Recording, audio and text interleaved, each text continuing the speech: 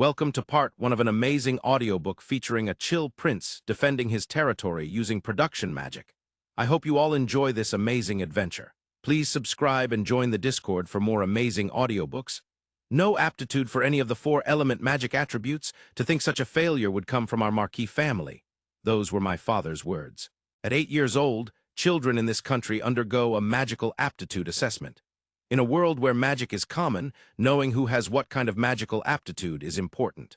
The reason the age of 8 is the cutoff is because if the test is done too young, when children can't control their magical power, the early awakening of their aptitude magic led to a string of tragic accidents in the past. By the way, there are two types of magical aptitude nobles seek.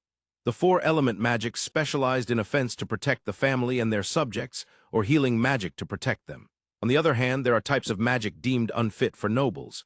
There's theft magic that steals stamina, magical power, or even physical things from others.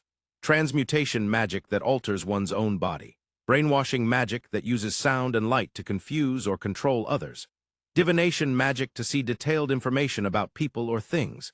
Puppet magic that controls dolls or corpses, among various other types. And the production magic, which I was judged to have aptitude for, was also considered unworthy of nobles. Production magic creates things out of nothing. Sometimes it is called alchemy. This magic consumes a large amount of magical power, but only produces mediocre results. Most production magicians simply gather materials like iron or copper and use their imagination to create swords or accessories. Some invent things that never existed before, but they are rare. That's because even those with aptitude for other magics can do that. Inventors don't need magical talent, and neither do blacksmiths. Considering all this, production magicians are generally called the most unfortunate among magicians. Magical aptitude is closely related to heredity. If both parents are four-element magicians, there is over a 50% chance their child will have the same aptitude. If the grandparents are also four-element users, that chance rises to over 70%. Therefore, nobles have long had the tradition of marrying partners with four-element magic aptitude. If the whole family uses four-element magic, the likelihood of children inheriting the aptitude approaches 100%. However, this tradition gradually became rigid to the point that having any aptitude other than four-element or healing magic was considered a disgrace to the nobility. This distorted thinking was not so widespread among minor nobles or knightly nobility in the provinces. But in count families and marquis families like ours, it was revered almost like scripture. Our marquis family is a martial house. The Virtuous family, which had been counts for generations, rose to marquis because of my military achievements. That is why I married Myra, a flame magician stronger than any from a lower-ranked baron family, to further elevate my flame magic. She was a good wife and mother, but her body was weak despite her strong magical power. You, the fourth son, were the last boy to inherit the future of the marquis family. My father, Marquis Jarpa Blue Addy Ferdio, spoke with a bitter expression. My mother Myra died when I was 5. There were a second and third wife, but strangely only my mother had boys. Therefore, when my mother passed, my father's disappointment was immense. From then on, the education of the 4 remaining boys became stricter and more severe. My eldest brother, Murcia, had wind magic aptitude from our mother's side. The second and third brothers had flame magic aptitude, just as father desired. Murcia, who was 13 and receiving head of family training, began to be ridiculed by his younger brothers who had flame magic aptitude. Seeing the favorable treatment they received, Murcia worked harder than anyone, sacrificing sleep to become a respectable noble in every way except magic. His efforts bore fruit. His position as acting head of the family did not change. Though the younger siblings resented him, they always dismissed it as an age difference rather than ability and continued to mock him. Meanwhile, when I turned 8, I underwent the magical aptitude assessment. Having been told I was different since childhood, my father's expectations naturally grew. But the result was the lowest rank, production magic. Father was greatly disappointed, while the second and third brothers, who had been wary, unconsciously smiled with joy, and Murcia felt a deep sympathy. A production magician born from the Marquis family that is about to develop further. What a joke in that case, perhaps it's best. As father was about to voice unsettling words, Murcia interrupted with a smile. Yes, father, remember that remote village. It is within our domain but has never developed due to its location. Why not entrust it to Van? That nameless village? Why? Father asked suspiciously, and Murcia nodded while smiling. Next door is the Yelanetta kingdom. On the other side is Count Ferdinand's domain. Though quite far, there is a fortress city serving as a defense base. so that village's value lies mostly in being a camping ground for rare nightly expeditions training toward Count Ferdinand's domain. I know that well. The village has around 100 original residents with no specialty products. To the north are the Wolfsburg mountain range, home to powerful demonic beasts guarding resources. This land was part of the territory I gained when I was elevated to Marquis, but Count Ferdinand, whose land was reduced, sometimes sends knights there to harass us. Father said this, then suddenly raised his head as if realizing something. I see. So, even if it's a long shot, if Van is given charge of that frontier village, having a knight squad right next to Count Ferdinand's domain won't be a problem. Also, the loyalty to our family in that newly acquired land is weak. Sending even a figurehead from our house there will, I understand. Well done, Murcia. You found a use for the useless one. At that harsh comment, Murcia bowed deeply in response. Thus, Father ordered me to take up the nominal lordship of that remote village. Father and the second and third brothers left in high spirits, leaving only Murcia and me in the room. Brother. When I called him that, Murcia's smile vanished into a sorrowful expression. He walked over, bowed his head to me despite the 10 years difference, and apologized. I'm sorry. I believe Van can become a wise and capable noble even without magic. That's why I made such a reckless suggestion to Father. If you resent anyone, resent me. I smiled wryly at his clumsy explanation and shook my head. No, brother, you saved me, didn't you? Because if nothing had changed, I might have been imprisoned, killed, or even enslaved with my tongue cut out. No matter how hopeless the situation, I will never waste the chance you gave me. Hearing this, Murcia looked up and met my gaze, eyes wide. Van really is a genius, isn't he? I have the feeling our Marquis family will regret sending you off to the frontier. He chuckled and said seriously as he looked at me. My abilities may be limited, but I will do everything I can for you. If it helps even a little, that's enough. Thank you, brother. I smiled as I replied, and Murcia returned a troubled smile. Van has always been a strange child. Wherever he learned it, he's sensitive to adult subtleties and seems to think about things more deeply than I ever did. The butler Espada and our maid Till have been happily reporting on you for quite some time. Murcia said this cheerfully, squinting at the memories. I walked through the city that had already grown quite dark. The streets were still fairly bright, but the light would gradually fade away as time went on. The cracked asphalt seemed to smell like it had been scorched, and I looked up as I walked. I originally came from the countryside. I was born and raised in a region blessed with sea, mountains, and rivers. It was only when I went to university that I lived alone near the center of a certain government-designated city for the first time. Though I only had a medium-sized vehicle license, I got a motorcycle license and enjoyed life in the city. There were job offers from my hometown at the university's recruitment, but somehow I chose to stay in the city. However, after a few years, I found myself unbearably nostalgic for my hometown. At work, my diligence was appreciated, and I was given more responsibilities, but that also meant I spent more time at the company. I would wake up, go to work, work until night, then come home and sleep. That was my everyday routine. Before I knew it, I had lost weight. The most enjoyable thing about city life was riding my motorcycle through the streets at night. But I was too tired and had no time for that. One night, after a long spell like this, I got home at 10 p.m., dropped my things, and decided to ride my motorcycle. It had been a while, but I had kept up with maintenance, so I was able to ride immediately. After cruising lightly, I got on the highway and took a route where I could enjoy the night view. After getting off, I moved to a seaside restaurant district, drank coffee while gazing at the nighttime sea scenery. It was a fairly well-known tourist spot, and the illuminated buildings and ships were lively and fun. The glass workshops were closed at that hour, but most restaurants with terrace seats were open. I rested there, relaxing, and before I knew it, it was closing time. After that, I hardly remember the way home. Only one moment remains clear, like a photograph, when I was driving on a long bridge built over the sea. Before I knew it, I was lying in bed. I should have still been on my motorcycle, so had I somehow returned home without realizing it. The high ceiling and the fluffy bed were too large to be a child's, no doubt about it. This was the corner room on the second floor of the small castle of the Marquis Ferdio family. In other words, it was my room. The familiar stone walls and evenly spaced wooden pillars, and the demon crystal light. The sky was still dark, and an unbelievably beautiful starry sky was spread out. I instinctively sat up and looked at the large window spanning about 2 tatami mats. Why is this? It was a strange feeling. Outside the window, I saw the lush garden I always viewed and the stone wall fence. Beyond that stretched the southern part of the town. A major street ran straight through the center, and in the distance stood tall castle walls and a castle gate. As I stood on the bed, placing my hands on the windowsill and stretching to look outside, a voice called from behind. "Ah, Lord Van, that's dangerous over there." I heard a slightly breathless voice and turned around to see a girl with long brown hair tied back, droopy eyes, dressed in a maid's uniform primarily black with a frilled white apron. She was one of my personal maids, Till. Though her voice sounded a bit weak, it was clear she was quite flustered. She was desperately trying to stop me. "Yeah, sorry." "Oh, good morning, Till." I apologized and sat on the bed until froze where she stood. And no, thank you for listening. By the way, Lord Van, what were you just doing over there?" Till asked timidly, and I tilted my head, pointing at the window. "I was just looking at the scenery from the window." When I answered, Till's eyes widened and she blinked in astonishment. "Lord Van, where did you learn such difficult words? You're only a little over 2 years old." 2 years old. I'm almost 30, so what is Till talking about? 30? No, how did I get here? Surely, ever since university and starting work, I was too busy to have such free time. Then did I quit my job? No, that's not it either. Is this even Japan? I have never met anyone of typical Japanese ethnicity, and I've never left the small castle. No, while many are not tall and slender, the faces are all distinct. Is this a castle full of half-breeds? Also, I wonder if there are any such stone castles in Japan.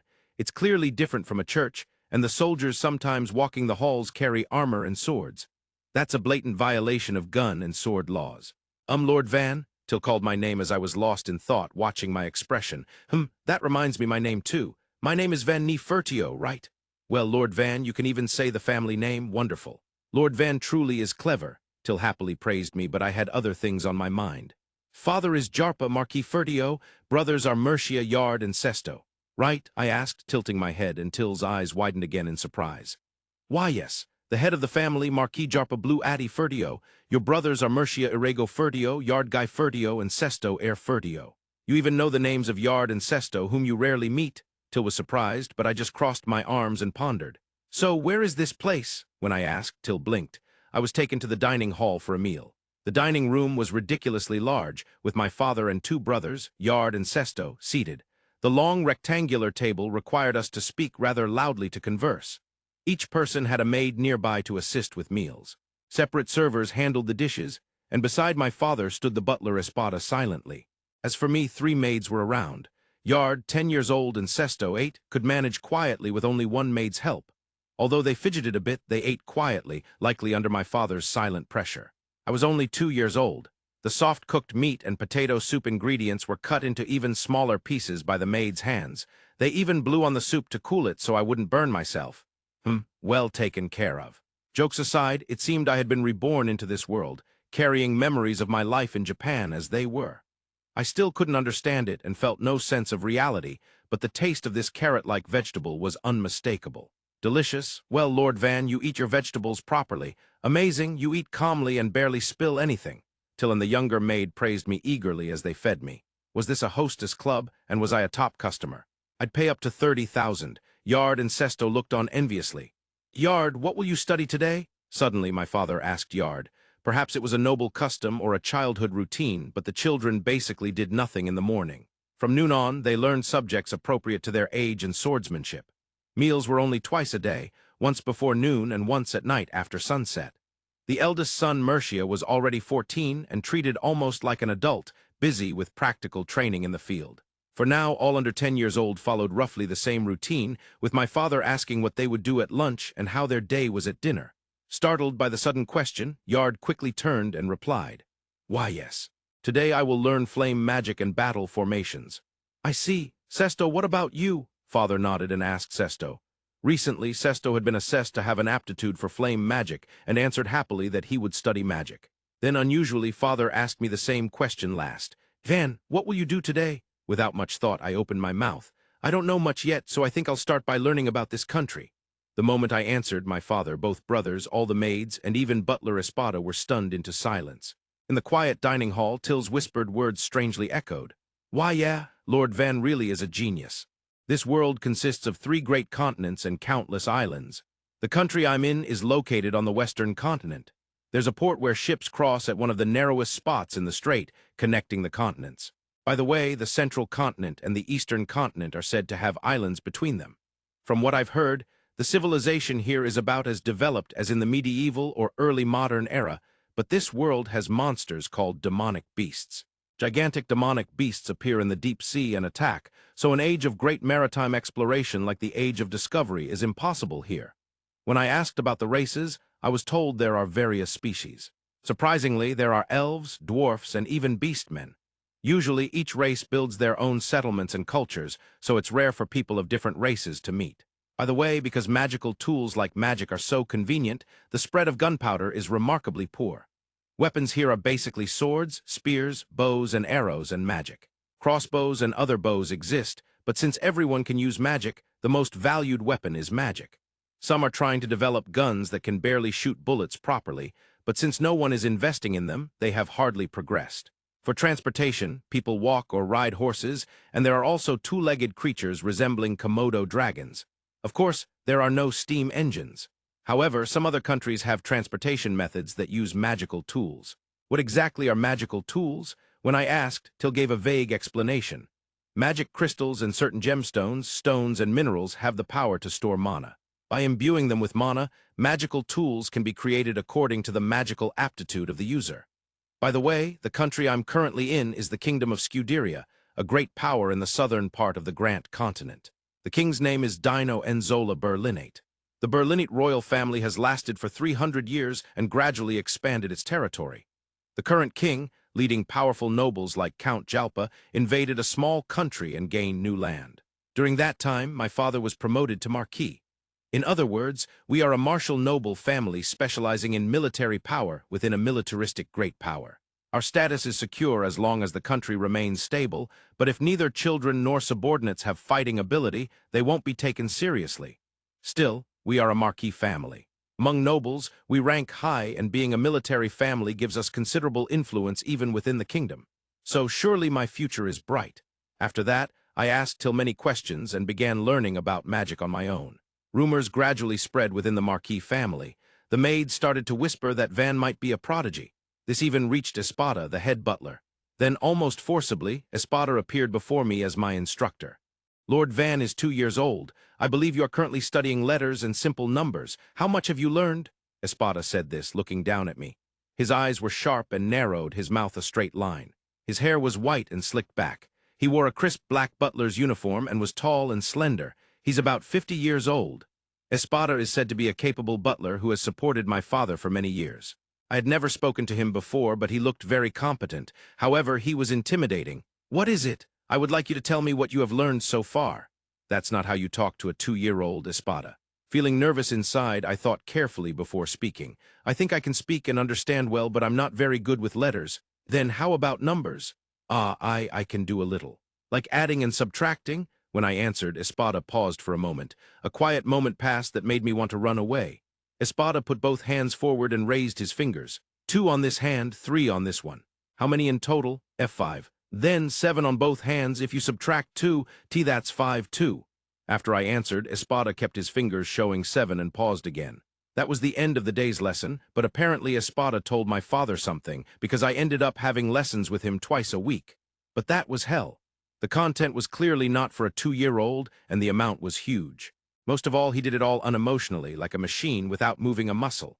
Is this person an android or something? Oh, if there are demonic beasts, maybe golems or undead. Thinking that, I continued the lessons, and thanks to that I learned to read and write letters, as well as about warfare rules, the nobility system, and territorial governance in this world. No, what is a 2-year-old doing? So 2 years passed in endless studying, and when I turned 4, I was made to hold a small stick and pretend to do swordsmanship. Well, that was fun. I like martial arts because I did judo in school and attended a karate dojo in middle school. I'd hold the stick and tap the stick stuck in the ground or tap the stick fluttered by the cute maids. Here, over here, Lord Van. So fast, your reflexes are excellent. As expected of Lord Van. The maids fluttered the sticks around excitedly, and I was praised for hitting the stick. A kind of parlor game. It felt like playing with Mako dancers in a parlor. I'd pay about 50,000 for this. Feeling pleased, I gripped the stick again and turned around to find Till joining in. Till held a stick with eager eyes and deliberately poked it where I could easily hit. I swung the stick with spirit, but Till quickly dodged to the side and I missed. Mewfufu, I win, Lord Van. A child, aren't you? Angrily, I swung the stick wildly, but as a 4-year-old, I was no match for an active 14-year-old girl. Getting carried away swinging the stick, the 2 senior maids caught Till, who was laughing and running away. Till, to mock Lord Van, you must not fear for your life? The 2 maids had serious eyes. Their smiling faces were subtly scary. Till, who had been cheerful moments before, looked frightened. "Now, Lord Van will hold her down. This fool must be punished." Till was on the verge of tears. Punishment? No way. Feeling sorry for Till, I gripped the stick tightly and laughed. "All right, punishment it is. Leave it to me." I said that and lightly tapped Till's bottom, and she let out a cute shriek of "Hiya." I was gentle, but apparently it was quite scary. Till apologized almost in tears, and I felt terrible. Really, swordsmanship is the best. I'll do it every day. And so I learned swordsmanship joyfully. Well, playing around with maids only lasted about half a year, but after that I practiced hard against soldier trainees called boy soldiers. It was basically a pretend sword fight with a light shield and soft sticks. The rules were kind. Whoever hits the opponent first with the stick wins. But surprisingly, it was deeply strategic and fun. In judo, breaking the opponent's form is important, but securing a favorable position beforehand is also crucial. Karate is about distance, predicting the opponent's reach and keeping a space where your attack lands before theirs. I felt those two things could also apply to swordsmanship. Although my opponents were boys, they were around 10 years old, tall with long limbs. Swinging a stick made the distance feel even greater. But despite that disadvantage, it was no problem. Because they were children, their attacks were inevitably simple. Each had preferred moves and habits, and after enough rounds I could understand them. By the time I passed 5 years old, I was able to fight boy soldiers on equal footing. It seems that Van also has a talent for swordsmanship. Perhaps because he was able to hold his own against the boy soldiers, this rumor began to spread among the soldiers. "Lord Van, may I ask you a question?" A burly man with a thick beard took off his armor and asked. The middle-aged man, soaked with sweat in his simple cloth clothes, was none other than D, the deputy commander of the Night Order and one of the strongest members of the Marquis family. Even over his black cloth clothes, you could see his muscles packed tightly. Well, it was also because the sweat made the clothes stick tightly to his body. The clothes were originally gray, but the color had changed due to the sweat, which was a bit distracting. "What is it?" I asked back while drinking water, and D seriously stretched out both his hands. "I would like to see your hands." "Okay, what are you going to do?" Feeling a little uneasy, I held out one hand. D respectfully took my hand with both of his and carefully examined my palm. "No calluses, the skin is still soft. Your nails are long." Sorry about that. I'll start training once I'm an adult." When I pulled my hand back and said that, D frowned deeply. "I thought you might be losing to our trainees and having intense training sessions every night, but there's no sign of that at all." "I've been busy with studying. I'll do it when I have time. I like swordsmanship too." I made that excuse, thinking I was being scolded, but D narrowed his eyes and looked up at the castle. "I've heard rumors that Lord Espada has instructed that Lord Van must study 3 times as much as usual. If you want to learn more about swordsmanship, I will petition immediately." Really? So that's why I have so much studying to do? I thought it was strange that I'm the only one studying from morning till night." Hearing this shocking news, I hung my head and D nodded deeply.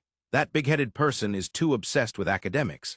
From someone who can judge people fairly like me, Lord Van should pursue the path of the sword. You have a natural talent. First, learn the forms and then build your muscles.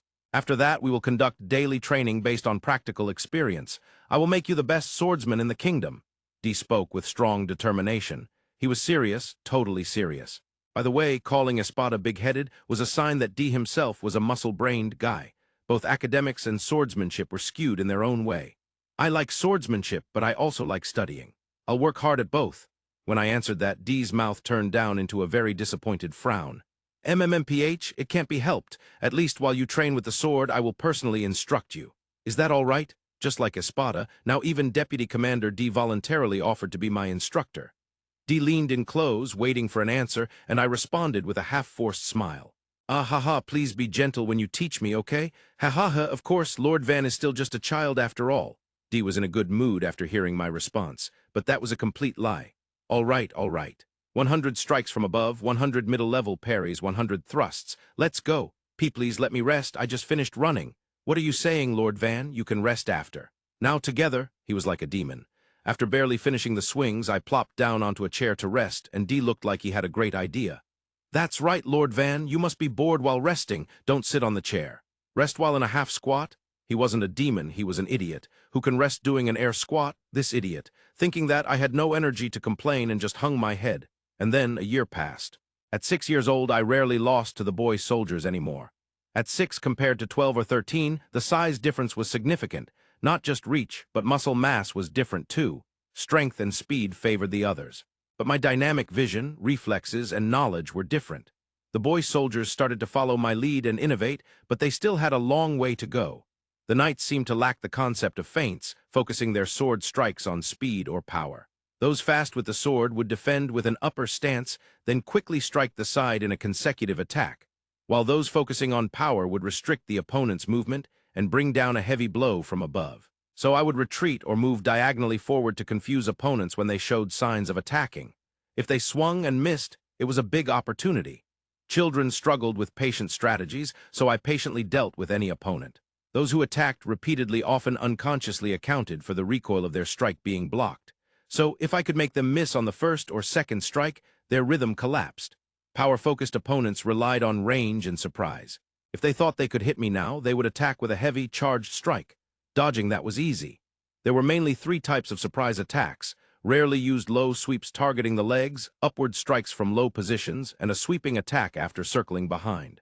Being small and quick like me made it quite difficult for opponents. The rule that a hit to the body meant victory worked in my favor.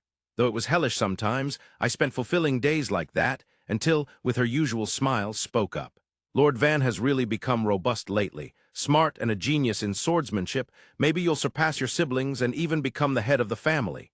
Suddenly, Till said something like that, and I inwardly gasped. It was also in Espada's lessons that the noble world was a dog-eat-dog world. Terrifyingly, some families treated even blood siblings with no exceptions. Whether you become the head or not, your whole future changes. Money, status, honor, power all go to the new head. The others are not even considered. Sometimes, siblings stay as subordinates if they're close, but usually they leave the family, especially when the younger brother surpasses the older and takes the head's place. The ousted brother would hate him, so some people think it's best to kill brothers who might take the head early. Sadly, I rarely talk with my older brothers. The second and third brothers often avoid eye contact when I see them. We're not close. The eldest often shows up at the soldiers' training ground, so at least we exchange greetings, but the future is uncertain. In other words, whether or not I actually become the head, standing out too much raises the risk of being killed. This is bad. I'm clearly standing out too much. Lately, when I walk around the castle, even the maids, butlers, and guards call out to me. My brothers might think, that brat's getting cocky, I have to do something about this. Till, when I called, Till smiled and answered, "Yes, what is it? I want to go outside and play." I decided to become a playboy. I would play as much as possible until level 20. That's what I decided. The carriage clattered and rattled as it moved. It was a sturdy carriage designed to comfortably seat 6 people. The interior was decorated in brown and white, accented with red fabric. The bustling cityscape was visible through the windows. Wooden buildings and a stone church-like structure. Other carriages were coming and going. So far, everyone outside seemed to be ordinary humans. There were no elves or beastmen in sight. However, the sight of people dressed like merchants and others clad in armor was interesting enough to hold my attention. A man walking with a rope attached to a raggedly dressed person must have had some unusual sexual preferences. Smirking on the street like a pervert, just then Till, who was looking outside like me, spoke up. "Lord Van, where shall we go? I want to see a large store." I answered immediately, and Till looked up and hummed thoughtfully. "A large store? Then let's go to the Merry Trading Company. It's a large trading company with branches not just in this city but throughout the entire kingdom. You can find almost everything there." "Oh, nice. Till, you sure know a lot." "Hee." Till stuck out his tongue lazily, blushing, and I smiled back at him while continuing to look outside. The voices of merchants calling out and the laughter of townsfolk filled the air. The streets were vibrant and lively. As I watched the people outside, the carriage eventually came to a stop, and the driver spoke. "Please, we have arrived at your destination." The driver's tone was somewhat brusque, but he repeatedly bowed his head, which made it seem like he was just uncomfortable with formal speech. "Thank you," I said with a smile, and the driver nodded several times while lowering his chin. "Why, yes. Please." The driver opened the carriage door, and Till was the first to get out. Then he took my hand. It felt a bit reversed, but from the outside it might look like an older sister helping her much younger brother. As I stepped out of the carriage, 2 soldiers who had been following behind immediately flanked me on both sides. "Thank you," I looked up and said. In front of me stood a large stone building. It was enormous, roughly the size of a supermarket back in Japan. And it was 2 stories tall, sort of like a gymnasium. The large double doors stood wide open, and the window frames, designed with great attention to detail, were stylish and to my liking. "All right, shall we go in?" Just as I was about to step forward, a shout echoed across the main street. "Hey, come quickly!" The voice was openly angry. I turned to see a man pulling a rope from across the street. Looking closer, behind the man moved some filthy rags. Squinting more, I realized it was a human child. Well, the child looked older than me, but still a kid. When the man noticed we were watching, he hesitated briefly, then scowled with a flushed face. What? This isn't a sideshow," the man said, and two soldiers immediately gripped their sword hilts. Despite this, the man showed no sign of backing down. Feeling the tension mounting, I addressed the man. "Hey, that child. Why is he tied with a rope?" The man looked a bit uneasy, but answered, "I brought him to sell as a slave." Hearing that, I looked at Till. Till turned his face to the man with a serious expression. "Is that child yours?" "Why, yeah."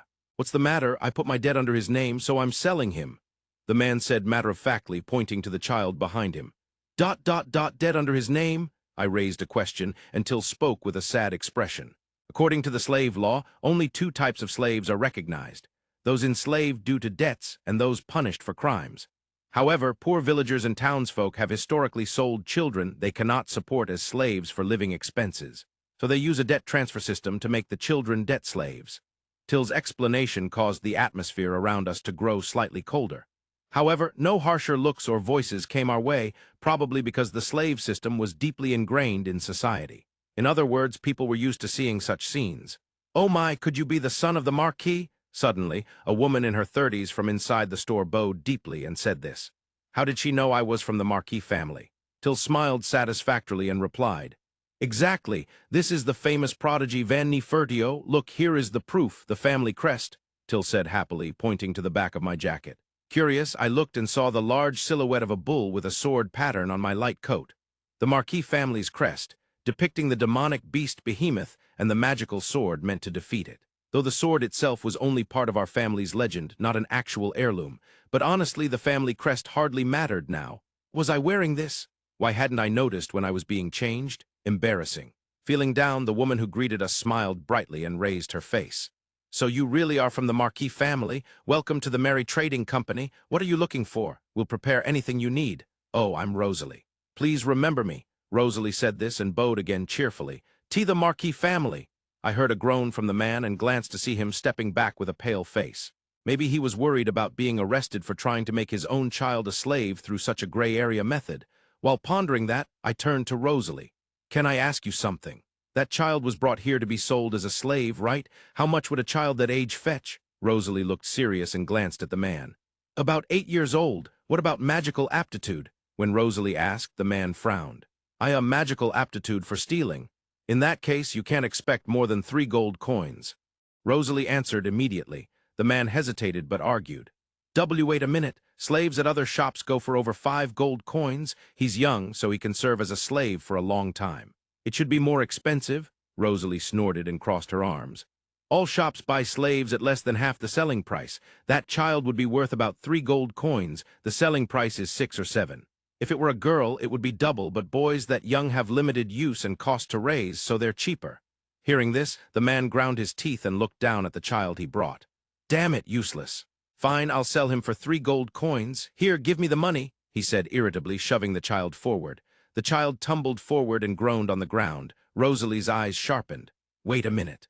That's no way to treat him, is it? He's your child, right? You should be a little kinder." "Shut up, don't butt in," the man snapped back, cutting off Rosalie's words. Heated, Rosalie straightened her shoulders and retorted angrily. "Don't insult me, I don't have to buy him. If you want to sell, at least lie and say that child. Everyone mocks me. I'm not planning to sell to you. Come on, let's go to another shop." The man, red-faced, pulled the rope hard, and the child cried out in pain. "I'll buy him 5 gold coins. How about that?" Before I realized it, I had said it. If that man took the child away like this, I feared he might be killed. That thought flashed through my mind. I saw the man and Rosalie turn their faces toward me, so I looked at Till. "Do we have the money?" Till hurriedly took out a leather pouch. "Why, yes, I had gold coins ready just in case." Till took out a coin stamped with a shining horse. "No silver coins, 5 pieces," I confirmed, until again flurried through the pouch. Rosalie laughed softly and held out her hand toward Till. "We can exchange money here." "Leave it to us." Rosalie said this and quickly brought out 10 silver coins and handed 5 to Till. "You should be grateful for Lord Van's kindness." Then, with a sneer, she slapped 5 silver coins down in front of the man.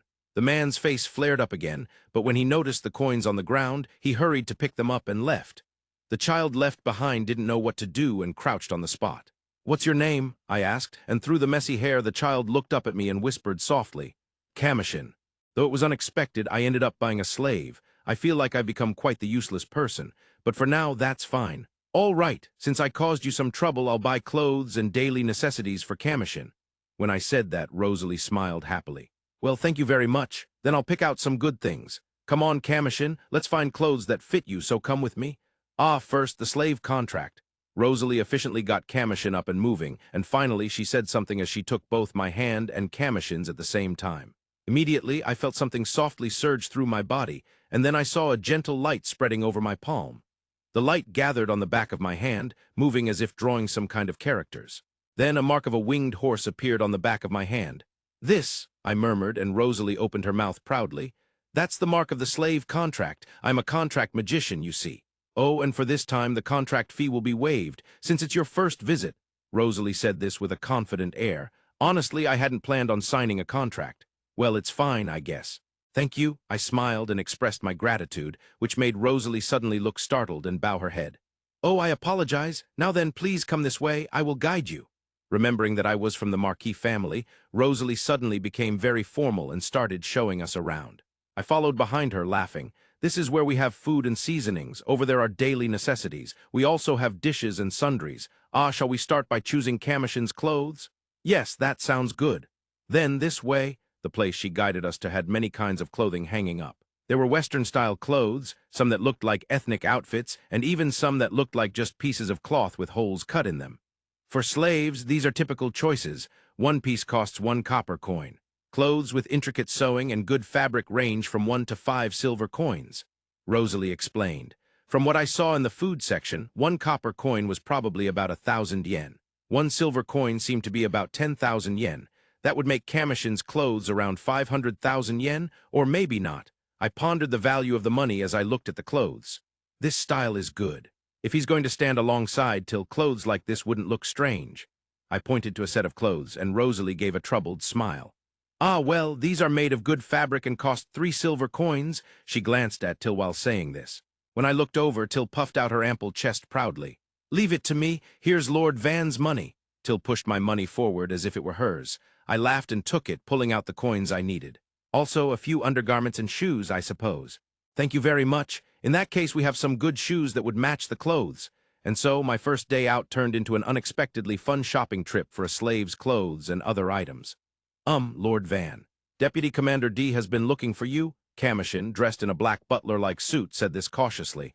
I handed him a cookie. Tell her I'm not here with this. Commotion frowned with his now clean and simple face. After properly washing his dirty hair and body, a skinny boy with deep blue hair emerged. It was annoying how well formal clothes suited him. Well, she probably knows already. Despite saying that, Commotion took the cookie and ate it on the spot before leaving the room.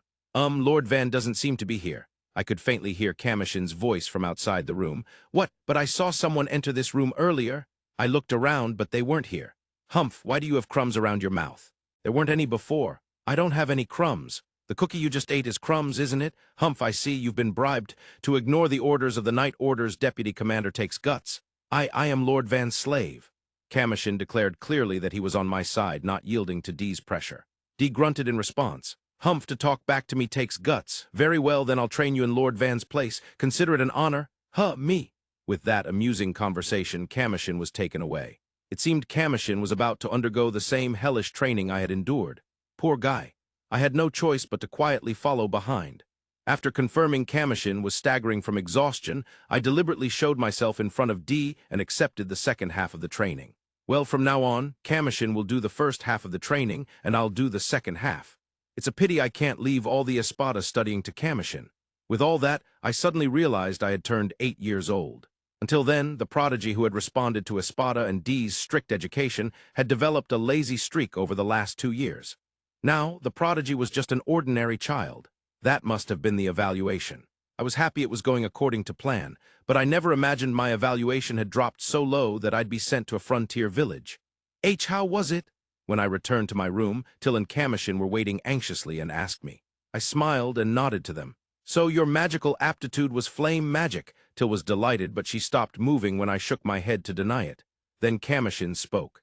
Then like Lord Murcia wind magic? I shook my head to that as well. In the silence that followed, I quietly began to speak. My aptitude was for production magic. When I answered, the two of them froze, blinking only their eyes. After several seconds of silence, Commotion responded. That's a type of magic you don't hear about often, right? Is it rare? It's not rare, it's just that those with production magic aptitude don't make it public. Well, it's not commonly heard of among nobles, I answered with a wry smile, till finally restarted. But someone as excellent as Lord Van will surely be entrusted with an important position in the Marquis family, no doubt about it. When I heard that, a dry laugh slipped out of my mouth. Well, I was appointed as a lord, so I guess it's an important position. That's amazing, a really big role, the moment I replied, till literally jumped for joy. Kamushin smiled, caught up in her enthusiasm. But when I said the next words, their faces froze again. In a nameless frontier village, though. The fact that I had a magical aptitude other than four-element magic was kept secret, and those who knew were bound to silence. However, you cannot keep people's mouths shut. Before long, rumors spread among the maids of the Marquis family that I did not have a very good magical aptitude. Meanwhile, I was busy preparing for departure. Murcia had helped arrange funds, and we had enough money and manpower for preparation. There were 3 carriages, with wagons attached carrying clothes, daily necessities, weapons, and the like. We couldn't borrow people from the night order for escort, so we brought along about 10 rough adventurers hired by Murcia. By the way, at first there was only 1 carriage, and Commotion alone was to be my attendant, which was a terrible story. But first, Till negotiated directly and arranged to accompany me. Riding 3 people in 1 carriage seemed cramped, I thought, but then D showed up carrying his own armor and greatsword. Apparently, he had forcibly come along under the pretense of escort duty or some such.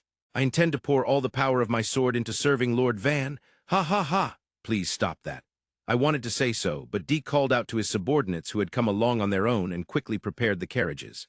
Before I knew it, there were 2 large carriages, with D and 2 knights stationed in the rear. And finally, unexpectedly, Espada was coming along as well.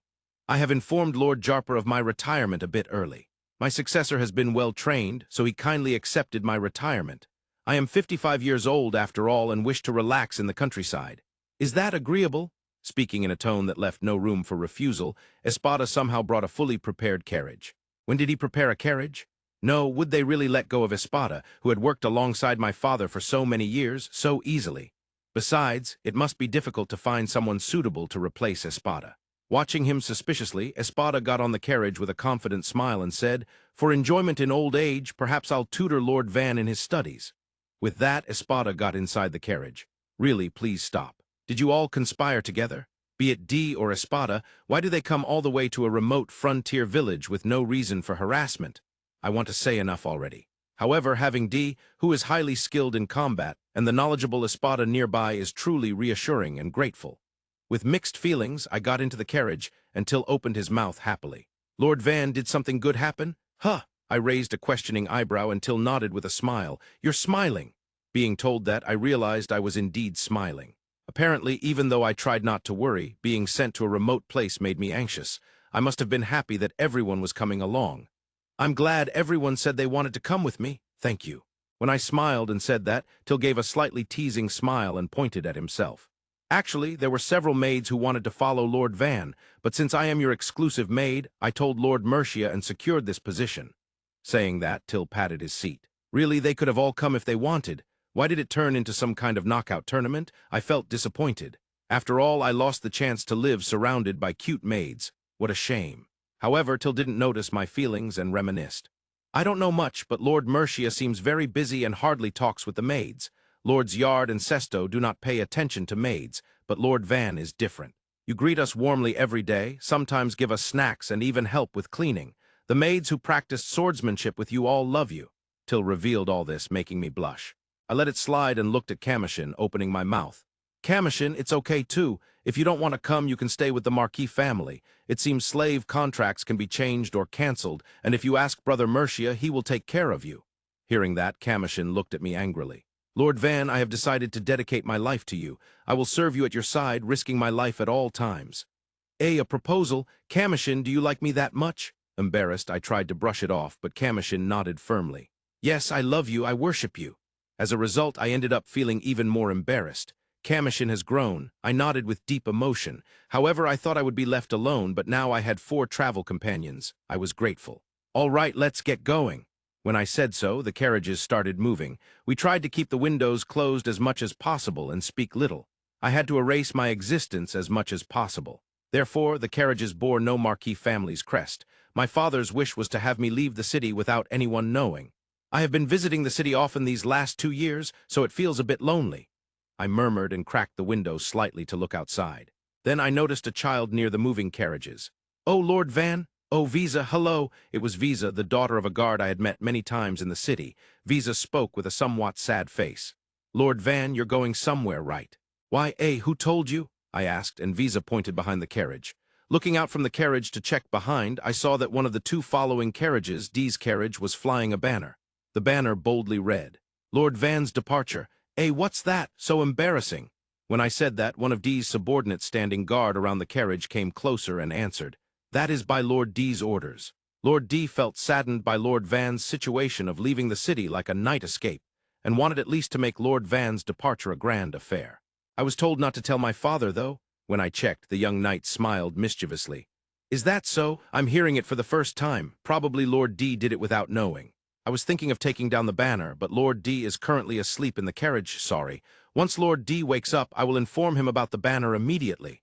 Saying that, the young man grinned again. Behind him, D stuck his head out the window and shouted loudly, "Marquis family's fourth son, Lord Van Nefertio's departure. Please give a grand send-off. Also, if there are those who wish to serve." I watched D's loud speech with half-closed eyes, then looked at the young man. "You're awake? Sorry, I will do a quick patrol. I'm just going around the carriages, so don't worry." Laughing, the young man spurred his horse. A crowd gradually gathered around, and some who knew me well called out, "Lord Van, where are you going? Please come back soon. Are you going to the academy in the capital city?" At first, I was troubled by all the voices, but I gradually got more relaxed. "Everyone, I'm off for a bit." I stuck my head out and greeted them, and even those who had met me only once replied, "Goodbye," though I shouted the farewell myself before I knew it, tears welled up in my eyes. Among the acquaintances in the city, some cried at my goodbye, and seeing their tears made my nose sting again. I thought I wasn't bothered at all, but I was just pathetic. When I wiped my tears with my hand and sat back down, Till brought me a handkerchief while crying so hard it made me flinch. "Here you go, Lord Van, the meat is cooked." During our journey, after passing through 2 relay towns, I finally had to camp outside for the first time. Well, on Earth, I had experienced sleeping in cars before. However, camping in a world filled with demonic beasts like this was a first for me. Feeling a bit uneasy, I poked my head out of the carriage, and the leader of an adventurer group with a large scar on his cheek offered me a skewer of grilled meat. Apparently, we had hired 2 adventurer parties for escort, and they all looked quite strong. Surprisingly, half of them were combat-type magicians, and 2 of the 10 adventurers were women. One was a large, muscular warrior-type woman, and the other was a thin magician wearing robes, hardly looking like an adventurer. The older man in front of me was Orto Seat, a capable adventurer. He looked stern but had been an adventurer for over 20 years, so he was used to dealing with clients. Even when talking to someone like me, an 8-year-old child, he maintained a proper attitude, though his use of honorific language was sometimes a bit off. "Thank you, good work on guarding the perimeter. Make sure you get some rest in shifts," I replied as I accepted the meat. Ordo blinked and stared at me intently. "Is something wrong?" When I asked, Ordo gave a wry smile and slightly bowed his head. No, it's nothing. I'll report back later." With that, Ordo left the area. "Did something happen?" Till asked proudly, giving a smug laugh. "The adventurers have noticed Lord Van's qualities." "Well, if I were a master of Lord Van like myself, I could tell you over 100 amazing things about you." "Heh heh." I reaffirmed how amusing Till was and could only respond with a dry chuckle. After about 2 weeks, I finally arrived at the Nameless village. We took a day's rest in 4 towns, big and small, after leaving the city, and after passing the second town, we camped outside frequently. Since we were transporting cargo as well, I think we moved at a leisurely pace. Traveling 50 to 100 kilometers a day meant covering about 500 to 1,000 kilometers overall, a considerable distance. That just shows how vast the Marquisate's territory is. In Japan terms, it's like crossing 3 or 4 prefectures. I wonder exactly how big it really is. As I pondered this, the carriage stopped before reaching the village. "What's wrong?" Till called out to the driver, who replied in a flustered voice. "It's bad. The village seems to be under attack by someone." Hearing this, I stuck my head out of the window. In front of the carriage, D and 2 others were already lined up on alert. Beyond them, about several dozen figures surrounded the village. Their outfits varied, but all were armed in some way. Those are either bandits or mercenaries who have fled a battle. Both tend to prey on the weak when in trouble, but they're experienced in combat. Ordo frowned and informed me as he leaned toward the window. That made sense. The attackers were shooting arrows from a safe distance, taking no unnecessary risks. The village was surrounded by sturdy, thick wooden fences, but the arcs of incoming arrows had little effect. From the gaps in the fence, I could see eyes glaring at the invaders. At the gate, the apparent entrance, stood the toughest-looking armored villagers in a line. Behind them were magicians. If the villagers lost their patience and charged out, they'd be rained on with arrows and magic. No ordinary person could lead such a charge. The villagers had no choice but to defend their home like a turtle. Lord Van, permission to join the fight? If we all attack together, we should manage. The armed group looked to number 40 or 50. Though it was a surprise attack, we were outnumbered by an unknown enemy. Should we really fight? But then there was D and veteran adventurers of proven strength among us. Maybe we could handle it? Well, I was about to answer when Orto interrupted. Wait a minute. It's too dangerous. At Orto's words, D frowned and glared back. I understand, but it's not impossible. There will be injuries and deaths. Still, we can definitely repel them. D spoke gravely, drawing his sword. Orto quietly shook his head. My rule is to never accept a job where party members die. If you keep doing a job like adventuring, you'll face many gambles, whether you want to or not. If I risked my life every time, I'd have died long ago. When Orto said this, D's eyes flashed fiercely. Everyone faces a time when they must risk their life. That time is now. That village is my lord's first territory, and the villagers are his first subjects. When they are in danger, who else but me should draw my sword? D drew his sword and declared this, but Orto stood firm. That's a noble chivalry ideal, but it doesn't concern us. Even if you pay extra, it's over if we die. On the road, you see villages burned down in war and travelers attacked by demonic beasts. Sorry, but this village's situation isn't special. Ugh, then at least I want you guys to protect Lord Van. Depending on the situation, you can evacuate, D said, and Orto nodded lightly. He must have judged that at least they could escape alive. At that moment, Espada's voice reached us. I object. Besides D, the other 2 knights will surely die, meaning D will be fighting over 30 opponents, including magicians, alone. In my estimation, it's 50-50. If D dies too, even if we rule this village afterward, there's no future. Espada spoke with an almost cold tone, saying that if adventurers joined, we could win. Her words implied otherwise, and Orto furrowed his brows. Let me be clear, we won't fight. Besides, it's not a situation where we can defend while protecting a child and cargo. Orto emphasized, and Espada gave a cold glance. I'm still a 4-element magician. Conveniently, the ground is exposed earth. Please expect some combat power. What? You can fight, but still. Orto faltered, and Espada nodded slightly. There's no need to take unnecessary risks. First, I will build a defensive barrier. Then, the adventurers should attack from behind it at long range. When the enemies focus on us, D and the others will charge from the side. Layering surprise attacks like this should give us a good chance. Does the barrier block enemy magic? If arrows come flying from above, it's over. This carriage is reinforced with iron plates at all key points. After the first surprise attack, you can board the carriage and escape. The goal is just to draw enemy attention with a strong initial strike. Espada's answer felt off to me. I didn't know how effective the first attack would be, but charging with only D and 2 others was still dangerous. The chance of losing was high. Then again, Espada must have some plan. Espada, are you staying to fight? I asked, and she nodded as if it was obvious. Of course. If I don't continue attacking from behind the barrier as a decoy, D and the others will die needlessly. Enveloping attacks are most effective in battle. I studied that, but no, you can't. You definitely die, I said firmly, and Espada laughed naturally, which was rare.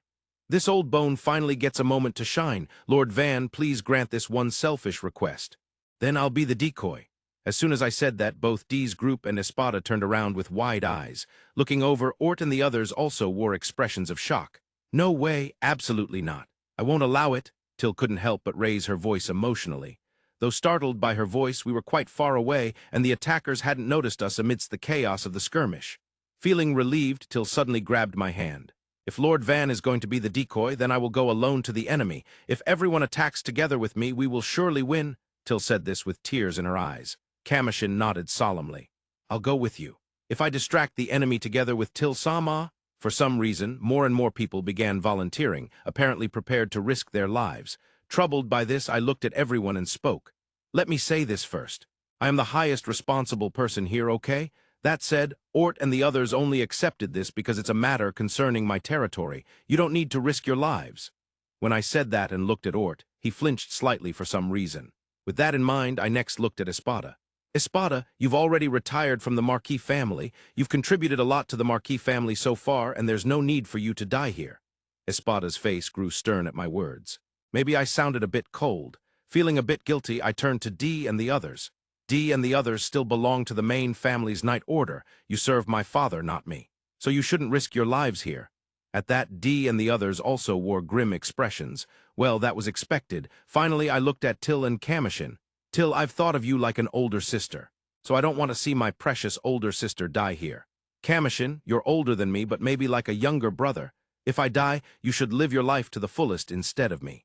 You're free. When I said that and looked at the two of them, tears poured out of their eyes like a dam breaking. So dramatic. With a wry smile, I explained the plan. First, I'll ride the carriage and approach from the front.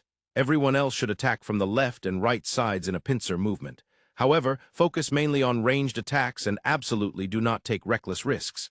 If the enemy doesn't retreat, please run away. You can abandon my body. If I don't announce myself, it won't cause trouble for the Marquis family. I laughed bitterly, but no one was smiling. I must have missed the mark.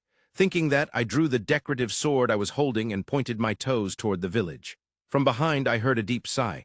Understood, damn it, just this once, we'll entrust our lives to you too. Ort said that and stepped forward. No, Ort. I tried to deny it hesitantly, but Ort laughed with a troubled look.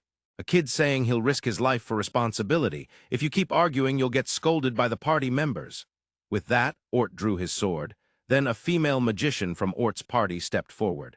Honestly, I used to mock the resolve of nobles. I hadn't met many good nobles. But after 2 weeks of travel, my perspective has changed quite a bit. Thanks to Lord Van, you know? Plurial. When I called the female magician's name, Plurial laughed out loud. To remember the names of adventurers like us one by one, Lord Van is different. That's why I believe I can entrust my life to you. Plurial muttered this and drew a dagger adorned with a magic imprint. I couldn't say it out loud, but I had quickly remembered Plurial's name because she was cute. Feeling awkward alone, the adventurers all stepped forward before me. As I stared in disbelief, D and the others hurried to join them. We are honorable knights serving the Marquis family. Serving Lord Van, who bears the future of the Marquis family, is basically the same. Protecting Lord Van here means protecting the future of the Marquis family. D said this, then held his sword before his face, demonstrating the knight's oath ritual. Quite the master of sophistry. As I was oddly impressed, Espada stood beside me. Once the retreat is complete, Lord Van, we would like you to understand the weight and responsibility of being the Marquis family's heir. Don't worry, it will be over with a half-day lecture. That's too long, Espada. Don't try to make me suffer with such subtle harassment. Well then, I will revise and execute the plan I proposed. First, I will create a barrier and attack from a distance. D and the others, please charge from the left side as you see it. Ort and his group charge from the right side. Those who can defend or provide medical treatment, please stay here ready just in case. Understood. Roger that. Espada gave the orders in a calm, low voice, and everyone immediately sprang into action. Swiftly, Espada began chanting and activated earth magic. A wall of earth formed about 20 meters ahead of us, and Espada and the ranged adventurers moved toward it. As I stood there dumbfounded, watching everyone move quickly till Commotion clung to me. I'm so glad, Lord Van. When you die, Lord Van, I'll be the first to become your shield and die with you. Hearing these tearful words from the two, I struggled not to cry. They felt more like family than my real relatives. I thought so as I patted their heads. I wanted to stay immersed in this feeling, but we were in the middle of a battle. If there was something I could do, I had to do it. All right, everyone. Let's get medicine and first aid tools from the carriage. If things get dangerous, I'll break in to help, so be prepared. I said this with a smile, and the two wiped their tears and replied, yes. The bandits attacking the village had let their guard down. They knew the noble managing the territory had changed. And during such times, security was at its loosest. For important strongholds, that might not matter, but for remote areas in the countryside, management simply couldn't keep up. Forming a night order for new regions took time, and unless they communicated closely with the other night orders, unnecessary fights could break out. There was the Lord's dispatch, tax collection amounts, the city's condition and security. Managing all this simultaneously across every town was difficult, so they first managed important cities, then medium-sized towns and villages, and finally small remote villages and settlements. Therefore, in poorly managed noble territories, the Lord might not even be aware that a small village on the edge had changed hands. The amount of time needed for information and personnel management was enormous. Seizing such a moment, this bandit group chose to attack a small village on the frontier. An easy job. They could threaten with arrows, take a little wealth and supplies, and bring back women and children. That's why, even while attacking the village, the bandits relaxed their vigilance. They continuously shot arrows so the villagers wouldn't dare come out. When the villagers refused to open the gate after being threatened once, they would give up after being rained on with arrows. Finally, some women, yeah, since the peddler's daughter last time. There were only 2 women then, they broke quickly. This time there should be at least 10. Wahaha! Cheerful conversations rang out everywhere. It felt like a festival or a party. Drinking, singing, making a ruckus. This is why bandit life can't be quit. But the next moment, the tip of an arrow suddenly appeared stuck in the neck of one of the comrades laughing beside me. It lasted barely 10, maybe 15 minutes. It felt both long and fleeting at the same time. But in the end, the result was the best possible outcome. The attackers surrounding the village were completely wiped out. Only a few managed to escape, but the majority were dead, and the rest were half dead or severely injured. After the battle ended and some time passed, I sensed the villagers gathering just beyond the entrance gate. Men and women lined up with spears and shields, peering through the gaps in the fence. There were about 50 of them, perhaps. If those are the people who make the village capable of fighting, then it's quite a weak force. Well, for a village of this scale, maybe that's a lot. I sighed and took another look at the village. The wooden fence was made of thick pillars and was well maintained, but after all, it was just wood. Behind it stood rows of houses, all wooden and crowded closely together.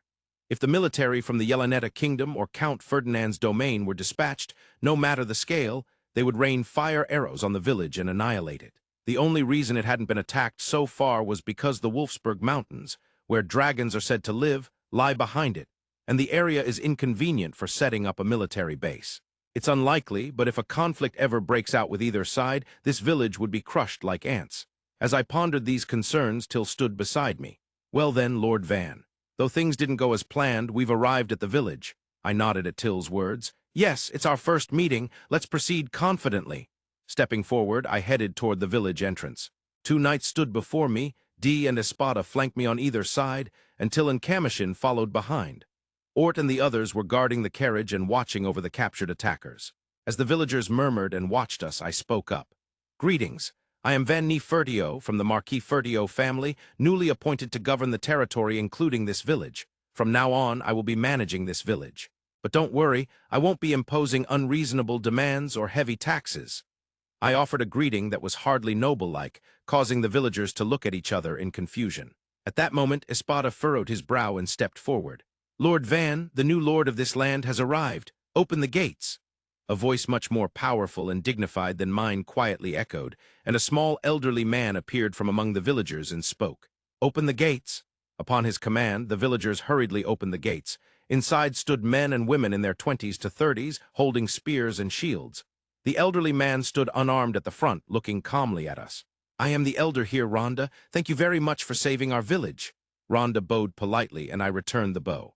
I've heard that until now, no lord or soldiers for self-defense have been dispatched to this village. First, I want to apologize for that. From now on, I will protect this village as its lord.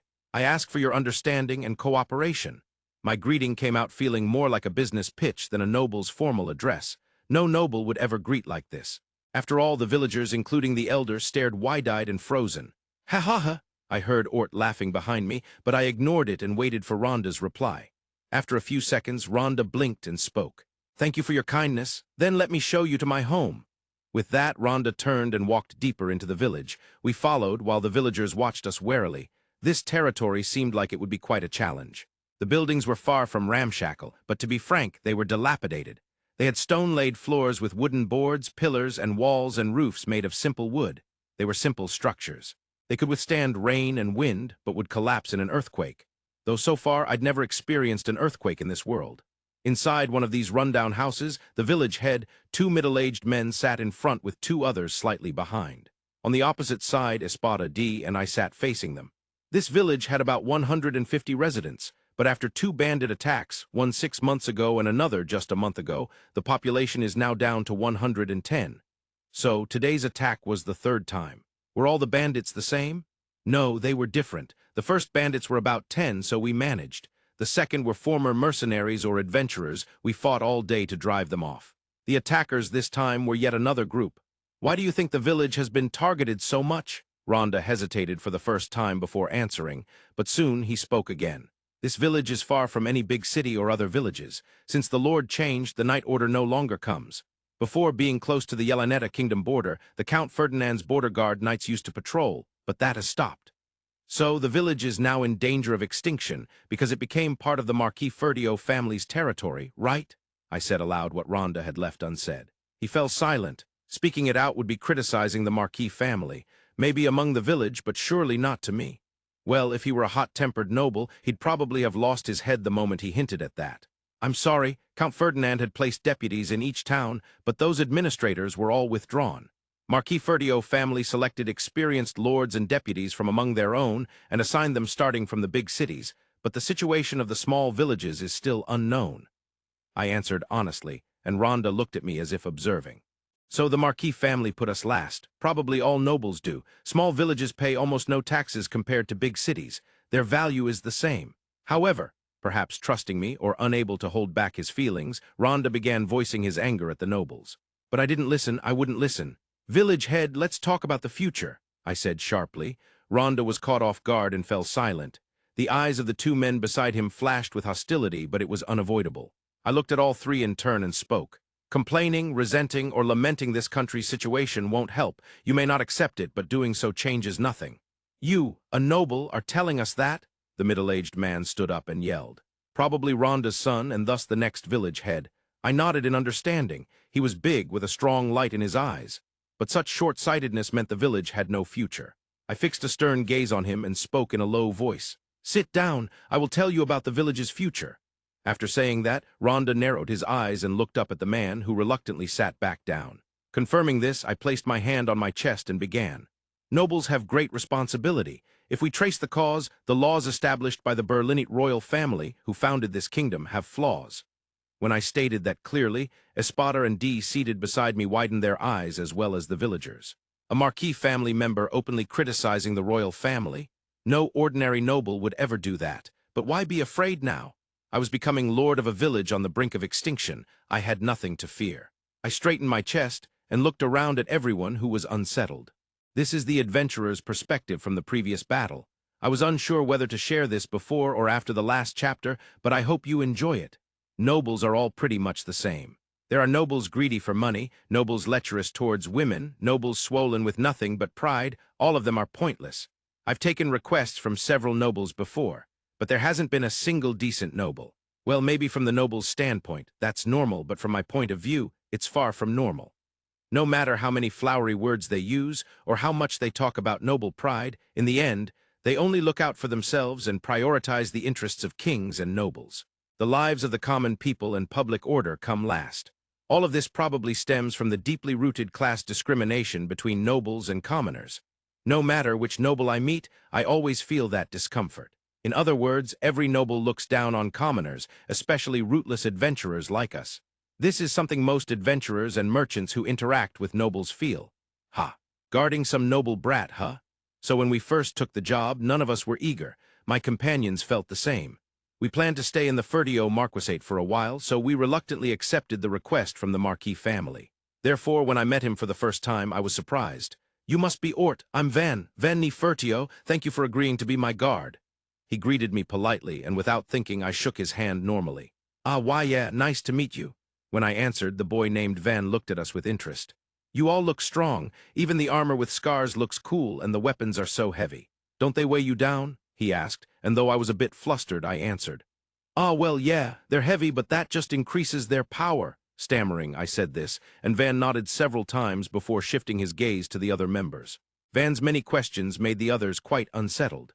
Watching their reactions for a while in dumbfounded silence, I found myself laughing unconsciously. I was dreading a noble's request, but the person we were guarding was just a normal, likable kid. Though I hoped he'd drop the formal speech so I wouldn't be tempted to start ruffling his hair. With that thought, I set off to discuss the route to our destination with the one we were protecting. 2 weeks later, my impression of nobles had completely changed. Or rather, I realized there are nobles like him. Though our time together was brief, I had grown quite fond of Van. If Van ever found himself in trouble as a lord, I'd be willing to come and help. But I still didn't know much about Van. Van was to become the lord of a tiny village, a place with a bad reputation that used to belong to another noble's territory. Everyone else would probably consider it a hassle and decline the lordship. Still, Van took on the responsibility of a noble and risked his life for that difficult position. To protect the land and its people, he made a choice that would surely lead to his death. What's frightening is that Van's concern wasn't limited to the land and its people. He cared deeply about his knights, the retired butler old man, and even the lives of the maids and the slave children. On top of that, when we adventurers expressed reluctance to risk our lives, he proposed a plan where no one would die, he alone would make the sacrifice. He's a strange guy, really. I muttered that while taking our positions, and a comrade nearby quietly chuckled. If Ort had refused the boy's request back then, I would have been ready to stake my life instead. Yeah, that kid's something special. We can't just kill a noble like him. If it were up to me, I'd want that boy to become king someday. My comrades spoke with amused expressions. I smiled slightly in response and looked out at the village. The defensive wall was already complete, about 3 meters high and possibly 10 meters long. I never expected that old butler to be such a skilled magician. Usually, a 4-element magician who's strong enough to fight wouldn't become a butler, but there must be some reason. Just as I thought the wall was finished in an instant, I saw arrows flying from my comrades, Pluriel's water spears, and chunks of stone. I thought it was a feint for a 2-tiered surprise attack, but it looked highly effective. "Let's move," I shouted and kicked off the ground, followed by my comrades. From the opposite side, I saw the knights running towards us. "Wah, they're coming this way too." One enemy noticed us, but it was already too late. His shield was cheap. I swung my sword down on it from above. The shield buckled and crushed under the blow, and my sword slashed diagonally from his shoulder to his side. Amid the spray of fresh blood, my comrades quickly cut down their enemies one after another. We had to thin them out before their sword tips pointed at us, or we too would suffer casualties. Enemies on our flanks were preparing bows, so we were slow to respond there. We had to swing our swords with all our might right now. With support from ranged attacks, we cleared enemies faster than I would have thought possible. Looking over, the knights on the other side were in a similar situation. Especially that middle-aged knight named D, swinging his massive sword as if it were a regular blade. His powerful strikes, cutting down foes along with their armor, would surely leave invisible battle achievements on the battlefield. In fact, D's extraordinary fighting unsettled some enemies, causing a few to flee. Damn. Here of all places, while I was distracted watching D's fight, one large man standing at the village's front turned on his heel and started running away. He headed towards the ranged attackers. "Stop him! Someone stop that bastard!" I shouted as I cut down the bearded man in front of me, but everyone was focused on their immediate enemies and couldn't respond in time. This was bad. The ranged attackers would be slow to notice enemies approaching directly because of the defensive wall the butler old man made. If the enemy got close, bows and magic would be useless. "Damn, wake up, the enemy's closing in!" I shouted while blocking a sword strike. But mercilessly, neither arrows nor magic targeted the approaching man. Behind the wall, Pluriel was chanting, but at the corner of her eye, she saw a large figure. Enemy? That word flashed through her mind for an instant, but her spell had already finished chanting and was activated. The next spell could only be cast at least 10 seconds later. It wouldn't be enough in time. The large man looked at us with bloodshot eyes and ran forward wielding an axe in one hand. I thought I was going to be killed. At that moment, 2 small figures suddenly appeared right before me. "Vang Kun!" I called the noble's child with a familiar honorific without thinking. It felt out of place, but that word was the first to come to mind. "This way, heavyweight pro wrestler!" Van shouted an incomprehensible phrase and ran low, crawling along the ground. Following him, the slave child ran, sword ready. It was reckless. 2 children couldn't possibly take on an opponent like that. But ignoring my worries, the 2 moved with surprisingly practiced coordination and engaged the huge man. They rolled on the ground to avoid the axe's overhead swing, slipped under his legs, and as they stood up, the slave child slashed at the vulnerable back of the knees. It was not like the fighting style of a noble, but their movements were skillful and refined. The large man stumbled, caught off guard by the unexpected move and the pain. The slave child pressed the attack, using the axe embedded in the ground as a foothold to leap and quickly slice the man's neck. I was stunned speechless at the sight of the man falling silently, but Van had already switched his focus. "The enemies might concentrate here. Watch the front." We immediately obeyed the commands from the child, who was probably not even 10 years old. What is this kid? With that question in my heart, I focused even more on the battle.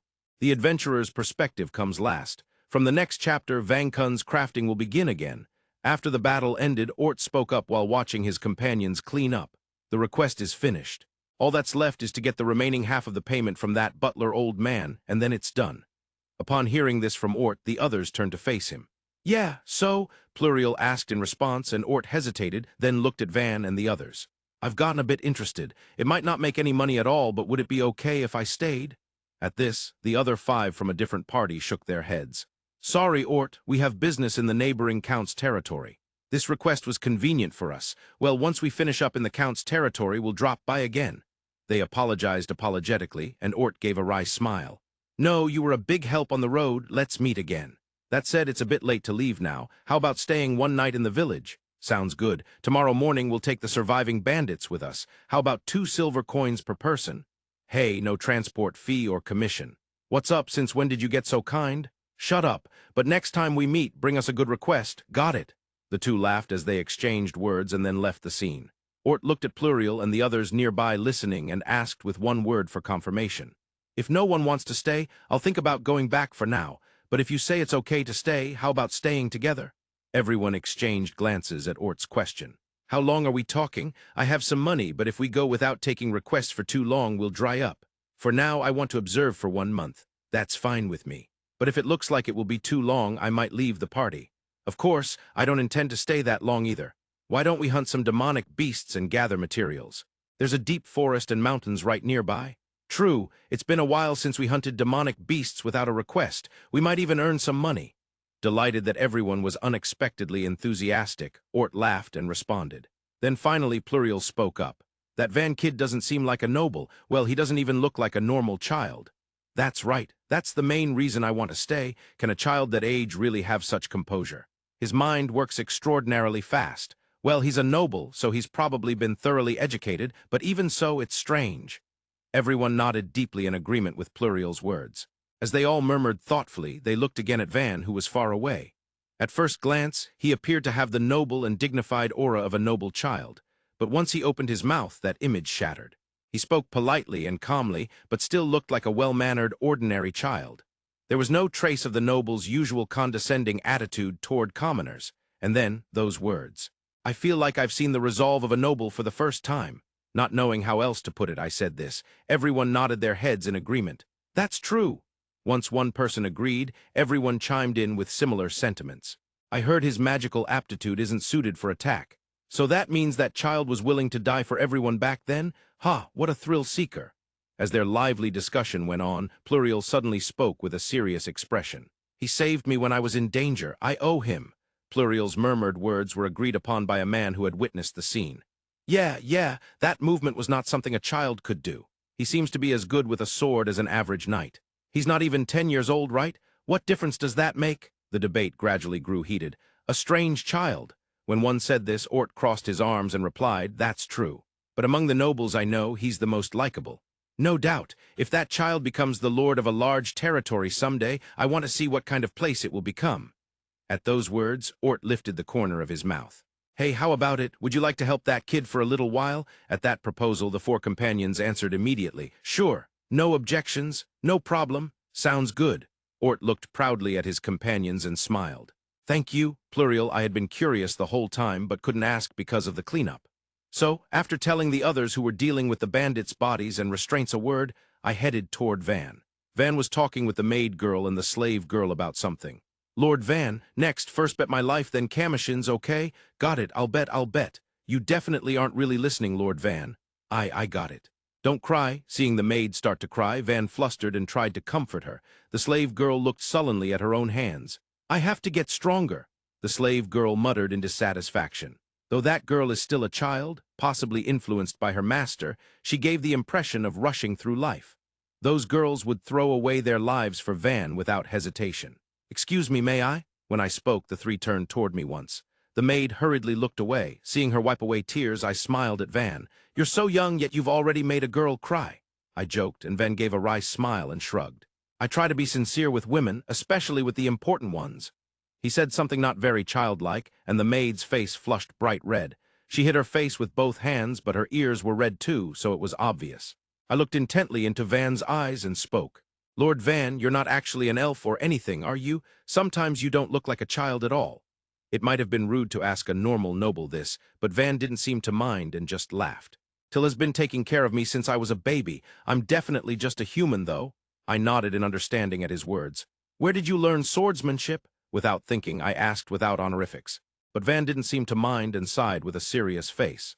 You saw that knight guy, right? He's really strong even among the knight order, and he trained me directly. I don't grow very big, but he said he'd make me stronger than himself and train me. D's a demon, Van said with a troubled smile while grumbling complaints. Even complaining, he probably doesn't think badly of D. So Lord Van's way of thinking and knowledge come from that Espada butler? That's right. Well, my way of thinking probably also comes from Till and others.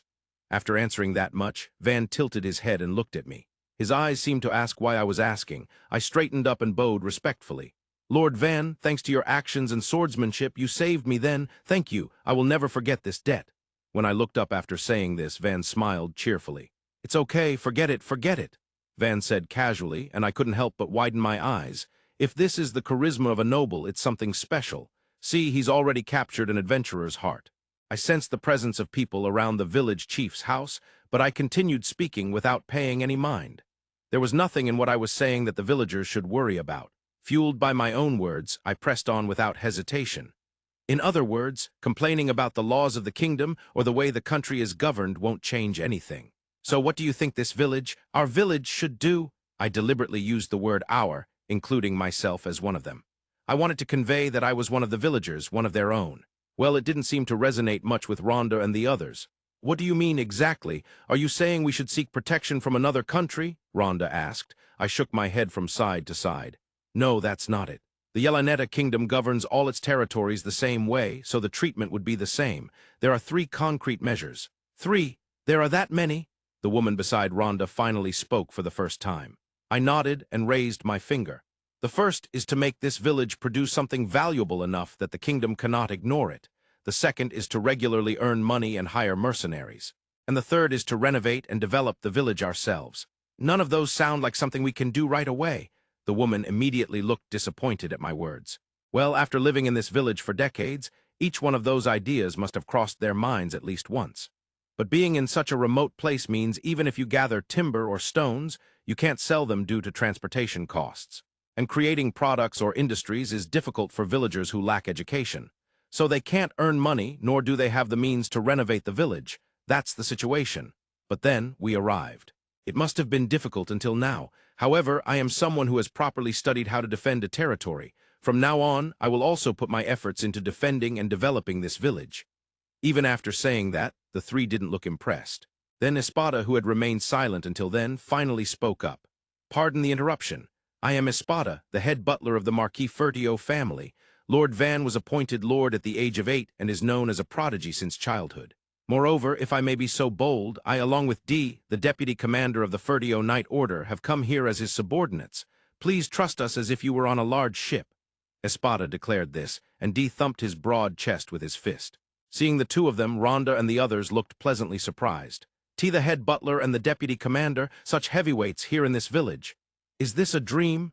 You guys, don't forget that Van, the 4th son of the Marquis family, is here too. Look this way, hey. Though I muttered this bitterly in my mind, I understood their reaction. Of course, nobody would trust an 8-year-old's command. It's sad to be treated like a child. While thinking that, a man who looked to be Rhonda's son looked at me with a bright face. I see, so the Marquis himself is going to save this village, and Lord Van is a powerful wielder of 4-element magic. Ah, my magical aptitude is in production magic, so please don't expect much combat power, I quickly denied to avoid misunderstanding. Clearly, he looked disappointed. Hey, I can't choose my aptitude. I was getting frustrated. Crossing my arms and pouting, I spoke. For now, let's start by deploying a defensive barrier to ensure the village's safety. Those wooden fences look sturdy, but they'd be destroyed by fire arrows. The houses too need attention. As I said this, everyone's eyes turned toward me. Espada, does your earth magic last? My magic maintains its hardness while active, but once the mana is depleted, it will become just a lump of earth. I see. Then let's use it as an earthen wall. If we arrange stones of various sizes on the surface, that should be sufficient as a temporary fix.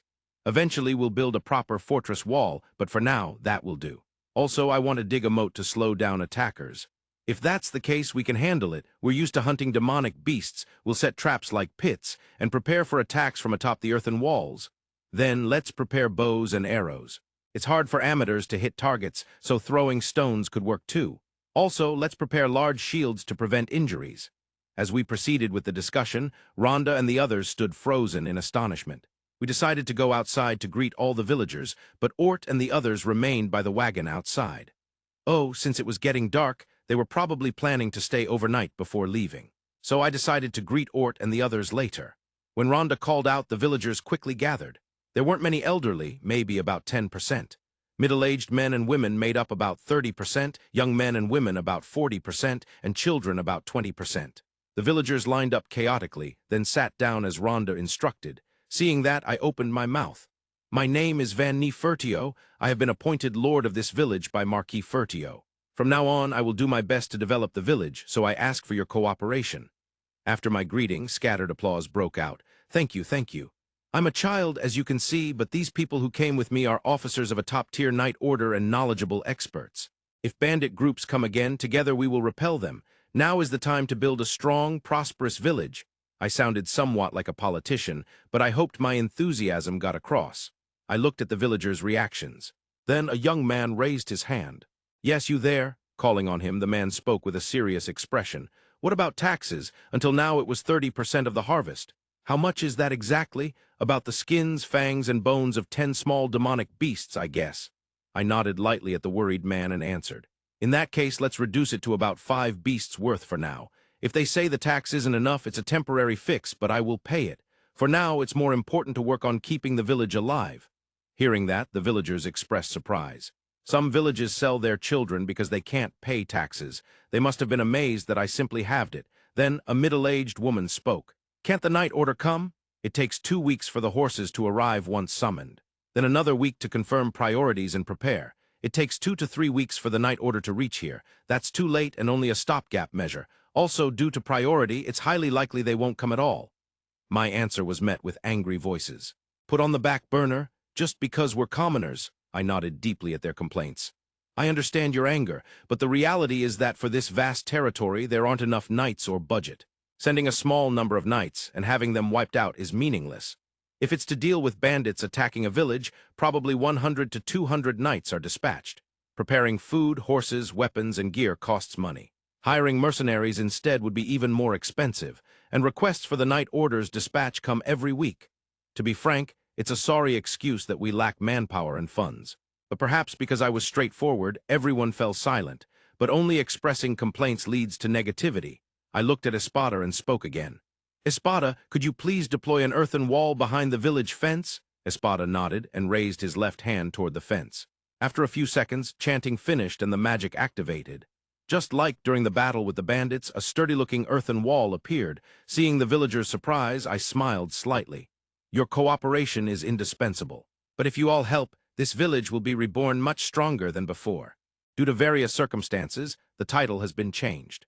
From the strongest producer who doesn't fight fortifying a frontier village fortress plan to the carefree lord's enjoyable domain defense using production magic to turn a nameless village into the strongest fortress city at night. We decided to spend the night inside the carriage using our camping gear since we had no home of our own. Rhonda wanted to offer her house, but there was no way we could make the elderly gentleman leave. In the village's central square, which is kept clear for gatherings, we lit a fire as if camping. Watching the roaring flames, I couldn't help but think sentimentally whether, if I had an aptitude for 4-element magic, we could have easily driven off the bandits. Flame magic is the most powerful in attack and is also the flashiest on the battlefield. The appearance of a flame magician with high mana can boost morale just by being there, but since I don't have it, there's nothing I can do. For now, I decided to devise a defense plan for the town. Just defending isn't enough. Ideally, we want a state where we can attack without being attacked first. Normally, you'd launch attacks from the walls with bows and magic. If the walls are low, their effectiveness would be limited. Until now, we just poke spears through gaps in wooden fences. But that means the enemy has the same conditions and can stab back with spears. Espada, Rhonda, and I exchanged opinions, but they all seemed rather ordinary. How about building catapults? I proposed, trying to introduce an idea. The three widened their eyes. Catapults. I've never seen one before. What exactly are they? Lord Van, catapults are used in siege warfare, meaning they're weapons for attacking, not defending. Each of them responded, but not very enthusiastically. Dee explained to Rhonda how catapults work, their power, and why they aren't practical for a siege defense. A catapult throws large stones, but it takes time and predicting where they will land is difficult. So they're used to destroy immovable things like castle walls or watchtowers. Hearing this from Dee, I furrowed my brow. That doesn't necessarily have to be the case. If we fire boxes filled with lots of small stones, the range would spread out. And if we set them up deep in the village, aiming toward the entrance, we could make them land right in front of the village. Oh, and if we launch bottles filled with oil and torches, they'd ignite and spread fire as soon as they hit the ground. When I said this, the three looked uneasy. Also, maybe large stationary crossbows. If we attach shields in front and build them just behind the walls, I think they'd be quite a threat to attackers. Who exactly would build such devices? Espada's sharp gaze turned on me, and I pointed to myself. I will. After I said this, perhaps thinking it impossible, everyone fell silent, holding back any response. While the others worked on strengthening the fences and setting traps, I took Till and Commotion to the forest at the back of the village to gather wood. The request has been fulfilled already, so it's okay to head back, right? I asked Ort, walking beside me. Ort laughed and waved his hand. It sounds interesting. I'm going to stay a bit longer to hunt some demonic beasts and earn a bit of extra money. Stopping, Ort looked around lightly near the forest entrance.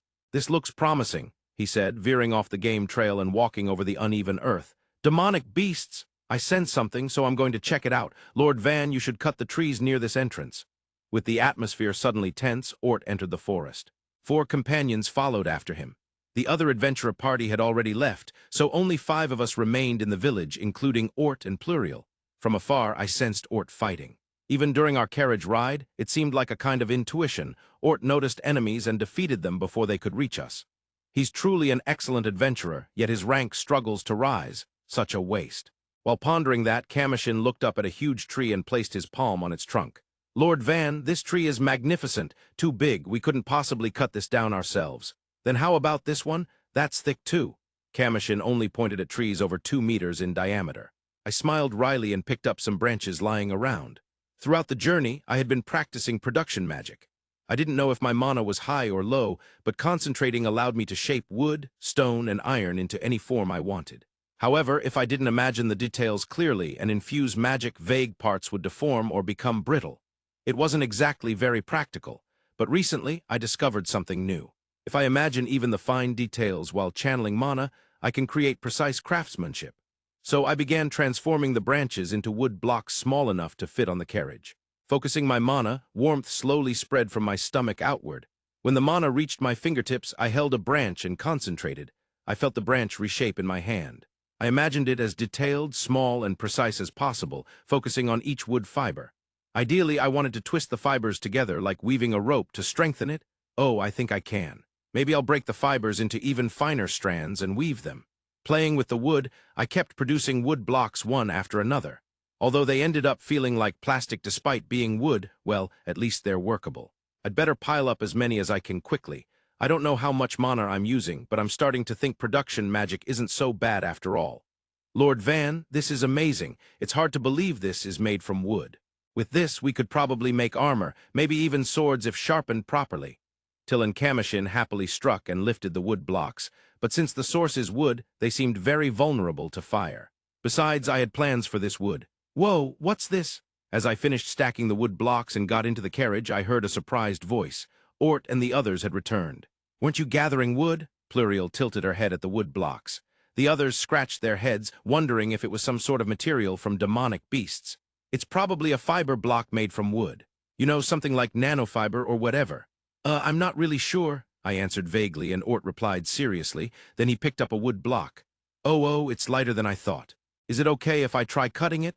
Go ahead. Curious, I gave permission.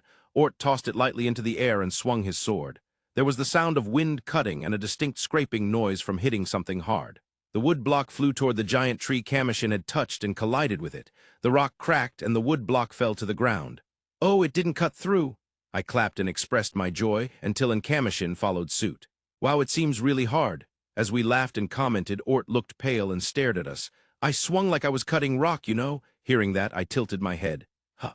Which is harder, rock or wood? Still confused, I said this, and Till and Commotion scratched their heads. Rock, obviously, but if the rock can be cut and the wood can't. Ort was speechless. I laughed and tried to cover it up. Well, we got a hard material. That's good, right? Magic is surprisingly useful. Once I thought that, I could come up with countless things I wanted to try.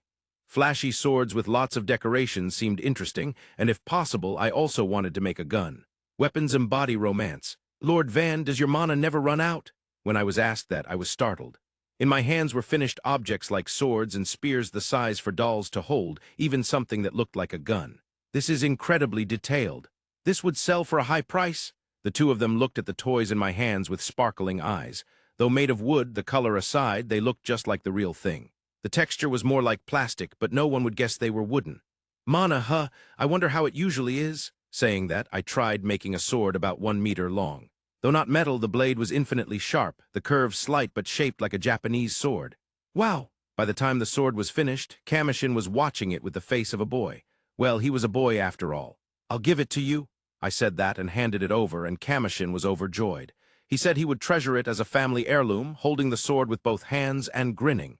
Seeing that, Till looked at me expectantly. We stared at each other for a while, but eventually I gave in. I picked up a wooden block, focused my imagination, and poured in mana. "Here, it's yours." When I handed over the freshly made weapon, Till's expression was a complicated mix of happiness and sadness. "Ah, thank you very much." "Huh, you don't like axes? I made it really strong. It's one of the strongest weapons, a spear if you stab with it, a hammer on the other side." When I looked back at Till, tears shining in their eyes, they looked embarrassingly flustered. "And no, not at all. I actually like axes. It's such a wonderful axe that I just couldn't help but be captivated." Saying that, Till pressed their cheek against the axe with such happiness that I nodded with a smile. "I see. I'm glad you like it." "Why, yes." Such a faithful Till. Feeling sorry for them, I decided to make some cute decorations later, even if they would be made of wood. With that, after playing around like this, we returned to the village, where quite a large wall was being built from the front. The gate remained as it was, but the walls extending left and right were probably about 4 meters high. "Amazing, it's taken shape in about half a day," I muttered as I got off the carriage, and Ort crossed his arms, stunned. "Lord Van is impressive, but that butler is crazy too. Being able to continuously cast that much magic in a row is quite a skill." I felt like I was being called unreasonable, but being treated as equal to Espada despite being considered without magical talent made me happy. Espada is a competent butler, a remarkable person who has supported the Marquis family behind the scenes. I said that proudly, and Pluriel looked at me with a serious face. "That seems strange too. With magic skills like that, it's normal for him to be recruited by the military. He would be top rank if he were an adventurer." "Well, that doesn't really matter. I'm happy Espada came to me saying he wanted to live a retired life, so I want to value the future rather than the past. If Espada can have a pleasant old age, I'm glad." I said something so grand and stopped the questioning. Then I heard a voice from behind. "My joy is witnessing Lord Van's growth." When I turned, there was Espada smiling. He held what looked like a set of study tools. Today? Wait a minute. Strengthening the village's defenses should come first. If we don't reinforce that gate, the walls will be useless. If there is an attack even today, I will fill that gate and create a barricade. Now, no matter what you say, you won't escape. This way." He grabbed my hand firmly and led me away. This no-nonsense attitude was what set him apart from D. I hung my shoulders in defeat. By the way, while I was studying, Ort and the other adventurers outside got excited noticing the weapons Till and Commotion had. "What's with this temperature difference?" After dinner, I studied for 2 hours and was set free. Lucky. Usually it's half a day, but probably because there wasn't enough time.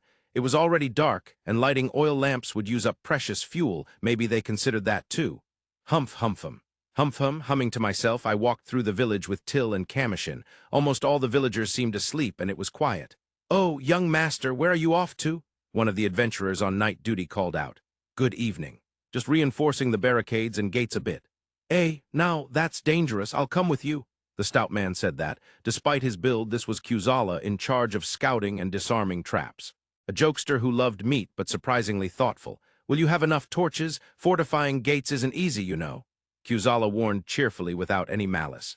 "I'm a production-type magician." When I told him, Kuzala blinked. "Is that okay? That's supposed to be a secret." "Everyone knows, so it's not really a secret. Besides, you saw the wooden block and Till and Commotion's weapons too, right?" I answered with a laugh, and Kuzala burst out laughing. That. Well, you're loved by those two."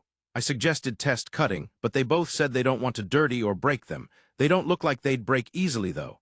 Kuzala laughed lightly, and Till and Commotion looked away holding their weapons. I furrowed my brows seeing that. "Since they're weapons, you should at least do some test cutting. It'd be the worst if they don't work when you actually use them." I said that, and the two looked at their weapons as if it were the end of the world. But, however... Hesitating, Kuzala laughed and produced a leather shield. "This will do. It's made from the skin of an orc knight's shoulder and back. Sturdy and flexible, it's an excellent item." He showed off the blue leather shield proudly. Commotion reluctantly readied his sword. He swung the sword lightly with spirit, taking utmost care not to damage it, a hesitant downward strike. Kuzala smiled wryly watching this, but the sword touched the leather shield as if sucked in and passed through. Kuzala tilted his head, and a part of the leather shield, about a third, cut off, rolled onto the ground. Ahem. I tilted my head too, and wide-eyed Commotion lifted his sword. Till raised a question mark and lowered their gaze onto their own axe. The leather shield of the Orc Knight? I just bought it. Kuzala's scream echoed through the night sky of the village. Watching Kuzala, half in tears, trying to piece together the two halves of her leather shield, I took the sword from Commotion. The sword, illuminated by the torchlight, gleamed in a way that made it hard to believe it was made of wood. Curious, I stood beside Kuzala and touched the leather shield. Hold this for a moment. Huh. Kuzala looked puzzled, but I used a production magic to repair the leather shield. I connected and fused it, making the shield even stronger than before. In no time, it returned to its original shape, and Kuzala raised the shield with a radiant smile. Oh, it's fixed, my shield. The advanced leather shield of an Orc Knight is fixed. Kuzala jumped up excitedly, shouting yippee. I nodded at her joy and then turned to Till. Try cutting it a little, just the edge is fine.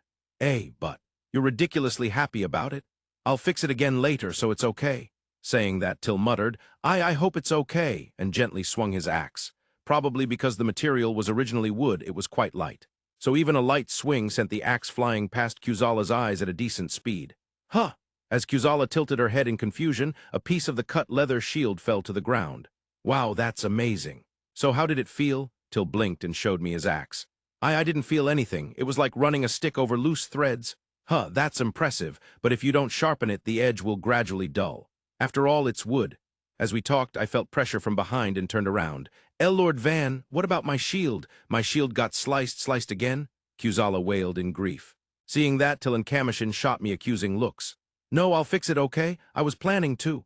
Feeling a bit awkward, I gripped Kuzala's now completely split leather shield. Seeing her sad eyes, my conscience pricked me. I'll make it tougher than before. Saying that, I strengthened and repaired it with full force. Kuzala's eyes lit up once more. I did it! My leather shield made from the back and shoulders of an Orc Knight. Kuzala let out a victorious shout, and I gave a small nod. All's well that ends well. Hey, what's all the commotion about? Lord Van, who's making noise? What's going on? Because Kuzala had caused a ruckus, Ort, Plurial, and Dee woke up. I also noticed some villagers peeking out of their houses. Sorry for waking you all. I apologized, and Dee noticed me and waved. No problem at all, but what are you doing so late at night? Dee looked us over one by one and said that. Commotion then showed the sword to Dee and approached him. Lord Dee, please take a look at this. Commotion raised the sword and Dee accepted it, staring intently at the blade. Quite an interesting shape. But if it's this thin, wouldn't it break upon hitting shields or armor? Also, the material is unclear. Is it a demonic beast's bone? Dee seemed very intrigued and examined the sword from all angles. Lord Van made this, you know, Commotion said, and Dee's eyes brightened with surprise and delight. Really? Well then, I have never seen such a splendid curved sword. If it were made of metal next time, it would be excellent equipment, as expected of Lord Van. Dee's face looked like a grandfather praising summer vacation crafts, but Commotion puffed up his cheeks at the comment's content. Lord Dee, this is a weapon incomparable to ordinary swords. Commotion's quiet anger made Dee smile apologetically and nod. Ah, yes. After all, it's a weapon personally crafted by Lord Van. It must be supreme. Dee agreed soothingly, and Commotion nodded with satisfaction. Though it was clear Commotion had different feelings deep down, he seemed unaware. Then Plurial looked at us and spoke. What are you doing so late? It's already bedtime. Foolish and disrespectful, Plurial. Plurial, grumpy probably due to low blood pressure, was hurriedly scolded by Ort. Ignoring that, I apologized myself. Sorry for the late hour. I just thought I'd strengthen the village defenses if I had time. The noise was for another reason, though. Everyone looked at me suspiciously. But why without any light? How is Lord Van planning to strengthen defenses? Stacking stones? They all said various things. Wait, are they making fun of me? I'm going to get mad. I just came to see if I could do something. A bit annoyed, I headed toward the gate. No, I truly admire your spirit, I really do. But there's not much that Lord Van can do? Dee babbled nervously as I stood before the weathered gate. It looked like logs put together, but seemed sturdy. I examined its construction and placed my hand on the surface. Since it was wood, I felt I could handle it similarly to making a wooden block. However, the word weight Dee mentioned earlier caught my attention. Indeed, I hadn't thought about it much before, but weapons like swords, spears, and axes use their weight to increase power. For targeting vital points like the neck, a light weapon is fine, but generally the right weight must be considered. What about the door, then? A house door is one thing, but this gate is the key defense against enemy intrusion. For now, this was the only option, but someday I'd make a heavy double door of metal. Though metal might consume more mana than wood, I could probably make it gradually with this approach. Thinking about that, I began shaping the door, kneading the material like clay. By infusing magic to bind the fragmented wood, it would eventually become a material far stronger than a single piece of wood. Lord Van, what are you doing? Dee's voice came from behind, but since he still seemed a bit angry, I didn't answer. All right, done. I muttered and looked up. There stood a door bigger and more magnificent than before. The decoration featured the Marquis family's crest, using a design modeled after a behemoth. The hinges were covered with protective casing, and the handles were bars so several people could open it together. The lock was a bolt, also wooden but much smaller now, so I planned to bring wooden blocks later to reinforce it. As I turned around, everyone was staring wide-eyed at me, till Commotion exchanged proud smiles, glancing at the others' surprised faces. Who should try it? Ort, how about you? Try cutting this door with your sword. Don't worry, I can fix it. Saying that, I stepped away from the door. Ort hesitated but drew his sword and looked at me. Are you sure? It's to check if the defense holds. Go all out? Understood, he answered and raised his sword overhead. Then with spirit he swung down. SHH? His stance, the way he dropped his hips and arms back and forth, all showed a strong, well-executed strike. Any ordinary log would have been sliced in two. But when the sword hit the door, it rang with a hard metallic sound and was deflected. Covering my ears against the sharp noise transmitted through the air, I approached the door. Glancing at the stunned Ort, I inspected the door's surface and found a scratch near the top. It got scratched. Maybe wood isn't the best material after all. I sighed with dissatisfaction. Suddenly, the motionless group around me rushed toward the door with incredible energy. No, no, no, no, no. What? A wooden door repelled Ort's sword? Is this really wood? Lord Van, this, wait. Lord Van, the scene erupted into a minor panic. Second post for today. The morning sun poured in and I inhaled the cold air, opening my eyes slightly. As I shifted, the carriage creaked faintly. Though the sun had risen, the sky was still painted with dawn's colors. Deep blue and wisteria hues mixed with the orange light staining the earth dazzled my eyes. Ah, Lord Van, good morning. Sitting up, I was greeted by Till, who had already gotten up and was cleaning the carriage. Good morning, Till, I responded and looked out the carriage window. Commotion, sweeping the ground around the carriage, turned to face me. Good morning, Lord Van. Good morning, Commotion. As I returned their greetings, I looked around, thinking it might be pointless to keep sweeping the dirt ground.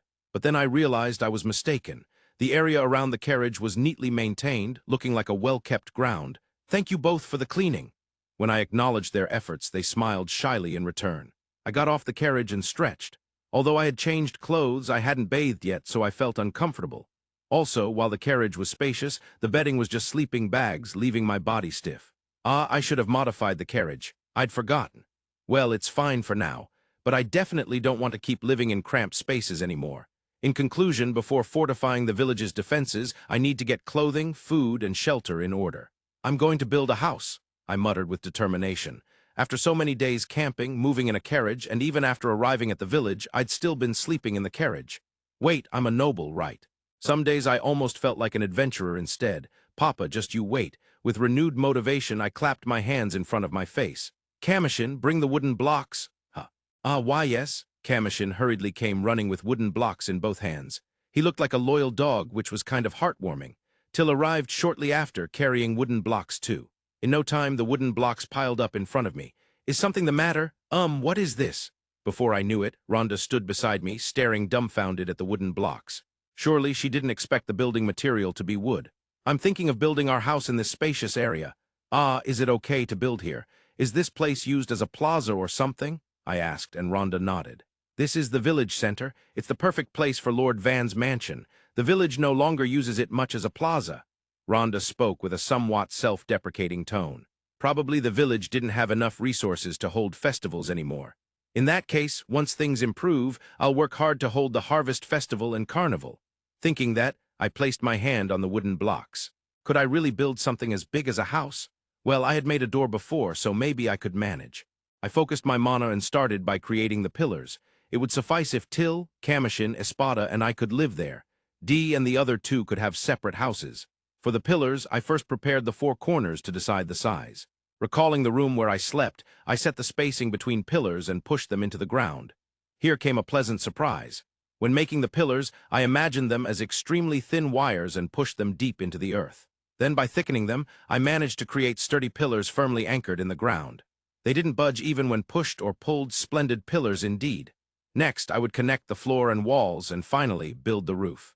The wooden blocks stretched and wriggled unnervingly, but watching them form sped up the process. Though I had a design in my head, it felt even bigger as it took shape. Once the exterior walls and roof were done, I built interior partition walls.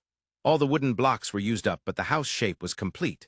There was a communal dining hall, a toilet, one large bedroom, one medium bedroom, and two small individual rooms. I had to differentiate them somewhat, else Espada would get mad. There were no windows, so I used shutters instead. I didn't even know where to get silica sand. I'd ask the next traveling merchant who came by. While thinking about this, I looked up at the finished house. "Maybe it's a bit too big," I muttered. Espada, who had been silently watching, finally spoke. "No, it's still rather small. However, it's the largest mansion currently in the village. Also, the style is unlike anything I've seen, but the craftsmanship is excellent." Espada's face was as usual, but her voice clearly carried joy, till Commotion also looked pleased. "Amazing. The house came up so quickly. Lord Van's magic definitely suits a lord better than 4-element magic." After Till said that, Commotion followed, and the expressions of Till and Espada stiffened. I smiled wryly and shook my head. "It's interesting magic, but I still think strong, offensive magic to protect the villagers is best. You know, people feel safer living under a lord like that," Till denied sadly. "That's not true. I'd rather live in Lord Van's town than in Jarpa's." Till's encouragement was 100% personal feelings, and I laughed and nodded. Then Espada spoke again. "Lord Van, during war you might be right. But when there's no threat of battle, villagers want a lord who improves their lives. In that sense, there is no one better at seeing things from the people's perspective than you." "I will follow Lord Van." Espada and Commotion both chimed in to support me. No, I'm not that concerned." "Whoa, what is this?" This time, Ort's astonished voice rang out. Turning around, I saw the adventurers, including Ort, and also Dee's group had arrived. Everyone was stunned, looking up at the house completed in just about an hour. "My house," I said, and Dee's group looked at me with hopeful eyes. "If you bring more wood, shall I build houses for everyone else too?" I accidentally blurted out. Immediately, Dee turned to her two subordinates and shouted, "Gather the trees. Use the carriages, bring everything by noon." "Yes, ma'am." The three knights moved with a tension I hadn't seen before. Where did their usual relaxed air go?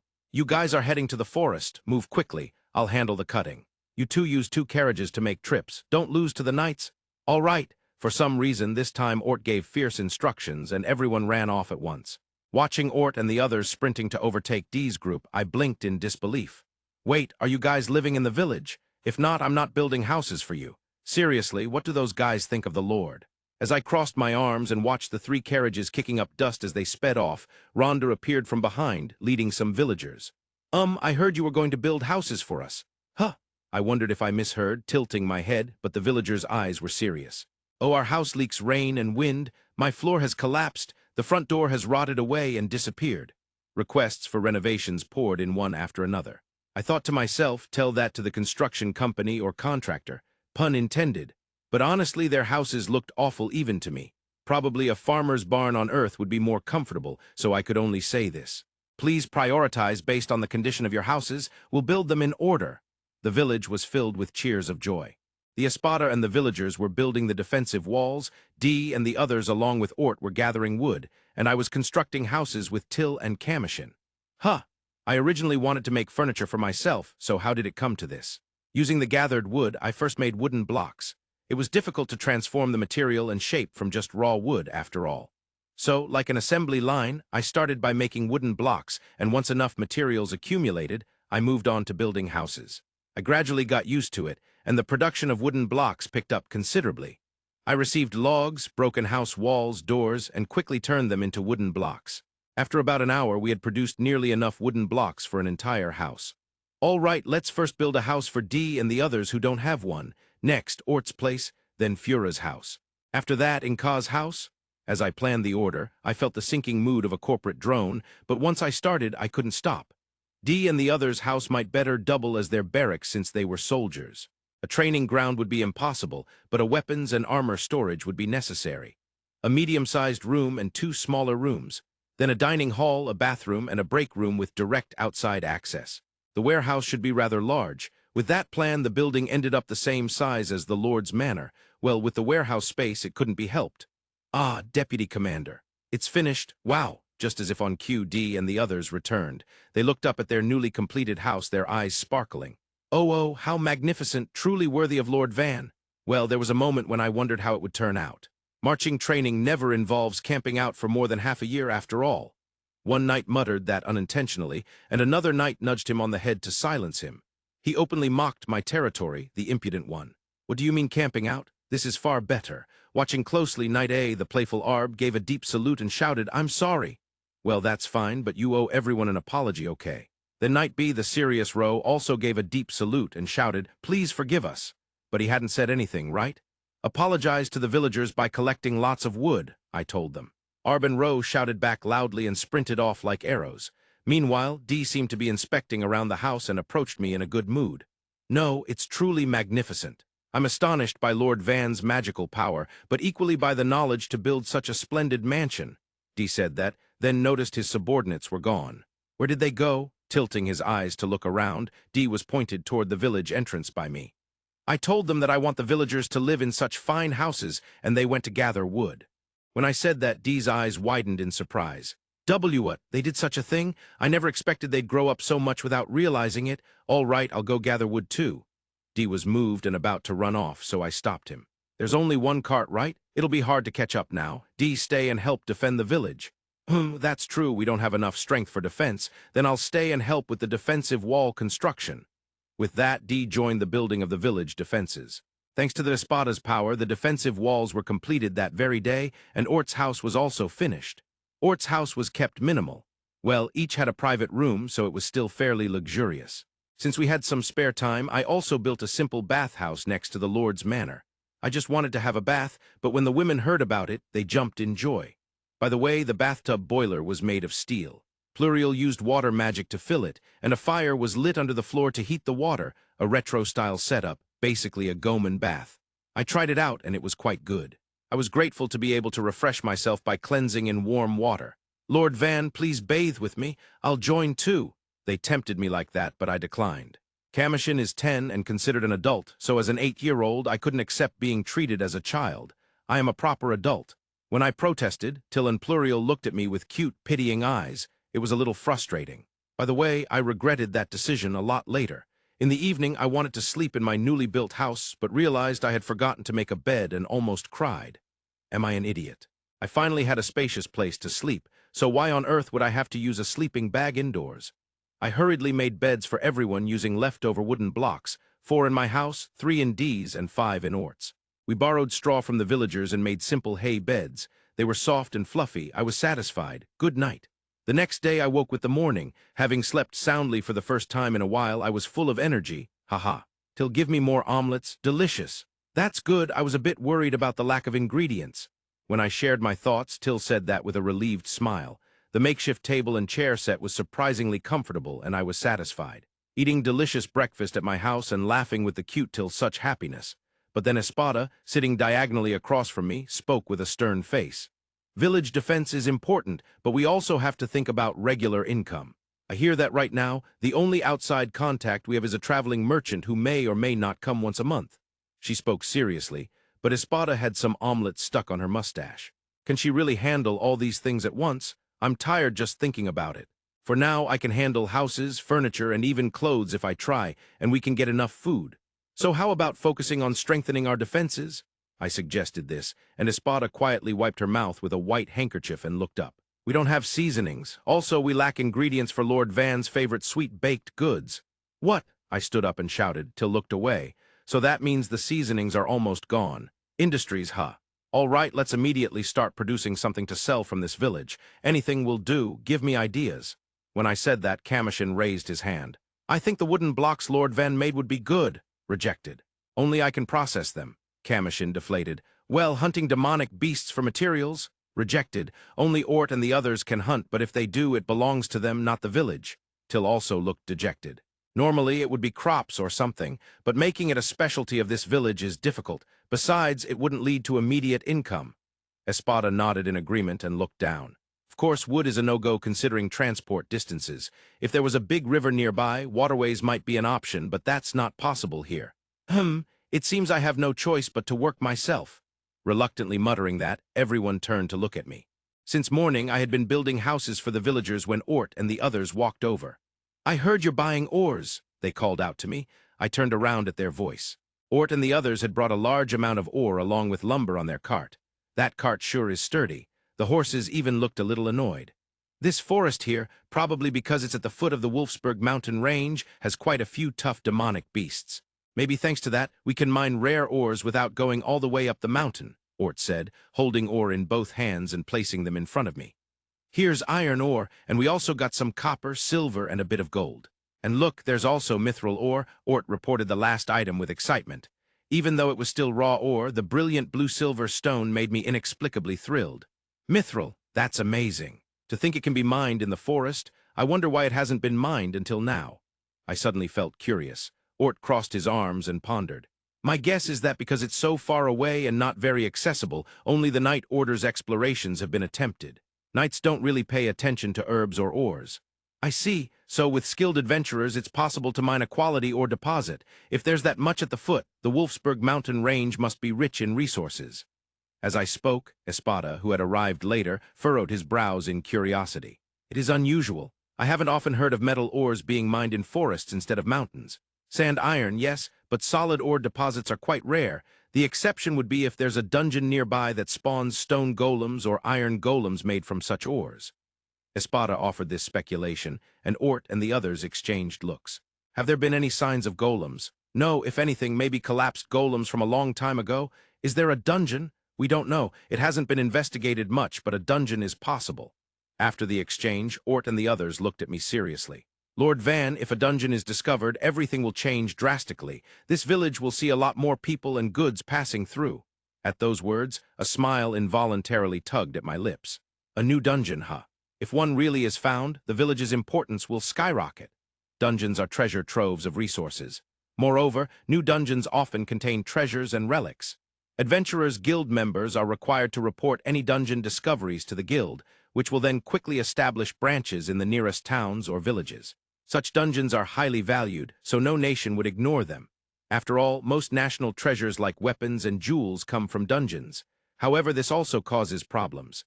If the village reports this now, it can't handle the influx," I said, and though Ort and the others tilted their heads, Espada nodded deeply.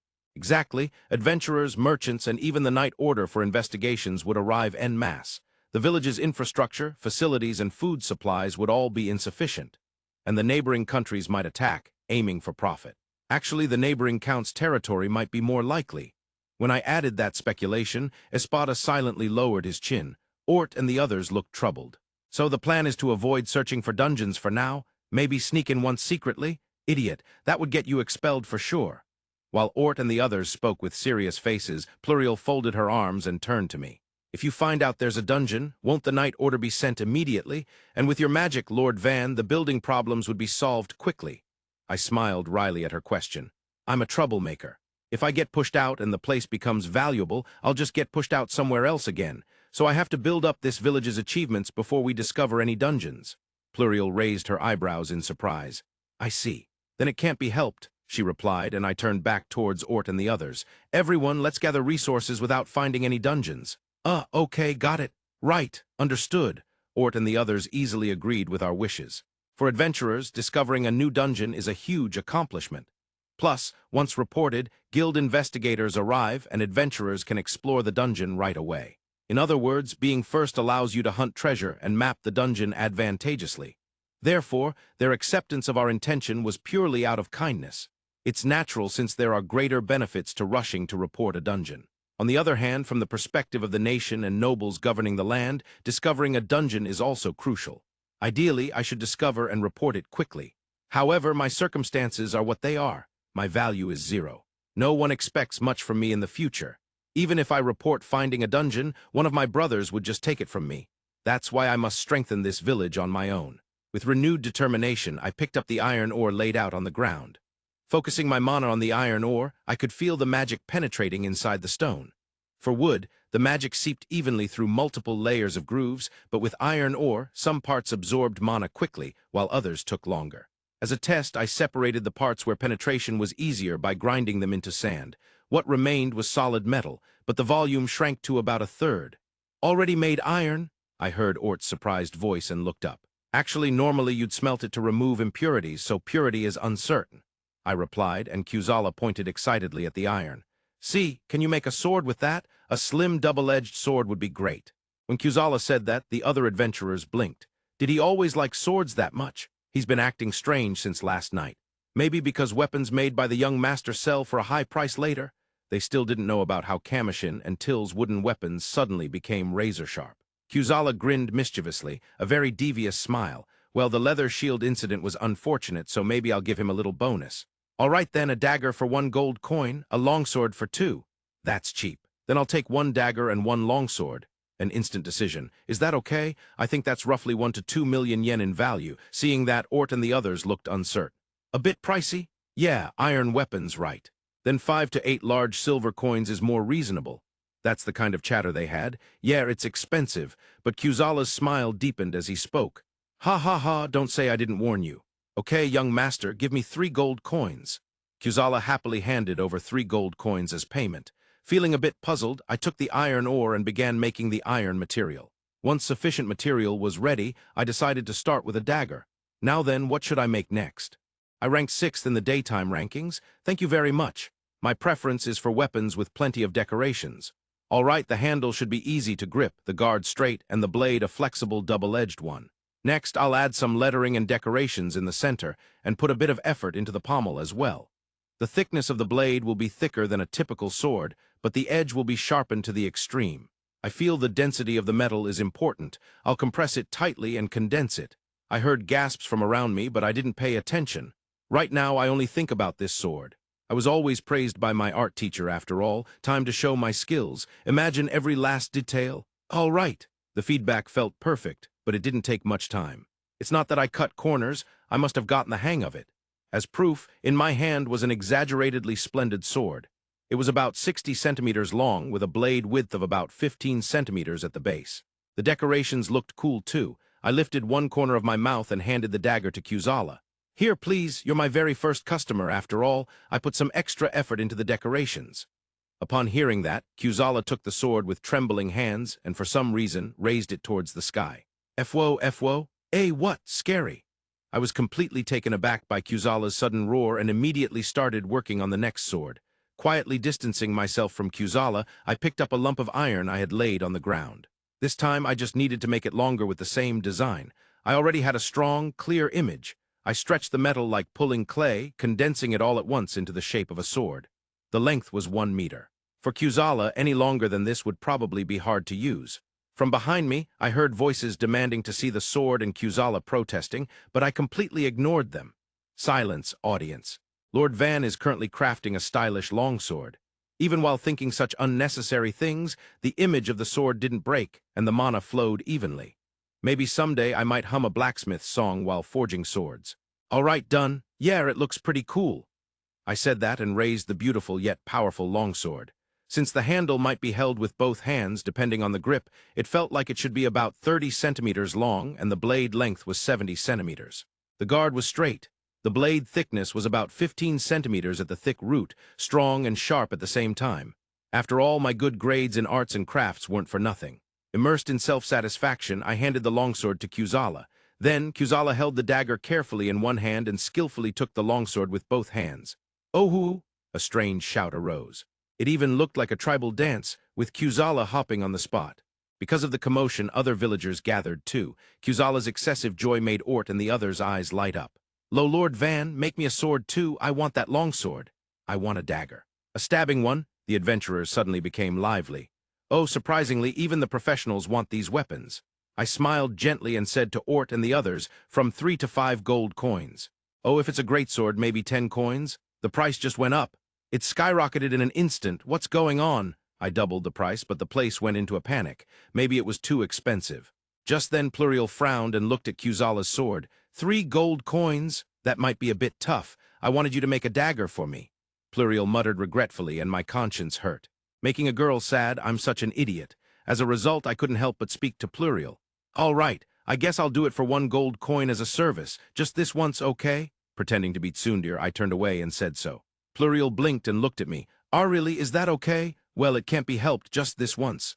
When I answered, Pluriel smiled happily. Hearing that, Ort happily approached. "Is that okay? Just 1 gold coin this time? Ort, son, it's 3 gold coins for you. Oh, 5 if it's a longsword, 7 gold coins for a greatsword as a service." "That's ridiculous. Except for greatswords, nothing got cheaper." "Be quiet. Just hand over the money." "Greatsword then? Okay, I'll make it." I smiled and confirmed the order, but the client hurriedly waved both hands. Wait, okay, I'll take a longsword then." "A longsword? All right, 5 gold coins." "Ugh!" Amid all the chaos, Ort handed me 5 gold coins with tears in his eyes. He really has that much money? Amazing, Ort. In my mind, you've upgraded to someone who always carries 5 million gold coins on adventures. Just running with that would be a big adventure. Your heart would definitely stop.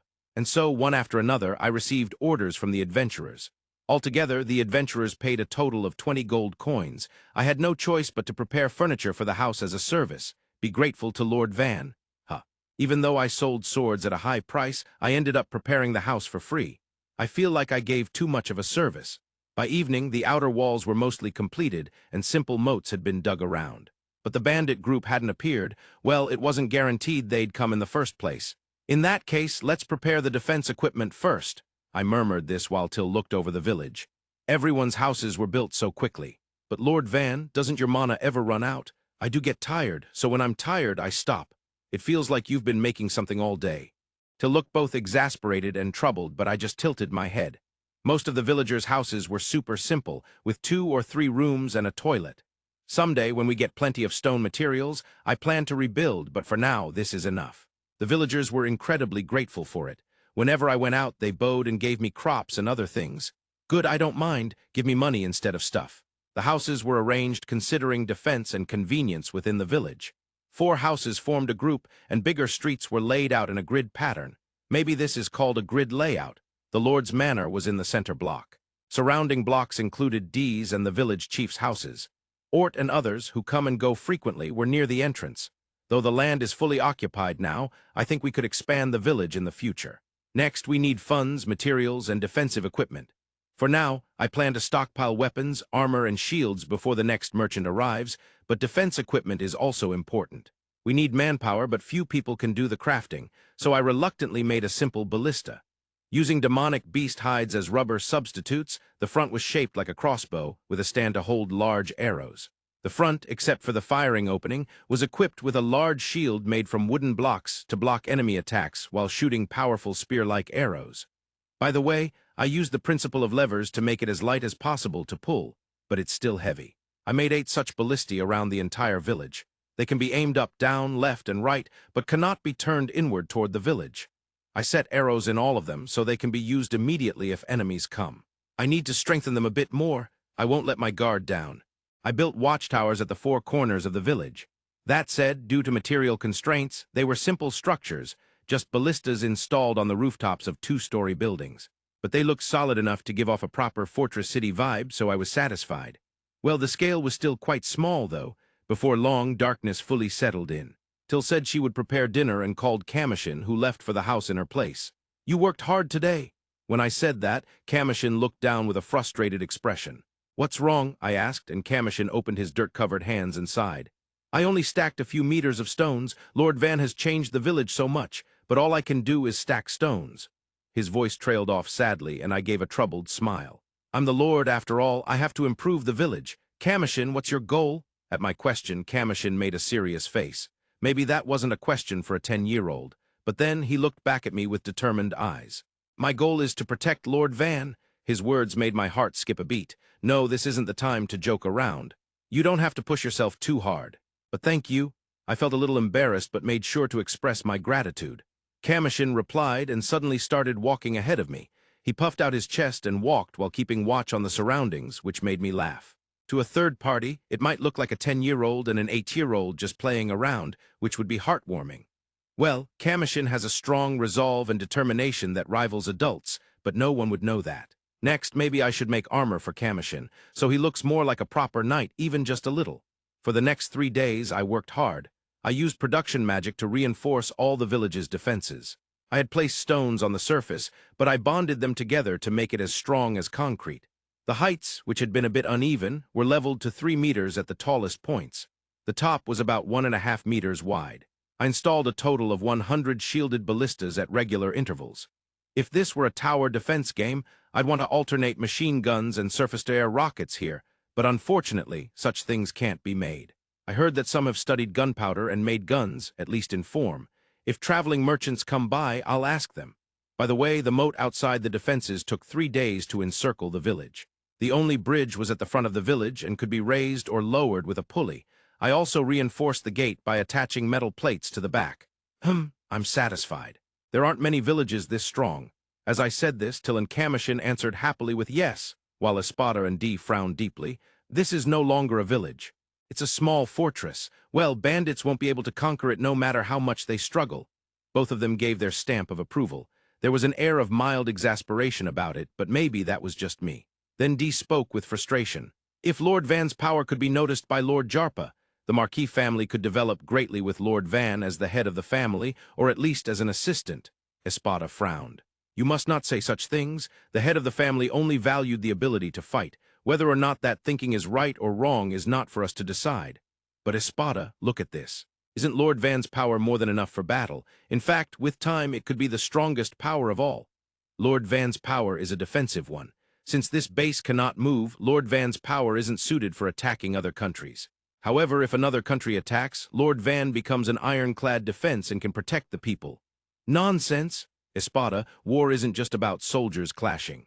Attacking forces, defending forces, and supply forces have to work together well. Their debate quickly heated up. The intensity of their voices was like they were fighting, until Commotion started to get flustered. Watching that, I called out to them. It's no use regretting your circumstances or talent. You have to fight with whatever you have. I shamelessly borrowed a famous character's line and said it with a smug face. The two froze, eyes wide open, staring at me for a while. Then D burst out laughing. Ha ha ha ha, exactly as Lord Van says, complaining about your misfortunes changes nothing. Even if you're pushed to the edge of such a territory, Lord Van can turn things around. And eventually, Lord Van's domain. What do you think you're doing, encouraging confrontation with the Marquis family? Espada calmly interrupted D's line. But Espada's eyes were gentle. Although his expression didn't change much, he seemed pleased with what I said. Since the day after such a day tends to have intense studying, I decided to pretend to be busy and make weapons tomorrow. Just then I noticed Commotion watching me with sparkling eyes. I can't look them in the eye. I can't tell them I shamelessly borrowed a famous line and acted all proud. Feeling awkward, I started walking toward the village's outer moat to check on it. After all, the moat was just a dug hole, and water hadn't filled it yet. Some moats don't fill with water at all and only have ditches or steps, but a water moat is ideal. It has charm, but now, though some water had come in, the soil was gradually absorbing it, and the amount was just enough to make it muddy. I definitely have to reinforce the bottom and sides of the moat properly. Also, I need to secure a water source. It'd be great if there was a river or lake nearby, but unfortunately there isn't. We often have to go fetch water from a river, but the amount isn't much. Other water comes from jars that collect rain, which we filter and use. I really need to secure a water source. Lifelines are the most important. Muttering this as I headed to the village entrance, one of the villagers suddenly opened the gate and ran inside. His expression was desperate, like someone whose life depended on it. The bandits are coming. They're coming from beyond the highway. Raise the bridge quickly, the villager shouted out, breathless. I immediately nodded and waved my hands left and right. Raise the bridge, close the gates immediately. Do you know how many people are outside? I gave orders, and the villagers quickly sprang into action. The men raised the bridge, closed the gates, and bolted them. Women and children who should evacuate hurriedly checked the villagers' faces.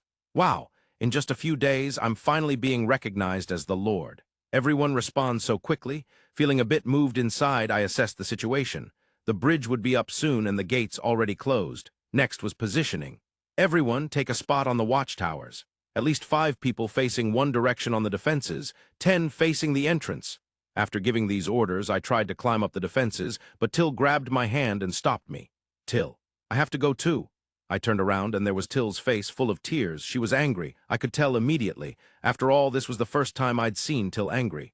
Sorry, D, can you take some men and check it out? If you send me information, I'll give orders from behind. When I said this, D pounded his chest and smiled broadly. You can count on me. To me, this is just another bandit hunt I've experienced countless times before. There were times when the knights were outnumbered, and times when we were ambushed during the march. Those battles were fought with full preparation by the bandits, who had threatened their clients to get information and aimed to crush the Night Order. But I defeated them all. I believe it was all due to highly trained soldiers and the selection of the best formations and tactics. In other words, I take pride in my command. It's that excellent, genius level and top-notch. Yet now I want to follow Lord Van's command. It's surprising. Even under the command of the core leader Stradil, I would think I could lead better myself. No, that's not it. It's precisely because Lord Van has repeatedly defied my expectations that I want to experience his command up close. Realizing this, a smile naturally spread across my face. Ha ha ha, interesting, now let's see how this goes, this will be a spectacle. Laughing, I climbed the stairs, looking at the frightened faces of the villagers manning the ballistae, patting the backs of those who were hesitant, and then gazing down the highway. Because it's a frontier, there are no obstacles, just a clear, open road. Those villagers must have spotted the bandit group appearing quite far off and raised the alarm. They would make excellent scouts. After all, only now can I clearly recognize the group running toward us as savage bandits. The savage bandits were running in a disorganized, rough manner. Some were even shouting with open mouths, waving swords overhead. They're running. That sight made me tilt my head in confusion. Then Lord Van's voice echoed from behind. What do you think? Laughing at Lord Van's usual calm tone, I obediently reported the situation like a regular soldier. The number is between 50 and 100. They're still a few hundred meters away, but strangely the bandits are running at full speed toward us. By the time they arrive, they'll be exhausted and fall to the ground. Upon receiving this, Lord Van paused for a second or two before replying. Got it. Do you think the bandits might be chased by something? He said something along those lines. I see. That would explain their full sprint. It likely means they were spotted by the patrolling Night Order or something similar. As I was thinking this and focusing my gaze, a nearby villager suddenly shouted, "Ah, what is it?" When I asked, the villager pointed behind the bandits. Although the dust cloud made it hard to see clearly, they seemed to have noticed something. A tail, I saw a tail. A tail! The information was too fragmented, and I could only tilt my head in confusion. But I had to check again. Looking behind the bandits running spread out in about 5 loose rows, the dust cloud still made it hard to see, but soon voices from other villagers also called out as if they had discovered something. What's with this village? Do they all have exceptionally sharp eyesight? That's an armored lizard, and not just 1 or 2 of them. Upon hearing that shout, I frowned. This is the worst. The most dreaded foes for this village have appeared. I quickly turned my head and shouted at Lord Van, who was on the ground behind us. Lord Van, it seems the ones driving the bandits on are a pack of armored lizards. Ordinary weapons can't even hurt armored lizards within their usual visible range. At that, Lord Van's face seemed to darken slightly. It's understandable. In this village, the only magic users who can fight are the Espada and that adventurer's daughter. And the adventurers have gone out to gather supplies. Even without magic users, a Night Order equipped with armor and heavy gear could suppress the armored lizards' movements and strike their weak spots, like the belly, to defeat them. But that's not something the villagers can do or should do. As for me, even wearing the heaviest armor, I can barely handle 2 lizards alone. My subordinates would need at least 2 per lizard. In other words, all we can do is endure the charges, claws, and tail attacks of the heavy armored lizards. Everyone, change the ballista bolts, load the iron spears placed on the side. That was Lord Van's command. Clinging to this slim hope, we aimed to boost the ballista's firepower at least. Better than doing nothing, but it would likely be futile. No, I've decided to follow Lord Van's orders. I'm empty-minded, just a soldier who accurately executes commands. I moved to the empty ballista, and along with the villagers, replaced the bolts. Since we had assumed the enemies were bandits, the bolts were those strange wooden spears Lord Van had made. They'd be enough to deter ordinary humans, but armored lizards would easily deflect them. I discarded the light bolts and picked up the iron ones placed nearby. Heavier, about the weight of a dagger. The power would be significantly greater, but still not comparable to the force of my sword. If only 3, no, 5 more strong swordsmen were here to back me up, it would be perfect. If 6 of us fought together with support, we could drive off a pack of 10 or 20. Grinding my teeth inwardly, I loaded the iron bolts. Pulling the stick attached to the bow part, I drew back the string. It creaked under tension, but the ballista itself was incredibly sturdy, truly well-made. I was quietly impressed. It was hard to believe an 8-year-old child had made this. Feeling a bit moved, I aimed the ready ballista and shifted my gaze to the highway. The bandits were already right in front of us. "Ha, help! Help!" The bandits ran toward us, gasping for breath, fewer than I expected, around 40. Thanks to their approach, I could now clearly see the full scale of the armored lizards behind them. Every one of them was large. From head to tail, they'd be over 8 meters long, Without the moat, they would have reached the defensive wall just by standing up. There were about 30 to 40 of them, a rare massive horde. This kind of thing can only be defended against in a mid-sized town. About 48-meter class armored lizards, their speed drops every time they lose a meal, so it's not too bad. Meal, meaning the bandits. Poor things, Lord Van's oddly placed remark made me burst out laughing. Ha ha ha, sorry, that was a slip of the tongue. Laughing and apologizing, I noticed the nearby villagers staring at me as if seeing something unbelievable. Even I knew this was a desperate situation, but it's in moments of crisis that you have to joke and laugh to relax. Extra tension will only trip you up. Well then, to draw them in before shooting, only fire after the bandits have fallen into the moat. Everyone shoot as soon as they reach the moat, okay? Why, yes. Understood. The villagers trembled but obeyed Lord Van's orders. Don't worry. If the bolts hit their mouths or eyes, it will be an effective deterrent. We'll buy time until that magic user's daughter returns, then I'll charge with Arb and Ro. With Espada's support, we might just create a situation where we can fight them one by one. As Lord Van's subjects, none of you will die before this battle ends. Now let's do this. Everyone, today we feast on lizard skewers. I flashed a grin and rallied the villagers. With pathetic screams, the bandits fell one after another into the moat. The villagers were about to step back at the sight of the fierce armored lizards chasing from behind, but they couldn't retreat because of the ballista set on the ground. Well, since there were shields in front of the ballista, they probably didn't want to leave the ballista either. It was a good plan that even amateurs could stand on the battlefield. While I was thinking about the usefulness of the ballista, the threat was closing in right before my eyes. Ah! The bandit at the rear fell and screamed. An armored lizard bit the leg of one of the bandits who had fallen just before the moat and shook it lightly. Another armored lizard bit the upper body of the bandit, who was swung around like a child's doll, and pulled him. The leg was torn off and blood splattered. Ah, ugh! With unbearable screams, 2 armored lizards devoured the bandit's body. The villagers' fear reached its peak. The bandits in the moat who witnessed the tragedy above their heads probably felt the same. I took a breath and shouted loudly, "Ready?" At my shout, the villagers moved reflexively and aimed the ballista. There were about 48-meter-long lizards in front of us. Missing would be harder. I raised the corner of my mouth and gave the command. "Fire!" As I shouted, I aimed at the face of an armored lizard 1 layer deeper and pulled the trigger. A sharp sound tore through the wind, and the iron arrow released from the ballista flew at a terrifying speed. The iron arrow flew as if drawn into the armored lizard's forehead, which had slightly lifted its head, disappearing without being deflected. Yes, it disappeared. Thinking I must have been mistaken, I couldn't help but peek out from beside the shield and check again. The armored lizard only had a black dot on its forehead, but it fell sideways immediately afterward. Then the armored lizard right behind it screamed and twisted its body. The iron arrow was stuck in the front leg of the armored lizard, groaning in agony. Did it miss the arrow? I thought so, but the armored lizard lying sideways showed no sign of standing up, its limbs convulsing.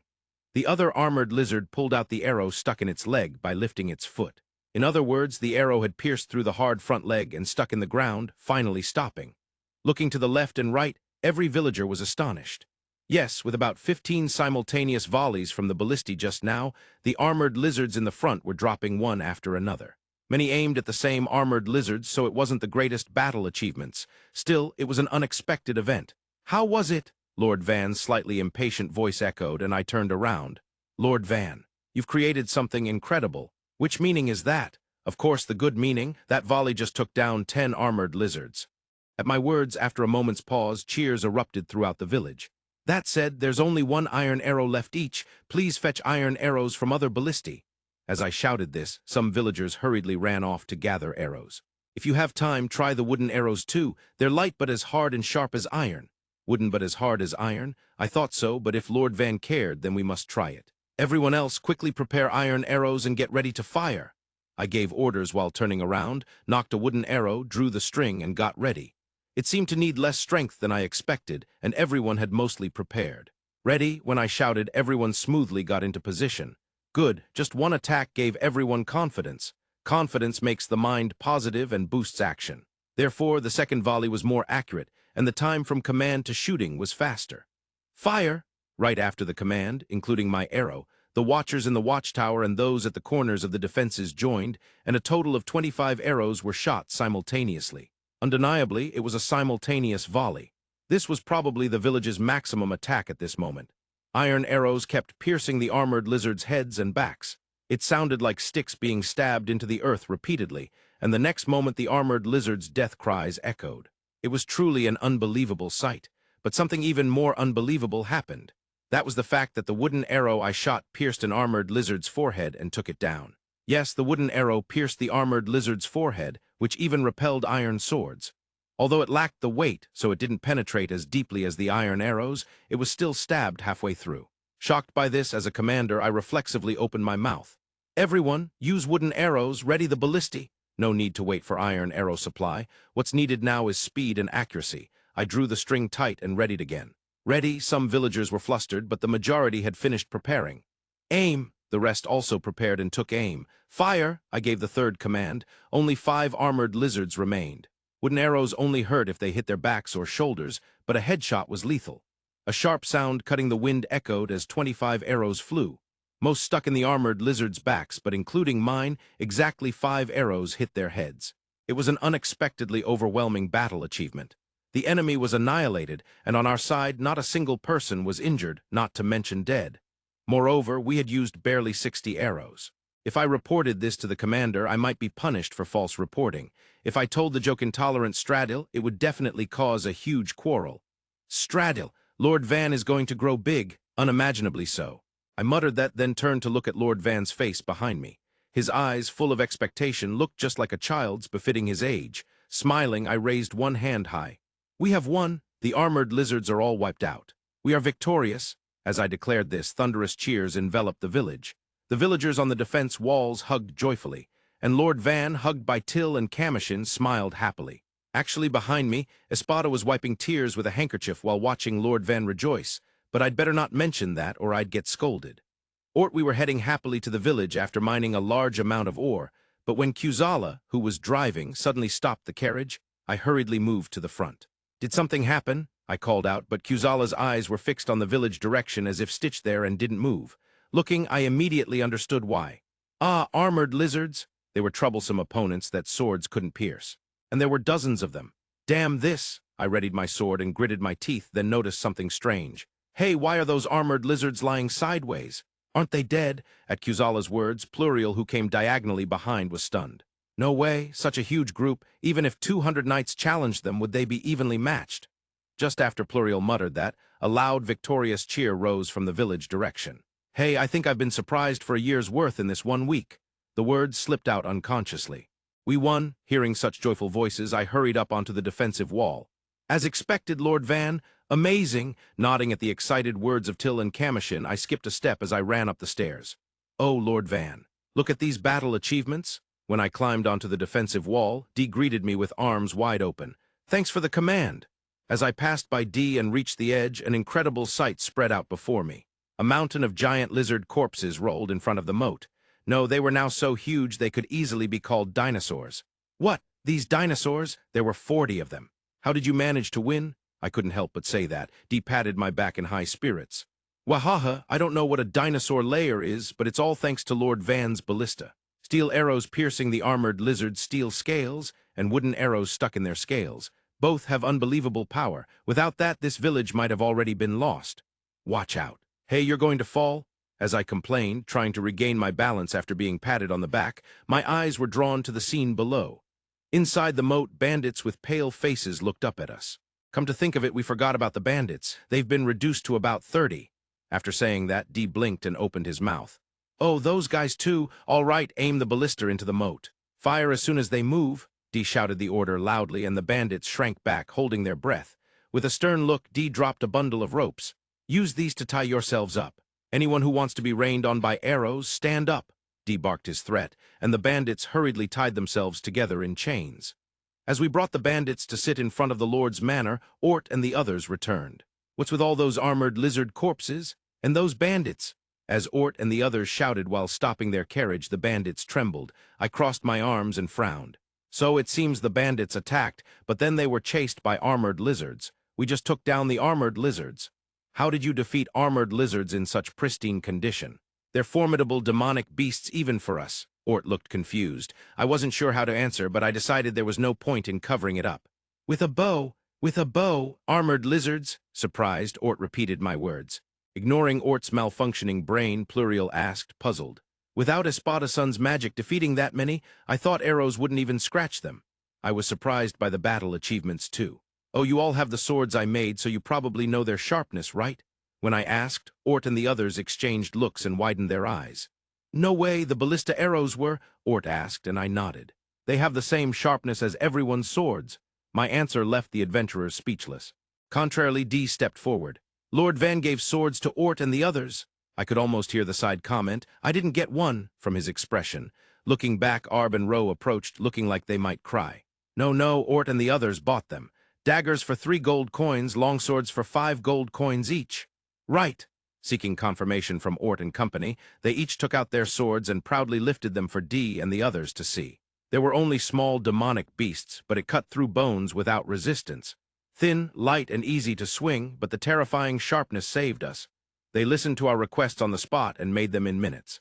Both the look and sharpness are top-notch. For some reason, the adventurers voiced their impressions like hosts on a shopping channel. Dee and the others ground their teeth in frustration. Glancing fiercely at Ort and company, Dee immediately turned to me. Lord Van, I'll buy one too. How much is the greatsword? I want a set of longsword and dagger. Me too, the same set. The three pressed in aggressively to place orders with intense spirits. I could almost feel the killing intent. On the other hand, Ort and the others glanced at their swords with a confident smile. I laughed and shook my head at these two contrasting groups. I won't take money from loyal subjects who came all the way to this remote area. As long as the materials and village finances are manageable, I'll provide a full set of equipment. For all 3 of you. Upon hearing this, the 3 raised their fists in triumph. Ort, meanwhile, looked displeased and glared at me. We've contributed quite a bit too. We want full equipment as well. He spoke in a spoiled tone. A rough old man doing the same would probably just look terrifying. I smiled and refused. No way. I'll do everything possible for the villagers and treat my subordinates well. But Ort and the others, who will eventually leave this village, have to properly pay for the territory. Ugh, why are you so responsible at just 8 years old? Shaking their heads in shock, Ort and the others were interrupted by Espada speaking with a calm face. This is the result of my education. Besides basic knowledge, Lord Van has studied imperial studies, economics, and politics. What unnecessary stuff, Ort groaned, looking up at the sky. I laughed at their exchange, then looked at Ort, Pluriel, and Kuzala in turn and spoke. When the Adventurers Guild is established in this village, I'll give full equipment to anyone who becomes dedicated to the village. Upon hearing this, Ort and the others exchanged looks and formed a circle to discuss something. Well, no conclusion would likely be reached, and pushing for one would only lead to refusal. After all, trying to bind adventurers whose motto is freedom is a mistake. I laughed and looked at the bandits. Now then, what shall I do with these bandits? Muttering this, the bandits turned pale and pleaded for their lives. We'll change our ways and do our best from now on. If we're handed over, it's the noose for us. Please let us work here. Their half-crying commotion was pitiful, but I had no idea what crimes they had committed. I shouldn't trust them easily, for now I asked Rhonda, the village leader, "What do you think of their words?" Rhonda glared at the bandits with a fierce expression. "These people have caused enormous damage to our village in the past. The number of those killed is certainly more than 10. Yes, guilty. It was an immediate verdict. In fact, since the villagers who will live with them harbor deep ill feelings, leniency is strictly prohibited. Not only would the risk increase, but we would also lose the trust of the villagers. I'm sorry, but I think we should have the traveling merchants take them in." "What? That's too much," the bandits complained, but I ignored them. Then I suddenly remembered a good job for them. "All right then, how about you all help break down the armored lizard's materials until the traveling merchants arrive? Is it okay to separate the skin, bones, and meat?" When I asked, Ort nodded. "It's best to carefully preserve the eyes, fangs, and claws too. The innards can't be sold, but the magical cores must be secured." "Oh, right. Then I'll lend you wooden swords. It seems you can cut with them if you try hard." When I said this, despair washed over the bandits' faces. As expected of the carapace subdragon, the armored lizard's skin was incredibly tough. Even the freshly forged wooden sword, a famed blade bearing the Van seal, wasn't an easy match. About the size of a large knife, and with sharp cutting power, if we sliced from the relatively softer belly or the base of the legs, the bandits somehow managed to strip the materials despite their limited strength. With ballistas trained on them, the bandits desperately worked outside the village to skin the beasts. Even with 30 people, dismantling 4 or 5 lizards a day was the best they could manage. "This won't keep up. We should help before the materials go bad," Ort murmured, scratching his head as he watched from atop the defensive wall. Reluctantly, from the second day onward, Arte, Commotion, and some idle villagers took turns dismantling the creatures. With more hands and the skinner's knives replaced by Van-sealed, freshly forged kitchen knives, the skinning marathon managed to finish in 3 days. That night, our village held a festival for the first time in a while, a grand carnival. After all, tens of tons of armored lizard meat would rot in just a few days. Smoking wasn't feasible, and making jerky had its limits. So everyone decided to eat as much as possible together. Along the main street in front of the Lord's manor, campfires were lit at regular intervals, and long skewers were quickly fashioned to roast portions of meat over the flames. Not only the subordinates and villagers, but also the bandits who had been working hard over the past 3 days were served some. Amidst the crackling night fires and the excitement still fresh, Rhonda prompted me onto a platform about a meter high. Everyone, thanks to you all, our village has grown stronger and more magnificent than before. Though modest, we will hold a carnival using tens of tons of meat.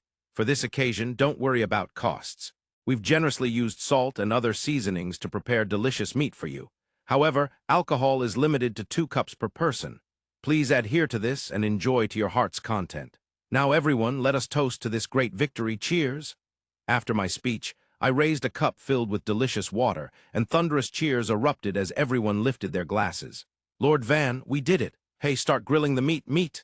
Finally, some good drink! The cheers ended, and the place turned lively like a bustling tavern. Even a beer garden would pale in comparison. The light came only from the campfires and scattered torches, but the villagers' eyes sparkled with joy at this long-awaited festival. To think we can eat so much armored lizard meat! It's always too expensive, so we usually sell it. This time, even if we eat a lot, there will still be leftovers. Such a waste! The adventurers, with mixed expressions, began grilling the meat. Though protected by a tough carapace, the armored lizard's meat was said to be rich in fat and delicious. But how does the carapace affect that? By the way, we got a ton of armored lizard materials. How much would we get if we sold them? I asked during the skinning. Ort gave a dry laugh and raised a finger. The Adventurers Guild pays 10 gold coins for a normal armored lizard. Merchants buy from there, so the retail price is about 20 gold coins. What? We hunted around 40 armored lizards. Hearing that, Ort laughed resignedly. Normally, a mid-sized or larger operation by the Night Order would be required. Between treatment of injuries, weapon and armor repairs, and memorial payments for the dead, there's barely any profit. This village, no, Lord Van, is unusual. No injuries at all. Ah, a bandit hurt his finger during skinning. I joked, only to be met with Ort's sharp gaze. Most of the meat will rot, but even so, each lizard would bring no less than 6 gold coins. If sold to merchants, including transportation costs, that's around 8 gold coins. Oh, so that means over 300 gold coins in total. Amazing, seriously. In Japanese yen, that's probably over 300 million. I earnestly asked Ort to keep up the good work with skinning, then returned to the Lord's manor to enjoy Till's home cooking.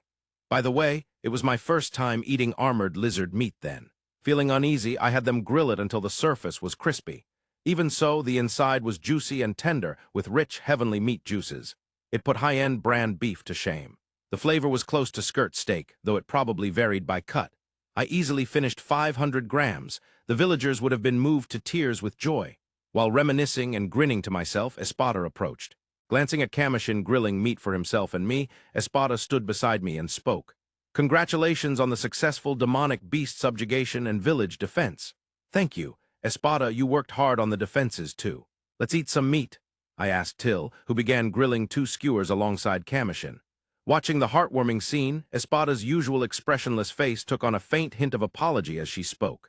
Lord Van, it's a splendid battle achievement, but when a village or town earns income exceeding 100 gold coins, the rule is to pay half as tax to the Marquis family. PFT? I spat out water involuntarily. Oh right, the special tax. We can't keep this a secret, can we?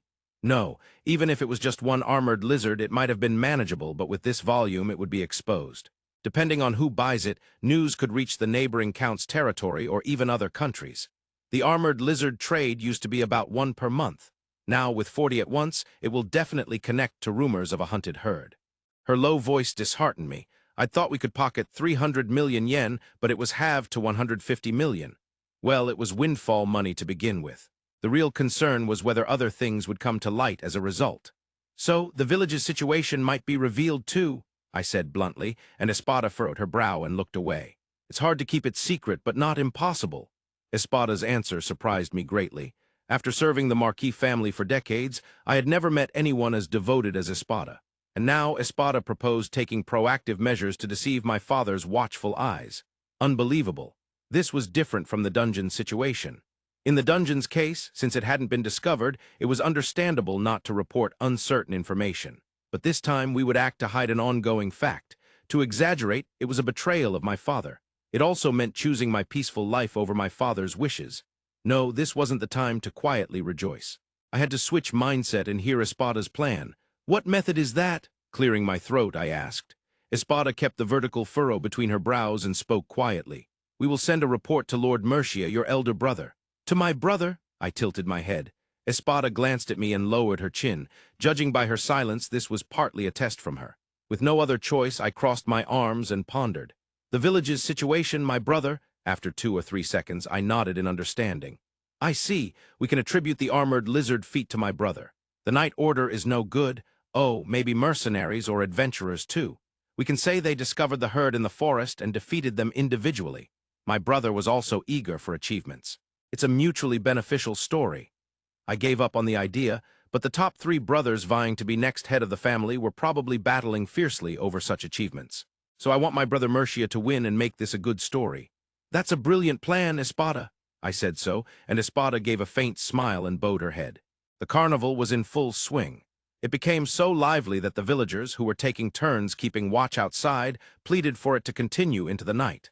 Nearly 150 people enjoyed the meat, yet it didn't seem to decrease at all. "So delicious, so delicious. Ugh, I can't eat anymore. I wonder if we'll get some tomorrow, too." Even after the carnival ended, many villagers couldn't resist snatching pieces of meat while cleaning up. It seemed the villagers had completely been spoiled. When I went around in the morning, one after another, villagers called out to me. "Lord Van, good morning. The meat was amazing. My lord, thank you for your patrol. My lord. Please marry Till." Huh! Every time I walked, warm greetings and thanks were thrown my way, which made me very happy. But as for the one who said he wanted to marry Till, I'll tell him that after I defeat D. Not wanting to lose her, I took Till's hand as we walked. "Oh, Lord Van, holding my hand after so long. Heh, did you want to be spoiled?" Till asked happily, her eyes full of affection. "Well, she's just 8 after all. That's the privilege of a child." However, walking down the main street with everyone watching with fond smiles made me feel a little embarrassed. "Oh, you're letting go?" she said disappointedly, "but Van is the Lord. Being cute is important, but dignity is too. Till, I'll find the kindest person to marry you, okay?" When I said that, Till laughed joyfully. "My job is to take care of Lord Van. Marriage is still far from my mind, you know?" With eyes full of gentle reproach, as if looking at a sulking little brother, Till said that, making me purse my lips. "But if you take it too easy, you might end up a spinster. Please don't worry about that." Till's smile twisted awkwardly. "That said, Till is 18 now. Normally, she would already be married by this age. Well, in this world, maybe there's a grace period until around 25, but most people decide on their marriage between 15 and 20. It can't be helped. If she's not married by 25, maybe I'll take her myself." Thinking this, I reached the village entrance. After checking both sides, I headed to the watchtower where the lazy patrol was stationed. Climbing the stairs to the rooftop, I stood next to a villager leaning his elbows on the thick handrail at the edge and looked down the highway together. "Anything unusual?" "Nah, nothing. It's boring. But the farmers and water fetchers have it tough, so we can't complain, huh?" The man said with a bitter smile, then turned to notice Till, who was close in height, then me and Commotion, and froze. We stared at each other for a beat before the man immediately stepped back. Lord Van, I am so sorry. I wasn't slacking off or anything." The villager started sweating nervously and making excuses. I smiled wryly and looked outside the village. "Watching is about keeping an eye on the outside, so I don't think you're slacking. But try to watch beyond just the highway, okay?" Saying that with a smile, the man straightened up and resumed his vigilance. That's..." Suddenly, the man pointed down the highway and shouted, making me squint in surprise. I peered intently but could only make out a faint black dot-like shadow. As I stared so hard it felt like my eyes might pop out, a voice came from the watchtower on the other side. "It's the peddlers, Bell and Rango." They could even recognize faces. I was astonished and looked at Till and Commotion, and both were staring down the highway with similar expressions. Good. It seemed my eyesight wasn't exceptionally bad after all. Relieved, I noticed there were quite a few people. They had gotten close enough for me to see that the peddlers came with 2 carriages and 5 or 6 people around them. Of course, even that close, I couldn't recognize faces. "Let's pull up the bridge and prepare the ballista for now." "Lord Van, they aren't bandits. The villagers were surprised, but seeing one or two familiar faces doesn't mean they're safe. There's a possibility that people inside and around the carriages aren't escorts or members of the trading company but bandits. They might be under threat too. When I said that, the villagers fell silent, displeased. Well, I guess they didn't really understand, but I thought a little paranoia was necessary to protect the village. Till, go fetch Dee and Ort. Till gave a good-natured yes and ran off. Finally, the opportunity has come. I said that and looked down at the dagger I carried. The relief of the behemoth, the Marquis family crest, reflected the light. The chance I had been waiting for was here. There was so much to do. I had to sell the armored lizard's materials and meat to get money. I needed to buy seasonings and ingredients not available in the village. Also, I had to obtain information about other towns, villages, and the neighboring count's territory. And I had to promote our village's wonderful specialties. Whether this opportunity lived or died was truly up to my skill. As the merchants drew closer, I finally recognized their faces and smiled. Bell and Rango, the surprised merchants, looked up at the village's defenses with wide eyes and open mouths. While they were talking with some men who seemed to be escort adventurers, I decided to speak. You must be merchants. I am Vanni Furtio, the Lord. Merchants, please state your trading company and names. Escorts, please state your professions and names. When I said this, the merchants and adventurers exchanged looks and whispered among themselves. After a while, the young merchant at the front spoke. I am Bell from Merry Trading Company. This is my younger brother, Rango. Our escorts are an adventurer B-rank party led by E, called the Silver Spear. When Bell introduced them, Rango bowed his head and the bald man called E raised a silver spear. I looked over at Ort, who stood beside me. Do you know them? I asked, and Ort nodded. Yes. I often meet them at the Adventurers Guild and have even drunk with them. Hearing that, I looked at Bell and his group again. You are permitted to enter the village. Welcome to our village. When I said that, the villagers hurriedly lowered the bridge and opened the gate.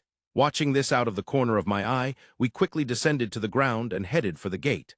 Just in time, Bell and the others were cautiously bringing their carriages inside. Rhonda was the first to step forward inside the village and gave a slight bow. We've been waiting for you. Thank you for coming. As Rhonda said this, the villagers gathered excitedly and surrounded the carriages. For the villagers, it was the first time in a while that goods from outside had arrived. Their excitement was infectious. Bell finally seemed relieved to see the familiar village scene and smiled, the tension melting from his face. Sorry for the delay. We got held up a bit along the way. As I walked toward Bell, they all straightened up hastily. Sorry to keep you waiting. I am Van. Pleasure to meet you, I said with a smile. Bell furrowed his brow and bowed deeply, looking at me. My name is Bell. Pleased to meet you. By the way, forgive my boldness, but are you by any chance Lord Van, the fourth son of the Marquis Furtio family? He asked, and I tilted my head. Yes, but why do you ask? The Marquis family might be famous, but I didn't think of myself as that well known. Seeing my confusion, Bell looked as if he had seen something interesting and began to speak. No, there was talk in the Marquis family's castle town, about where the family's greatest genius is now. Hearing those words, I blinked and fell silent. As we traveled along the highway, I sat in the driver's seat and looked back into the carriage to talk with my younger brother, Rango. This time has been rough. In the end, going to Edge Village to sell seasonings and daily necessities won't bring in much money. Edge Village is that nameless settlement out on the frontier. Because it's a village at the edge, we simply called it Edge Village. There's nothing to bring back from Edge Village either. This trip is a huge loss, Rango replied, joining in my complaints. Usually we manage to make a decent profit.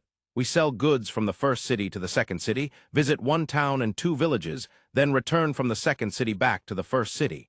That's our usual route. Taking luxury goods from the first city to the second is a reliable trade. The clothes, seasonings, and jewels bought in the second city sell fairly well in the next town. Then we buy as many cheap seasonings as possible and roughly stock up on the cheapest daily necessities, hitting the two villages afterward.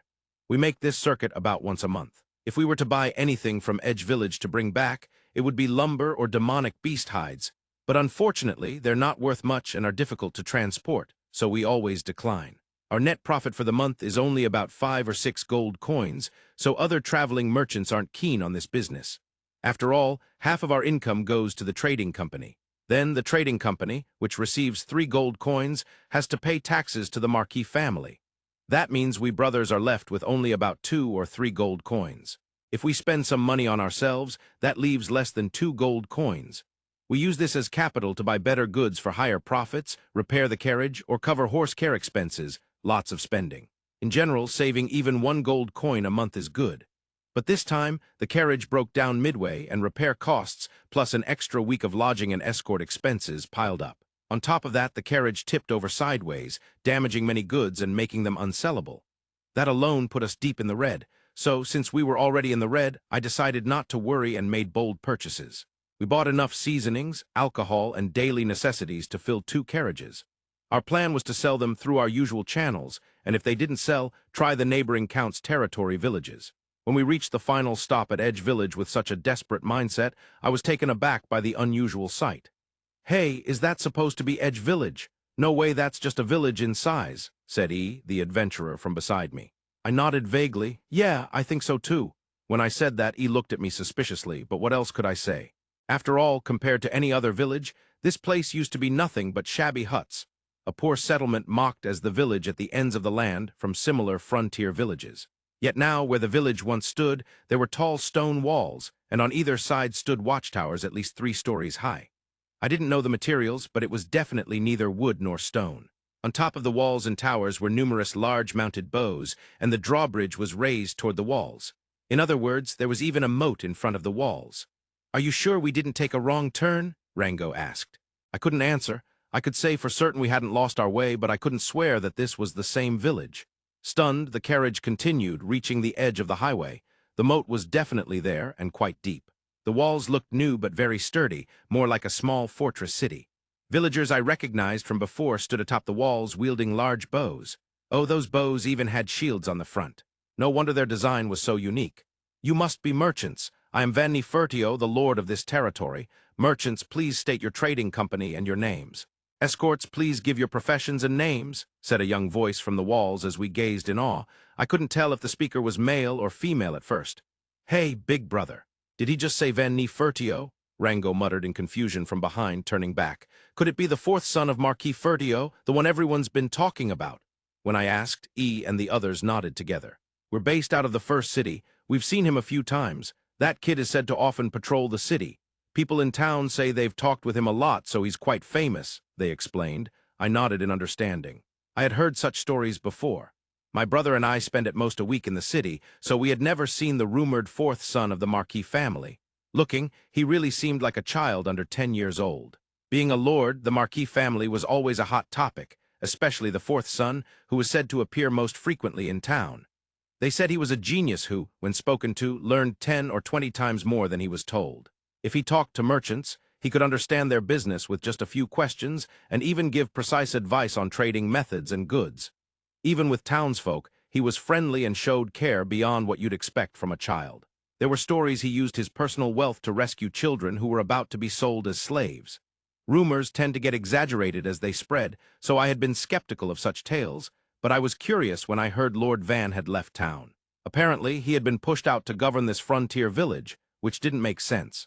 Geniuses are often resented, of course, but even if he was sent to the frontier on purpose, judging by this village's condition, he must have provided considerable aid. There were a few possibilities to consider, but speculating now wouldn't get us anywhere. I turned back and spoke.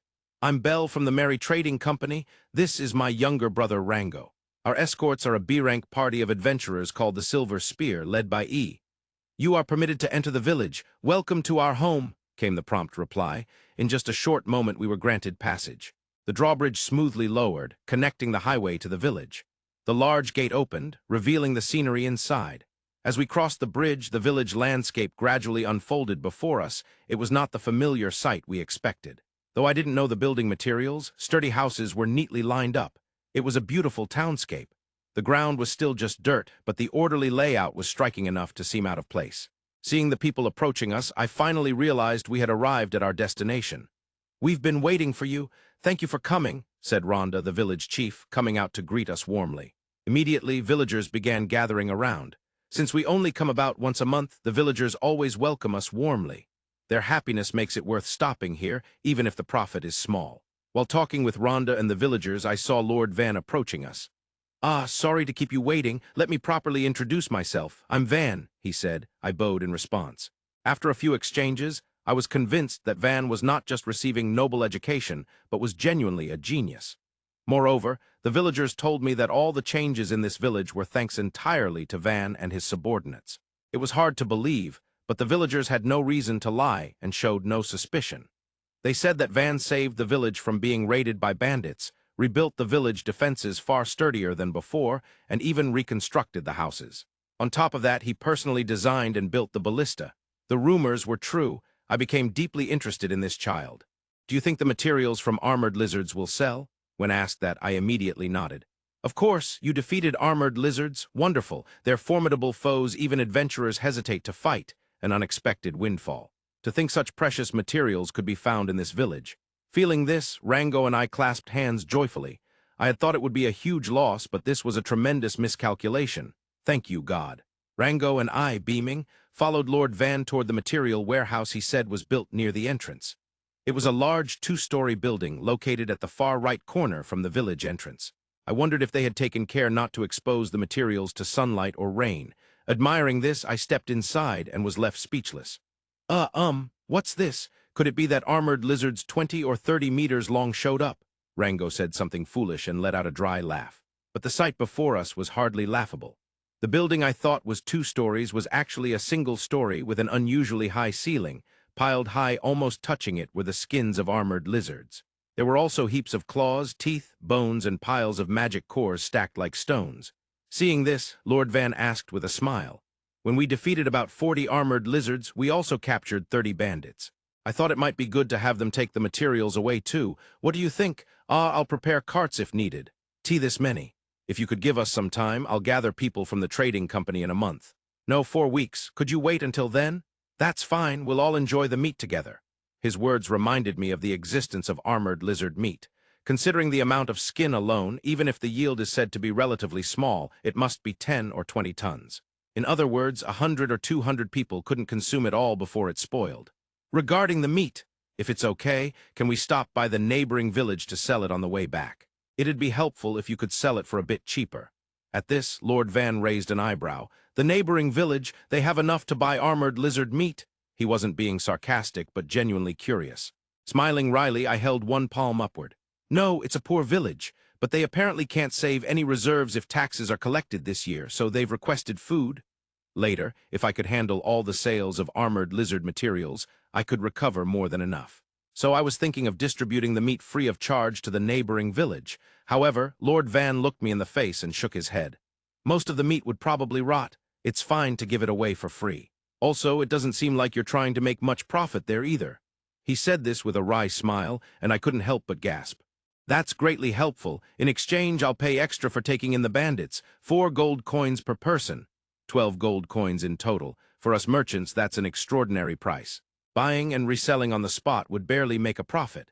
Bringing them back from such a remote place, we'd have to sell each for just 1 gold coin to break even. The nobles wouldn't understand, but for us, this was the utmost sincerity.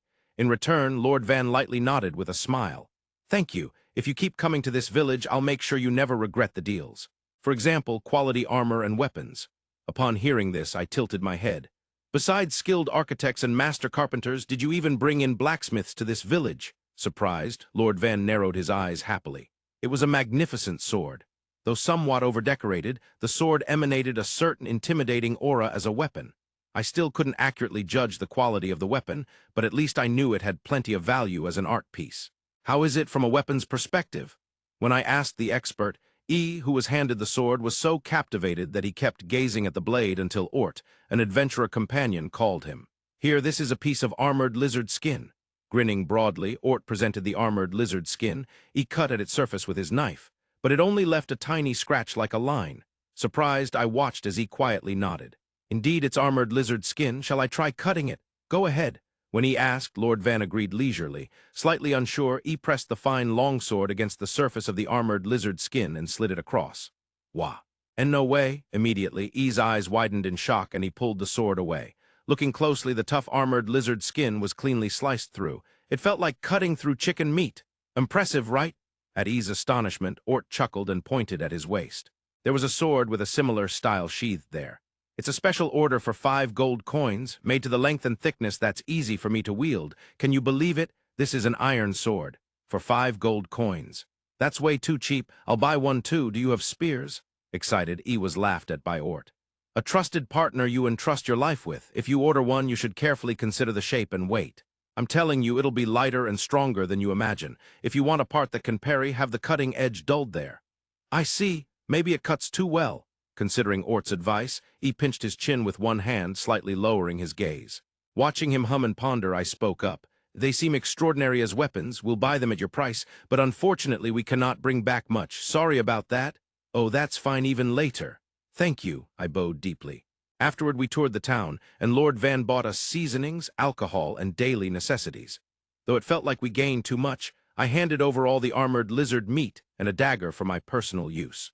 That's nice, big brother. Hearing that, I personally bought another dagger for 3 gold coins.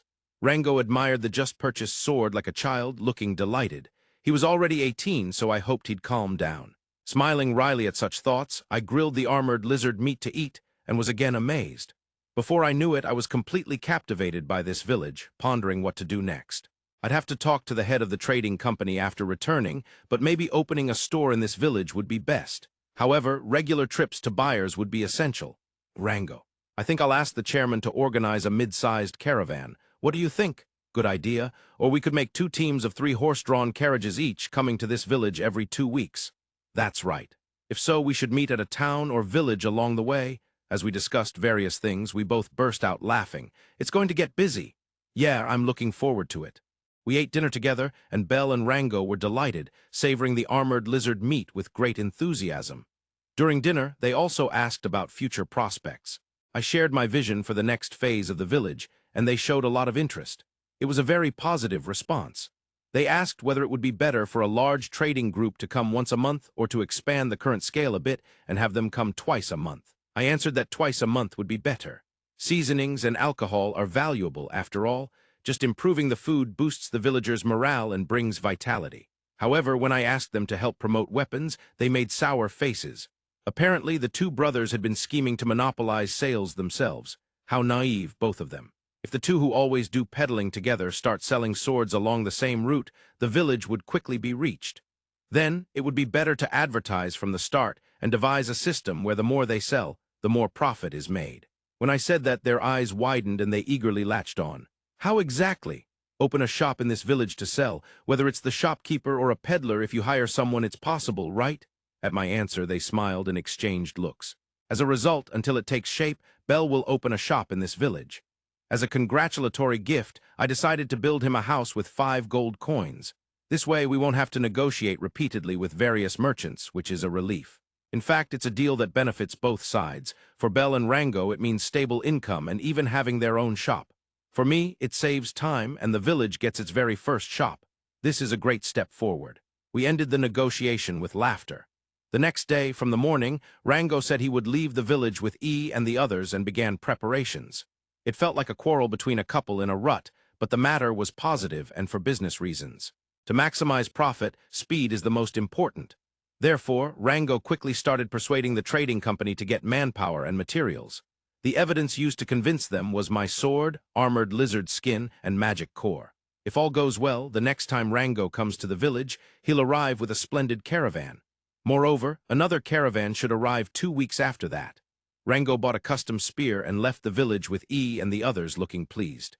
By the way, to hand over all the credit, Rango was given a letter addressed to Murcia. Well, since it has my wax seal, it should be fine.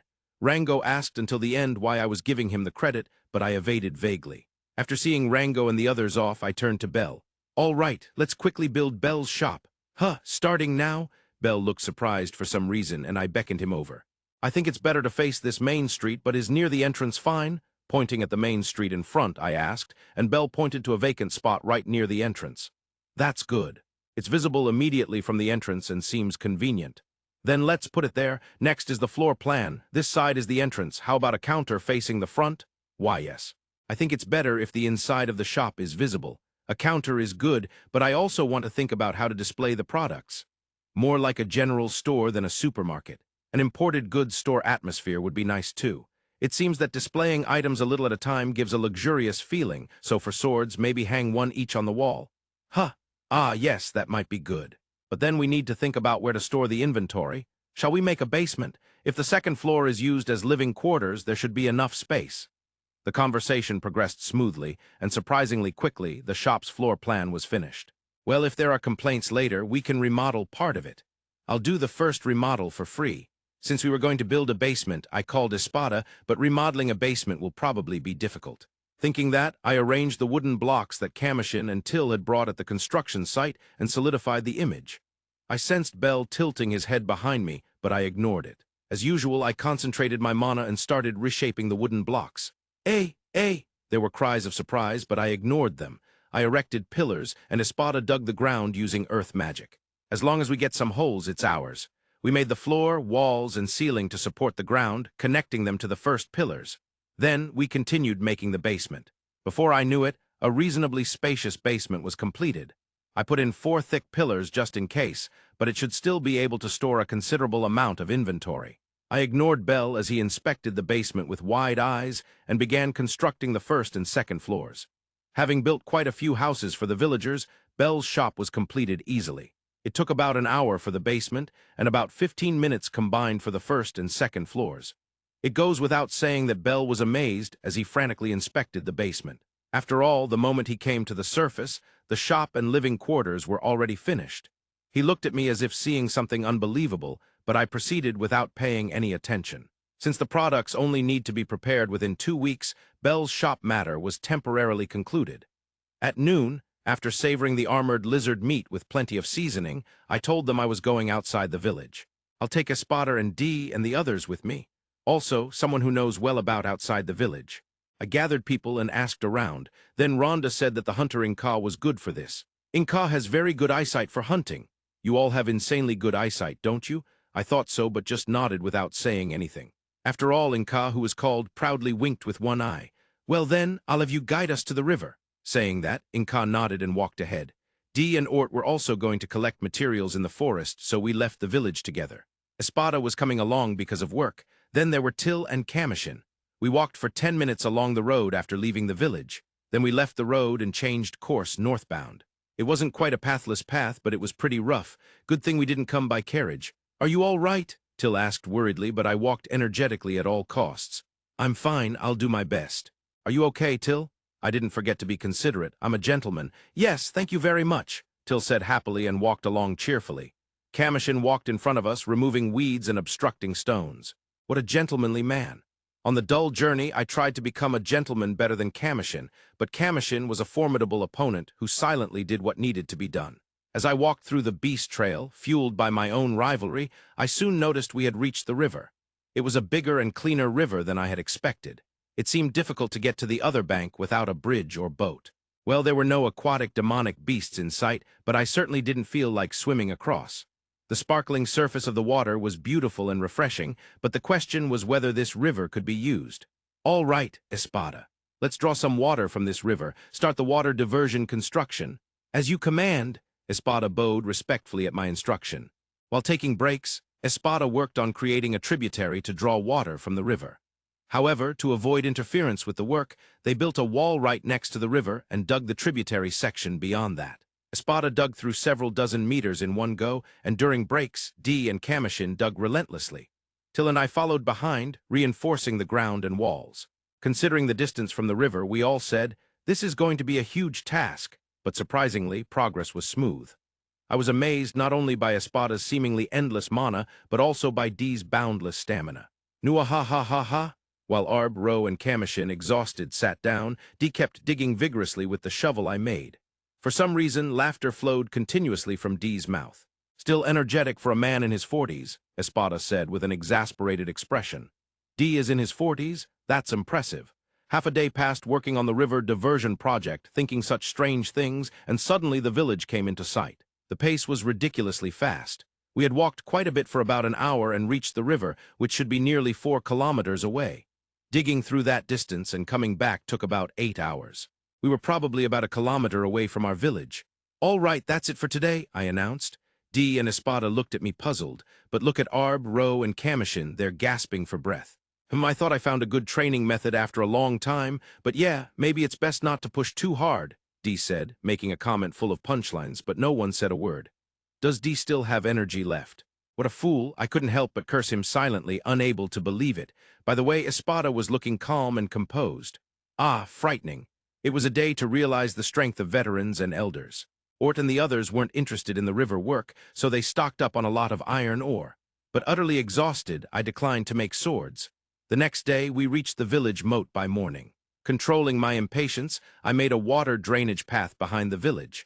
A little further ahead, we built a small but deep reservoir.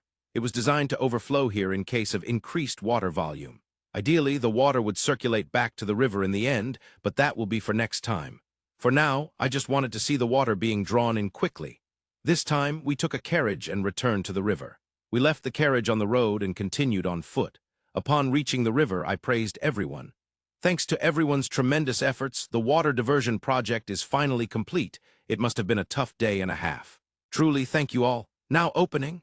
As soon as I finished my words of appreciation, we broke down the wall blocking the river and the tributary. Water immediately began flowing into the new tributary from the river.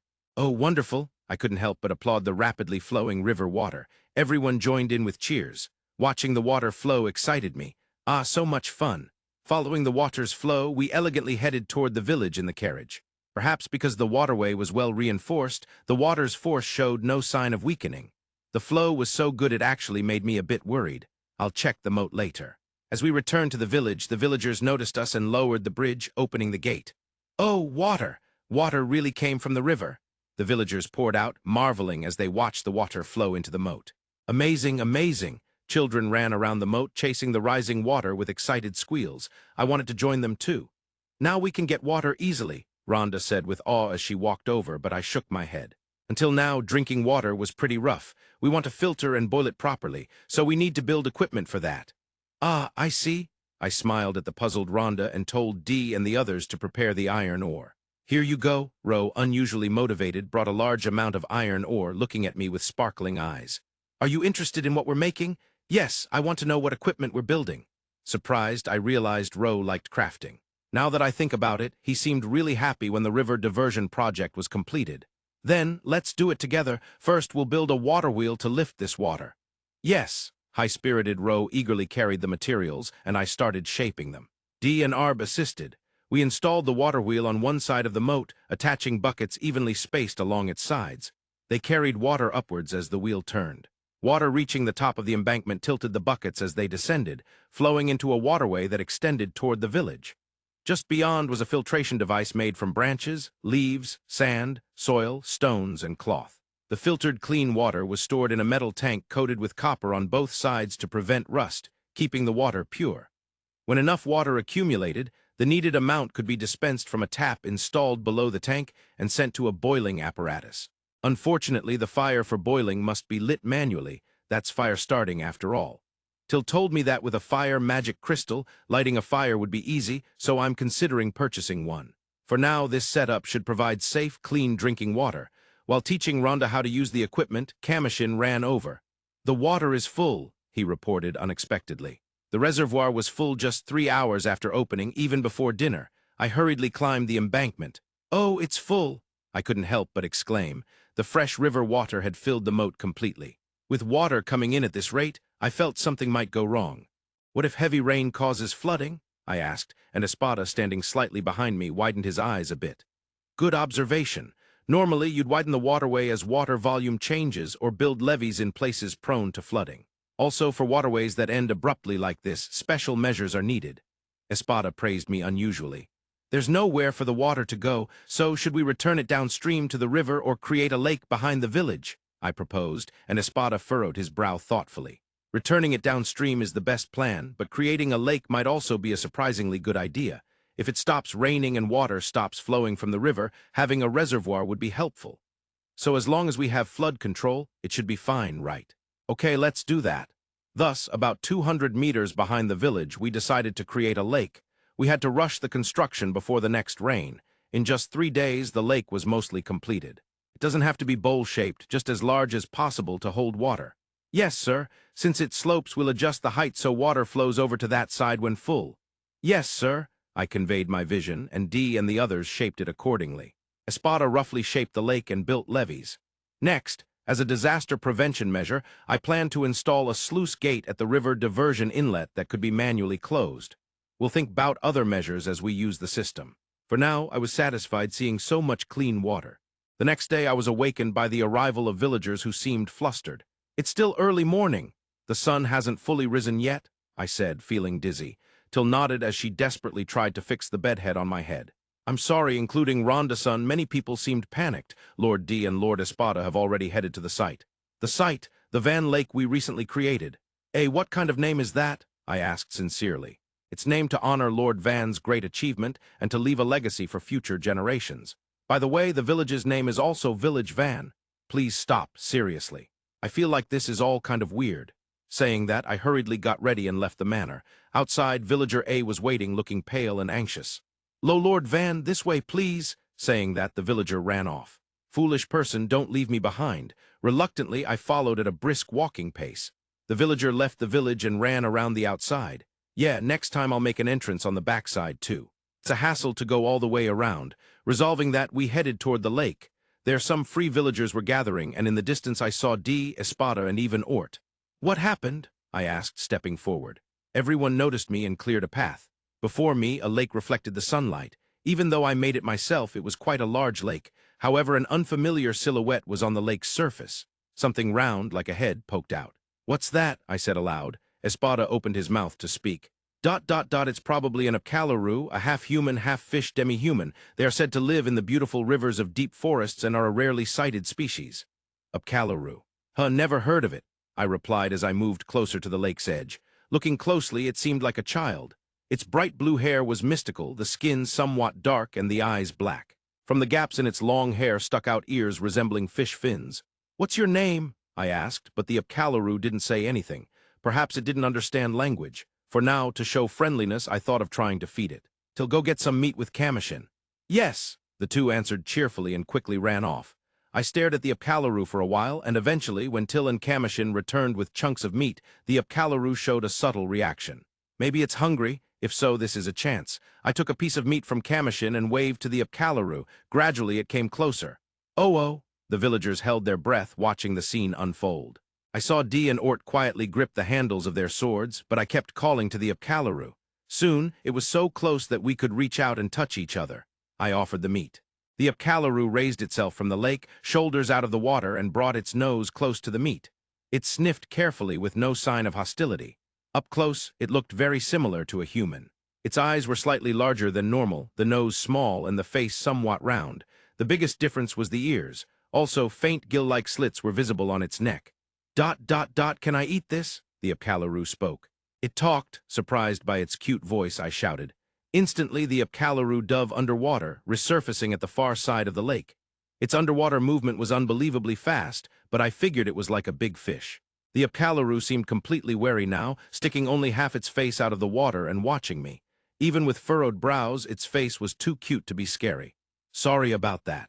Come here." I called again, but it turned its face away abruptly. Had I upset it? "Till, do we have any fruit?" "Yes, I'll bring some right away." The second plan, sweet things are always a winner.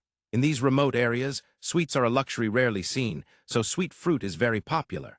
After all, sugar is a luxury item only affordable by nobles or merchants who import it. Because of this, sweets culture hasn't advanced much here. If sugar and butter became common among the general populace, the variety of sweets would surely expand. Personally, I want buttery baked goods, but that's hard to realize. Anyway, the point is that unless you're very rich or noble, you can't enjoy delicious sweets. So when Till and the others brought sweet fruit and I laid them out to call the Apcaluru again, the result was immediate. The Apcaluru poked half its face out of the lake, eyes shining brightly, and slowly approached. "Meat or fruit?" I asked. The Apcaluru furrowed its brows and was silent, then surfaced and spoke. "I eat meat, then fruit." All right. I laughed and offered another piece of meat. The Apcaluru gently accepted it, moved a little away, and ate it. Immediately after, it widened its eyes and looked toward us, but was so focused on eating it was almost entranced. In seconds, it finished the meat and looked at us with a slightly stern face, seemingly inspecting D, Ort, and the others too. "This meat," the Apcaluru murmured as if wanting to say more. I tilted my head. "It's armored lizard meat. It's about to go bad, so if you want more after tomorrow, I can give you dried meat." When I said that, the Apcaluru's eyes widened and it looked at the chunk of meat Commotion held. "Who hunted it?" it asked. I tilted my head and looked around. "Who? Anyone who operated the Ballista." I tried to check everyone's faces, but they were all looking at me in unison. Then, one after another, they spoke. Lord Van, yes, it must be Lord Van's strength." My name was repeated over and over. No, it was the Ballista. I tried to say, but in the end it was attributed to me. I felt like I had been framed. It seems I was the one who defeated it. Resigned, I reported that, and the Apcaluru blinked its big eyes and stared at me intently. Then it opened its mouth softly. I see, saying only that, it took fruit from my hand and disappeared into the lake. I turned back with a question mark on my face, but everyone else was puzzled with furrowed brows. The next day, Till ran to me while I was enjoying a good sleep. "Lo, Lord Van, what's going on?" I jumped up groggily as she flung open the door. Till, sweating nervously, bowed her head apologetically as if to make up for her rudeness. "I'm sorry, there's been a report of an attack, so I hurried here." "An attack?" "Yes, the enemy force is currently stopped at the moat." That's dangerous, so they're opponents that even ballistas can't drive off." While we exchanged words, Till quickly changed my clothes for me. In just a few tens of seconds I was dressed, and as I said, "Let's go," I stepped out of the room. To attack my village, they must have some nerve. I'll crush them. Thinking that, I ran up onto the defensive wall and looked down at the moat in amazement. It was packed full of Apcaluru. "There's no way armored lizards are the gods of the Apcaluru, right?" I asked Till, looking at her face, and she tilted her head with a troubled expression. Arb and Ro drew their swords and took their stances. The villagers clung to the ballista, looking down at the Apcaluru. In the tense atmosphere, the Apcaluru stepped closer by about a step, emerging up to their shoulders from the water of the canals and moats. Yesterday, the Apcaluru were cute children, but this time, their ages and genders were all mixed. That said, none looked like they were over 40. Mostly young men and women, along with children. They all had beautiful blue hair, and many were good-looking. Well, their lower bodies were like fish, so it's hard to say much about that. As I observed them, a man in his late 30s looked up and spoke. "Boy over there, I would like to speak with you." He looked me straight in the face as he said this. His eyes were fierce, and Audiobook, I decided to bring D along. Without a bodyguard, facing him would be scary. As I was calling someone who could be a bodyguard, for some reason, Bell, who was supposed to be a merchant, approached. "The Apcaluru trade with some merchants. I don't know where they get their goods, but many rare materials are involved, and among merchants, dealing with the Apcaluru often leads to big business opportunities." Bell's eyes sparkled. Her enthusiasm was intense. Well, I was also interested in those rare materials, so maybe letting Bell handle the negotiations wouldn't be a bad idea. With that thought, I agreed to let her accompany us. We lowered the drawbridge, opened the gate, and stepped outside. The Apcaluru peeked out from the moats and canals, looking at us. It was an unsettling sight, like severed heads rolling around. Then the man from before appeared right beside the bridge. "My daughter was taken care of." "Daughter? Ah, the child from yesterday." So he had told his father, "I received food at someone else's house." I understood. As I nodded in understanding, the man gave a shallow nod and narrowed his eyes. "I heard the boy defeated an armored lizard." "Well, something like that," I answered resignedly, and then the Apcaluru suddenly started murmuring anxiously. "No way such a child. A powerful magician, but indeed strong ones follow him." They exchanged these whispers quietly. D and Ort seemed to sense the strength from the atmosphere. Watching how things unfolded, the Audiobook spoke with a grim expression. "I acknowledge it, hero. I consent to your marriage with Renovate." Marriage! At that sudden declaration, my eyes nearly popped out. "What is he saying, Audiobook? And who is Renovate, the girl from yesterday? She's not here today." I was in a mini panic. Staring intently at the Audiobook's face, he scowled and spoke. "Are you dissatisfied? Renovate is my only daughter, Renovate. She is beautiful and will shine like a jewel in the future." "That's great, but where is this Renovate?" I asked, and Renovate furrowed her brow deeply and pointed diagonally behind herself. Looking carefully, I saw Renovate from yesterday among the Apcaluru in the distance. She was talking to other small children and pointing at the fortifications. No, Priora-chan is just playing with what looks like her friends. Where did this marriage talk even come from? I thought, looking at Renovate, who glared back at me. Our Renovate tribe has lived without connections to humans until now, but recently, armored lizards have taken our river as their territory. Therefore, I seek a strong man as Renovate's husband. "Oh," I nodded somewhat. In other words, scary demonic beasts have increased recently, and they want to ally with a strong human to secure safety. As a condition for the alliance, they offer the clan leader's daughter in marriage. Sounds like a political marriage from the warring states period. Well, even nobles do that often, but I didn't expect to get such an offer. Naturally. Then we will live near the husband. Is this water territory the husband's? This moat? No, if possible, please use the lake behind us. Here the bridge comes down, and if visitors or traveling merchants come by, it would be surprising. When I answered that, Renovate nodded quietly and led everyone toward the lake. Before I knew it, weren't they acknowledging it? "Hey, I'm not getting married. Even without marriage, I'll protect you." I raised my voice to protest, but the Apcaluru had already submerged in the water and headed toward the lake. Did they get the message? Tilting my head, Belle approached, eyes shining. If you get rare materials, please consider selling them at my shop. Backing away a step, I nodded. Okay. For now, if it comes to that. Belle muttered, unbelievable, what a day. While thanking me, the villagers seemed unclear about what was happening and only murmured restlessly. Only Espada looked somewhat grim and muttered. This is an incredible stroke of luck, but to think Lord Van's first fiancée is an Apcaluru, I can't predict what kind of judgment this will bring. I wanted to shout at Espada, is the engagement already decided? Looking at Till, he cast a very complicated expression downward. If Lord Van has chosen then, well, clearly unhappy. But he did say no, so the engagement drama was still only a near miss. With that in mind, I went to check the lake, but the Apcaluru had already taken over. Near the shore, adult Apcaluru were chatting leisurely, while children played happily near the lake's center. A peaceful scene, but somehow I felt drained. If we've decided to be allies, I should properly support them. I muttered and instructed Espada. Could you expand both sides? I want to make it like a boathouse. Boathouse? You mean a house where small boats can dock?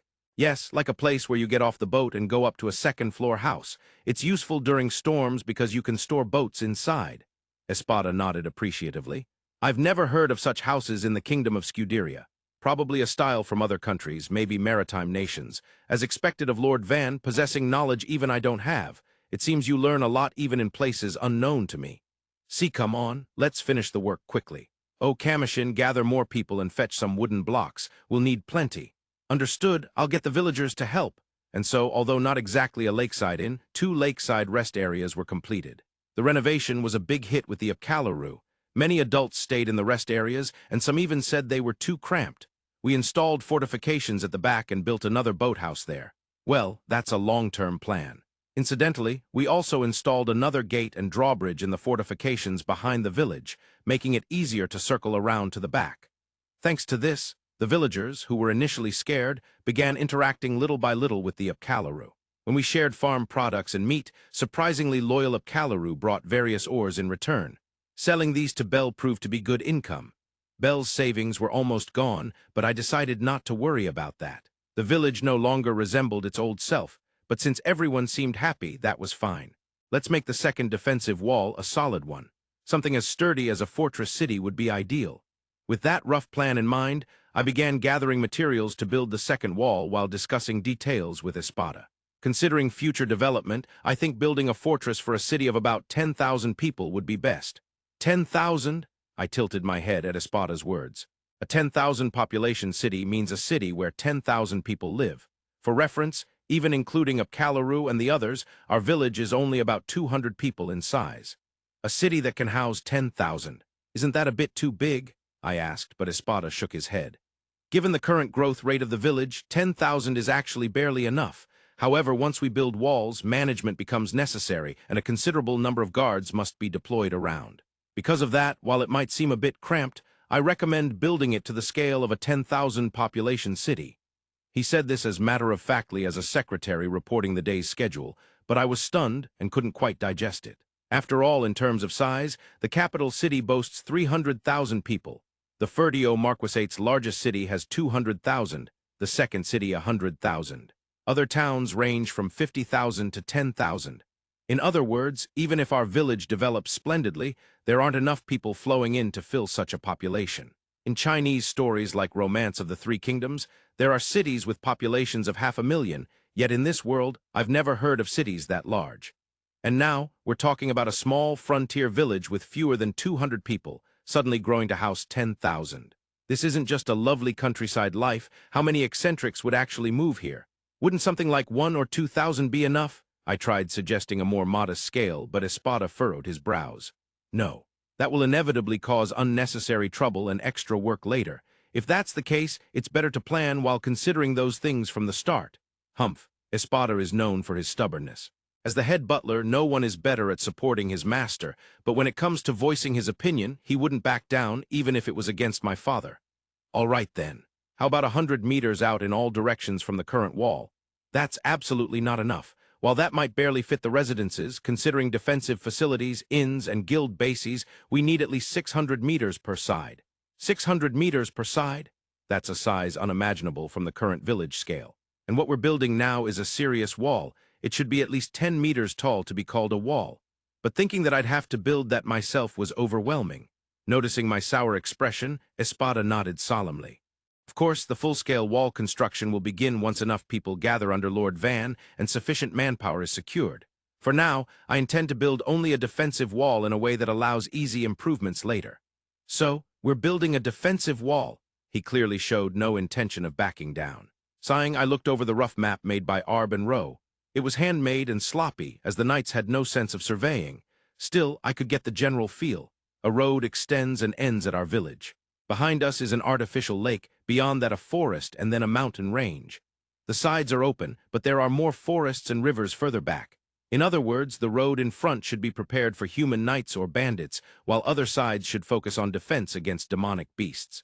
Against humans, quantity and variety matter. Against demonic beasts, power is more important. Considering that, it might be a good idea to change the shape to increase our options. How about we try something other than a square fortress city? I said this, and Espada raised one eyebrow. Do you mean a circular fortress city? Up until about 100 years ago, circular fortress cities were common, but with the rise of powerful magicians, there were increasing cases where the fortress was broken through a single breakthrough point. Because of that, and for ease of defense, square-like fortress cities became mainstream.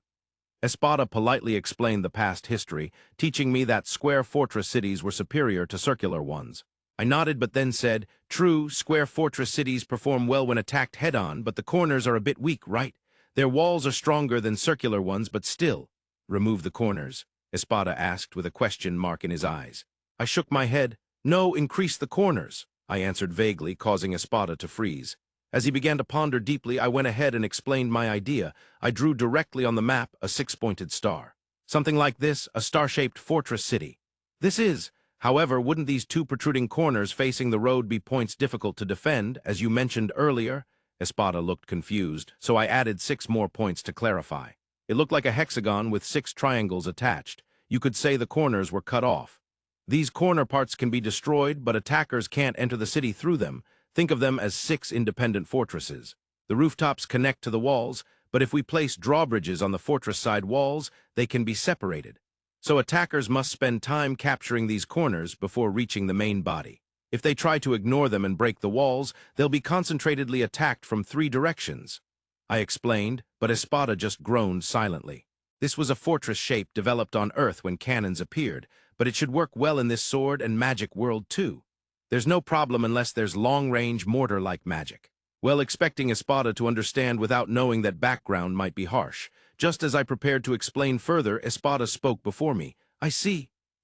Tilting my head, Espada pointed at the map. "If attacked head-on, there's concentrated attack.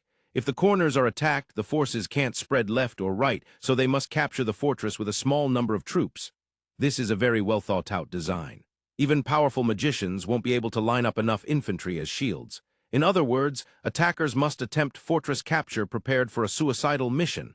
After saying that, Espada continued muttering as he stared at the map. "Lord Van, would you care for a refill of tea?" "Oh, yes, please, thank you," thinking the discussion was over for now, Till handed me some tea. It was easy to drink and delicious, a comforting flavor like black tea or fruity tea. Just as I relaxed, suddenly heavy footsteps echoed through the manor. Could it be Commotion? Still, the stomping was loud. What's with the soundproofing of this place? Who built this? As I grumbled in my head, the door to the Lord's office burst open from outside. "Lord Van!" To my surprise, it was Arb who appeared. Knights don't usually run in the hallway. "What is it?" When I asked, Arb's eyes widened as he pointed outside. "It's not just what is it. A messenger has arrived from the adjacent house of Count Ferdinand." "Huh!" I tilted my head and Rowe peeked out from behind Arb. "It's not just the flag bearing the windmill and sword crest of the house of Count Ferdinand. There were also 3 carriages with the flags of Viscount Cayenne, a rising noble faction of the Count's house, bearing the unicorn and shield crest. About 100 soldiers accompanied them." At Rowe's added information, I instinctively glanced at Till and Espada. "They aren't too conspicuous yet, right?" I asked, and Espada gave a vague expression.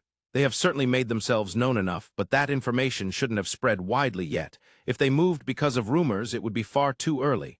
"That's right." I nodded at Espada's words, then after a moment raised a question mark. For now, I can't keep them waiting. With that thought, I moved to the reception room prepared on the 2nd floor of the Lord's Manor to meet the visitors. The reception set consisted of 3 pairs of sofas arranged around a low table, but since there were 3 carriages, there might be more than 3 guests. Should I rearrange the sofas a bit? No, if I make it 4 pairs against 2, it might look awkward if there are fewer than 3 guests. I pondered. Espada D and Commotion wouldn't be sitting, so I would be the only one sitting on this side. By the way, Till was hurriedly preparing light refreshments and tea. Would it have been better to ask how many guests there were? While I was troubled by such a subtle dilemma, I heard a knock on the door. I gave up. "Please come in," I replied, deciding to sit firmly in the middle of the sofa and wait. Well, I'm just a local lord without a noble title, so depending on the visitors, it might not be appropriate to sit, but I can decide that after seeing who they are. Being a child as I am, if I get underestimated just by my attitude, I'd be treated even more lightly than helium gas. Just as I settled in, the door slowly opened. 2 people appeared. A beautiful woman who looked like she was in her mid-20s, and a beautiful young girl who appeared to be about 10 years old. The woman was tall and slender, but with a well-proportioned, attractive figure, her long, wavy blonde hair swaying. To put it simply, she gave off an OH, it's an American dream vibe. In contrast, the girl looked gloomy to the point of seeming unfortunate. Her hair was white, her skin pale, and she slouched with a timid upward gaze that seemed to show her lack of confidence. A worried expression seemed to be her default. Looking at the girl, I felt like a parent or a teacher, worried she might be bullied. Should I have stayed seated? These 2 were hard to read. No, if such a child was sent, there was no way she was just an ordinary kid. Reconsidering, I stood up. "Nice to meet you. I'm Van Nefertio. I'm entrusted as the lord of this village." After introducing myself with a slight bow, the woman and the girl both bowed.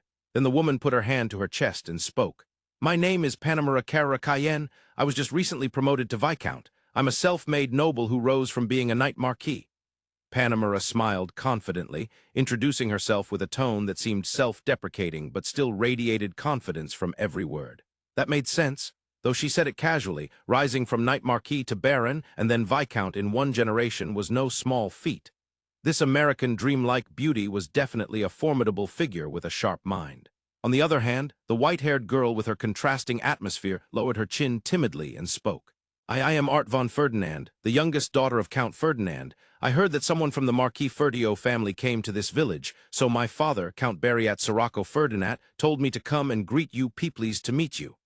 After her hesitant greeting, Art bowed deeply. Reading between the lines, it looked like one of the sons of the Marquis Ferdio, whom they consider a rival, was sent to the frontier. So they decided to send the youngest daughter, who wouldn't be a problem even if something happened, to spy. But that made Panamera's presence a mystery. Looking at her, I caught Panamera's lion-like, intense gaze directed at me. It was intimidating, so I invited them to sit and sat down myself. There was no friendly vibe from Panamera's eyes. It felt like she was trying to gauge my true intentions. That's when I realized. Though it was the king's decision, Count Ferdinand, whose territory had been reduced, harbored both anger and fear towards the Marquis. So he was curious why the prodigy boy Van was sent to the frontier. In other words, he suspected that Van's unfortunate treatment might all be a scheme by Marquis Ferdio, and he worried that a surprise attack might come from the frontier. Therefore, Panamera, probably a battle-hardened veteran, was sent along with the daughter. After reaching this conclusion, I looked up. "That's very kind of you. I appreciate you going out of your way to come all the way to this empty village. I look forward to working with you." Saying this with a smile, Art visibly relaxed, but Panamera gave a fierce grin and spoke. "From what I see, you're a little younger than Miss Art, but you're surprisingly composed. No offense, but why do you think we came here, Vandono?"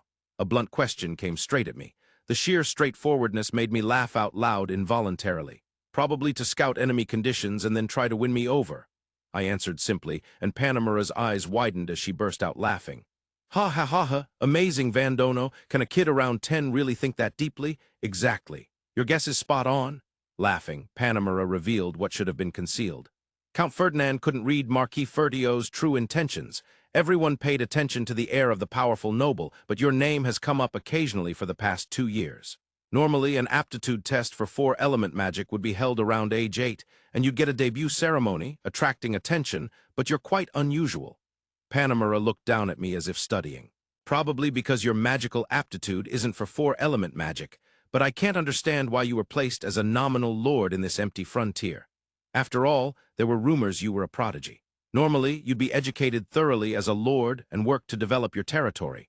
That's why Count Ferdinand was suspicious of you being entrusted with this land on the border of his count's territory and the Yelaneta kingdom." Panamera spoke frankly about what she was thinking. Regardless of the truth, it's strictly forbidden for high-ranking nobles within the same country to pry into each other's secrets and do each other harm.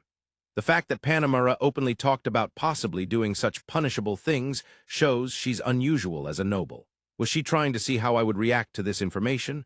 Art looked puzzled beside me. Well, since it will come out eventually, I guess it's true that I don't have aptitude for four-element magic. But the rest of your worries are unfounded. I was just pushed aside, I said with a self-mocking smile. Panamera stared at me silently for several seconds. Then suddenly she straightened up and let out a deep sigh. Honestly, that's dull. The story of you being a prodigy was just a rumor after all. You mean my father plans to make me do something? Panamera's words annoyed me a bit, and I asked back. I was swiftly kicked out of the house. There was no doubt about it. Daddy's an idiot. My gratitude for my brother hasn't changed, but Panamera spread out one hand with a look of exasperation. Why don't you realize it? I noticed as soon as I came here. I heard this was a village with barely 100 shaky huts, but in just 1 or 2 months. In such a short time, you have built these walls and rebuilt all the buildings with new materials I don't even recognize. The Lord's Manor has an experienced butler, and outside there are skilled knights who seem useful. After saying that, Panamera glanced at Art's face briefly before speaking quietly. Did you send at least 5,000 troops? The skill to deploy them without us noticing is impressive, but you must have considered the possibility of being detected and still did it. Why? Because you have great expectations for Vandono, intending to make this frontier a new military base. PHFFT? I couldn't help bursting out laughing at Panamera's grand misconception. No, this misunderstanding is really bad, not a good situation, but it was such an incredible misunderstanding that I couldn't stop laughing, and from an outsider's view it made sense. What's so funny? A low, menacing voice sounded. Panamera looked around warily and glared at me. Since my intentions had been exposed, she probably thought I might be assassinated secretly. Sensing that killing intent, Dee quietly crouched down, ready for battle. Commotion followed, gripping the hilt of the sword at his waist. Ha ha ha ha ha. The more serious the mood became, the funnier it got for me. I was done for, I was cracked up. I sensed everyone's attention on me, but I was going to enjoy this burst of laughter. This is the second episode for today. No, I'm sorry for laughing. After a moment, I managed to say just that. My mouth was still twitching, but I was calmer than before. Panamera looked at me suspiciously, while Art watched me with concern. Espada, Dee, and Commotion were still watching Panamera warily, but there was no risk of a clash here anymore. Without even realizing it, my laughter seemed to have diffused the tension. As expected of Vankun, I gave a wry smile and spoke to Panamera. Then let me correct that misunderstanding. A misunderstanding? Panamera frowned, and I nodded in response. The subordinates assigned to me are only that child Commotion and the maid till I didn't even get paid much. When I said that, Panamera's eyes narrowed. Then what are those knights and butlers there? The 2 young knights waiting outside are obviously your subordinates too. Before I could answer, Dee spoke up quickly. We voluntarily followed Lord Van. They said they were coming to see him off and act as guards, so we rushed out. The other day, the Knight Commander sent a sudden recall order, but we ignored it. He laughed heartily. No, this is no laughing matter. If you got a recall order, you have to go back. Otherwise, you'll be kicked out, you know? I said that, but Dee just laughed joyfully. Watching that in disbelief, Espada finally spoke.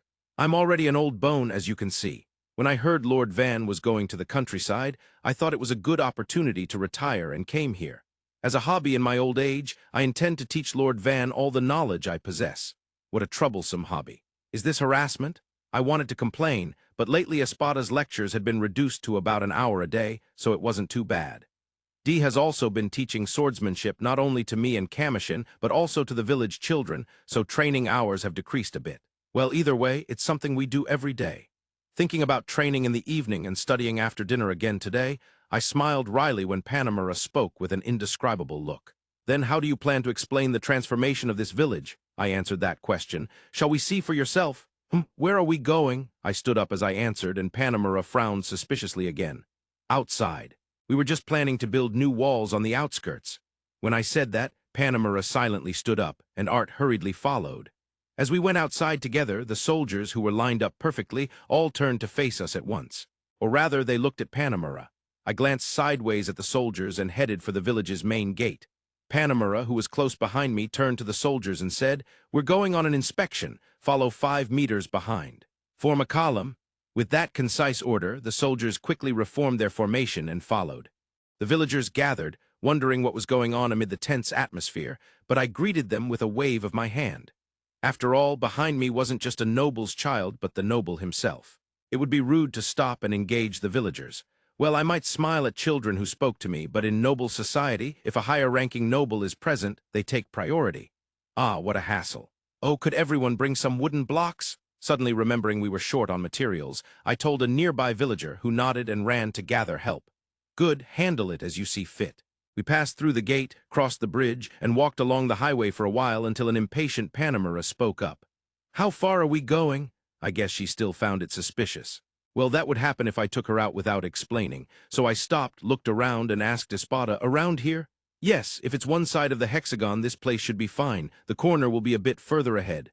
"I see. Then let's build it about 2 meters wide so it can be adjusted later." "Understood." After that exchange, I turned back to Panamera. "Well then, we'll start building the walls." ... From now?" Panamera was surprised, but I gave Espada an approving glance. Without a word, Espada began chanting. After about 10 seconds, the chant finished and the magic activated. Right beside the highway, soil rapidly rose, forming a huge earthen wall. It was about 2 meters wide from side to side, but at least 5 meters thick. The height looked to be a full 10 meters. So you were a retired top-class 4-element magician. But with just this, when your mana runs out, the wall will collapse and lose its power, won't it?" Panamera pointed out, and I placed my palm against the freshly made earthen wall. Perhaps because it was raised from the earth, the wall contained soil, rock, bones, volcanic rock, and even some ore. That meant there was no shortage of materials to bond. Ideally, we'd want complete concrete, but we lacked the materials for that. So this was a temporary fix. After the wall solidified, I picked up the wooden blocks the villagers had all brought over. "Those materials came from houses, didn't they?" Panamera watched with interest as I quickly joined the wooden blocks together, constructing a gate in one go. I planned to coat it with metal later, but I focused on the shape and sturdiness for now. Woodblock craftsman Vankun could build a 5-meter double-door gate in just over 10 minutes. For reference, the shape takes 5 minutes, and the patterns and decorations take 10. I planned to connect the top of the gate to the opposite side of the wall later, but for now, this would do. "All right, this should be good." When I muttered that and turned around, Panamera and the others were looking up at the gate with stunned faces. Even the disciplined soldiers who had been marching now stared wide-eyed and slack-jawed. In the silence, a confused Arte spoke quietly. "Lord Van, what exactly is your magical aptitude?" Those words seemed to bring Panamera back to her senses. "Why, yeah, what was that just now? How can you do something like this?" "What exactly are you?" Still bewildered, Panamera tried to calmly ask. I shrugged and smiled vaguely. "Unfortunately, it's a production-type magical aptitude, so I can only make things," I said self-deprecatingly. Panamera's eyes widened, and she looked back at the newly built gate. "I don't understand why that's disappointing. This power is a threat. If handled well, you could build bases at strategic points within a month. So Marquis Fertio must have planned to invade the Count's territory with this power." "My father doesn't know anything about my power. The moment he found out I had no aptitude for 4-element magic, he threw me out," I answered, and Panamera narrowed her eyes in disbelief, sighing. "Foolish, what a wasteful choice. If he'd had this power, the Marquis family would have become even stronger than before." No, if he didn't know, he couldn't even imagine it. I never expected a production-type magician to have such potential. As Panamera muttered this with a stern expression, I pointed toward the village. "Well then, shall we head back? We'll continue building the walls from tomorrow." When I said that, Panamera nodded with a complicated look. "Understood. I wanted to see more of this wall's construction, but it can't be helped." She nodded obediently. It seemed Panamera's misunderstanding was safely resolved. Good, good. On the way back to the Lord's manor, various questions kept coming. "Did you build all these houses by yourself? Even that magnificent drawbridge? Are there no other production-type magicians around? What are those materials? How strong are they?" I answered these questions lightly as we arrived at the Lord's manor. Sitting back down on the sofa opposite them, I spoke. "Now then, do you understand that the Marquis Fertio family did not entrust me with this land as part of some conspiracy?" Panamera seriously put her hand to her chin and pondered. I can't fully accept it, but I understand. Originally, Sir Ferdinand was supposed to bring up the marriage proposal for Miss Arte as well." Panamera glanced at Arte. "I see. So if Arte was seen as a threat, they were planning to cleverly have Viscount Panamera mediate the engagement to prevent hostility." "Well, it wasn't a surprise. It was one of my guesses. This region has a high chance of powerful demonic beasts appearing. I plan to continue reinforcing the castle walls and greatly developing the village. But I have no desire to fight anyone. If you understand that, then that's enough," I emphasized firmly. Yet upon hearing this, deep wrinkles formed between Panamera's brows. Indeed, this village will continue to grow. Rather, I am suddenly very interested. Not only in this village, but in you, Lord Van. She said that with a ferocious smile like a wolf who has found its prey. Miss Arte is someone I personally find intriguing. When I heard Sir Ferdinand intended to engage her, I strongly opposed it. After all, the family she would marry into is a Marquis family that might become an enemy. The groom is the youngest child, sent to govern a remote frontier at a young age. Whether he's a capable lord or a discarded incompetent, I thought Arte would likely be unhappy. Yes, that's true. She might face cold treatment, live in a poor remote region without supplies or money, or be destroyed along with the village by bandits or demonic beasts. Agreeing with Panamera's grim prediction, Arte's complexion worsened by the moment. Thinking about it, perhaps Arte looked gloomy from the beginning because she hadn't fully resolved to sacrifice herself. She was just lamenting her future, sinking into a tragic mood. Well, in a way I could understand, having been in a similar situation myself. I nodded in agreement. As I watched Arte's face, Panamera folded her arms and tilted her chin. Exactly. That's why I came here intending, for various reasons, not to let Arte get engaged. After saying that, Panamera continued with a but. My feelings have changed greatly. If it's an engagement with Lord Van, I am very much in favor. You might be a little younger than Miss Arte, but you are nearly perfect in every respect. Farsightedness beyond your years, calmness, care for the villagers and subordinates. Despite being sent to the frontier, you have followers loyal to you. You have the mental strength and knowledge to overcome your misfortunes. And then there's your magical power that no one could have imagined. If we were close in age, I might even consider offering myself as your fiancé. With a mischievous grin like a playful boy, Panamera praised me. Being complimented made me really happy. Maybe because of the praise, my impression of Panamera instantly improved. More praise, please, Lady Panamera. Though I was inwardly dancing for joy, I tried not to show it on my face. Panamera looked at me with an amused expression, then shifted her gaze to Arte. What do you think, Miss Arte? I consider him an ideal match. Now it's just a matter of mutual consent. Upon hearing that, Arte tightly gripped the hem of her skirt with both hands. I think Lord Van is a nice person, but I still don't really understand. Her eyes welled with tears. It's no wonder. How could a 10-year-old be expected to understand marriage? I smiled wryly and said to Panamera, well, this isn't something to decide today. Besides, I'm not even ready to think about marriage yet. Joking like that, Panamera snorted in dissatisfaction. You've developed this village so much in such a short time. It's definitely an impressive achievement, and people have heard about it without you doing anything more, so the village should attract attention and develop for various reasons. But if that's the case, you should aim even higher. By marrying Miss Arte, that would be possible. Of course, I hear you haven't received any aid from the Marquis family so far, right? But if you become engaged to Miss Arte, you can expect support from the house of Count Ferdinand. And most importantly, you'll have my support as well. Though this shouldn't be said officially, it probably means there's no chance that the Knight Order of Count Ferdinand would attack to retake these lands. Panamera spread her arms as if to say, see, it's all benefits. Sounds like a scam. It's true the benefits are many, but the more I listen, the more it sounds like a lie. Indeed, this is the ideal form of a political marriage, fewer enemies, more allies, and economic profit. But one thing worries me, the interests of Count Ferdinand. Surely the benefit can't be me forming ties. The Count would only offer Arte if I had been secretly sent by my father to develop the frontier. Given the current situation, there seems no need to give up Arte. Sensing my suspicion, Panamera chuckled softly. The tables have turned, haven't they? She said that, leaning gracefully against the chair's backrest and looking at me with a probing gaze. I plan to stay here tonight, take the whole day to think it over. If you want to investigate, you can talk to me or Miss Arte. Well, I do this because I want to, but you won't find anything. Huh, you're staying over? I blurted out spontaneously. It was extremely rude to a viscount, but Panamera's outrageous remark was to blame. Ha ha. Finally, I see the real Van, the boy I like better. You've been too mature for your age. Panamera grinned, making my cheek twitch. So, will those soldiers stay as well? I asked, and Panamera smiled mischievously again. This place could very well be enemy territory. For a delicate woman like me, it's a scary situation. I want my allies to stay and sleep here together. Who's delicate? Is this some kind of American dream? She looks like the strongest person I've ever met. Complaints bubbled up one after another, but Panamera smiled kindly and looked at Arte. Miss Arte, what about you? If you want to stay, you can stay at Lord Van's manor. And no, it's not proper to share a bed with a man. Who said anything about sharing a bed? I mentally retorted to Arte's words. Since she came here with marriage in mind, maybe she was prepared for that kind of thing. Seeing her blush all the way to her ears and look down, she must be imagining quite explicit things for a 10-year-old. Maybe because she has fair skin, her blush is very obvious. Too bad, Lord Van. Miss Art is still just a child. This time she'll stay in the same room as me. Is there a room in this manor where she can stay?" With a malicious smile, she said this, and I sighed deeply. "Don't worry, I'll have accommodations made immediately." When I said that, thinking it was a joke, Panamera laughed out loud. "I never thought you'd actually build an inn." Panamera said that in a daze, and I shrugged. Then, looking up at the two-story building standing before us, I explained. "Since materials were a bit limited, I'm sorry, but the soldiers are grouped 4 per room. Aside from that, we've prepared private rooms for Lord Panamera, Lady Art, and 3 others. Each private room has its own toilet, but the rest share communal facilities. That's more than enough. Since we came expecting to camp overnight, the soldiers will be very pleased."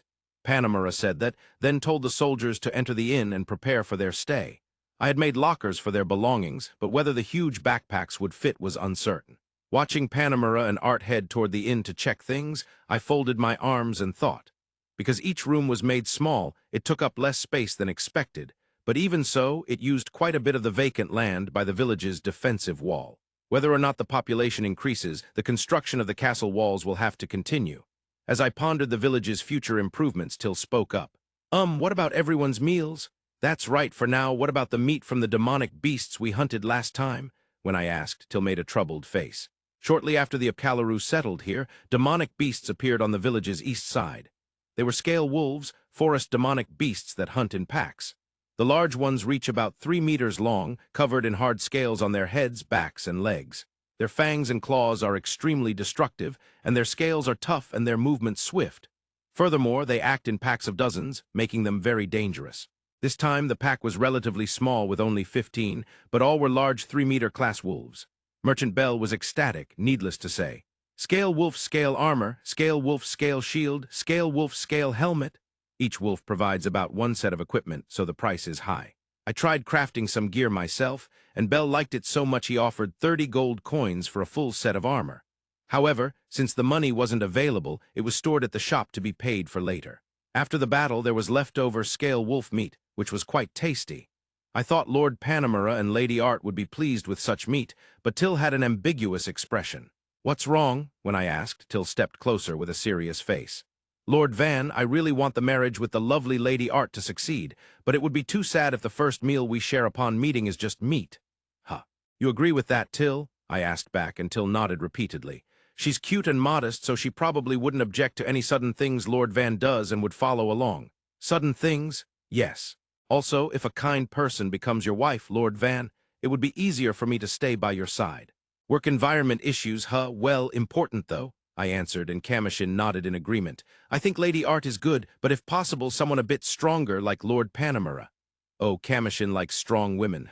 That'll be useful for his wife's search." Just as I was thinking that, Espada spoke up. "In my opinion, Viscount Panamera's words are true. I'm sorry, but from the Count family's perspective, there isn't much significance in arranging a marriage between Lord Van and Lady Art. However, since they sent her off with marriage in mind from the start, it seems Lady Art's magical aptitude wasn't in 4-element magic." Espada's words were unusually hesitant. "Well, it must be hard to say that Lady Art, like me, is destined to be kicked out of the family." I chuckled lightly, and Espada cleared her throat before continuing. "There's a high possibility that Viscount Panamera genuinely recognizes Lord Van's strength, so his words aren't lies. However, the changes that come with marrying Lady Art can't be ignored. When the Count family or Viscount Panamera visit, they'll be allowed in unconditionally. Also, they'll ask about building ballistae, forts, weapons, and armor. Oh, and now there's the connection with the Apcaluru, too," I answered, and Espada nodded. "I must also speak with Father. This marriage proposal with the Count family, with whom we've never had a good relationship, will likely be broken off if we think about the future. But there's still a chance." "Break it off? Ah, does that mean Father might try to take over the Count's territory? But I don't think that's possible these days. Our kingdom of Scuderia has been expanding its territory for over 10 years. That means neighboring countries fear and resent us. Because of that, King Dino and Zola Berlinate hates internal conflicts most of all." Still, Espada shook her head. "There are many methods. Winning battles to increase territory, economically strangling others to make territory maintenance difficult, undermining and causing demotion. The methods are endless." "Scary. I don't think it's necessary to go that far just to expand the territory." I said that and exhaled shortly, narrowing my eyes. That evening, I invited Panamera and Art to the Lord's Manor and treated them warmly. I had talked a lot with Panamera before, but hadn't spoken much with Art. So during dinner, I tried to engage in conversation.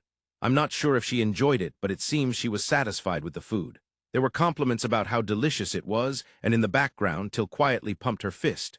After the meal, I escorted the two back to the inn. Well, I was the one escorting them, but Till and Commotion came along as well. No guards from Panamera's side were around, perhaps because it was within the village. Should I take this as a sign of trust from Panamera?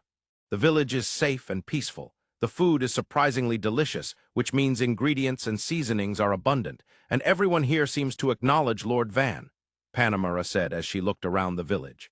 Having gotten a bit accustomed, Art glanced at me repeatedly. Is that so? Till is good at cooking. Since we improved the food situation, I guess the villagers' reputation of her is good. When I responded, Panamera smiled slightly. Oh, humble, if it were me, I'd proudly boast about my achievements. That serves as good publicity. The walls surrounding the village and the building materials were provided by my subordinates and the villagers. I just processed them. If the village grows beyond 1,000 people, I'll write a letter bragging about it all. Ha ha ha, I look forward to it. Well then, let's meet again tomorrow. After that exchange, Panamera disappeared into the inn. For some reason, Art remained alone there. What is it, Miss Art? When I asked, she fidgeted awkwardly but eventually looked down and spoke. Thank you for today. Since you might be my fiancé, I was nervous, but Lord Van, you're kind, so I'm relieved. I look forward to working with you. Good night. Her speech quickened towards the end as she ran off shouting her good night. Well, I guess that wasn't a bad impression. I tilted my head and murmured, then returned to the manor. From the beginning, I was never given the chance to talk with my father. I hardly ever saw my mother either. The reason was simple. I was a failure. Since I was little, I was timid, picky, and bad at studying. There was nothing I was good at. If anything, it might have been puppet magic. I couldn't do sports, and I was bad at dancing, but strangely enough, when I controlled dolls, I could make them move more beautifully than expected. Though I was useless at everything else, maybe this could bring some joy to my mother. Excited by the thought of being praised by my rarely seen parents in the future, I practiced magic diligently. But when I showed my mother a puppet the size of a person, she got angry with a terrifying expression. At last, I had the chance to perform the puppet dance I had practiced every day, but my mother must have found it repulsive and unpleasant. I hardly remember what she said. I only recall being slapped on the cheek and dragged out of the room into the hallway by my hair. I also remember her shouting, "What an unfilial child!" Nothing else. I didn't understand why I was scolded. Magic was supposed to be learned starting from the age of 8, so maybe I didn't know the details. Still, in my narrow world, my mother's words became something I would never forget.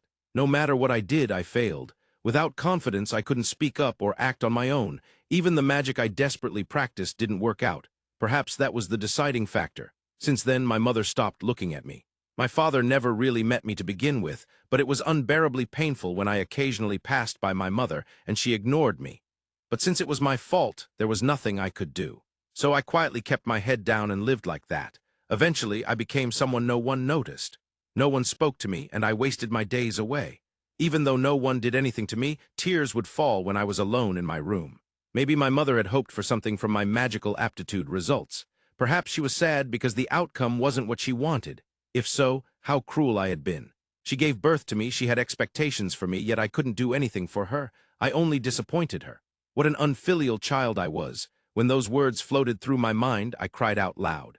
It was so painful and heartbreaking. 2 months or 3 or maybe half a year passed. For the first time, my father called me. Having spent every day crying, I no longer dared to hope when I was called. I had nothing, no size, no intelligence, no talent. So the reason for the summons was probably to tell me I had no place anymore. Thinking that, I stood like an ornament in the corner of a large room, waiting. My father appeared, a little fatter than the last time I saw him some years ago. "Gee, good to see you, father." I bowed as politely as I could. My hands holding the hem of my skirt trembled. I wondered what my father thought of me, someone who couldn't even do such a simple thing properly. I was too scared to look up. Then instead of scolding me, my father spoke with someone who followed him in. It seemed to be a woman. "This is her." "I see, but are you sure she is suitable? If we consider the other party, we might as well send a summons." "Don't be ridiculous. It depends on the time and place. If something happens, it won't be painful. Do as I say."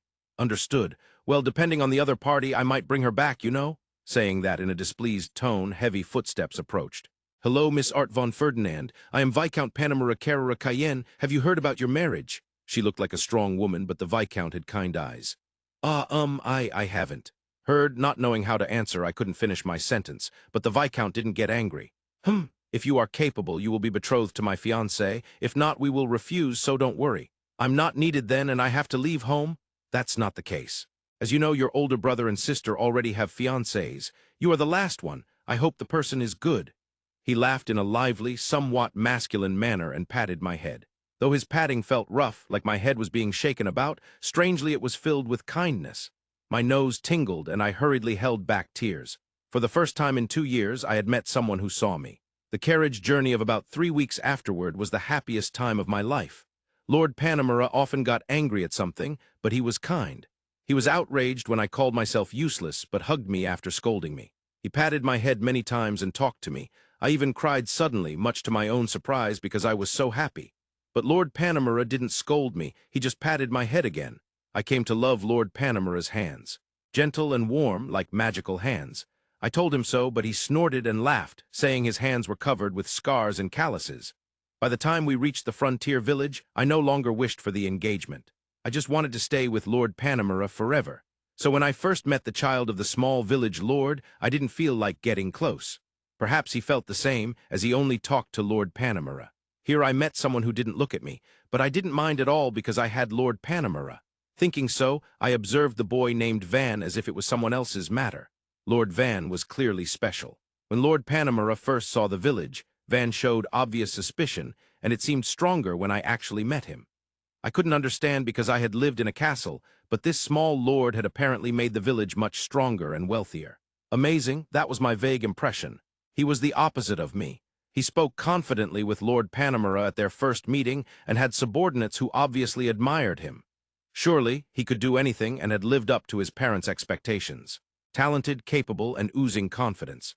I felt jealous and ugly inside, and it hurt. Why were he and I so different? Why was he the only one so blessed? I sank into darkness thinking that, but then he suddenly laughed and denied Lord Panamera's words, and I looked up. I only have 2 subordinates assigned to me, the child Commotion and the maid till I didn't even get much money. Hearing that, I was confused. He sounded ignored, but that couldn't be. If he had been treated like me, he wouldn't be able to act so boldly. Yet he said he was kicked out of his house. Judging by his self-deprecating smile, I became strongly interested in the boy named Van Nefertio. After that, Lord Van showed me the greatness of magic beyond 4-element magic. The nobles have a strong attachment to 4-element magic, almost like a belief, and I was considered to have a vulgar aptitude for magic, unbefitting of a noble. So from that time on, from the day my mother stopped looking at me, I gave up using magic. If I hadn't stopped practicing magic back then, could I have become like Lord Van? With a lingering feeling of uncertainty, I ended up having dinner with Lord Van. "Miss Art, is it delicious? Once we have better access to ingredients, we should be able to make sweets as well. And no, the meat, the salad, the fruit, all of it is very delicious. I'm quite surprised." I was starting to get a little used to it, but whenever I tried to speak, my words still came out haltingly. Though embarrassed, strangely Lord Van didn't look down on me. Maybe he's as kind as Lord Panamera. If that's the case, I probably won't meet anyone like him again. I decided to try a little harder. "Miss Art, what do you like?" I like cute things." "That's nice, cute things, small animals perhaps. D-dolls, beautiful flowers, animals as long as they don't move. Dolls, I haven't seen many yet. If you don't mind, could you show me sometime?" Suddenly, Lord Van spoke with such a mature tone. Yet somehow it didn't feel awkward. Rather, I was surprised by the generous, adult aura he gave off. "Why, yes. I have them in the carriage, so maybe tomorrow." "Really? Thank you." His gentle smile made my heart flutter. It was a strange feeling, both happy and excited. As I anxiously looked at Lord Van's profile, Lord Panamera gave me a meaningful smile. Embarrassed, I looked away. Even afterward, Lord Van spoke to me several times. I gradually got more comfortable and found myself wanting to talk more. However, just as I was about to try speaking on my own, time ran out. Dinner ended before I knew it. Afterward, I listened to Lord Van and Lord Panamera's conversation as I returned to the inn. "I know it's all improvised, but—" Lord Van laughed, yet it was an impressive mansion unlike anything I'd seen before. The rooms were said to be made small to accommodate the number of people, but at least they looked splendid. Looking up at it, jealousy stirred within me again, but I shook my head and sighed. Meanwhile, Lord Panamera went to the inn. Our eyes met. Summoning my courage, I spoke first. Thank you for today. I was nervous thinking you might be the one I'm going to be engaged to. But Lord Van, you're very kind, so I feel relieved. I look forward to your continued kindness. Good night." I said my farewell quickly, and without waiting for a response, I hurried away. Maybe that was rude. Lord Van might have thought I was strange. I don't even know where my room is now. What should I do?" My mind was spinning with all sorts of thoughts. Almost in tears, I walked down the hall, feeling the soldiers looking at me with suspicion. Finally, I reached my room, where Lord Panamera stood in just her underwear. Even from a woman's perspective, she exuded an overwhelming feminine charm. Men must love women like her. Lord Panamera drank a transparent liquid from a beautiful wooden cup. "Oh, you finally came. 2 kids, did you cross the line in a moment of passion? If you've made a fait accompli, tell me, I'll help." "TTH the line, I didn't," a scream-like voice escaped me. Shaken by her words, I covered my face with my hands and couldn't answer properly. Lord Panamera laughed amusedly. "I was planning to leave tomorrow, but maybe I'll stay a few more days. I can't keep being taken care of for free forever, so I'll give you gold coins for everyone every day." "No, that would run out in 3 days. Then, how about paying 100 gold coins for a week?" She said that cheerfully, and I nodded. "When I meet Lord Van tomorrow, I'll try to talk to him again. I think he'll listen." For the first time in a long while, I looked forward to tomorrow. After washing off the dirt with a bath, I got into bed. The bed was surprisingly comfortable, and the blanket was soft. Panamera, if conditions are like this, it's acceptable. With that vague standard in mind, I visited the frontier village. When I first saw the village from afar, I was pleased, thinking it held promise. The village's atmosphere was completely different from what I had heard. Its defenses were clearly better than the nearby town, with new walls encircling it. I couldn't tell what sturdy materials were used, but as a Marquis, Lord Marquis surely has various connections. Almost certainly the Marquis provided them. In other words, this place will eventually become a powerful fortress city or fortress. The Count fears the power of the Marquis and would rather offer his daughter than fight. So this situation demands that the engagement be decided and announced promptly. If possible, I hope it's the Marquis's youngest son who is favored. If so, as long as Arte is liked, the engagement can be pushed through. However, I have opposed this engagement from the start. If the Count is that wary of the Marquis family's momentum, then inversely, the Marquis likely doesn't fear the Count. In that case, instead of forging ties, he would schemingly try to seize the territory through conflict. If the engagement goes through, Arte will have no standing. This unfortunate girl will face a living hell. That would be a bitter awakening. At least if the Count's family thrives on Arte's sacrifice, it would have some meaning. But according to my prediction, it would be a needless sacrifice. I don't like it. I spoke out loud, anger filling my voice as I looked at the sturdy village walls. If they want to curry favor with the Marquis, they might as well prepare for punishment and fight. But I am grateful that I was recognized as a commander and given the chance to achieve military success. I have no choice. Forcibly convincing myself, I entered the gate to assess the Marquis's son. When I met him, he was a laid-back boy without ambition, honestly a disappointment. But the more I talked to him, the less like a child he seemed. Not by his speech, but by the content of his answers and his way of thinking. Then, the words he said, that he has no support from the Marquis family, and the magic he showed me that creates tangible things. Interesting. This boy will definitely grow up strong. He might even surpass his own father. The age of war will continue for a while. This boy's power is so rare that other countries might target him. By half a day, I had completely changed my mind. I must somehow get Arte engaged to this boy. For Arte, he's the best match, and for the boy, engagement to a Count's daughter will raise his status in the eyes of outsiders. People will think the Count's family is marrying their daughter to a promising partner. With that, rumors will spread around the young man's territory, drawing people in. If I mediate the bond, I can create a connection. Good. I feel a fresh breeze, something I haven't felt in a long time. Now then, let's decide this in 3 weeks. No, 2 weeks. Watching Arte shyly talk about Van, I quietly smiled at the corner of my mouth. Building the city walls is the same as constructing the defensive barriers, led by Espada. Well, it's the second time, so we should be able to work without hesitation. Since the scale will be larger, take it slow and avoid injuries. D and the others will handle procuring materials. Those strong enough, please lend a hand. Arte and the others, what will you be doing? After giving everyone these very rough instructions, I looked over at Arte, who was inexplicably participating in the morning assembly. Arte watched the villagers lined up in formation with amusement and spoke up. What an interesting sight. Recently, the villagers have started lining up as neatly as soldiers. We're heading out again to hunt demonic beasts. Thanks to the sword we received, it's become really enjoyable. I nodded in understanding at that comment. If you come across materials from demonic beasts in poor condition again, bring them to me. The good quality ones are best sold to Bell. Understood. With a sharp salute, Arte and his group stood beside the villagers' line. Smiling wryly, I surveyed everyone. Well then, let's work safely today without injuries.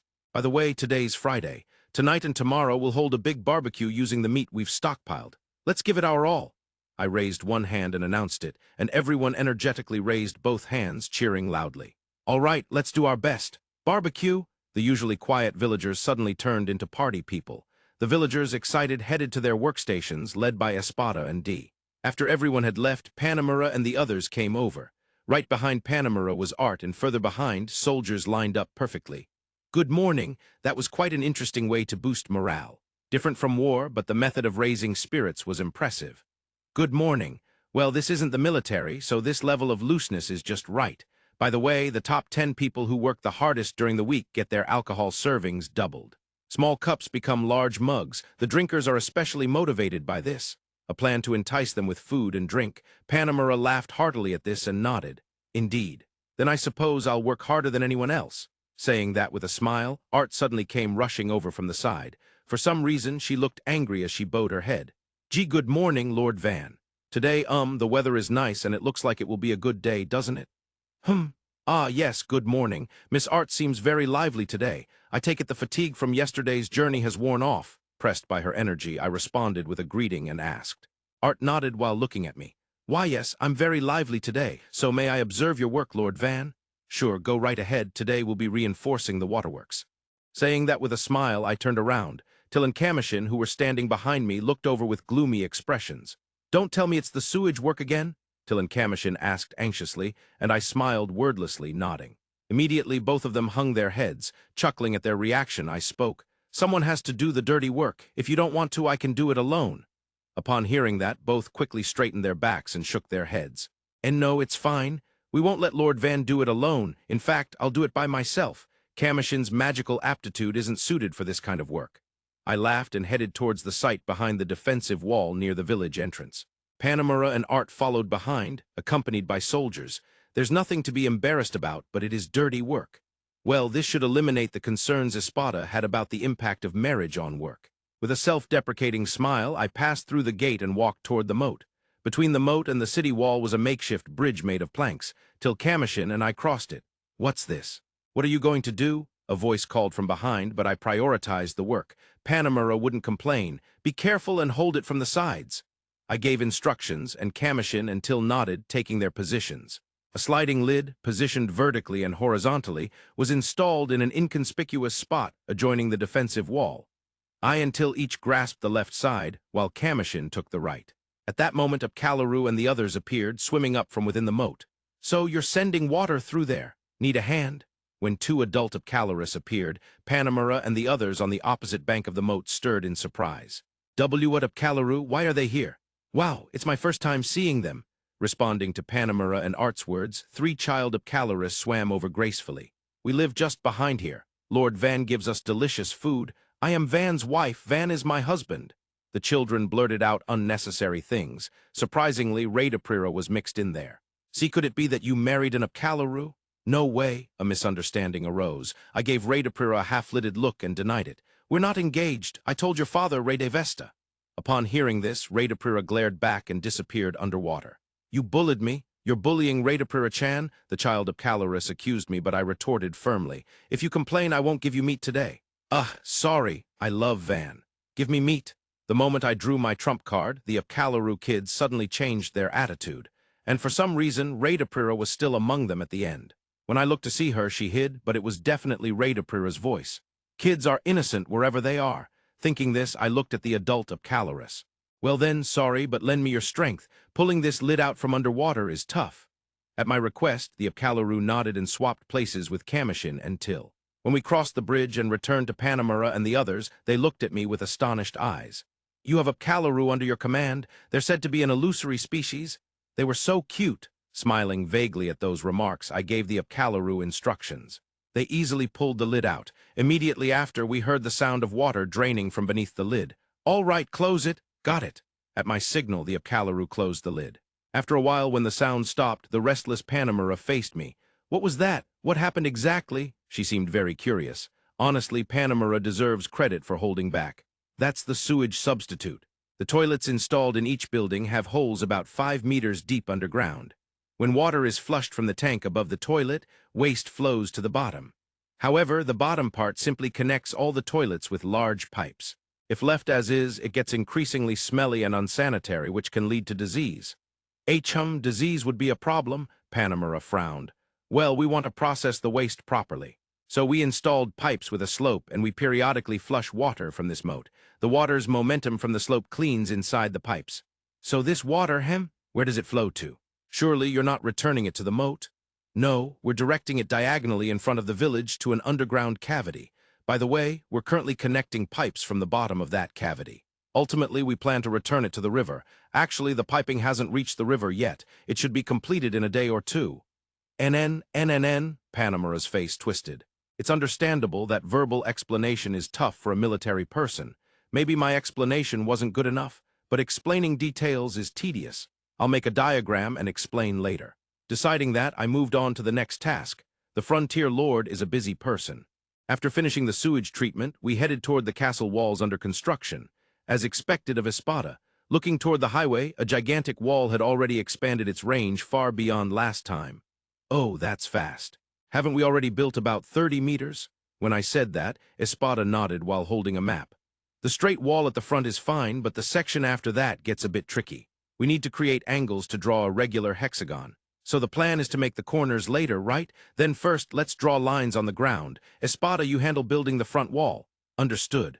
Espada immediately agreed to my vague instructions. So cool, a model butler. If I, the person in charge of drawing the lines, turned out to be incompetent, that would be a disaster, but well, it should be manageable. I learned about triangulation, but I don't remember much. Well, since the village is the center, let's decide the corners so they form the diagonals. While thinking about that and checking the angles, Panamera approached from behind with some soldiers. Are you checking the angles? How do you plan to draw the lines? It's a hexagon, but is there a problem? When I asked, Panamera put his hand to his chin, looked around, and nodded. You're talking about the castle wall's positioning, right? In that case, we'll help. If you measure lengths with ropes and connect some lines, you'll get a pretty accurate diagram. Let's start by measuring one side. With that, Panamera strode off with his soldiers toward Espada. That left only Arte. I was more surprised that there wasn't even a single escort soldier with her. Are you okay staying here alone? When I spoke, Arte blushed slightly and nodded repeatedly. Well, I guess that means she's trusted. Then we'll watch the surveying and work on reinforcing the castle walls. Saying that, we committed ourselves to building the walls today. Climbing up to the newly built top of the castle wall, we installed the ballista. Lord Van, what exactly is this? It's a ballista, like a huge bow and arrow. We'll use it to protect the village. After explaining, Arte glanced down at the device. It's really big and long. And it's scary the first time you see it, right? But the bigger it is, the more powerful it becomes.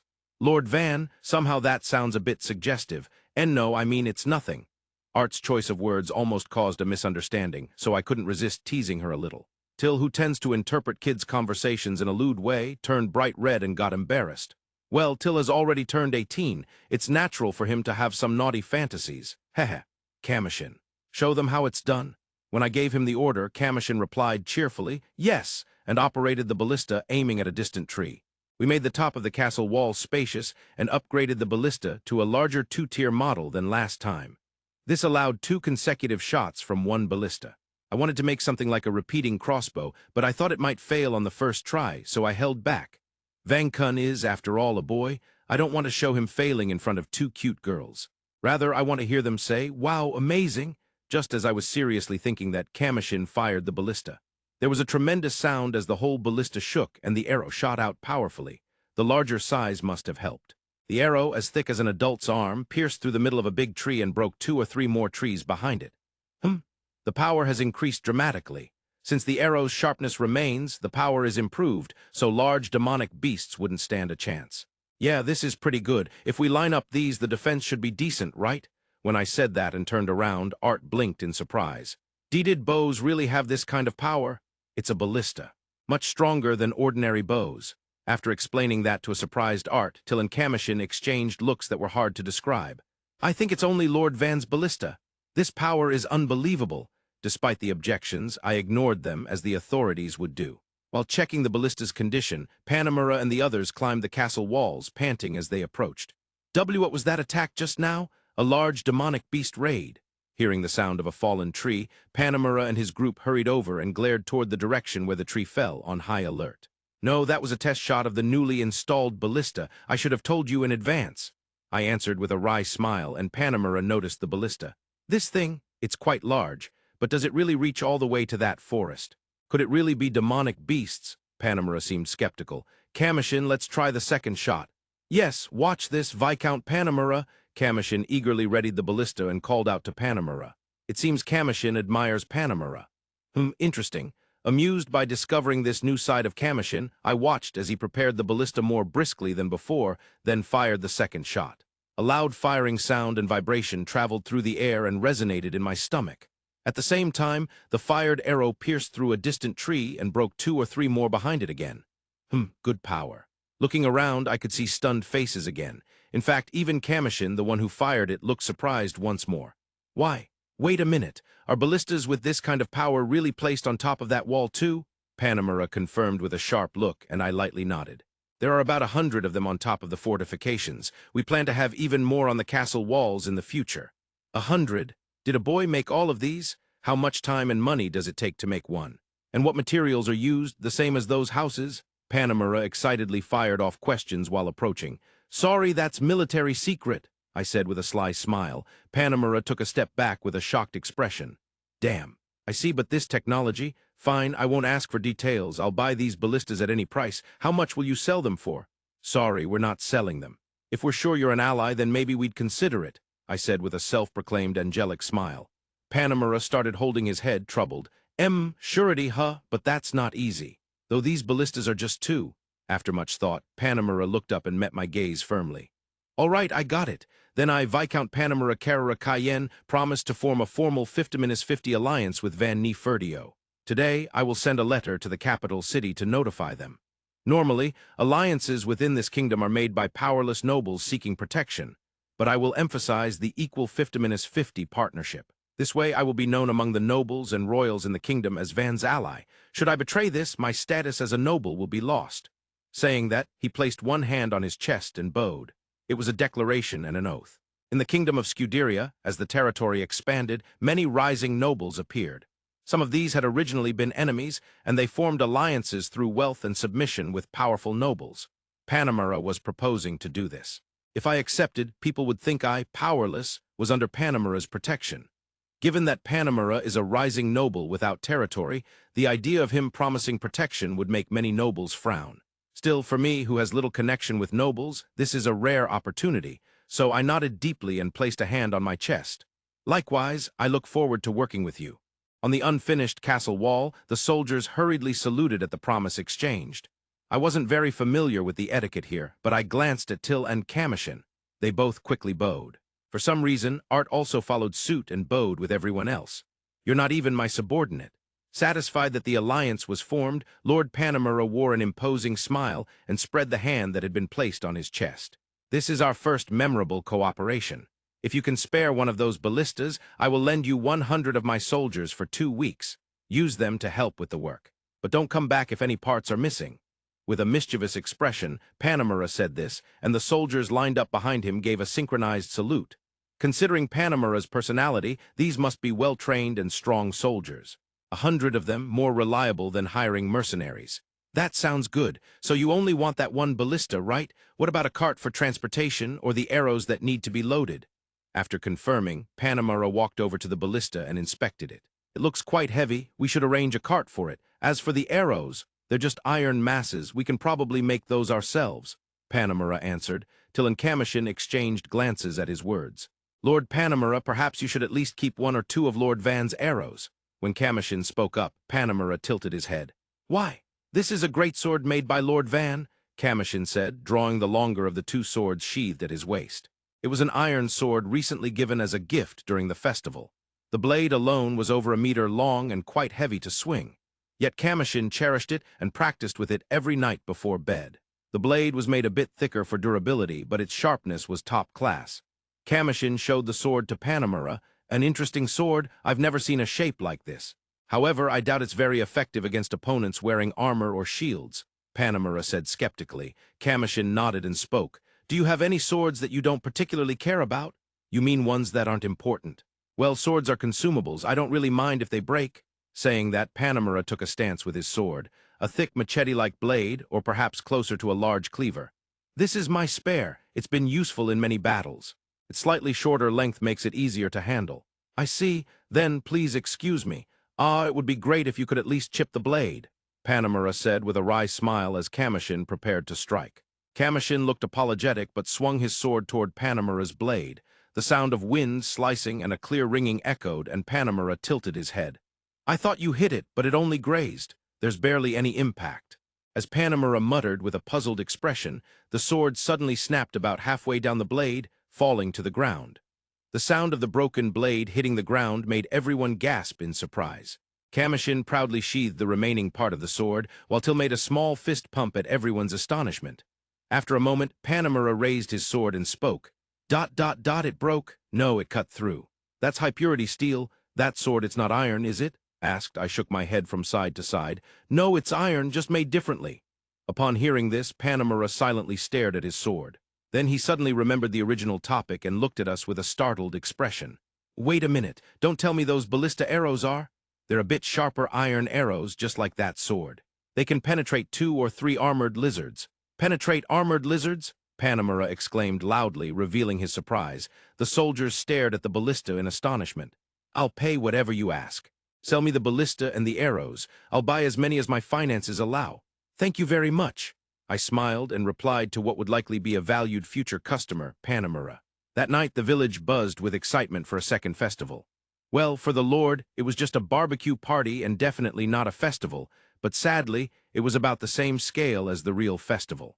So the villagers really let loose, treating it like a festival. I see. Lady Arte is the daughter of a count. Please take good care of Lord Van. Since Lord Van became our lord, the village has changed so much. We'd be so happy if someone beautiful like Lady Arte married Lord Van. A real catch. Fool, Lord Van is from a Marquis family. Which one's higher? Are you stupid? The king's the highest. Surrounded by thoroughly drunk villagers, Arte looked like she was about to faint. Panamera laughed while drinking and eating meat at the sight. No, someone help her. Hey, everyone, don't bother the guests. Clapping his hands together, I went over to Arte, who came running to me with teary eyes. The prince is here to take you. As expected of Lord Van, now Lady Arte's going to be head over heels. No doubt about it, tonight's the wedding night, the wedding night. Drunken old men are troublesome everywhere. The men's rowdy talk made Arte's face turn bright red. All right, uncles, calm down and drink quietly, no more rounds. That's so unfair. I heard lamenting voices behind me but resolutely ignored them. Till's freezing glare made the place as silent as water, so that was good enough. Do you want to eat together here? When I asked, Arte silently nodded. Well then, the surveying is mostly done. The castle walls should be finished in about a month, right? Yes, since the area is large, it will take about a month. Hopefully nothing happens during that time. As Commotion, Till, and I spoke, Arte tilted her head. Do you mean just the section of the wall facing the main road will be done? No, all of it. All of it? Arte gasped in surprise. Right, castle walls usually take much longer. I heard the capital city's initial construction took 3 years to complete, and expansions afterwards also took years. Even with many people working, it's normally a terrifyingly long process. Back in the day, territorial disputes were fierce, with new countries forming and old ones being swallowed up, constantly changing the world map. Because of this, rare 4-element magicians were mostly used to defend battlefields or strategic bases, while war prisoners, slaves, and some commoners were used for new castle and town construction. That's why someone like me, a top-class 4-element magician, being assigned daily to castle wall construction was probably unprecedented. Well, even if you magically make the earthen walls, if left as they are, they're just lumps of earth. It's no surprise that no one assigned production-type magicians there. For now, we're ignoring usual procedures and construction periods and just building. Ideally, I want to finish at least the inner walls before the traveling merchant Rango arrives. The traveling merchant. Is he dangerous? Arte asked with concern, and I smiled. I just want to surprise him as much as possible. Panamera's subordinates were competent and diligent. After the surveying, they divided the tasks to check for any mistakes, helped the villagers, and transported materials. Because of this, the foundation work for the castle walls using Espada's magic became so fast that it couldn't keep up. Once Espada completed a part of the wall, wooden frames and stones were brought in for fixing and reinforcement. I would then casually show up to finish the work and busily build ballistas on top of the walls. Although I became twice as busy as before, I enjoyed seeing the village develop rapidly. Since I was at it, I thought about paving the village ground with stones after the barbecue party for dinner. But Espada and D, who should have been exhausted, caught me. I couldn't study yesterday, nor could I train in swordsmanship. Just so you know, you two at the same time is impossible.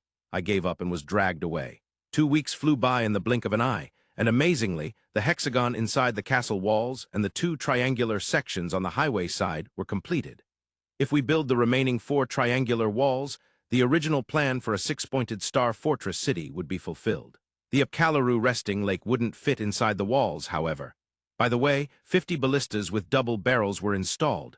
When everything is finished, there will be at least 300 ballistas covering all directions. Well, it would still take about another week. Materials were also running low. Even though I'm helping, I've lost count of how many times I've been shocked. Panamera sighed with his arms crossed, looking up at the completed walls from the highway side. His crossed arms made the walls seem taller than usual, but nobody would be foolish enough to touch them. Yes, my lord, NNGH, thanks to everyone, the main parts of the castle walls are done. Now if more residents, merchants, and adventurers move in, we can start building houses. Honestly, I envy you. Having a territory is my dream, but it costs money and time, and there's no way I can ask a count who just lost land to lend me some. Well, I'll aim to earn military merits that money can't buy in the next battle and get my own land. When that happens, help me out a little, all right? Panamera laughed while shaking his shoulders and spoke lightheartedly. Suddenly, I heard Ort's voice from far away. H, help me? It was rare to see Ort scream like that while running. No, perhaps it was the first time. Especially since I started selling weapons, he usually hunted big game with ease. But now, seeing him sprint with his companions from across the highway made him look nothing like a skilled warrior. There's a dragon behind us, Ort shouted again, pointing behind him as he ran.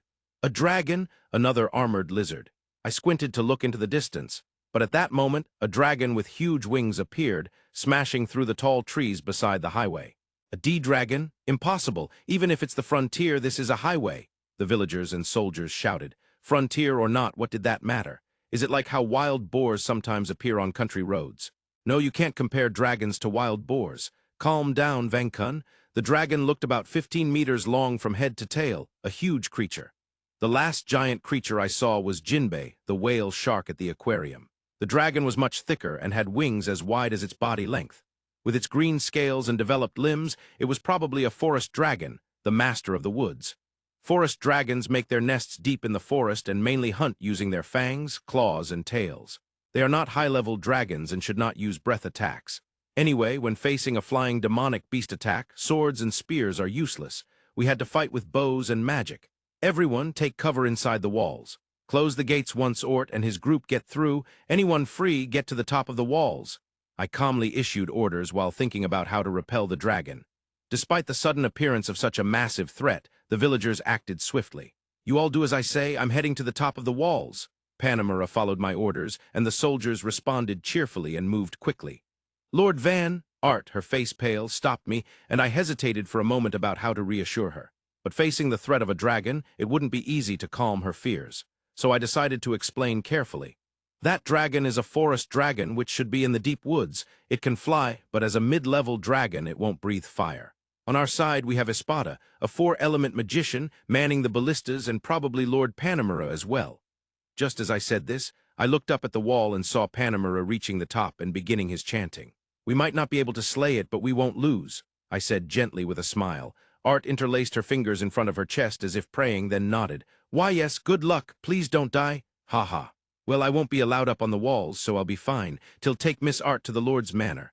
Yes, I'll be back soon, right this way, Lady Art, Till said to Art and hurried towards the Lord's manor. As everyone evacuated inside the walls, Ort and his group reached nearby. Don't close the gate, we're coming right away. Ort's group sounded panicked and out of breath. The dragon was close, and I wasn't sure if they'd make it to close the gates properly. Ballista's ready, don't hit Ort and his group, first disable its flying ability. Aim for its wings, I shouted as the ballistas all adjusted their aim.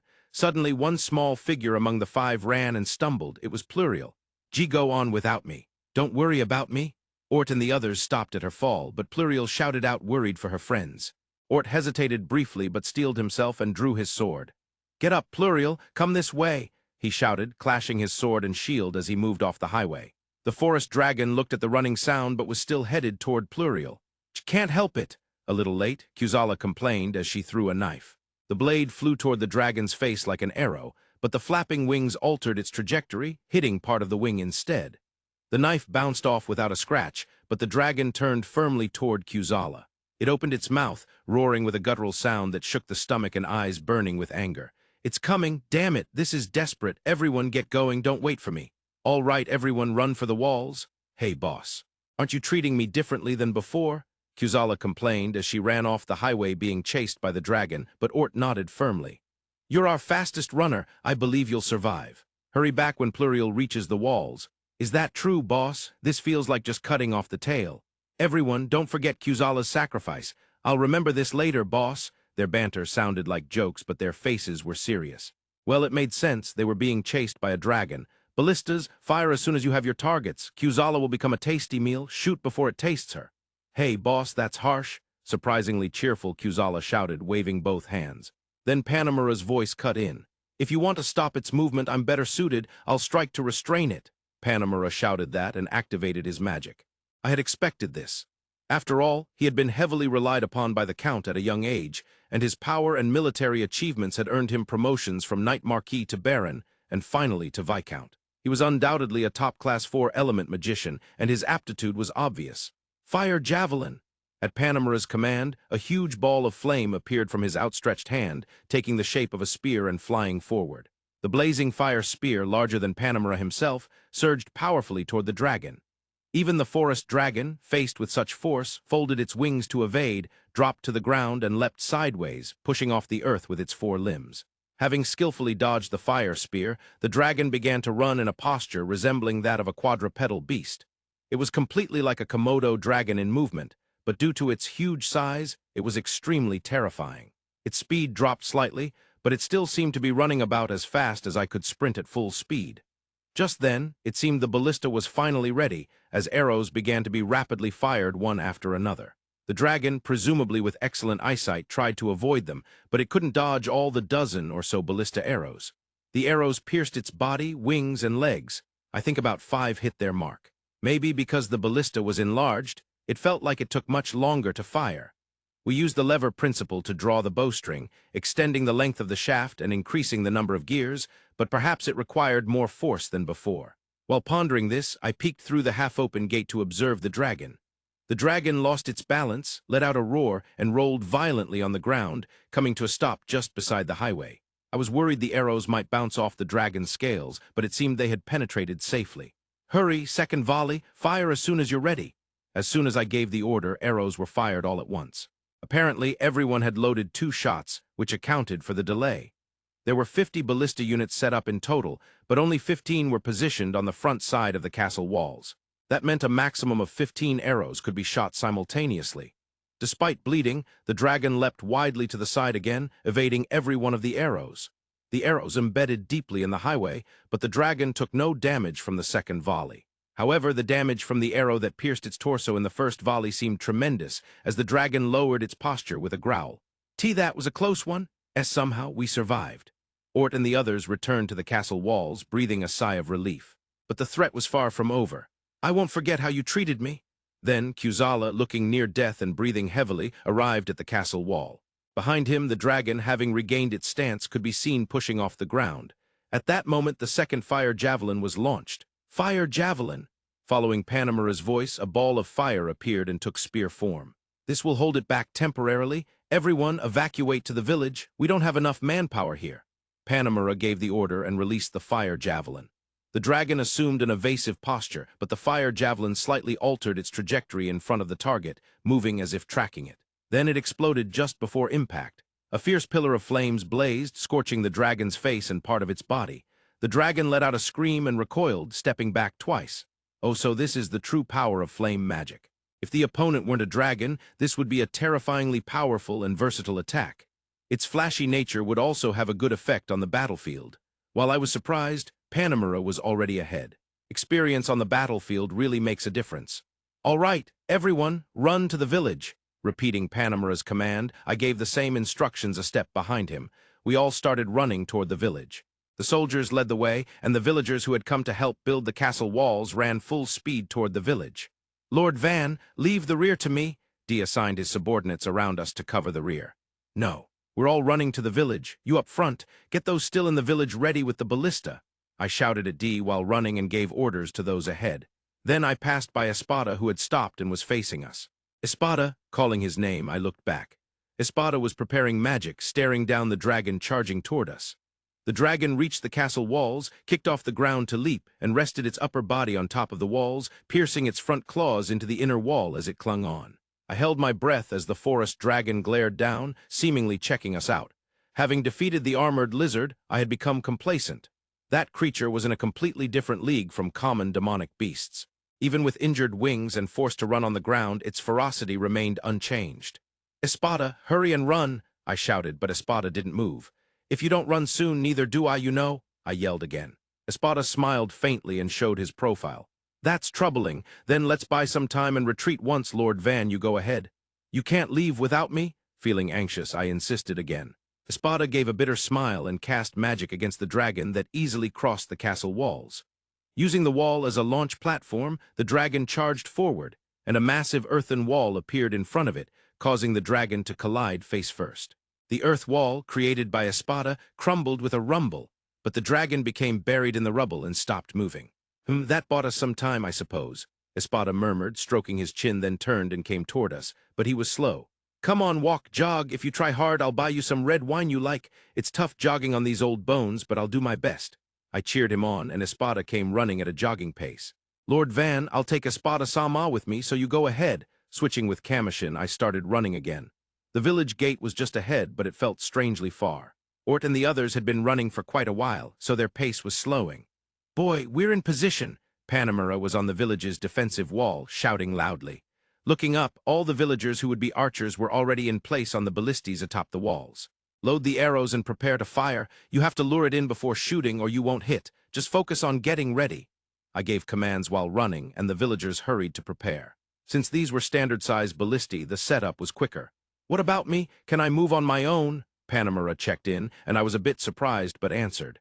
"Please use the same magic as before for the final delay. We'll aim with the ballista from there." Panamera laughed with interest. "Excellent plan, but it's the first time my magic's been used as a delaying tactic. I'm sorry, please forgive me with dragon meat."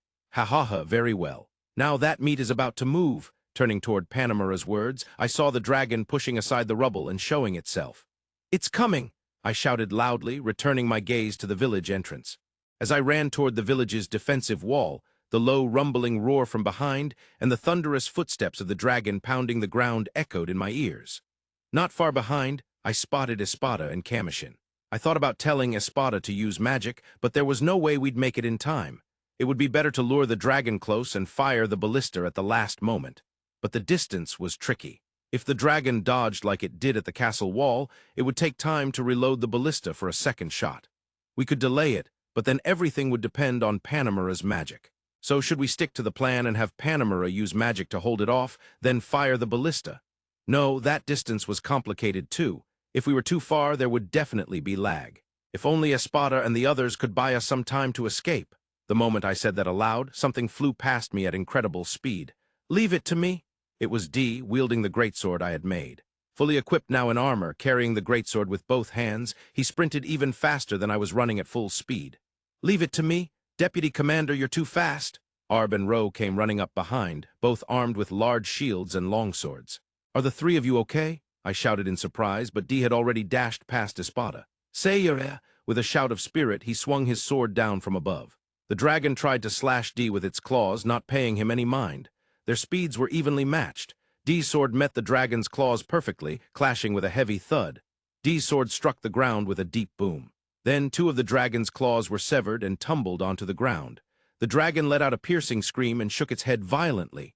Then it spun its body halfway around with force. "Enu, Doria!" Arb and Ro charged in alongside D, shields raised, but they were blown away by the dragon's tail. Arb and Ro blocked with their shields but were knocked back, taking D along in the blast as they rolled away like balls. Espada stopped and cast a spell as he watched the three roll aside. A wall of earth appeared, shielding D and the others, but the dragon smashed it with a swing of its arm. "Run! Everyone!" I shouted, and Espada and Commotion started running toward us. Those two should be fine now. D and the others were in a pinch, but maybe because they were superhuman, they recovered quickly despite being blown away like that. "Retreat, yes!" At D's call, the three of them ran back toward the village. D, the oldest, was the fastest. Behind Arb and Ro came the furious dragon.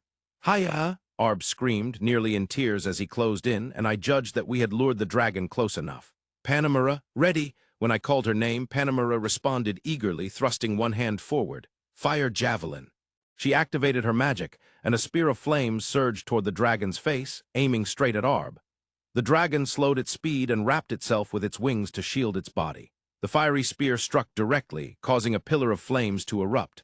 Ballista, fire all at once on the west half of the village. I gave the command instinctively, feeling a bad premonition. Immediately, the dragon spread its wings within the flames, snuffing out the fire in an instant. Then, arrows rained down from the village's defensive wall. The dragon twisted its body, dodging most of the arrows. Only a few struck its shoulder, hind legs, and tail tip. Still, the arrows definitely caused damage. The dragon collapsed to the ground, leaning to one side. Seeing this, I gave another order. Ballista. Fire all remaining shots. The ballista fired all at once. Although the dragon writhed as it fell, it barely managed to avoid a direct hit to its head. Van-marked iron arrows pierced its body multiple times, going through the base of its wings and legs. A clear fatal blow. With a death cry, the dragon fell on its side. Ballista, prepare the next volley and stand by. I gave the order to keep ready just in case. Panamera began chanting her magic again in response. D, can you check on it? I asked D, who was close to the dragon. He raised his sword in response. Everyone held their breath as D slowly approached the dragon. He got close and poised his sword. With the tip of his sword, he poked the dragon's bloody arm. Suddenly, the dragon's neck moved, and its massive mouth lunged to swallow D. NN! But D was alert. He dodged the snapping neck and swung his greatsword down. Cut in one stroke, the severed dragon's neck rolled onto the ground. WE1! Rose shouted after confirming the dragon's head had fallen. Yeah, that should be the end of it. I confirmed with my own eyes, then shouted loudly to the villagers on the wall. This is a victory for our village. Raise the battle cry. My declaration was met with great cheers from the village. Are you okay, Lord Van? Are you injured? As we returned to the village, till an Art ran up to us. I'm fine. Rather go check on Espada and D. They've been running for a long time and took the dragon's blow. You understood. But first, Lord Van, please come this way. They led me to a chair pulled from a nearby house to sit down. Ah, sitting down felt good after all that exertion. Good command, boy, and congratulations again on the dragon slaying. That creature could have devastated a mid-sized town. This will surely become a well-known story, Panamera said happily as she approached. The soldiers also looked pleased, chatting happily as they walked nearby. The villagers, perhaps still in disbelief, laughed and celebrated, though I felt the armored lizard incident had been even more exciting. Dragon slaying, huh? It was really close. Without Panamera, Espada, and D, no, even without Panamera's subordinates, it would have been impossible, I said, implying our luck. Panamera smiled knowingly. To be honest, if that forest dragon had attacked the Count's home turf, the town would have been half destroyed. At the very least, part of the walls would have collapsed and there would have been hundreds of casualties. Really, a town with the Count's castle should be well defended. Humph. There aren't many like Espada the Steward or D who can cut off a dragon's head in one blow, and that ridiculously powerful ballista. I never imagined it could pierce even the dragon's scales. She said this with a slightly exasperated tone, laughing as I nodded. They're all proud subordinates. Arb and Ro and Commotion too are expected to become as strong as D. And the ballista needs improvements. We should aim to fire at least 10 shots consecutively. I feel like I just heard a terrifying promise, but that's fine. First, we need to hold a ceremony for the dragon slaying. First goes to D, who earned the Dragon Slayer title. Second, Lord Van as the commander and lord. Espada will be included as well. That was the conversation. Wait, D is going to become a Dragon Slayer. From the second floor of the Lord's manor, I appeared with Till in tow, unfurled a letter, and began to read aloud. Below us stood Espada, D, the villagers, as well as Ort, Bell, Arte, and the soldiers from Panamera. Though there were just over 200 people, seeing them all gathered made the number feel much larger. The slaying of the forest dragon, also known as the Lord of the Forest. In recognition of those who played the most important roles in this battle, awards will be presented. The honors will be bestowed by the head of the Viscount Cayenne family, Viscount Panamera Carrera Cayenne. Though this award ceremony was conducted in an informal and straightforward manner, the moment Panamera appeared gracefully from the second floor of the Lord's manor, the atmosphere shifted. Seeing the tension rise on the villagers' faces made me, Van Kun, the Lord, reflect on my own dignity. Panamera took a slow, deliberate look around at everyone before solemnly speaking. The forest dragon we all fought and defeated here today is normally a threat that requires deployment of the Night Order alongside the court magicians. In a village or small town, it would surely cause complete devastation, and even fortress cities nearby would suffer significant damage. As she said this, the villagers grew restless. However, this small village survived. More than that, there were no casualties, and the only damage was to a portion of the newly constructed walls and 2 broken ballistas. This is an almost unbelievable feat. The villagers responded with exclamations of admiration. I understood their feelings, but now was not the time for noise. Panamera relaxed her expression slightly at their reactions and continued. I will now call the names of those who made significant contributions to this achievement. First, D, Deputy Commander of the Marquis family Knight Order. With a single strike, he severed the forest dragon's neck, over 15 meters in length, decisively ending this battle. Therefore, the first merit goes to Deputy Commander D. Cheers erupted from the village at these words. Panamera waited for the applause to die down before speaking again. Next, Espada, a rare talent in 4-element magic. Twice, he averted dire situations and immobilized the dragon with his magic, a feat beyond words. Hence, the second merit is awarded to Espada. The villagers voiced their admiration once more. I suppose it's hard for them to fully grasp the power of a magician. Finally, Panamera glanced over at me and spoke. Lastly, Van Nefertio, 4th son of the Marquis family. Despite being only 8 years old, your knowledge, decisiveness, and resourcefulness, along with unprecedented use of magic, drastically strengthened the village's defenses in a short time. Your contributions were crucial in this forest dragon slaying, and as Lord, you led the battle from the front lines. Therefore, the third merit goes to Van Nefertio. The moment Panamera said this, a thunderous cheer erupted as if a roar had broken out. Voices calling my name echoed around. I blinked in surprise but waved my hand. The cheers I received rivaled those of a top idol. Hey, everyone's favorite Vang Kun at your service. Handshakes cost 1 silver coin each. With that, the ceremony concluded smoothly. Afterwards, the great material harvesting festival took place. This time, Panamera Viscount and over 100 elite soldiers accompanied us, so materials were collected at an incredible pace. Hey, what is this sword? Could all these really be made by the boy? Panamera shouted as she held up a sword that had cleanly sliced through a dragon's tooth and looked back at me. This sword is specially made for material harvesting with a focus on sharpness, though practical it's very effective. You gave one to every soldier, over 100 swords. Aren't these special swords? I make 1 sword for 5 gold coins. When I answered, Panamera looked at me as if seeing something unbelievable. In just 2 days, the material harvesting was completed, and once again our storage was full to bursting. So we built a massive warehouse with a basement behind the new walls. This single building alone can store enough to house 2 or 3 dragons' worth of materials. With most of the walls completed, only ballistas and a drawbridge remained. While we harvested dragon materials, Belle's eyes were dollar signs, but she finally calmed down and reopened her shop. However, when we learned that my younger brother Rango had returned to the village, Belle's eyes turned to dollar signs again. Well, I understand since I have plenty I want to buy and sell too. Curious about the scale of Rango's return, Belle and I ran toward the walls. By the way, Rango was stunned the moment he arrived and saw the walls already built. He had pleaded with the guild chairman, agreeing to cover any losses himself, to lead a caravan back to the village. But he never imagined that in just a few weeks, such massive walls would have been constructed. When I met Rango, I was the one surprised. His caravan was large, 5 big wagons, 3 medium wagons, 20 adventurer escorts, and 5 merchants including Rango himself. They also had 5 slaves as helpers, truly a substantial group. "Brother, what is this? When did these amazing walls appear?" Rango shouted to Belle, who approached him, placing her hands on his shoulders with a blank expression. "These walls are unbelievable, but there's something even more serious." Serious?" Rango furrowed his brow, and Belle looked over at me. "May I show you the new warehouse? Go ahead." Belle responded lightly and led Rango toward the warehouse. The caravan passed under the walls and followed behind. Adventurers and other merchants bowed and greeted as they passed. After a while, a voice of shock came from inside the warehouse. "D-Dragon?" At Rango's exclamation, the merchants and adventurers in the caravan rushed into the warehouse. And then another scream rose. Perhaps because there were more people this time, the cheer was like the peak moment on a packed roller coaster. "How much do you think it will be worth?" I murmured, and Belle smiled like a scheming magistrate counting on her fingers. 1 dragon, a large forest dragon at that. We obtained scales, claws, teeth, eyes, magic stones, almost completely intact, probably worth 100 platinum coins. The auction in the capital city will push that to at least 150.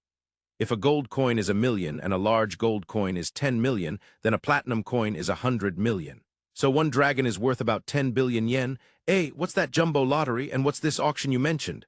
Jumbo lottery? When I asked, Belle asked back. Auction? I repeated my question, and Belle composed herself, putting on her scheming magistrate's smile. The auction is held in the capital city. Merchants who belong to the Merchant Guild can participate.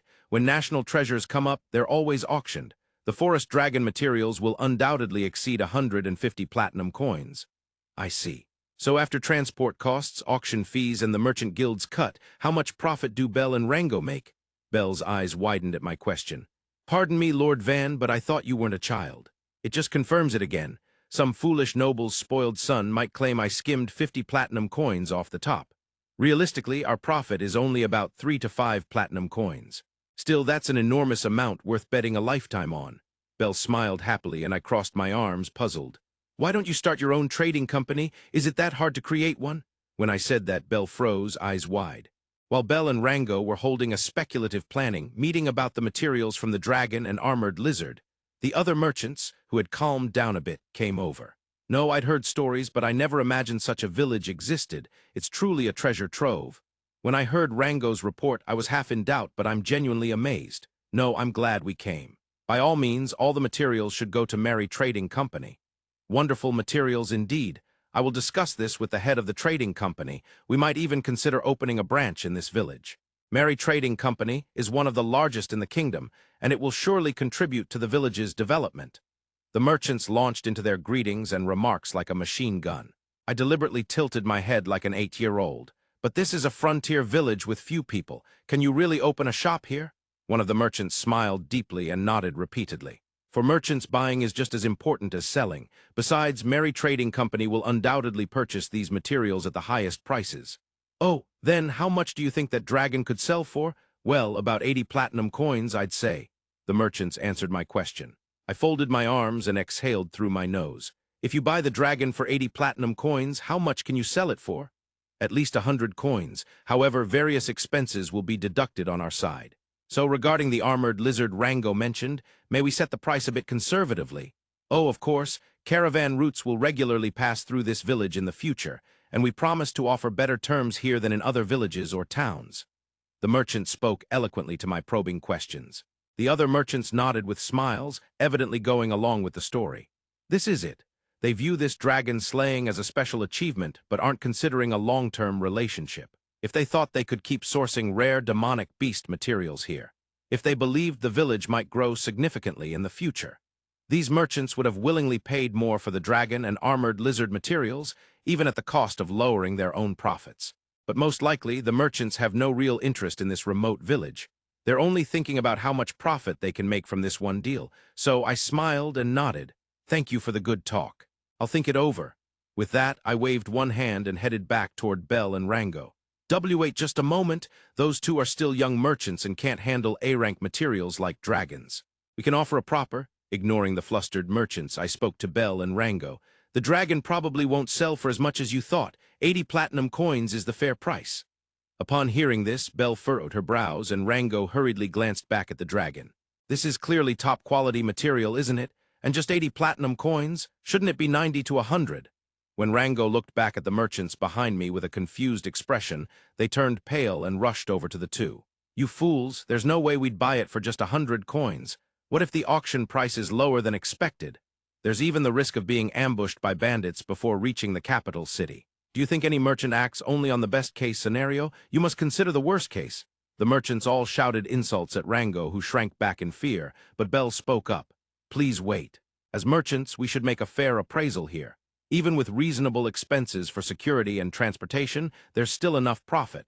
Auctions allow setting minimum bids, so if it doesn't sell, we can carry it over for next time. Also, it's a merchant's skill to carefully choose routes and guards to avoid bandit attacks. This is common sense. When Belle clearly stated this, the merchants glanced at us briefly before grabbing Belle. Why, you fools? What are you doing? Are you crazy? Merchants won't come to buy materials in such a remote village for at least a year. Even if we offer 80 platinum coins, you have no choice but to sell. Listen, just stay quiet and follow our lead. We'll pay you extra commission. If we close the deal at 80 platinum coins, each of us makes an extra platinum coin profit. They began whispering among themselves, but it was loud enough to overhear. Well, if a platinum coin is worth 100 million yen, it's natural to be tempted. We're only human. Watching this, Rango frowned and looked at Belle. Bell nodded in response and loudly addressed the merchants. My brother and I don't intend to make a petty profit of 1 platinum coin like that. Trust is everything for merchants. No matter who or what the deal, we want to conduct honest trades. That's what creates the greatest profits in the future, one merchant interrupted Bell by slamming his bag onto the ground. You don't understand this opportunity. If the head of Merry Trading Company finds out, you could be expelled. Saying this in a low voice, the merchants all walked away. No, the customer heard that. I heard it too, and now Merry Trading Company's reputation is terrible. I am, after all, a legitimate child of a Marquis family. Well, if they underestimate me as a hopeless child banished to the frontier, that's not exactly wrong. But since I might become a valued customer someday, they should at least be polite. Thinking this vaguely, I went over to Bell and Rango. Are you sure? You might have lost a profit of 1 platinum coin, you know, I asked, and both nodded eagerly. That's fine. They seemed familiar, but I didn't expect them to be that stubborn. Greed is a merchant's nature, but being just greedy is pointless. We no longer cling to the banner of the kingdom's largest trading company. It will be tough, but we will become independent merchants. I'll hire guards and personally transport the dragon materials to the capital city. But to auction them, we need to register with the guild. Rango's expression darkened. Then they both looked at me. To establish a trading company, there are 3 conditions: a guild admission fee of 1 gold coin, ownership of a physical shop, and a recommendation from someone with a noble title. Bell explained. I see. Considering the profits this time, the first 2 are no problem. But the last requirement, a recommendation from a noble, is the tricky part. It's a rule unique to noble society. Nobles have the right to grant rights. In other words, those wealthy enough to establish a trading company must give an appropriate reward to a noble at the end. Nobles can earn enormous profits without doing anything. I see. Generally, how much is the customary fee paid to nobles, or is it like a 10% cut of the profits every time? When I asked, the 2 blinked. Why, you understand, it's common knowledge among nobles. As you said, it varies, but a fee is necessary. Broadly, the fee depends on the noble title. Bell said this. Apparently, this fee is quite the hurdle. By the way, which noble family recommends Merry Trading Company? When I inquired, their expressions twitched slightly. The Berlinite royal family? That's bad news. I answered immediately, and the 2 looked like they were about to cry. When establishing a trading company, receiving a recommendation from a noble with extensive lands grants various privileges. You can open stores in prime locations across multiple cities, have priority in purchasing materials from demonic beasts defeated by the Night Order, and even have the lords of each city as regular clients. Moreover, shops recommended by high-ranking nobles carry a brand image and enjoy the backing of those nobles. In other words, the higher the noble rank endorsing you, the stronger and larger your trading company becomes. But having the royal family as a client is just unfair, I said aloud, and Bell and Rango sighed. Well, client carries a different meaning, but somehow they understood what I meant. In practice, Merry Trading Company can open stores in any city within the kingdom and choose really good locations. On top of that, they have priority in buying and selling large demonic beast materials hunted by the capital city Night Order, prisoners of war captured after battles, and even criminal slaves, I explained. By the way, there's a rumor that Merry Triumph, the founding head of Merry Trading Company, was once a consort of the penultimate king. Consort? That was a euphemism for a mistress, right? That just makes it worse, I frowned. If a trading company that can exert influence over every city sets its sights on a newly established company like ours, where could we even open shops? No, more importantly, if it's found out that a company was established with ties to the royal family's favored trading company, no one would dare recommend them. But then I suddenly realized something important. Oh, but the Merchant Guild headquarters is in another country, and it's a huge organization rooted in many nations, including ours. So as long as the conditions are acceptable, I think the guild will approve the establishment of a trading company. That's right. Thanks to that, we even got a physical store, and money isn't a problem. But as for the recommendation from a noble, they glanced at me nervously. No, Dad is a no-go. Absolutely no way. I love my brother, but he has no noble title. Ideally, I'd have a noble title myself, but you usually don't get one unless you're exceptional. I sighed and spoke. My family connections are no good, so I'll try to get a recommendation from Viscount Panamera. He's my only allied noble. I'll do my best to persuade him. When I said that, the 2 looked at each other, spread their arms wide, and hugged joyfully. Hey, we're still just at the trying to ask stage, okay? Wait, hey, no matter what I said, they stayed overjoyed. I thought it was quite a difficult favor to ask. A recommendation for establishing a trading company? I don't mind, Panamera said, surprisingly agreeing immediately after hearing about the plan. Really, that's okay? I asked in disbelief, and Panamera burst out laughing, hands on his hips. Think about it. I'm a rising noble who could be blown away by a gust of wind, so what harm is there in approving a weak trading company with only 2 merchants? If I pressured them, it would shake the royal family's prestige. I see. The royal family has its pride. Still, I'd expect some covert harassment, but maybe that's just my commoner perspective. Also, since I have no territories or knight order, flashy actions that become common gossip among commoners are important for me to climb higher. So this proposal is good for me as well. Panamera laughed happily. After all, a social climber bringing along 100 private soldiers, slaying a dragon, and entering the capital, that's bound to cause a stir. Panamera shook his shoulders, laughing. Indeed, no one would think a frontier village had the means to defeat a dragon. That's good. If everything is attributed to Viscount Panamera, then my family won't suspect anything. With that, I was happy thinking even selling something as conspicuous as a dragon wouldn't get me caught by my family. But Panamera snorted in exasperation. You're clueless in some ways.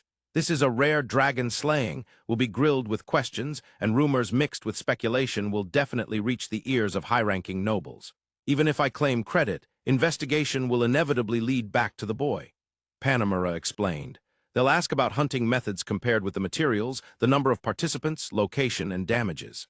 Besides, if Panamera turned out to be the strongest war god or a military genius god of war, the Royal Knight Order and military advisors would try to recruit him.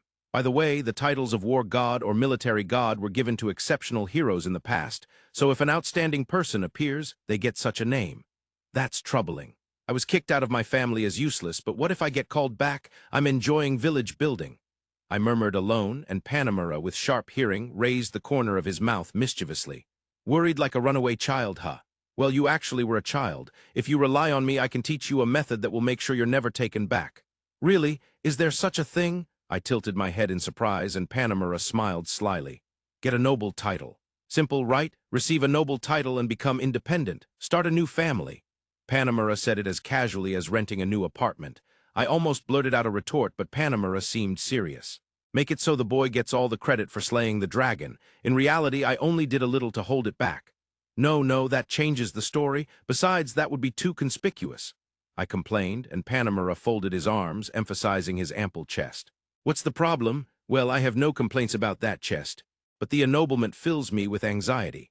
I don't know how Dad will react, and those mean second and third brothers might harass me. I also hesitate to become a noble before the kind oldest brother. While feeling uneasy like that, Panamera stroked his chin curiously. At only 8 years old, you get the title of Dragon Slayer, and with that achievement, you'll be ennobled. Plus, you'll get a large sum of money and a loyal trading company. It's all good things. Still, I understand feeling anxious. When I was first ennobled, enemies multiplied and some tried to use me. He paused, narrowed his eyes into an evil smile, and resumed. But I turned them all to ash. To ash? Yes, so if enemies come for you, don't hesitate to fire the ballista. Once the death toll hits 10, no one dares oppose you. I heard a terrifying life lesson. I nodded vaguely, then a question popped up. But if all the credit goes to me, won't that ruin your chances of advancement, Panamera son? When I said that, Panamera laughed softly. Boy, do you think I Panamera Carrera Cayenne worry about that? No way. I don't live a life that would have an 8-year-old worry about me. Did you mishear? Panamera laughed like a fierce beast. No, not at all. I don't worry about you one bit. If anything, I worry about myself. Don't eat me, okay? Haha, the boy always has witty comebacks. Don't worry, I'll hold off eating you for another 5 years. For your growth, I'll let you take credit for this dragon slaying. With that, Panamera laughed aloud. It seems Vankun has only 5 years left. What a shock. 2 days later, after completing all the assessments, Rango told me the amount. Would you sell it for 130 platinum coins? Okay, the deal was sealed. Though I was nervous, Rango relaxed after getting my approval, while Belle smiled, imagining the profits they would earn in the future. By the way, although I haven't obtained a noble title yet, when establishing the trading company, Panamera, or I made it a condition that each time they would receive 10% of the profits. Since this contract covered all post-establishment earnings, even the profits from the auction sales would be included. But Vankun, whose generosity was as vast as the open sky, said he would offer this as a service and was revered like a god. Thus, Rango returned to the capital city to sell the dragon and armored lizard materials. However, a problem arose here. The adventurers and merchants Rango had brought along left on their own. Unbelievable. What are they going to say to the trading company when they return empty-handed? Belle muttered in disbelief at the merchants who took the large transport wagon back empty. Most likely, they're waiting to plead for help. If they can't transport it themselves, they'll have no choice but to ask for assistance. In that case, we'll have to listen to their demands and sell for 80 platinum coins, Panamera explained. Since they just departed, they were probably moving slowly along the road. We could catch up quickly if we ran, but after hearing this, I didn't want to rely on them no matter what. Vankun is only 8 years old. No sense of maturity. Then I'll make a wagon and we'll use that to transport the materials. If we ask Ort and the others, will they be able to provide escort? When I said that, Panamera shook his head. No, I will take my private soldiers to the capital city. We need to petition for the boy's noble title, so don't worry about the escort or manpower. Wow, thank you. If you and your team are with us, we'll definitely be safe. Looking straight at Panamera and saying that, he blushed slightly and averted his gaze. Hearing your straightforward trust like that is a bit embarrassing. Panamera finally showed a softer side. Today's a festival, villagers. After the Harvest Festival and Carnival, let's add the Great Illumination Festival to the annual events. Is it really all right? Transporting dragon materials requires a very large wagon and many horses. Belle worried. It's fine, I'll prepare everything from now. I smiled and answered. 2 hours later, the wagon was finished. Using wooden blocks, it was a large, lightweight, and sturdy wagon with a flatbed. After loading the materials, we covered it with a thin roof, like a canopy. The wheels were large, so it handled bumps well. I'll prepare the horses, not just any draft horses, but trained war horses. Their stamina and speed are on another level. Saying that, Panamera sent soldiers to fetch the horses. With a more luxurious wagon and escort than when he first arrived, Rango left the village full of spirit. The merchants, progressing sluggishly along the road, left the escort to adventurers, used slaves as drivers, and the three of them crowded atop the wagon conversing face to face. Are they not chasing us yet? Suddenly one asked, and another furrowed his brow and replied, Not yet. Hey, are you sure this is all right? What if those brothers stubbornly try something reckless? That would be foolish, think about it. In a place this remote, there's nowhere to sell dragon materials, and without someone from the same trading company to call on, they can't arrange a caravan. They'll soon realize how stupid they were. The eldest merchant snorted. A brief silence fell inside the shaking wagon. Then the adventurers walking outside gasped in surprise. The three peeked out and saw several large wagons approaching from down the road, eyes wide. What is that? I've never seen such wagons. Look around. Is that the Night Order? Why would they be in such a village? Hurriedly, the merchants moved their wagon to the roadside and yielded to the group, who looked like knights. Their matching gear and high discipline left no doubt they were a Night Order. Because the wagons moved in the middle, the merchants thought the group was even larger than it actually was. Which Night Order is this? Could it be the Marquis Ferdio family? Impossible. Rumors aside, it's true that their fourth son was expelled from the Marquis family. The three were confused, watching from inside their wagon. But soon they noticed something strange. The shape and number of the wagons. They weren't noble carriages, there were no family crests. Plus, as large wagons, they were enormous. The wheels were twice the size of those on the merchants' wagons. They were strange wagons, 10 wagons, each pulled by 4 horses, all loaded to the brim. Hey, that! The youngest merchant pointed, and there was Rango driving one of the wagons. Could it be? The merchants watched in amazement as the wagon and escort procession passed. When 5 wagons had passed, a beautiful female knight on horseback appeared. 2 soldiers holding flags flanked her, bearing a unicorn and shield emblem. One merchant whispered, Is that Viscount Cayenne? Why is the upstart from the Count's territory with Rango? Wait, even if they're upstarts or whatever, if nobles are cooperating, Belle and Rango might establish the trading company. At those words, everyone finally panicked seriously. The merchant's advantage over Belle and Rango was in transporting the dragon and having sales channels secured. They assumed those two didn't have such means, but this unexpected turn shocked them. It was painful enough that they wasted a trip to this remote place, but worse was losing the profits. If they hadn't been greedy and agreed to 100 platinum coins, everyone would have still earned enormous profits, ranging from 1 to 2 platinum coins each. No way. What should we do? Even with that many wagons, they'll probably transport the materials in 2 trips. Should we apologize and ask to join them? 2 merchants paled and said that. What they feared most was losing their standing as merchants. The 3 veteran members of the Merry Trading Company had accepted Rango's unbelievable story and convinced the company head to arrange a caravan. Delivery of 40 armored lizards. That was the condition for deploying the caravan. But greed led them to return empty-handed. Who would explain this to the company head? No, we approached the company head in good faith and got the caravan. Belle and Rango trampled on that goodwill. I'll tell the company head that we were deceived by them. The eldest merchant muttered, and the other 2 blinked. Will they believe that? At least let us transport the armored lizards. Right now, the company head is Lady Diane. She probably won't punish anyone too harshly yet. At the name of the new Mary Trading Company head, the merchants relaxed slightly, but Lord Cactus remains an advisor. Adding that, the eldest merchant nodded. If it were Lord Cactus, there'd be no forgiveness, but he's lenient to his daughter. Lady Diane's decision won't be overturned. Even if he steps down, former company members Bell and Rango will probably get involved in profits somehow. I see. If we borrow Lord Cactus's influence. The three discussed this and ultimately just watched as the dragon transport went on without interference. After a journey of a month and a half, I finally set foot in the capital city again after a long time. My family has been knights for generations, so I was originally born in the capital city. However, as soon as my aptitude for four-element magic was recognized, I was invited and handed over to the Count Ferdinand's domain, which offered the best conditions. It had been 8 years since I left home. I endured treatment that made me want to die, studied by cutting into my sleep, and became a squad leader.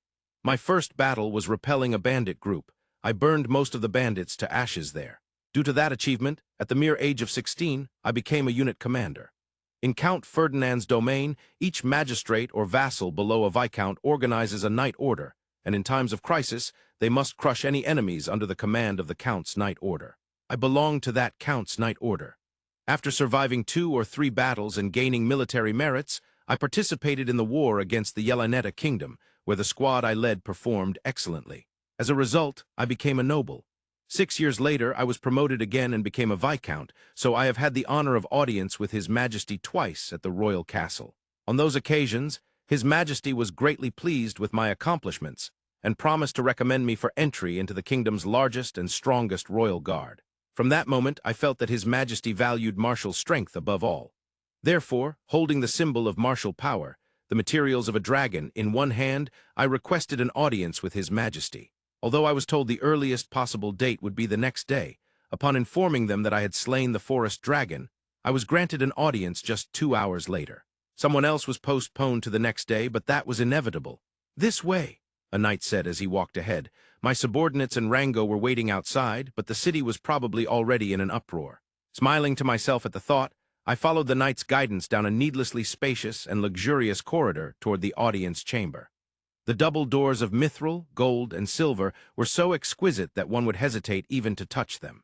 The beauty of the decorations aside, the doors themselves were large and imposing because of the high ceiling.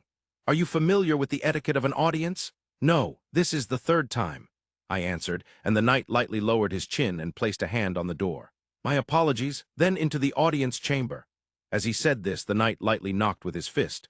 The doors opened with a heavy sound from the inside. The chamber had a high ceiling, with pillars and knights lined up in order. A gigantic chandelier and magic ore lamps illuminated the room. Thick red evil tiger pelts covered the floor. For minor nobility from small countries, merely stepping into this audience chamber would be enough to intimidate them. Stepping on the massive tiger pelt said to rival dragons, I advanced through the chamber. It felt good to walk while all the knights' gazes were on me, but being ordered to kneel 50 meters away from His Majesty was not amusing. There, reclining in a large chair made from dragon bones and fangs, mithril and red evil tiger pelts, was the middle-aged king, Dino Enzola Berlinate. He ascended the throne at 16 and achieved a significant military reform in just 20 years, wielding far greater military power than his predecessor. That reform focused on merit-based officer recruitment. Commanders must be from noble bloodlines to prevent betrayal and maintain proper command chains. Therefore, all subordinate officers under the commanders were hardened veterans. This was the military reform His Majesty devised. This reform took time, effort, and spilled much blood. Until then, being born into a noble family meant a deputy or officer role in the Knight Order was guaranteed. That was why incompetence led troops. However, because of this reform, many noble sons lost their positions. This revealed how many were unfit, and the nobles opposed strongly. At that time, His Majesty secretly selected which families to favor and which to reduce. Those cooperative and specialized in martial skills swiftly rose. The Marquis Ferdio family was promoted during that time. Ostensibly for military merits in major battles, the real reason was preparation for the future. In contrast, though Count Ferdinand's family was not demoted when his 2 sons were removed from officer positions due to inaction, their territory was reduced. The Count petitioned to heavily rely on me, just a knight, and grant me noble title to secure his own position. His Majesty greatly favored this petition, and I was promoted to Viscount unusually quickly. From this, it can be said that His Majesty tends to favor competent people he himself has granted noble titles to. Therefore, I made my proposal to His Majesty. Thank you very much for granting me an audience. Without delay, I have come to request that a certain person be granted a noble title. Normally, a brief greeting would be exchanged, and His Majesty's words received before discussing the audience's content. But I deliberately went straight to the point. At this, the royal guard and court magicians looked stern, and the elderly Prime Minister standing beside His Majesty raised one eyebrow with interest. His Majesty tilted his head in puzzlement. I thought you had come to request promotion for your own new military achievements, but instead you want another to receive a noble title, His Majesty asked in a low voice, clearly less enthusiastic than ever before. Probably wary that I was after power or status. Before I could answer, the Prime Minister interrupted. Normally, this would be unacceptable before His Majesty's question was answered, but the Prime Minister was known for his unorthodox nature and close relationship with His Majesty. Who is the person you propose? The Prime Minister said this. Smiling, I began. He is a lord protecting the kingdom's remote frontier. Unable even to have a magistrate dispatched, he guards a frontier village and thus could not come to the capital city. Upon hearing this, His Majesty frowned. A frontier village? Why do you propose such a local lord for nobility, for great achievements and even greater potential? I answered immediately, causing a slight stir among the royal guard. The Prime Minister placed a hand on his chin and looked at His Majesty. His Majesty simply nodded quietly and spoke. Ho! If you, renowned for martial prowess, recommend him, it must be promising. But how did he achieve military merit in a frontier village that can hardly allocate knights or guards? I am curious, but have more doubts. I erased my smile, looked straight into His Majesty's eyes, and answered. He slew a dragon. The moment I said this, the chamber erupted in an unprecedented turmoil. Elsewhere, the commotion would have been even greater. The Prime Minister slightly widened his eyes and spoke. Dragon slaying. If true, indeed remarkable. Could this frontier village lord be a four-element magician raised there? I shook my head. No, he was considered useless due to an aptitude for production-type magic and was neglected and cast out by his family. Yet he has continued to demonstrate astonishing capabilities. A person like that slaying a dragon? The Prime Minister tilted his head, and His Majesty, growing impatient, straightened in his chair and spoke. Who is this person? Vanni Furtio, son of the Marquis Furtio family, not even 10 years old, a hero of dragon slaying. At my words, everyone in the audience chamber held their breath. The son of the Marquis Furtio family, you say? There has been no report from the Marquis, His Majesty said in a low voice to my words. A dangerous light flickered in His Majesty's eyes. He must be considering the possibility of rebellion by the Marquis family. The atmosphere shifted slightly, but it didn't concern me. I'm not aware of any report from the Marquis family, but the frontier village entrusted to that boy was a small, nameless village. When Van the boy went there as the lord, the villagers, only about 100, had nothing to protect themselves with but wooden fences they had built with their own hands. I began like that and watched everyone's reaction. Most were intrigued, wondering how such a situation could lead to dragon slaying. Remarkably, when the boy arrived, the village was under attack by a bandit group. With a few subordinates and adventurers hired as guards, he annihilated them and protected the village. Ho-ho, he fought a field battle at such a young age and won. That's quite an achievement, His Majesty leaned forward and said. A good response. I suppressed a smile and continued. First, as lord, the boy acted to strengthen the village's defenses. He surrounded the village with earthen walls made from soil and rocks. He also dug a moat and repaired dilapidated houses. As I spoke, voices of admiration rose. Naturally so, if an 8-year-old child did all this, people would debate whether he was a prodigy or if it was a fabricated story. I raised my voice to quiet the growing commotion. Furthermore, he led just 100 people to slay 40 armored lizards. When I said this, the uproar reached its peak. Voices challenged the truth of my words from all directions. Impossible, even the capital city Knight Order wouldn't manage that so easily. Was it one at a time? No, it's unlikely that armored lizards appear so regularly. Perhaps the total number slain over several years is 40. As I listened to the back and forth, waiting for the room to quiet down, the Prime Minister clapped his hands together loudly to forcibly restore calm. Tell me about the village's combat strength and the frequency of armored lizard attacks. I tightened my expression and lowered my chin to answer. The village's forces consisted of roughly 100 villagers, the Marquis family's Knight Order deputy commander and 2 knights, and 1 elderly butler who was also a magician. The rest were 5 adventurers. Against them, the armored lizards attacked in groups of 40 at once. Revealing these details brought more expressions of astonishment. Effectively, only 3 knights and 1 magician plus 5 adventurers. This hardly sounds like a fair fight. How skilled were these adventurers? They are first class but not outstanding, I replied. His Majesty and the Prime Minister exchanged glances and groaned. Then the Prime Minister looked at me and spoke. This story is hard to believe suddenly. Do you have any proof? We have materials from the slain dragons and armored lizards. All show minimal wounds and barely any magical damage. I also participated in the dragon slaying, but only to hold them off once or twice. Ultimately, it was Van Nefertio, the Lord, and his subordinates who achieved all the battle results without a single casualty. When I declared this clearly, the Prime Minister's face grew stern, likely suspecting some embellishment. Understandably so, if the roles were reversed, it wouldn't be easy to believe. Some may doubt this report, however. The moment I said that, His Majesty raised one hand and spoke. I do not doubt you. There is no advantage in telling lies here. If a dragon was slain, plenty of materials would flood the market, and the source would inevitably be known. As for the merit of dragon slaying, if someone else claimed another's victory as their own, that would be one thing. But what benefit would there be in reporting that someone else did it? Perhaps someone unrelated planned to claim the merit, but handed it over to a controllable child, indirectly gaining territory, His Majesty speculated. The Prime Minister objected, but was dismissed with a wave of the hand. Do not test me. If this man had slain the dragon, he would demand the territory directly. Besides, inspectors are heading to the site within days. Such deceit won't hold, His Majesty said grumpily. The Prime Minister smiled wryly and looked at me. His Majesty says he believes you, but if this is treachery, you must forfeit your noble title and face severe punishment. Do you understand? Yes, I would even welcome the inspection. I want His Majesty to see firsthand how Van transformed the village in such a short time. After that, if I petition again, the wise His Majesty will likely appoint him lord of a vast new territory for the sake of national defense. I raised one corner of my mouth confidently and replied. The room buzzed, and both the Prime Minister and His Majesty looked down at me with smiles. After leaving the castle, I headed to where my subordinates and Rango were waiting outside the gates. A crowd had gathered, with soldiers and Rango telling the people the details. More than 2 hours had passed. Rumors of the dragon slaying had likely spread throughout the capital city. Moreover, the lead carriage was deliberately left open at the roof, exposing part of the dragon's face.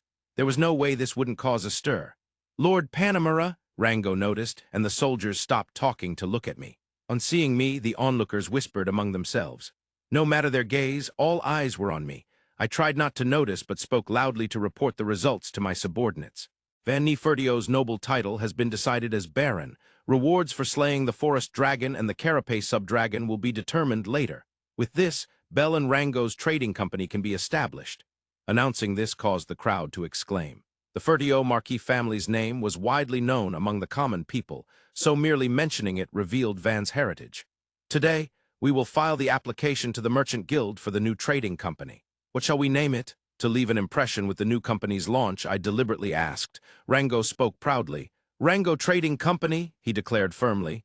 Hey, don't you want to include your brother's name? I checked just in case. Rango's eyes sparkled as he nodded.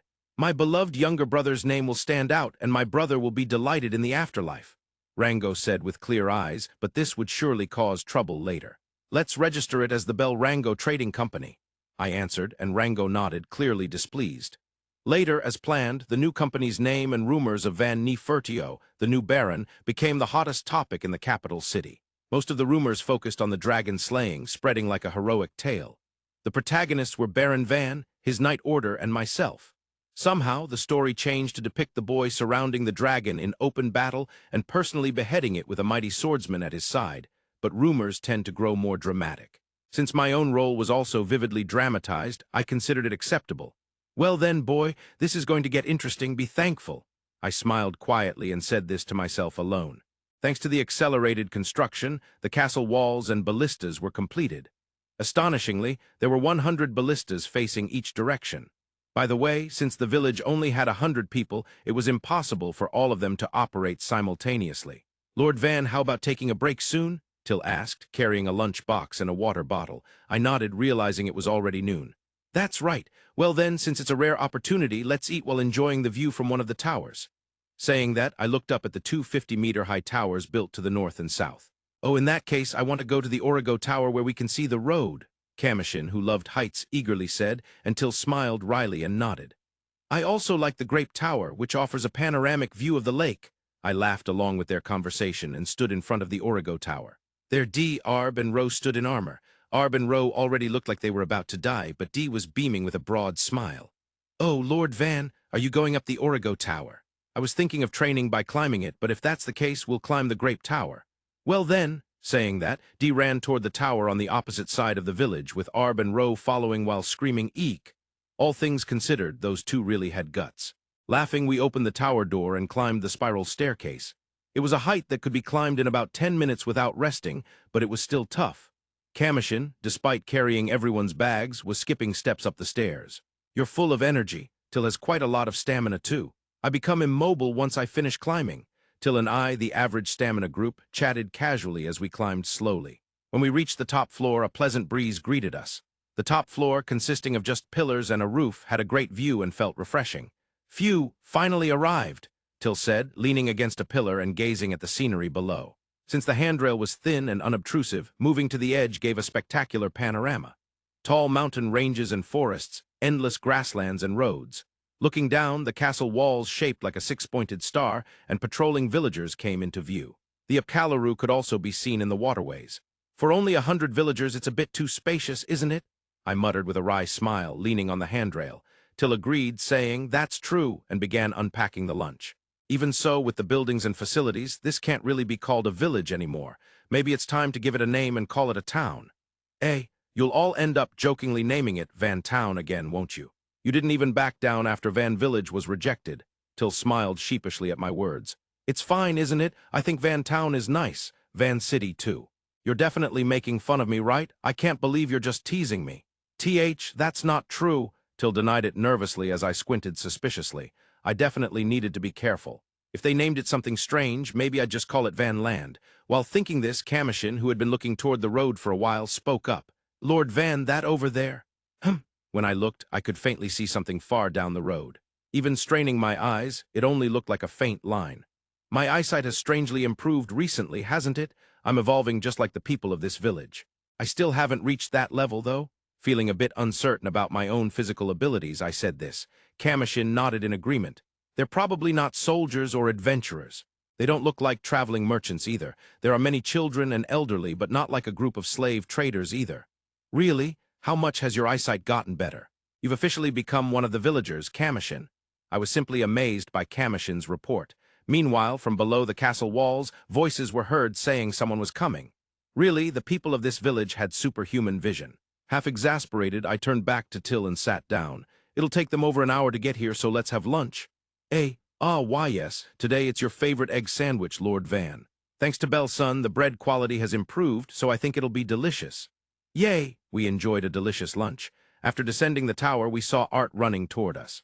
Her shimmering white hair reflected the light like silver threads and looked beautiful.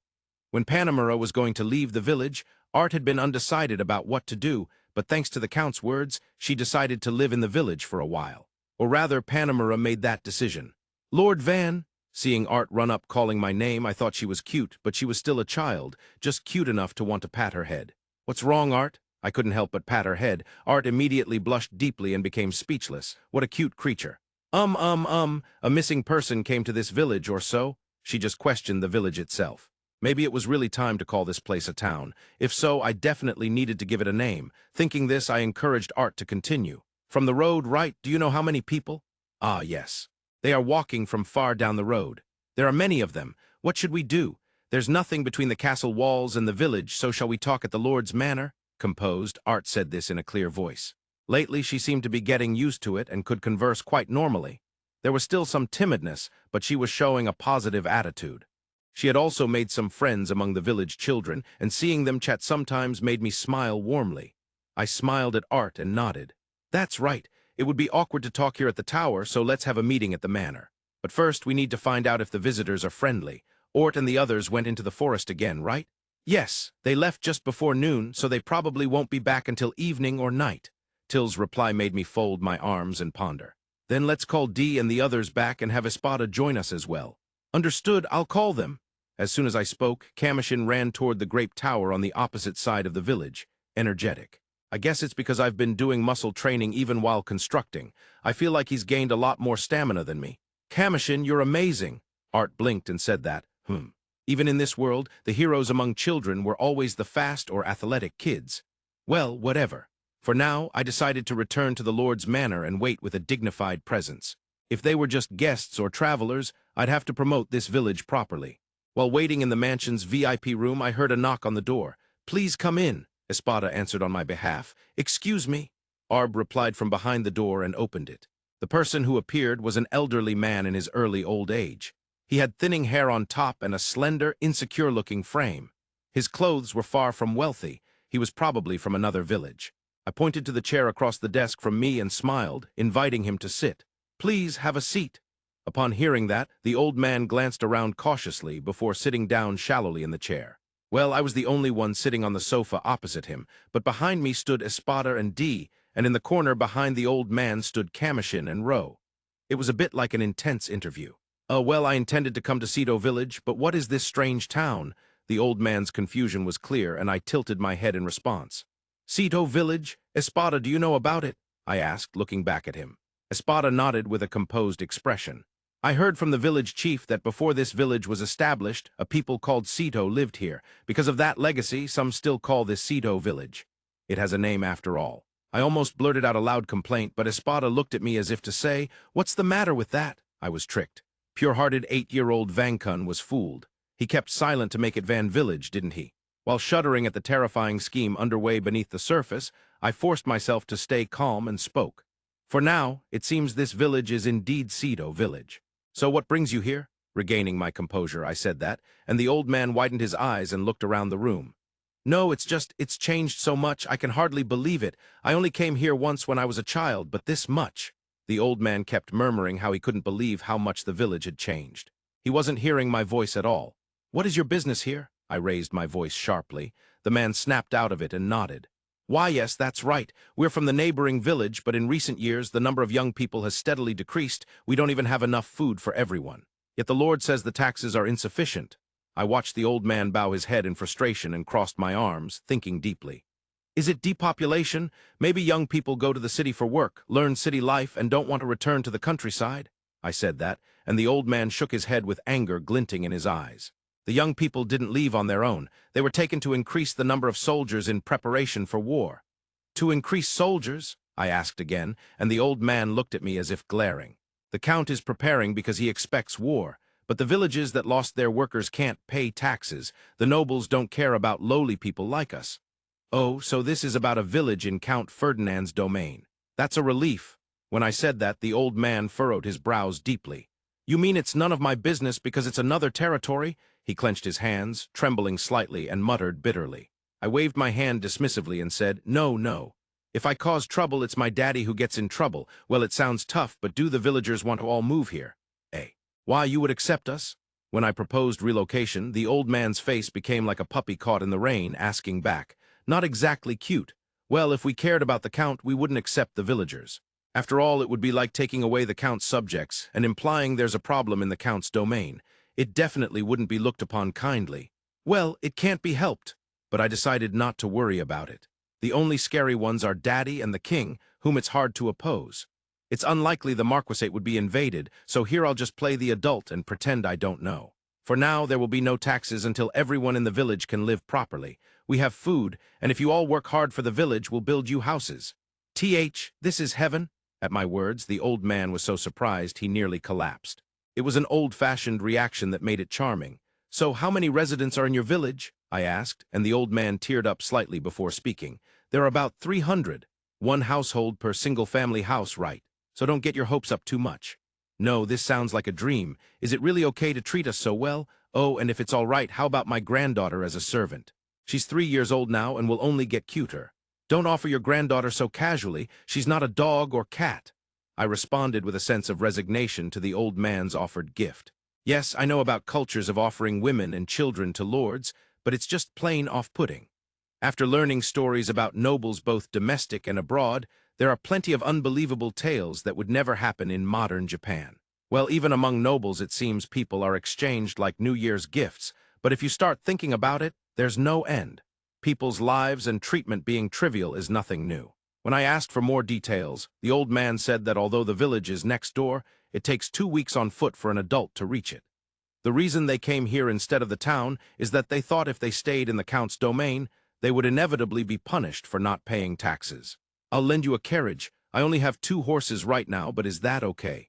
Thank you so much for even providing a carriage. We have about 10 cattle grazing in our village. On the way back, we can have the oxen pull the carriage so your horses won't get tired. Oxen? You have oxen. Dairy cows? I interrupted the old man's words with a question. He looked flustered, but that wasn't the point. Because oxen, the old man, sweating nervously as if I'd said something wrong, nodded. Yes, that's right. Grazing is popular in the Count's domain. That's why there are cattle in the village. Even though we're a frontier village, the Border Defense Night Order comes from a nearby fort. We always have more than 10 cattle, even after submitting some each year. Do your cattle give birth every year? That's amazing. How many? I fired off more questions quickly, and the old man, though flustered, answered carefully. 5 or 6 every year. Cattle usually grow big in a year. The calves born that year are submitted the next year. I thought it was similar in other villages. He said this with a puzzled look. Maybe the cattle species are different from those on Earth. If they reproduce so steadily in this frontier village environment, I'd definitely like to develop livestock farming here. All right, let's relocate and increase the cattle. I'll ask Ort and the others to provide escort. Suddenly excited, I cheerfully continued the conversation. Village chief, you must be tired. Please rest in the village today. Although it's a soldier's dormitory, there's a place to rest and food. When I said that, the old man blinked and opened his mouth. I'm not the village chief. You're not the village chief? Apparently not. I slumped back on the sofa. In front of the lodging prepared for Panamera and the others, a group of people wearing tattered clothes lined up, looking up at the building. Their ages varied. There was an elderly couple, 3 middle-aged men and women, 3 young women, and 5 children. In total, 13 people. They had risked their lives to escape, believing they could no longer live in their village. Wow, to be able to stay in such a magnificent house. It looks even bigger than the Lord's manor. Don't be stupid. The Lord might even want to swap houses, you know? At the end, a child said something quite rude. Hey, children, it's not just about appearances. What's inside is what matters. The Lord's manor has way better furniture, after all. Thinking about that, I called out to everyone. Well then, we'll have a welcome party. Meet in front of the Lord's manor in 30 minutes. A welcome party? An old man looked puzzled, but since preparations were needed, I explained briefly and then left the spot. Till Commotion, go tell the villagers to prepare for a barbecue. Yes, the 2 ran off, and then Art, who had been watching, walked over here. What will happen to those people? Art was concerned about the residents of the neighboring village. Art is the daughter of Count Ferdinand's family, isn't she?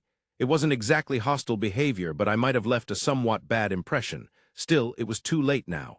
Yes. Those people are from the neighboring village, but it's on the brink of collapse. They escaped to this village, so I thought I'd give them food and a place to stay. I see, that's a good thing. They'll surely be able to live very well here. I gave a vague explanation, and Art accepted it happily. Well, at 10 years old, she probably wouldn't think much about which domain the neighboring village belonged to. Art, would you like to live in this village too? When I asked, Art blushed slightly but nodded lightly. Yes, I think that would make me happier. Art's words were vague. She had been properly educated, carefully avoiding giving a direct answer. It's okay, I'm not thinking about marriage or anything. We're still kids. That kind of talk is far in the future. When I said that, Art shook her head left and right with a face like she might cry. I do want to get married, but you want to get married? I couldn't help but ask again, and Art came to a sudden stop. Gradually, she turned red as if she were an apple. Shall we pretend I didn't hear that? When I asked, Art lowered her gaze and whispered, Yes.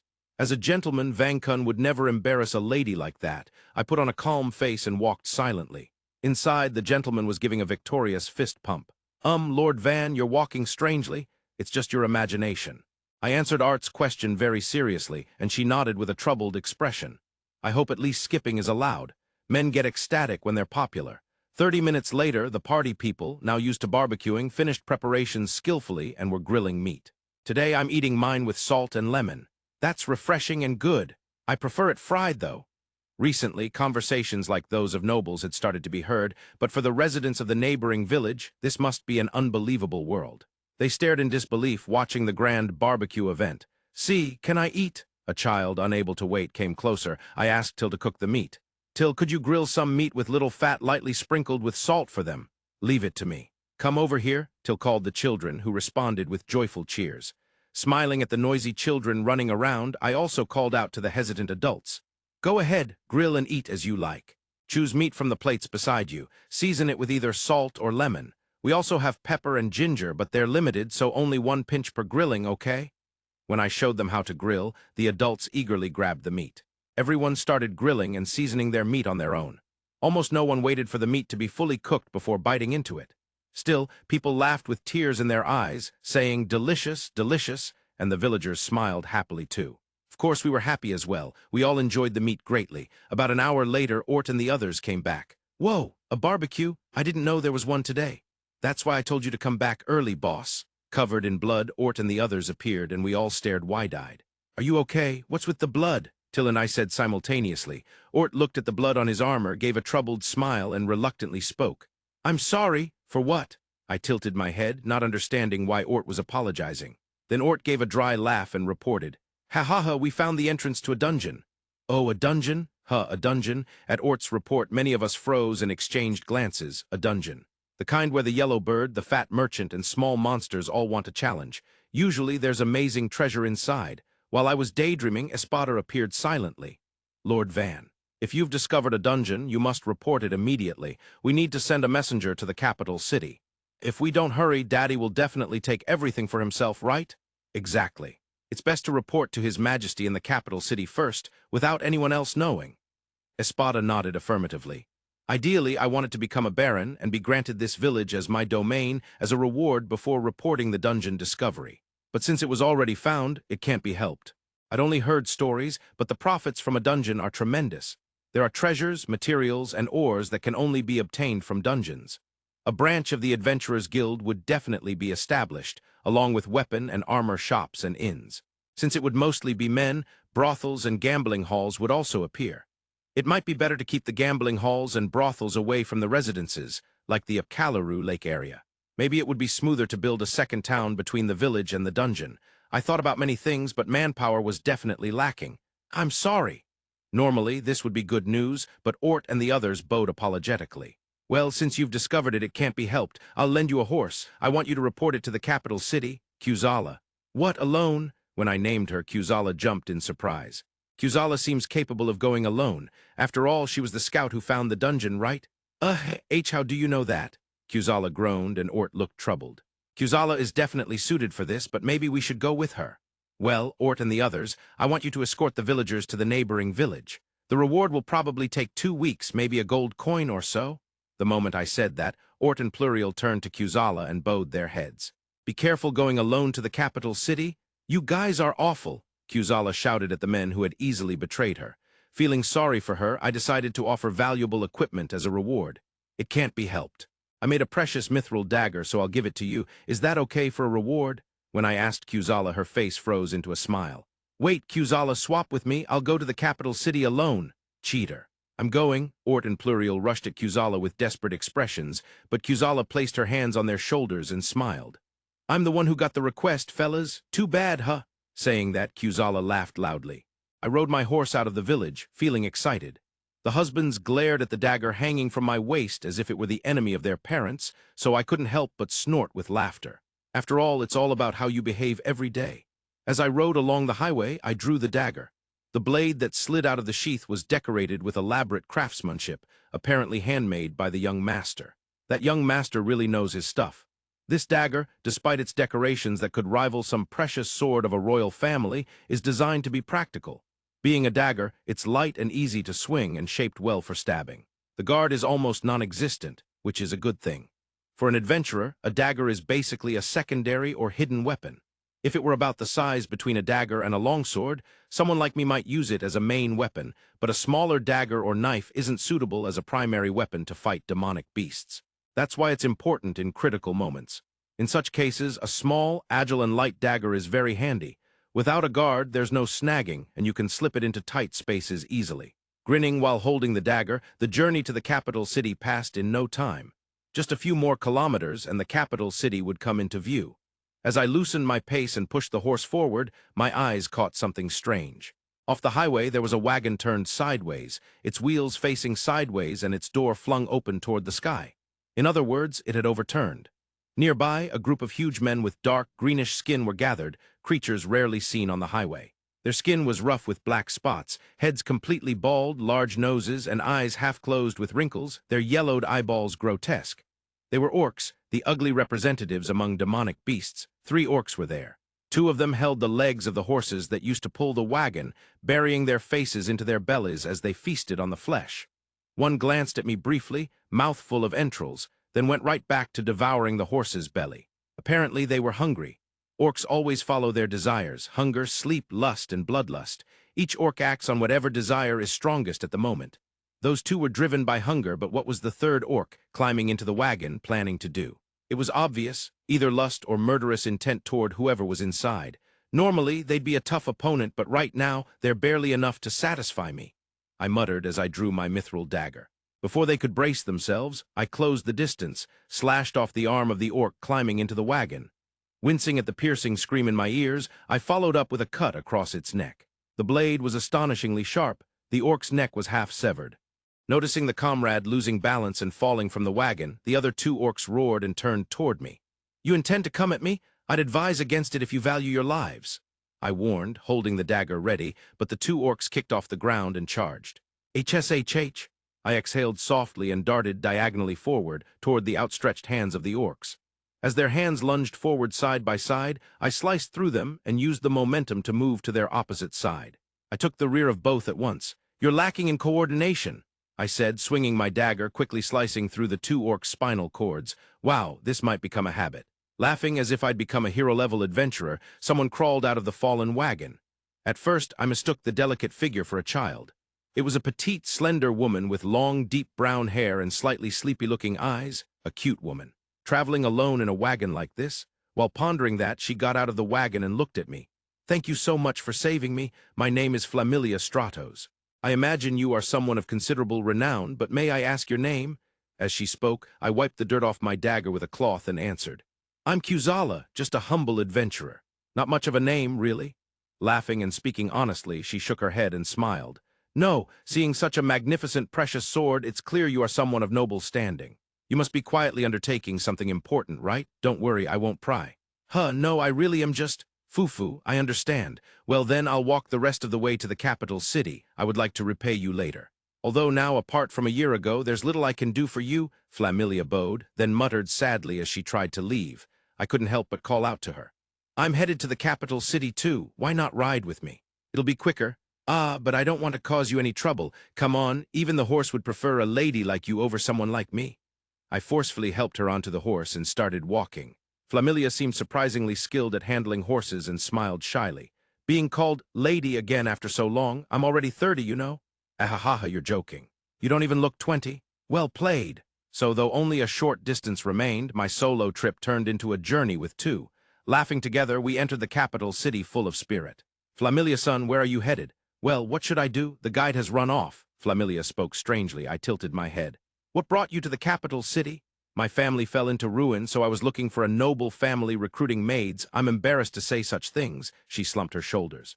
Seeing that, I said something out of character. "What, Flamilia, son, you're a free spirit too? Just like me, there's nothing to be ashamed of. If you want, come with me, I'll protect you. You won't regret it." After encouraging her, she looked stunned for a moment, then blushed, covering her mouth with her hand, and replied with a blossoming smile. "Yes, please, I'm counting on you." Taking this beautiful woman, we went to the Adventurers Guild. After telling the receptionist, "I discovered a dungeon," the guild erupted in murmurs. I was quickly called to the guild master's office upstairs, where I was asked about the dungeon's location and the kinds of demonic beasts expected inside. I also reported the recent slaying of a dragon and armored lizard, learning that these had recently been put up for auction. Then the guild master called out at the guild reception to gather adventurers. "A dungeon has been discovered on the frontier of the Fertio Marquisate. Although it's frontier territory, this is the same village where the dragon and armored lizard were recently reported slain. The lord is the newly appointed Baron van Nefertio. The guild will begin preparations to build a branch there. As usual, once the branch opens, all materials will be bought at a 20% premium. Furthermore, special rewards will be given to those who contribute to mapping the dungeon." At this announcement, the adventurers stirred. Anyone looking for a windfall would rush there first. Now that the report was done, our dungeon exploration was officially open. We had to hurry back. Just then, adventurers in the guild swarmed around me. "I heard you killed the forest dragon. Who did the slaying? Is it true Baron Van cut it down? How far is the dungeon from the village?" Faced with these rough men crowding in, I shouted back. "Calm down, I'm busy. Now then, I reported the dungeon discovery, so I'm heading out." I grabbed Flamilia's hand and hurried out of the guild. Men ran after us. "Wait, you plan to be the first to go into the dungeon, right?" "We won't let you." "We're following you." Turning to shout back, I said, "We're staying at an inn before heading home. Coming along won't get you anything." I accidentally declared I'd be sticking with Flamilia. I glanced at her, but she smiled gently, so I figured it was fine. Meeting Kuzala-sama changed my life dramatically. Kuzala-sama, a heroic-level adventurer, entered the Adventurers Guild, which was like a den of ruffians with great dignity. He casually reported to the intimidating guildmaster about the discovery of dungeons and the slaying of dragons.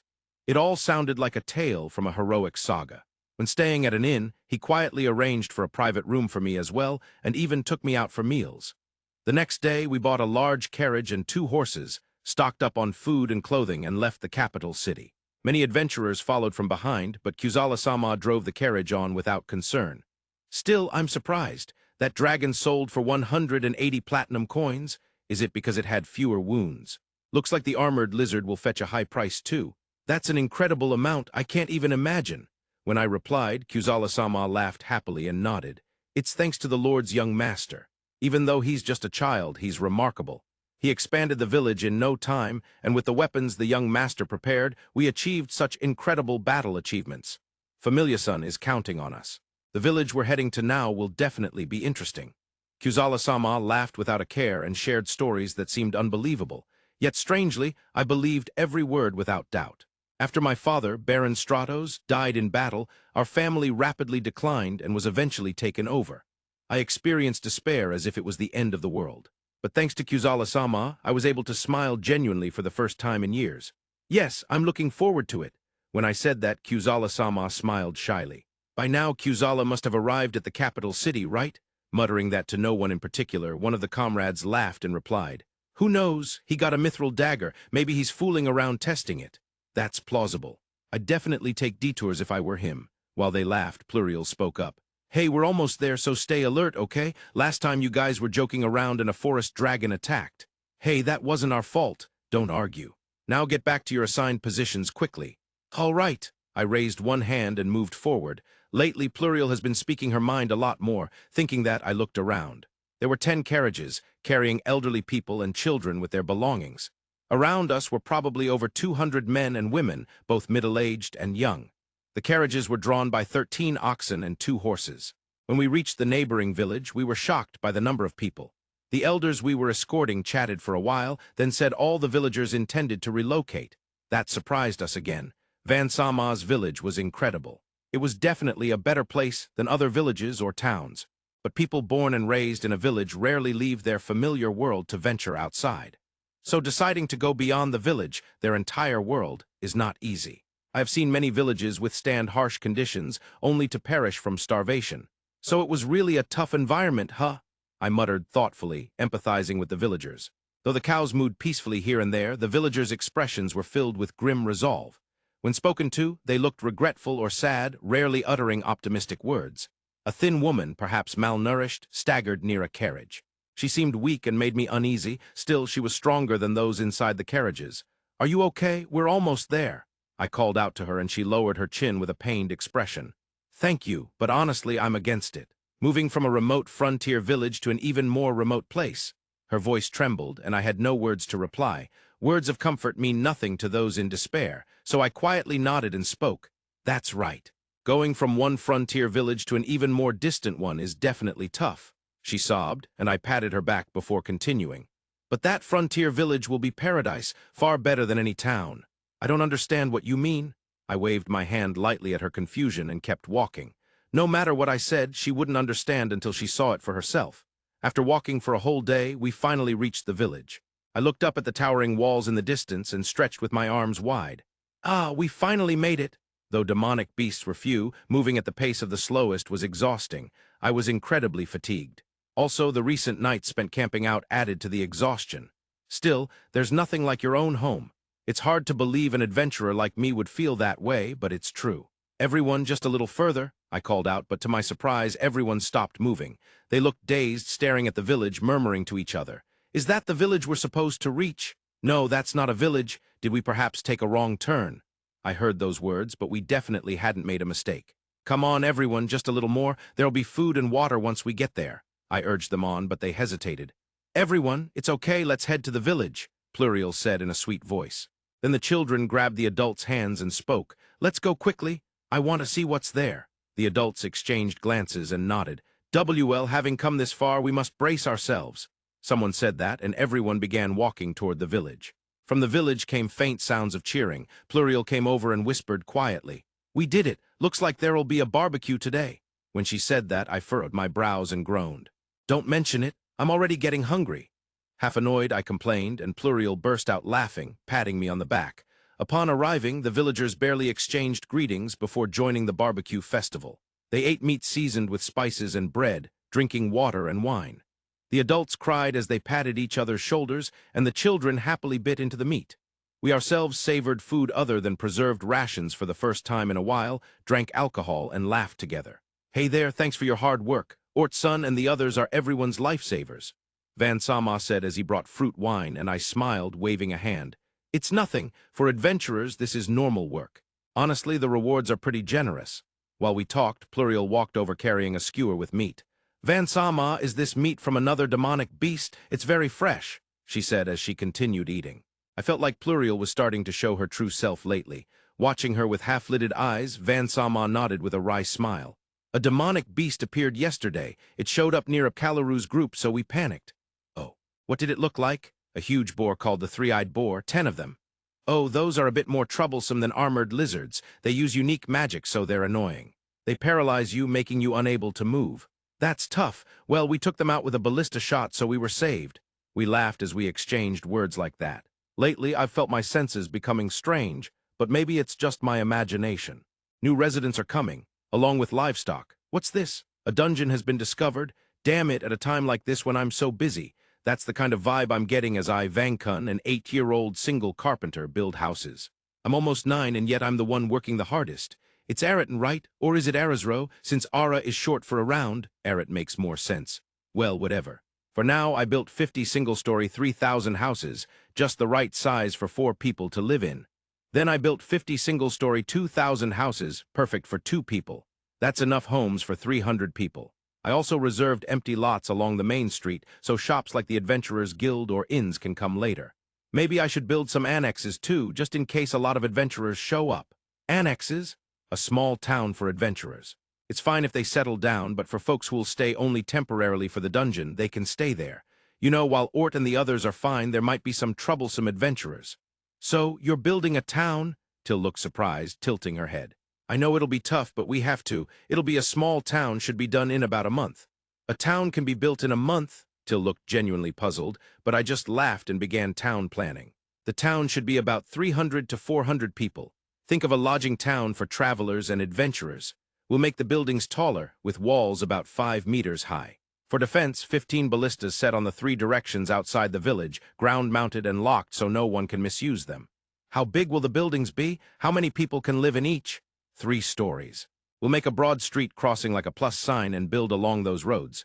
If 10 people can sleep on each floor, that's 30 per building. 10 buildings, 5 for shops, and maybe 2 or 3 inns.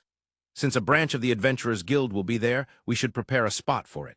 If I may be so bold, you should decide whether to charge rent for the shops and inns or have Lord Van manage them.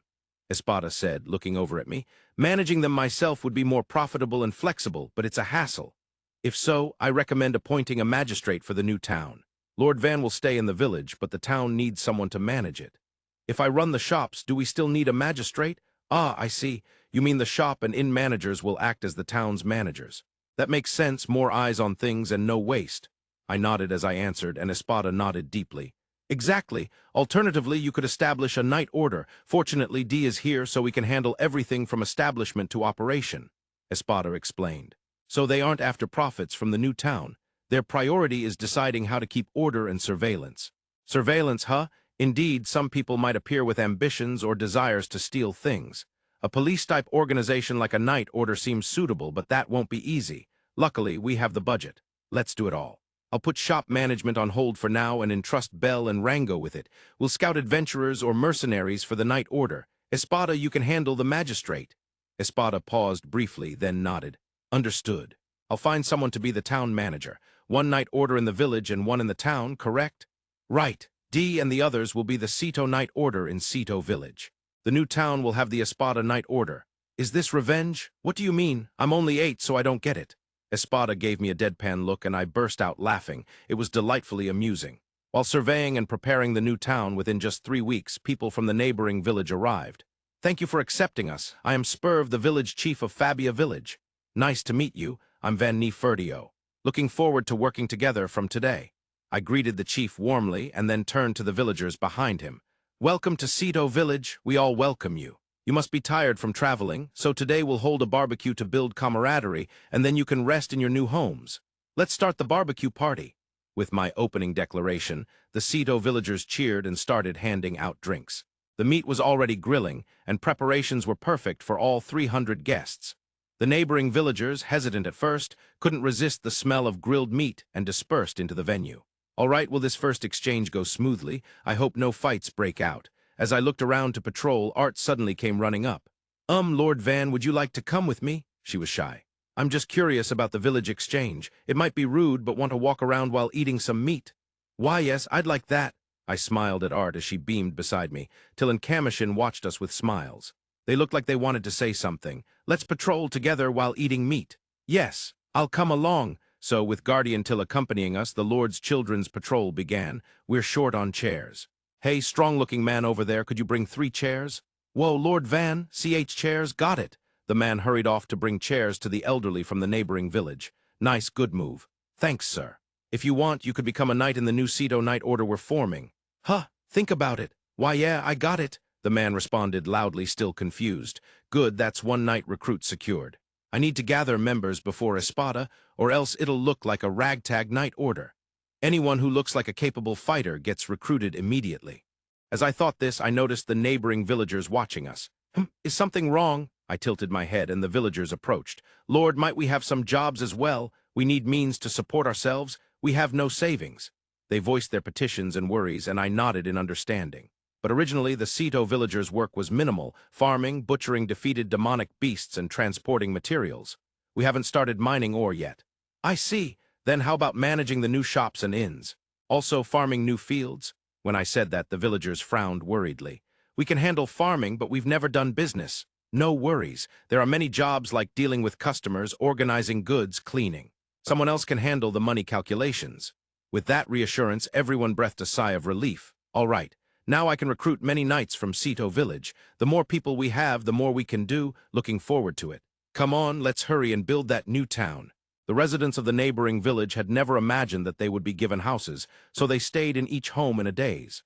The next day, I casually mentioned, "Maybe soup, salad, and bread for breakfast." Not fully understanding the situation yet, the residents ended up having the same breakfast as me. I regretted not preparing several options buffet-style to make things easier. But I quickly shifted my mindset within 5 minutes and headed to the town construction site. While recruiting well-built young men to eventually join the Ceto Night Order, I also had them help with building the town. "Pull the rope over there." "Got it. It's a bit crooked."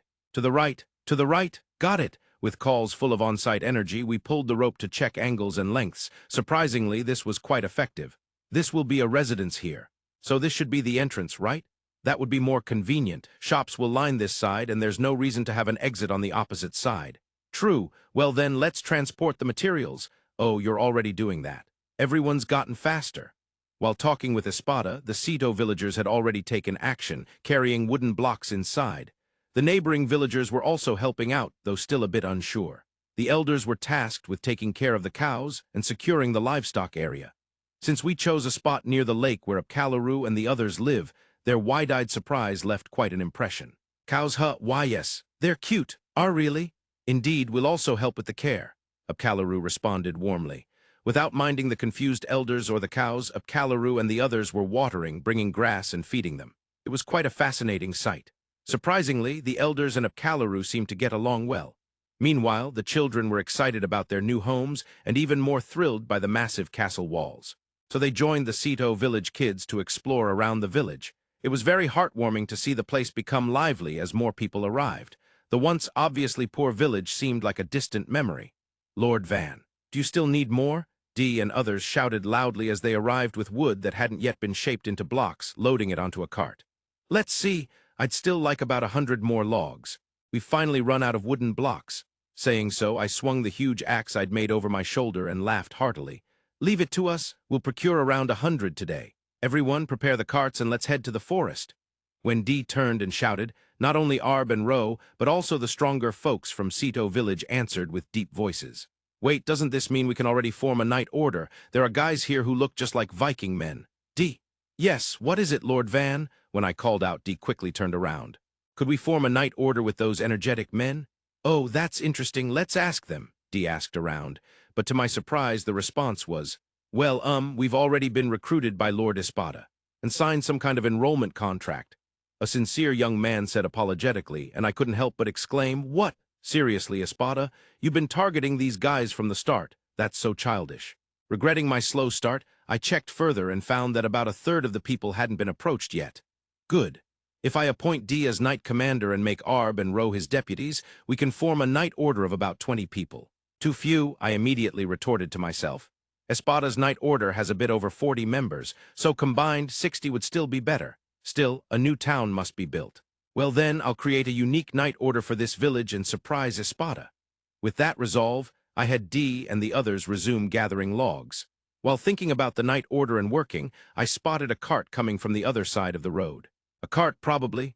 I wasn't sure from so far away, but Commotion nodded clearly. One horse and a medium-sized cart. No escort, it seems. Thanks. Why do these guys all have such amazing eyesight? Their vision cheat is incredible. If there's no escort, maybe it's Kuzala. Usually no one travels alone or just one or two people so far out. When I said that, Commotion widened his eyes and exclaimed, wait, though it's pretty far, there are other carts behind. Even the front cart is super far away. You can't normally see anything from that far, right? I grumbled a bit about his abnormal eyesight. But it wasn't Commotion's fault, it was me with the bad eyesight. While feeling down, Till and Art peeked at my face. It's okay, I can't see either. Me neither. Thanks, you're both so kind. Their words gave me a little hope in this world. Yeah, even I don't fully understand what I mean. Anyway, I shook it off and continued building houses. After an hour or so, just as we finished constructing another new residence, the cart finally came close.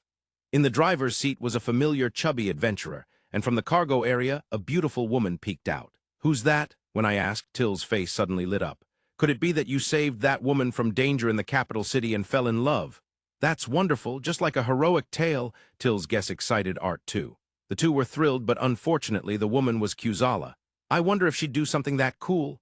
When I expressed doubt, Commotion tilted his head. But Kuzala is actually amazing. She's fast, excellent at sensing presence, detecting and disarming traps. Her swordsmanship is unique but skilled. Also, she's good at throwing stones, knives, and archery. Wow, she can do all that, even though it's Kuzala. While Commotion, Till, Art, and I discussed Kuzala's skills, personality, and whether she was cool or not, someone spoke up. Hey, Lord Van, I'd appreciate it if you stopped gossiping about me so loudly. Kuzala said this, half-lidded eyes on me. A complaint passed the buck. Hey, Kuzala, welcome back. By the way, who's that with you? I asked, until an Art leaned forward to listen closely. Maybe because she was the center of attention, Kuzala looked uncomfortable but spoke up. We met by chance. She had nowhere to go, so I guided her here. Is it okay to have more residents now? That's fine. We've increased by about 300, but it's still no problem. 300. The ones from the neighboring village? That's quite a sudden increase. Kuzala was surprised, and Till poked her head from behind her to speak for the group. Nice to meet you, I'm Till. This is Lord Van Nefertio, the lord of this territory. After that greeting, the woman who had missed her own introduction breathed a sigh of relief. My name is Flamilia Stratos. Kuzala saved me when I was attacked by orcs near the capital city, and I've been with her since. When Flamilia introduced herself, Till and Art's eyes sparkled as they looked at Kuzala and Flamilia's faces. No way. Meanwhile, I looked at Kuzala and naturally muttered that disbelief. No, I'm not really that cool.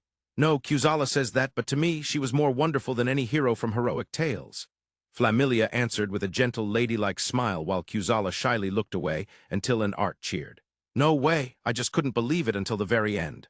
Setting aside Kuzala's suspicion of falsely claiming to be a hero, the real problem was the group approaching from behind Kuzala, far larger than a mere caravan. There were tough-looking bald men with weapons, mohawked figures clad in furs, young men in armor carrying axes, suspicious characters swarming in large numbers. Several wagons rolled along, and some riders on horseback shouted "You!" and "New!" at the top of their lungs. It was the apocalypse. The apocalyptic age had arrived. Sorry about this. After reporting to the guild, a bunch of fools aiming for quick riches showed up. Well, since this is a frontier village, they're probably prepared to camp out overnight. To avoid frightening the villagers, please let them stay outside the village, Kuzala said, but that wasn't an option. These adventurers would become regular patrons in the future. They had to spread good stories about the village now. Wait a moment, for now we can accommodate about 60 people staying overnight. Let's at least build a minimal wall around the area. Kuzala, you can head back to the village. Thank you for your hard work. After saying that, Flamilia bowed gracefully behind Kuzala. She was definitely a young lady of noble birth. Just then, Kuzala suddenly looked around as if remembering something. Where did the gentleman go? Ort and the others are exploring around the dungeon. Although the location seems unfavorable, they haven't been able to set up a base for dungeon exploration yet. Oh, then it's my turn now. Well, I'll take it easy today, and from tomorrow I'll show them how it's done, Kuzala said cheerfully as she headed back to the village. Watching her retreating figure, Art muttered, "That lady was the daughter of the Baron Strato's family, wasn't she?" "You know that?" Art nodded sadly, lowering her chin. "Yes, I heard that after the Baron passed away, their family declined. Probably their estate was confiscated. That's terrible. She looks about the same age as me, but has endured such hardships." Till covered her mouth and said that, causing Art to tilt her head. "Ah, no, there is only one daughter in the Baron Strato's family, and she is probably around 30 years old." "Huh!" Everyone turned their gaze toward the village at Art's words. "The world is full of mysteries," Commotion muttered thoughtfully but made no further comment. "It's best not to say unnecessary things about a woman's age. Well then, let's resume town building. The shops won't be open yet, so let's start by making temporary fortifications as a stopgap. I think a wall strong enough to hold off medium-sized demonic beasts will do. If something dangerous shows up, everyone can retreat to the village. Understood? We might want to fence the area where the wagons are parked." While they were discussing, a group of adventurers finally reached their spot. They looked at them and spoke up. "Hey, you guys playing around in such a wild place. Kids, even near the village, it's dangerous outside? Heh heh heh. Pretty lady, someone like you might get targeted by perverts. We'd love to hug you ourselves, so better head home quickly." Like villains from an apocalyptic story, these ruffians cursed crudely at them. Wait, were they really cursing? Are they worried about us? Seems so. They're clumsy but kind people. But their faces are a little scary, though Art found them a bit unpleasant. Personally, I was pleasantly surprised. The three adventurers at the front, with faces like the Aeon statues of divine guardians, fell silent, and those laughing behind them stepped forward. "Sorry if we scared you. Yeah, the White Oath guys don't look too friendly, but they're really skilled." Other adventurers chimed in to defend them. So these apocalyptic thugs were part of a party called White Oath? Why such a name? While pondering that, a slender man clad in shining silver armor spoke up. "But seriously, what are you doing here? It's dangerous if demonic beasts come." I nodded at his words. "Thanks, but if we find anything, we'll return to the village immediately, so it's fine." I glanced back at the village and answered. The man furrowed his brow. "So that's the frontier village everyone talks about. I heard from the guild that a very young baron rules it. They're investing considerable money and manpower, which means this village must be a very important base for the Marquis family." I tilted my head at the man's knowing tone. Who was that baron? Was there such a young and capable baron in the Marquis family's faction? Well, rumors are just rumors. They probably changed drastically by the time they reached the capital city from the Marquisate. "So what game are you playing?" the man asked as I was lost in thought. Waiting for lumber, what's that?" I replied to his question with another question which only made him more puzzled. Well, seeing is believing. "Kamushin, give me a wooden block." Saying that, Kamushin brought over the last 3 wooden blocks. Taking them, I formed an image in my mind and quickly built a simple fence about 10 meters long on each side. To save on materials, I made a lattice-style fence, which ended up looking like a spacious dog run. It looks a bit rough, but since it's temporary, this should do for today. Eventually, we plan to surround the entire town with walls about 5 meters high. Turning around to say this, I found the adventurers staring at the fence with wide eyes and open mouths. "Wah wah wah wah." They pointed at the fence and muttered words I couldn't understand, but I was equally dissatisfied. "I get it, right? It looks flimsy. Well, it's much sturdier than it looks. We'll build proper walls in about a week." I sighed, hands on hips, but some adventurers shook their heads vigorously. No, that's not it. What's with that wild magic?" Once someone started complaining, the adventurers erupted like a dam breaking. Just as I was wondering what to do, Dee and the others arrived carrying logs. Lord Van, we've brought 30 logs for now. As Dee stacked the logs in front of me, the adventurers looked on in stunned silence. No way this kid is Van ni Fertio. The moment someone muttered that, Dee drew his sword and shouted. Who said that? Step forward. I, Dee, commander of the Ceto Knight Order and of the Marquis Fertio family, will punish you. Trembling with anger, Dee made the adventurers groan and step back. Yeah, Dee was seriously furious. Terrifying. If I were face to face with that, I'd probably lose control, but the rough adventurers were unfazed. Some of them took offense at Dee's tone and stepped forward. Old man, you think you can cut us down? Bring it on, one of them complained and drew a long, thick iron sword, pointing its tip at Dee's face. Dee glared at the blade, lowered his stance, and swung his sword. In the next instant, a high-pitched metallic clang rang out as the adventurer's iron sword was cut in half near the middle. The severed blade flew through the air and plunged into the ground. Seeing this, the once excited adventurers paled and took a step or two back, falling silent. The name of Dee, the strongest knight and dragon slayer, quickly spread among the adventurers who came to Ceto village. The adventurers were filled with fear, to the point that they would greet Dee whenever they saw his face. Lord Dee, good day. Thank you for your hard work. Hello there. Are you guys from the baseball club or something? I nearly blurted that out, but well, since it seems like security will improve, I decided to keep quiet. You lot, if you cause trouble, I won't forgive you. We won't. We don't want to get cut down. Dee's words carried tremendous weight. On the other hand, it seems I, as a child lord, am being regarded with amusement. Lord Van, is there a place nearby where we can buy weapons? There's a merchant named Bell in the village. Thanks a lot, the adventurers casually approached and asked. Some even asked rather probing questions. Lord Van, why are you in such a remote area? I was kicked out of my home. Poor Lord Van. Right, nobles can be harsh. Lord Van, you know some difficult words. That's because I'm a lord. With such surprisingly friendly conversations, the adventurers quickly adapted to this land. Seeing this, Ort and the others half opened their eyes and spoke. When did so many competitors show up? Huh, Ort, when did you guys get back? I turned to ask, and Ort groaned with an indescribable expression. We lingered too long exploring around the dungeon and just got back, so with this many adventurers here, Kuzala must have reported. Yeah, she's back, and she brought a beautiful woman with her. Huh, Ort and the others widened their eyes. Pluriel poked her head out from the side, tilting her head with suspicion. Kuzala brought a woman? No way. As heartless words were muttered among the group, Kuzala appeared riding a carriage. Oh, gentlemen. You were late, so I was thinking of checking on you. The guild's investigator and staff arrived a day late. Shall we start exploring the dungeon tomorrow? Kuzala said this with a smile. From the edge of the carriage's canopy, Flamilia revealed her face. Lady Kuzala? Flamilia called out gently. Kuzala smiled awkwardly and nodded. Ah, yes, this here is Miss Flamilia Stratos, who traveled with me from the capital city to this village. And this one is my adventurer comrade. Kuzala introduced each person, and Ort and the others stared in astonishment. I was going to help out, but since you just got back, no need to go today. Let's do our best tomorrow, she said with a wry smile, then turned the carriage around. Well then, we'll stay at the inn, see you tomorrow. Ah then, please excuse us. Kuzala gave a triumphant farewell, and Flamilia bowed politely. We all watched their departing forms in a daze, then everyone looked at me. Lord Van, did we just dream that? What on earth was that? Hearing such comments, I recalled the words till Commotion and Arte had told me. They say you bravely saved them from an orc attack. It's no wonder they rely on you as a hero. Hero? Kuzala did. I nodded knowingly at the bewildered Ort and others. But the fact remains a fact. I must accept it. So maybe I'll build a small house for Kuzala and Flamilia. Would it be okay to build it right next to here? To think that will be their new home. Damn it, why didn't I go to the capital city instead of Kuzala back then? I could hear the men lamenting. For now, best to leave them be. Thinking so, I turned to the calmest-looking Pluriel. So, what's the dungeon like? Huh. Oh, about the dungeon. There haven't been many demonic beasts coming out around it. The entrance is near steep cliffs and is a very dangerous spot even within the forest. Deep cliffs? I think quite deep. The entrance is cave-like, wide enough for two people to enter side by side. We went inside once to see if it was a cave or a dungeon.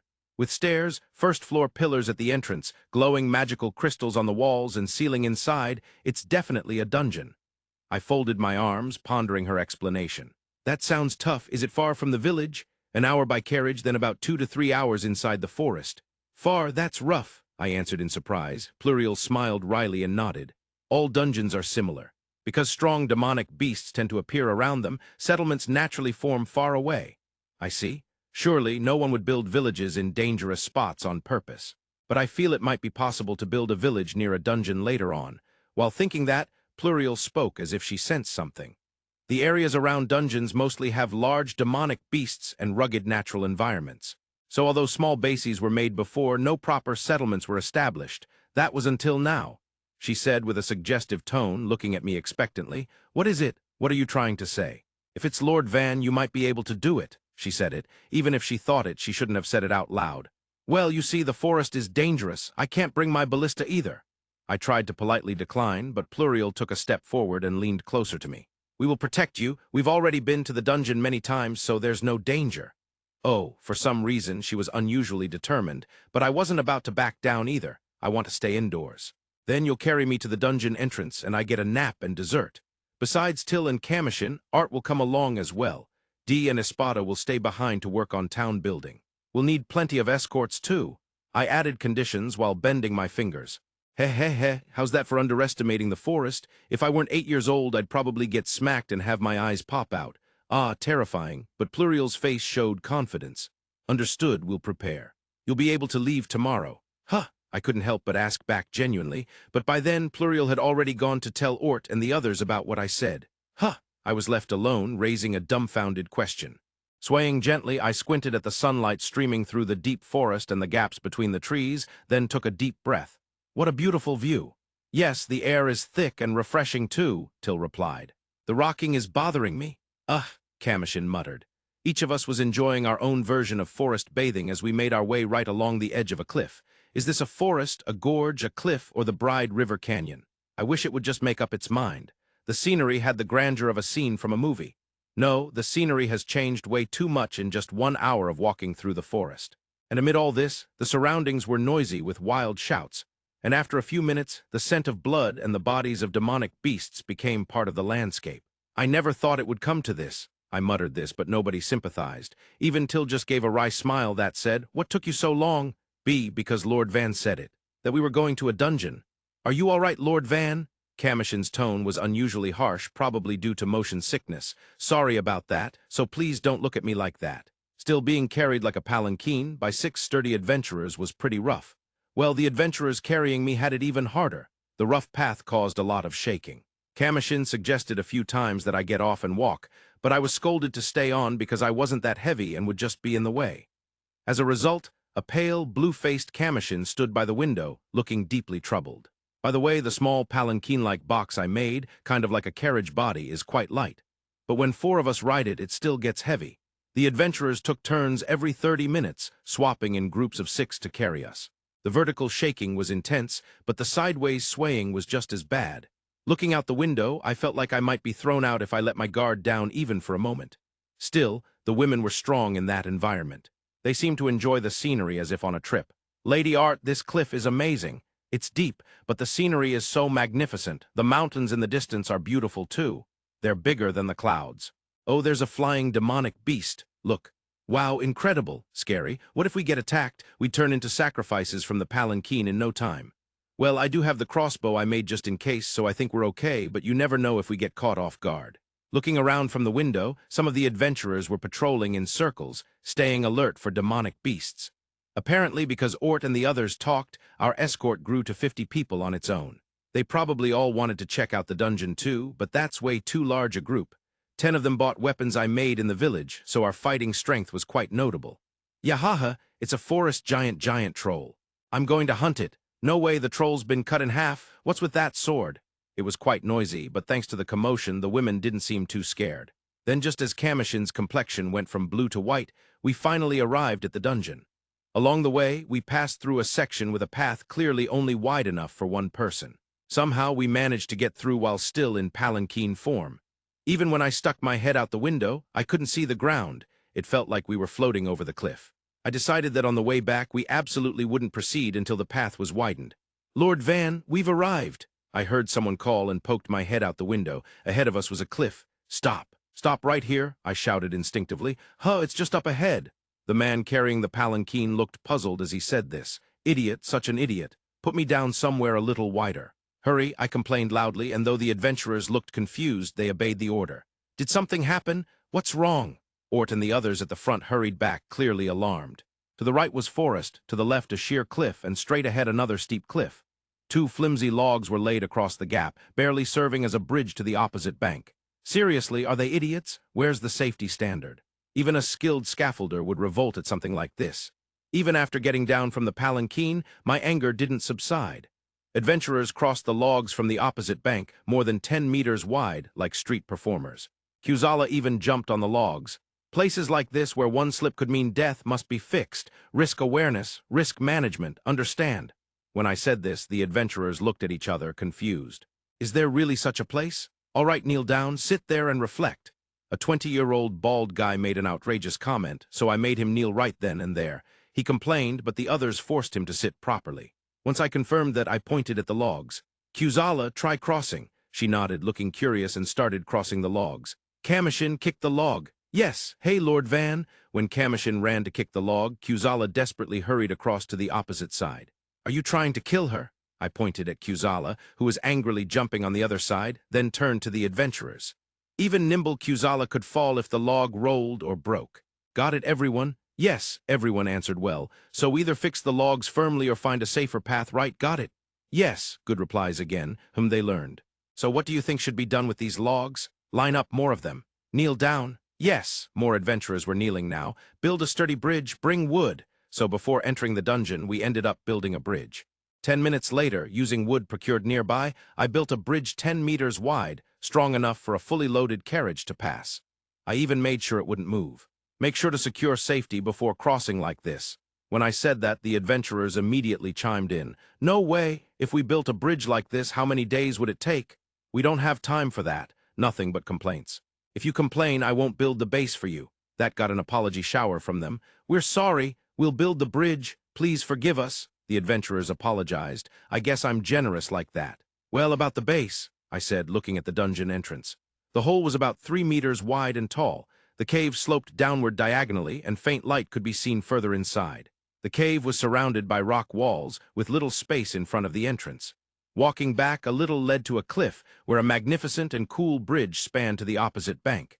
Building a base in that tiny space was a bit of a puzzle. What's wrong? Till asked, and I gave a half-hearted ah, then looked up. All right, first let's propose what facilities we need. What does everyone want? A brothel. Rejected, kneel down. Building the base was proving difficult. The essentials were a resting area, dining hall, toilets, storage, and a gate at the dungeon entrance. Additionally, a pulley system was installed on the cliff to fetch water. By the way, the frequently requested brothel and gambling hall were rejected. At this stage, the maximum number of people is 60 to 70. Considering the possibility of full occupancy, it would be better to have a building with some room to spare. It's similar to the soldiers' barracks I built before. Since this place is a cliff, I decided to make good use of that. Lord Van, are you sure this is all right? Art muttered her doubts anxiously. It's fine, I answered lightly as I started building floors and stairs between the pillars. Because of the unusual shape, the outer walls would be finished last. While erecting several large, sturdy pillars, I constructed floors and stairs. The windows were relatively small. The rocky wall beside the dungeon entrance had just the right slope, so the building was constructed adjacent to it, but the shape gradually became more complicated. The angle and shape of the rock wall are inconsistent. Well, since it's slightly slanted, it's good for leaning the building against, but it didn't go exactly as planned. Still, the retro-style Japanese inn along the mountainside that I had envisioned was completed. Well, it's closer to the look of Jiufen in Taiwan, rather than a traditional Japanese inn. The first floor serves as a resting area and storage. The second floor has a dining hall and 3 nap rooms, each accommodating 4 people. The third and fourth floors have similar nap rooms, 6 per floor. In total, 15 nap rooms. There are 4 toilets on each floor. On the rooftop, I built a rainwater storage tank, so if the filters are properly maintained, the toilets can be used as flush toilets. Iron bars and shutters were installed on the windows. This should keep us safe even if demonic beasts come. I nodded as I looked up at the building rising diagonally from the outside. I'm skipping the explanation since you all saw it while it was being built, but I'll just briefly summarize the overall structure, okay? Turning around, I saw the adventurers all looking up at the building with dumbfounded expressions. Till Kamushin and Ort were somehow smiling wryly, and even Art was blinking in surprise. First, the slant is to make it sturdier. We drove deep piles into both the rock wall and the ground. The stairs are slightly terraced to balance the center of gravity. You can use the terraces as a kind of balcony or something. As for the toilets, if you clean the mesh of the rooftop water tank about once a week, you should be able to use the flush toilets continuously. But you can't drink that water, okay? Be careful. After the brief explanation, I scanned the adventurers' faces. Anyone understand? Why, yes. The adventurers replied reflexively, but it was very doubtful whether they truly understood. I actually worried if they'd listened carefully. With no choice, I turned to Ort. I'm leaving the management of this base to you, Ort. Make sure everyone is properly trained. Haha, understood. Ort smiled awkwardly, so I added more instructions. Also, I installed a gate at the dungeon entrance, but it might be better to keep it closed most of the time, right? Maybe set specific opening hours during the day so it won't be left open all the time. I might have to talk with the others about that. Some of them dive into the dungeon at night, but it's definitely better to keep the gate closed when no one's around. If something dangerous appears, the gate can buy us some time. The gate is a laminate with a mithril plate at its core, so it should be pretty tough. The forest dragon we saw last time might be stopped for about a day. Seriously? Ort was stunned, and I nodded, laughing. Oh, everyone can go inside the building now. Remembering to say that, the adventurers rushed forward eagerly. Once inside, cheers erupted one after another. Hey, what's this? Hey, you can even sleep in the dining hall? Are you idiots? There are rooms to stay in, so sleep there. I could hear the commotion, and someone already poked their head out from the terrace on the 4th floor. Whoa, the view's amazing. You can see everything around here. Hi-aha. The terrace is mine. Faces popped out like garden eels from the small windows in the wall.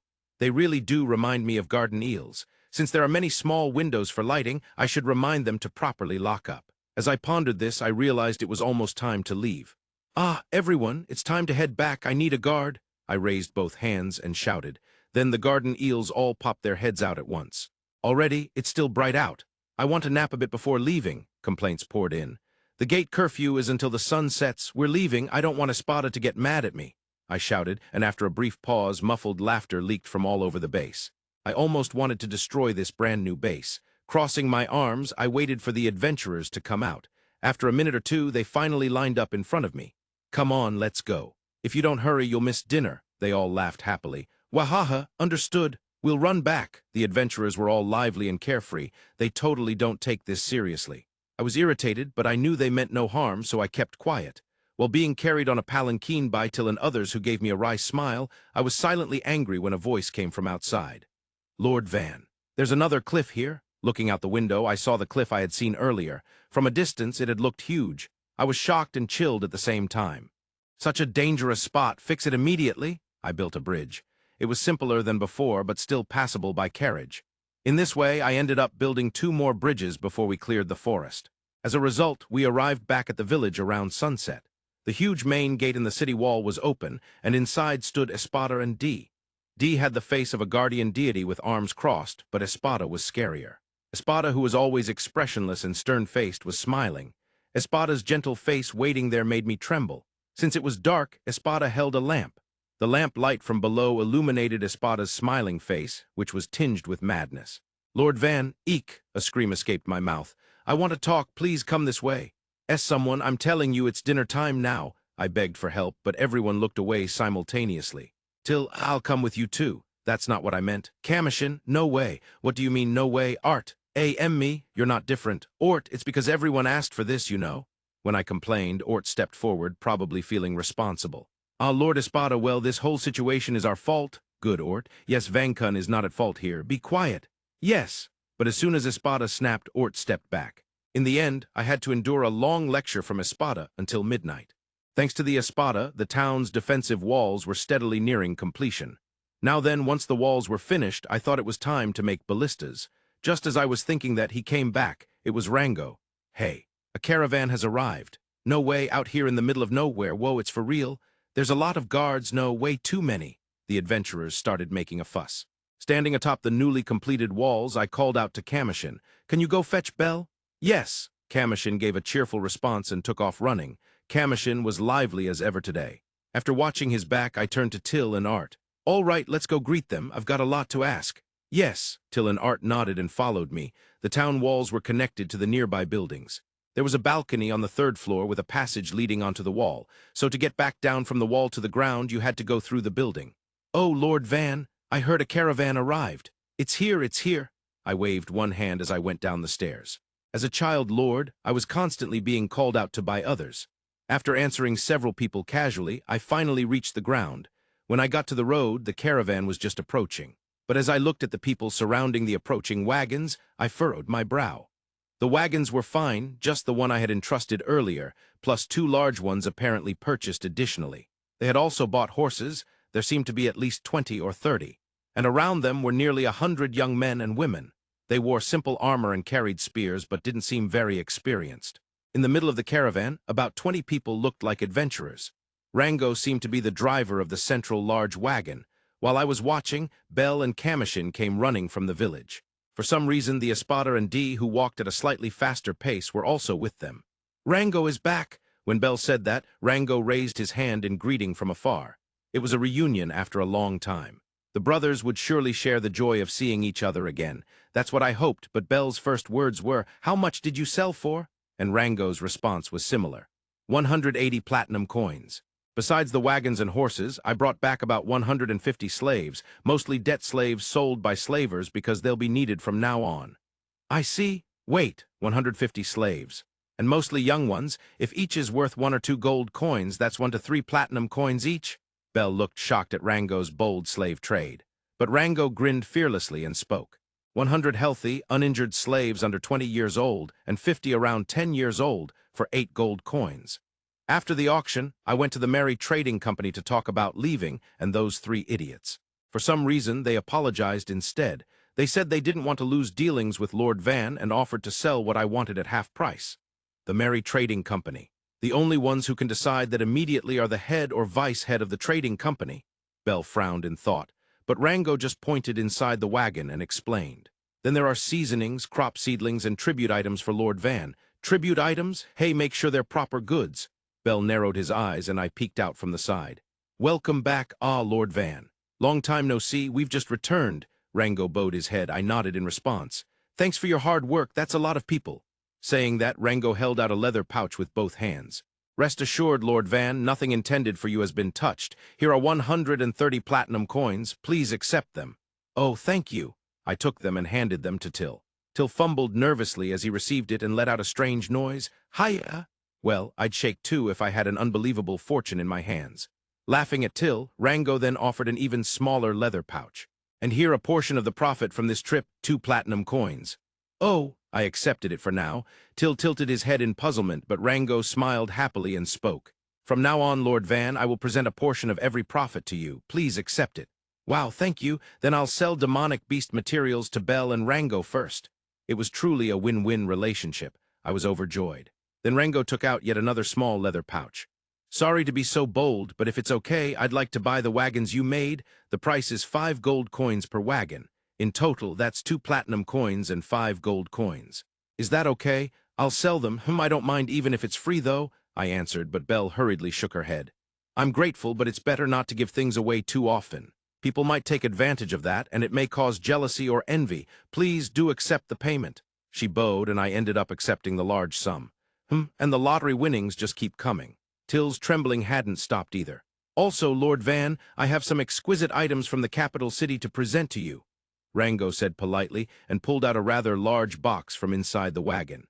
Behind him, Bell watched anxiously, which was amusing. I was also curious about what was inside the box. I was excited. This is the latest and most cutting-edge item from the capital city. What he pulled out was a large crossbow-like weapon with a square box attached. Could it be? I couldn't help but raise my voice in excitement. Laughing at my excitement, Rango took aim with the crossbow, pointing it toward the forest. There was a grip beside the box. Moving it up and down made a clicking sound as the bowstring was drawn. Then, by readjusting the grip below the crossbow, an arrow was fired. Pulling the grip again fired another arrow. There was almost no gap between the first and second shots. It's a rapid-fire mechanical bow capable of up to 10 consecutive shots. Also, by swapping the box on top, loading the next arrow takes almost no time. I bought 3 of the same kind, 3 different models, and a total of 10 arrow-loading boxes. Thank you, I cheered and grabbed Rango, then took the crossbow. I see. The lower grip supported it, but also worked as a trigger. It resembled a modern crossbow more than a traditional one. Since Rango had already set it up, pulling the trigger fired the arrow. Whoa! I fired arrow after arrow into the forest. It was fun, super fun. Now I'll make ballistas with these. Thank you so much. Woohoo! I literally jumped for joy. Lord Van is happier than with those 130 platinum coins. That's great, Lord Van. Lord Van, let me try once. Voices came from all directions, but my head was filled with thoughts of rapid-fire ballistas. Just imagining countless of these lined up was thrilling. Oh, right. If we make a night order that uses these as standard equipment, it would really be like the Ceto night order. I couldn't stop my excitement over this brilliant idea. The slave market gathered on the outskirts of the capital city. Here, two types of slaves were sold at the same time, those newly enslaved and those who had been left unsold at storefronts. The newly enslaved had received at least basic education, and their selling point was that they had never been slaves before. In other words, they had never belonged to anyone and were unspoiled in a good way. On the other hand, those who remained unsold at the slave market or storefronts were displayed with their skills as selling points. Since store clerks didn't pitch each slave individually to customers, these slaves had to rely on their special skills as weapons to attract buyers. I was one of those unsold slaves. My skill was hunting. I could hunt small demonic beasts alone. However, it seemed such skills were not in demand for slaves. For a woman like me, the skills sought after were housekeeping, singing, dancing, and if possible, useful magical aptitude. Female slaves who possessed these skills would sell quickly, as long as they looked reasonably acceptable. Of course, if bought by someone who treated slaves cruelly, one might think it would have been better to stay under the slave traders. But I had no time left. I thought I looked quite ordinary, but my muscular, sinewy body was not feminine, and I was unfriendly in demeanor. Some men looked at me with curiosity, but when I glared back unintentionally, they never ended up buying me. Among the slaves at the same shop, some were bought but then put back on sale. These slaves usually had faces that looked like they had lost the will to live. Such slaves would fail to find the next buyer. They joined the ranks of unsold, just like me. No, once a slave was bought and then sold again for some reason, they were even harder to sell than I was. That's why they lost the will to live, despairing in their slave life. In the market where such slaves lined up, I was once again sitting quietly in a cage at the edge today. If I remained unsold for a month or two, I would probably be sold at the lowest price as a slave with some problem. Then, like injured or sick people, I wouldn't know what kind of treatment I'd receive. Thinking that, I plastered on an unfamiliar smile from morning and sat quietly when a loud murmur rose from the middle of the market. I heard the excited voices of merchants and customers, and the heat of the crowd quickly reached us. Looking over, a line of onlookers had formed deep into the street. That crowd moved toward us like a living creature. At the center of that excitement walked, apparently, the young man, and that young man finally came to the shop where I was held by the slave merchant. "Show me the healthy slaves in this shop." At those words, our merchant smiled politely, but hurriedly lined up the unsold slaves in front of the store. After confirming we were all lined up, he brought forward the new faces, his top picks. "These are the slaves our shop proudly offers. All are physically sound and free from illness, and each has a reliable background." The merchant introduced each one. There was the young man, a former knight from an enemy country, the daughter of a fallen noble. Others included famous adventurers and those with strong magical aptitude. From my perspective, these slaves were attractive enough to not even stir jealousy. But no matter how I thought about it, they were expensive. Probably buying one of the top slaves would cost as much as 2 or 3 of the cheaper ones like us. Just as I thought that, the young man spoke calmly to an elderly man standing nearby. "What about the fee for the slaves with magical aptitude here?" "No fee is needed, but normally for one such slave, a fee of 1 to 3 gold coins is charged. Make sure to properly report this to Van Nefertio, the new baron." "Thank you. Then how about all the slaves here for 2 large gold coins?" The young man smiled as he turned back and said that. His words shocked not only the merchant, but also us. We had never even seen a large gold coin in our small village. Since I would never be worth a single gold coin, even with the fees waived, this was probably a high price offer. Our merchant was slightly shaken, but quickly recovered and forced a friendly smile. "Why, yes, it seems you've been greatly favored by the Merry Trading Company. I envy you. However, regarding these slaves, the top 5 premium slaves can indeed be sold for 2 large gold coins. But for the 10 slaves lined up behind, we would have to ask for at least 1 large gold coin each, actually. The 10 behind are also quite exceptional. Many are young. We must ask a fair price. Well, normally with the Merry Trading Company fee, the price would double, so this is still quite a deal." The merchant babbled on, but the young man nodded with a smile. "I apologize. I do not want to underpay merchants involved with the Merry Trading Company." Hearing that, the merchant sighed in relief and patted his chest. Quite the act. He must have looked truly troubled to those watching. But since the young man avoided the usual fees, he could buy much cheaper than normal. Not a loss for him. As I watched, the young man turned on his heel. "Unfortunately, I've already bought over 100 slaves. That's enough." I'm also afraid of indebting myself further to the merry trading company. Smiling apologetically, he bowed to the merchant. If there's another opportunity, I'll stop by again. I might also get dragon materials then. W8L, let me reconsider. How about 2 large gold coins and 5 gold coins? The merchant hurriedly lowered the price by 5 gold coins, but the elderly man looked at him disdainfully and sighed. You're asking for too much, fool. Making a profit isn't everything. I'll report this properly to the chairman of the trading company. And no. The merchant paled and gasped at the elderly man's words. What had been a big profit suddenly turned into a matter of his own fate. I couldn't help but smirk inside as the merchant, looking ready to cry, held his head in the busy street. That merchant had withheld meals from slaves who remained unsold, and inflicted violence carefully so as not to leave scars. Many must have felt the same way as I did. But at the same time, there was frustration at yet another failure to sell. It was certain the desperate merchant would treat us cruelly. As I felt gloomy, I saw the young man turn back toward us. 2 large gold coins and 5 gold coins, huh? But I've already spent 4 large gold coins and have little budget left for slaves. Let's just buy as many as I can for 2 large gold coins. At that suggestion, the merchant's face brightened, and he opened his mouth. And no, it seems you have greatly contributed to the merry trading company. I will sell all of you for 2 large gold coins. If you're a benefactor of the merry trading company, I'll even offer a 10% discount on other purchases. To that, the young man clasped his hands in front of his chest with an innocent smile. Wonderful, thank you. I will never forget your kindness in selling to me cheaply for the sake of the trading company. Truly, thank you. He said so, paid 2 large gold coins, and cleverly bought all 15 of us slaves. I didn't know the exact market price, but it was definitely a very cheap price. After all, the excitement around us was extraordinary. We signed a contract with the merchant and gathered under the young man. From now on, please take care of us, master. The former knight bowed with practiced grace, and the young man nodded lightly in response. Likewise, well, most of you will probably be bought by new masters soon, but I think this will be a good environment. So don't worry. Hearing that from the young man, I suddenly felt uneasy. Where will we be sold? When someone asked, the young man smiled wryly and answered, to a frontier village. It's probably the most remote place domestically from the capital city. At that answer, I despaired. Everyone else likely did too. We would probably end our lives in mines or quarries. There were still many very small children. Could such children really walk all the way to the frontier village? I worried about that, but the children were able to ride in the wagons. Furthermore, though I was concerned about the long journey, clearly capable adventurers had been hired to accompany us.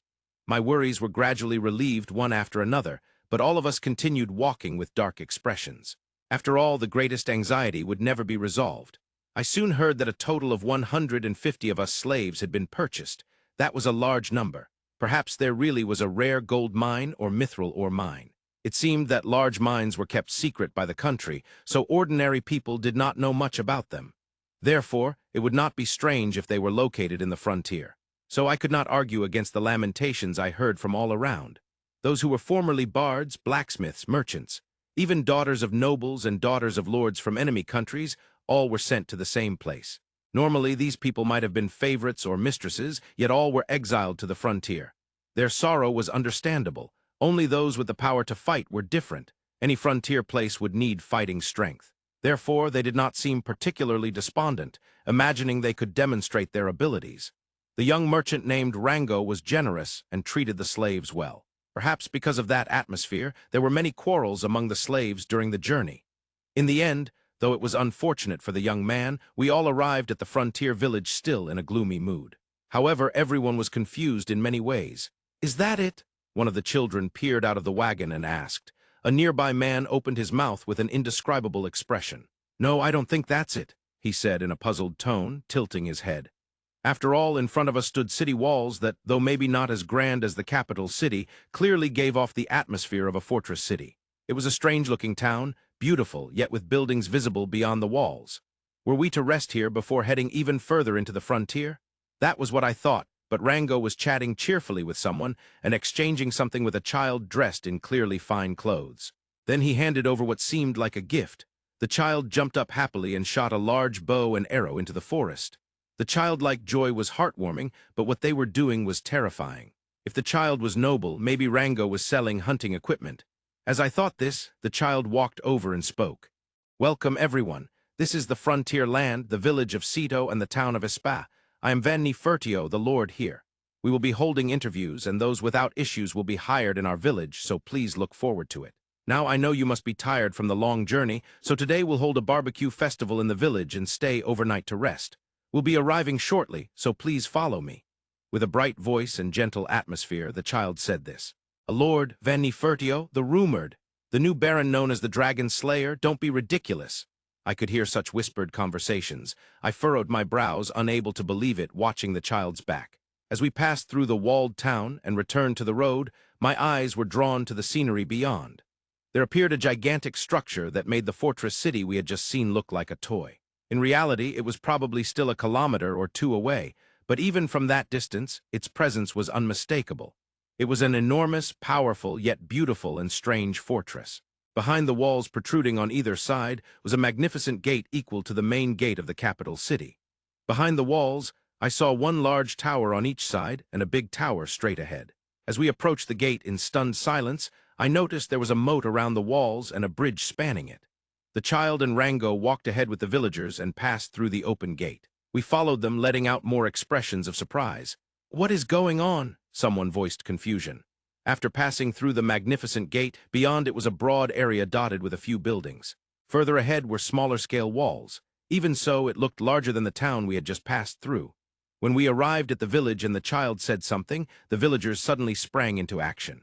Seeing that, it became clear the child really was the Lord.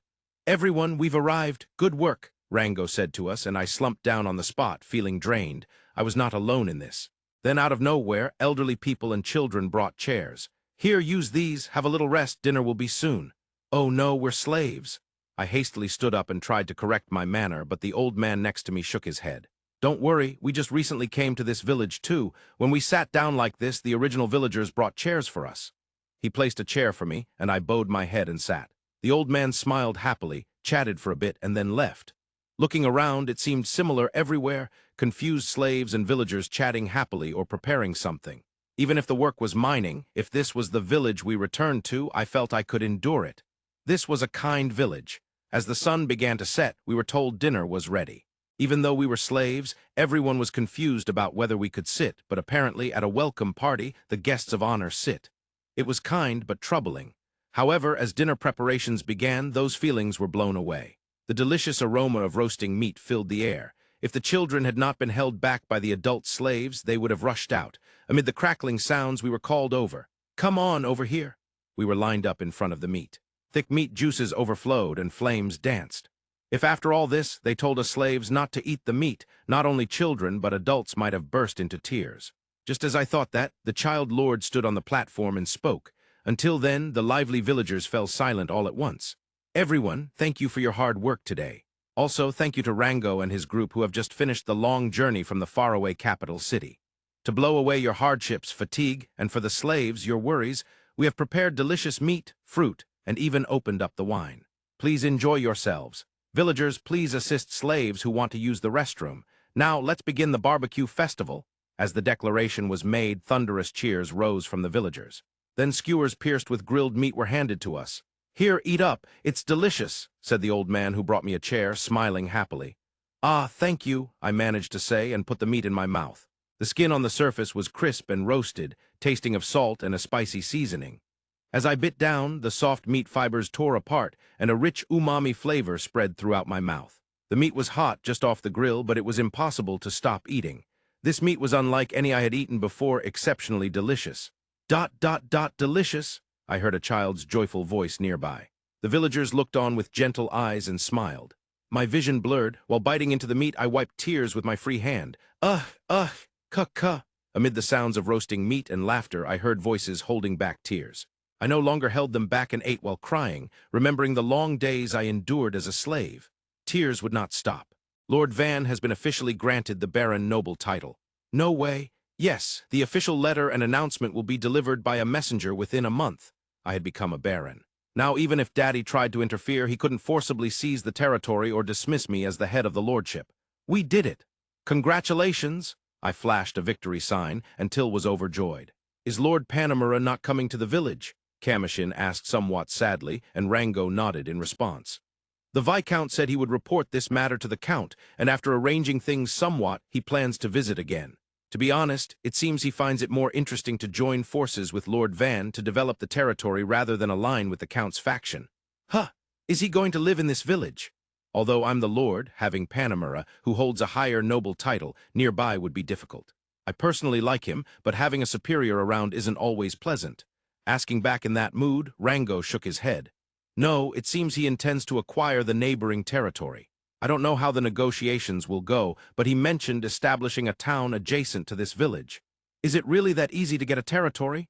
I wasn't sure if I should say it, but the words slipped out involuntarily. But with Panamera, anything seems possible. If it's Lord Panamera, I'm sure he'll be granted a territory soon. Kamushin also gave a thumbs up. That figures. Somehow I get the feeling he might end up a queen or something someday. Oh, and about the armored lizard materials and the slaying, thanks to the assistance of your brother, Lord Murcia, it has been accomplished, as Lord Van said. So the initial bandit suppression was Lord Van alone, the armored lizard hunt was a joint effort with Lord Murcia, and the dragon slaying was done together with Lord Panamera. They want to purchase the materials for the Wang family if possible. Oh, right, you said you'd credit it to my brother's achievements. Anything else? Oh, maybe we can say he also advised on hunting boars and wolves. That way it'll strengthen his path to becoming head of the family. When I said that, Espada, who had been quietly listening, shook his head. No, it's better not to do that. There would be no problem if it weren't for the ennoblement and the dragon slaying, but due to this matter, an investigative team from the capital city will be coming. Their job is to thoroughly investigate the battlefield, territory conditions, and those involved. It's best not to bring up Lord Murcia, who is in a distant land. Could it cause unnecessary suspicion? Yes, that would be troublesome. All right, let's not mention it. Well, my brother is serious and hardworking, so he'll become head of the family regardless. Thinking that, I enjoyed a barbecue party with Rango and the others. The day after Rango's and the slaves' welcome party, I called Bell and Rango and decided to hold interviews for the slaves. Apparently, Rango was already planning this and happily went to fetch the slaves. With 150 people, it means you bought up a significant portion of the slaves at the slave market in the capital city. You've really gone all out, Bell said with a wry smile, and I hummed thoughtfully. I wonder why the Merry Trading Company waived their fees. Could it be they're trying to please Lord Van, thinking they offended you? Harmless. The Merry Trading Company wields enormous power domestically in the capital city, while I'm a new baron at the frontier's edge. My mood probably doesn't affect them, I asked with doubt, and Bell looked troubled. That is probably because they highly evaluate Lord Van. Bell herself seemed puzzled saying this. It's flattering to be seen as gaining status and power out here, but the Merry Trading Company, backed by the king, really isn't that influenced. Well, if they're being considerate, that's good. Next time something happens, I'll prioritize dealing with the Merry Trading Company. While we were talking, Rango first brought in 10 slaves. We opened the lake from morning, and the slaves each cleaned themselves by drying off or bathing. Although surprised by the Apcaluru children, now accustomed to humans, helped by setting up a bathing area for women. We also provided clothes and shoes, so the men and women lined up before me didn't look like slaves at all. These slaves normally would be valued from 3 gold coins to over 10. If Lord Van wishes, please consider purchasing. Bell introduced the slaves, a former baron's daughter, a former knightman, a knight's daughter, a man with wind magical aptitude, a woman with earth magical aptitude, a former B-rank adventure man, the daughter of a ruined major trading company head, a former knight who was an officer in an enemy country, and so on. Normally, these were people who had higher status or wealth than commoners. How skilled are the two with wind and earth magical aptitude? The wind magic user can slay a wolf or an orc in one strike. She can create walls of earth. Accepted. Especially the woman around 20 with earth magical aptitude. She might make a good assistant for Espada. Now the woman from the trading company, have you had experience with accounting or business? Why yes, from childhood I managed the store operations. Oh, that sounds like the kind of talent Bell Rango Trading Company wants. If Lord Van agrees, we would like to entrust a store to her, Bell asked the woman in response to my suggestion. Ah, maybe because she's really beautiful. That's fine, since she's pretty, opening a weapons and armor shop at the entrance of Espat Town or Cedo Village would probably sell really well. Thank you. Then I'd like to entrust her with the weapons store in Espat Town. Hearing this, the former trading company head's daughter, confused but relieved, moved toward Bell. Those who can fight are currently forming a knight order, so I might hire them there. But just because you're strong doesn't mean you should be arrogant, okay? Even former villagers here are respected knight order members. Let's all be good colleagues. Saying this, the former knights and adventurers smiled happily. Well, it's extremely rare for slaves to become knights so they can feel safe. Now, the former noble child, I muttered, looking at the so-called former baron's daughter, a beautiful girl about 15 who seemed the most uneasy from the start. She still held the hem of her long skirt with both hands, her shoulders trembling slightly. Well then, which would you prefer, innkeeper's daughter, night order member, or a helper at the Lord's manor? If it's the helper, Till the kind and cute maid will teach you. Lord Van, Till blushed behind me at my words. Not wrong at all, she's cute after all. Then, I think I'll be a helper. The girl finally raised her face and spoke for the first time, seeming relieved or something. Cute, maybe I'll make her my secretary. No, Till alone is enough as secretary. Ah, as Espada's secretary, no, that's not good. She would be trained so harshly she'd cry, probably sobbing loud. Well, having such a cute maid might be fun, so I guess that's fine. I quickly assigned tasks to the slaves, and in the end, I bought all of them except those who had experience with basic arithmetic or business. It cost 8 gold coins. Is a 10% profit really okay? Didn't you have expenses bringing them all the way from the capital city? I asked, but Bell and Rango nodded with smiles. Just understanding that is enough for us. Besides, the adventurers hired for escort cost 5 gold coins, so we are making a profit. There must have been travel expenses, food, and lodging costs, though. Well, if the two of them are fine with it, then so am I, thank you. Then the slave assignments should be fine. But since the Bell Rango Trading Company will be hiring more than 10 slaves, shall we open the store soon? That's right. For now, 2 of them have experience as traveling merchants, so we'll split them into 3 teams with carriages to expand our sales routes. One group of adventurers hired as escorts is returning to the capital city, so I will go there next. I see. So this time Rango will stay and manage the store. I will be educating the slaves and handling business within the village.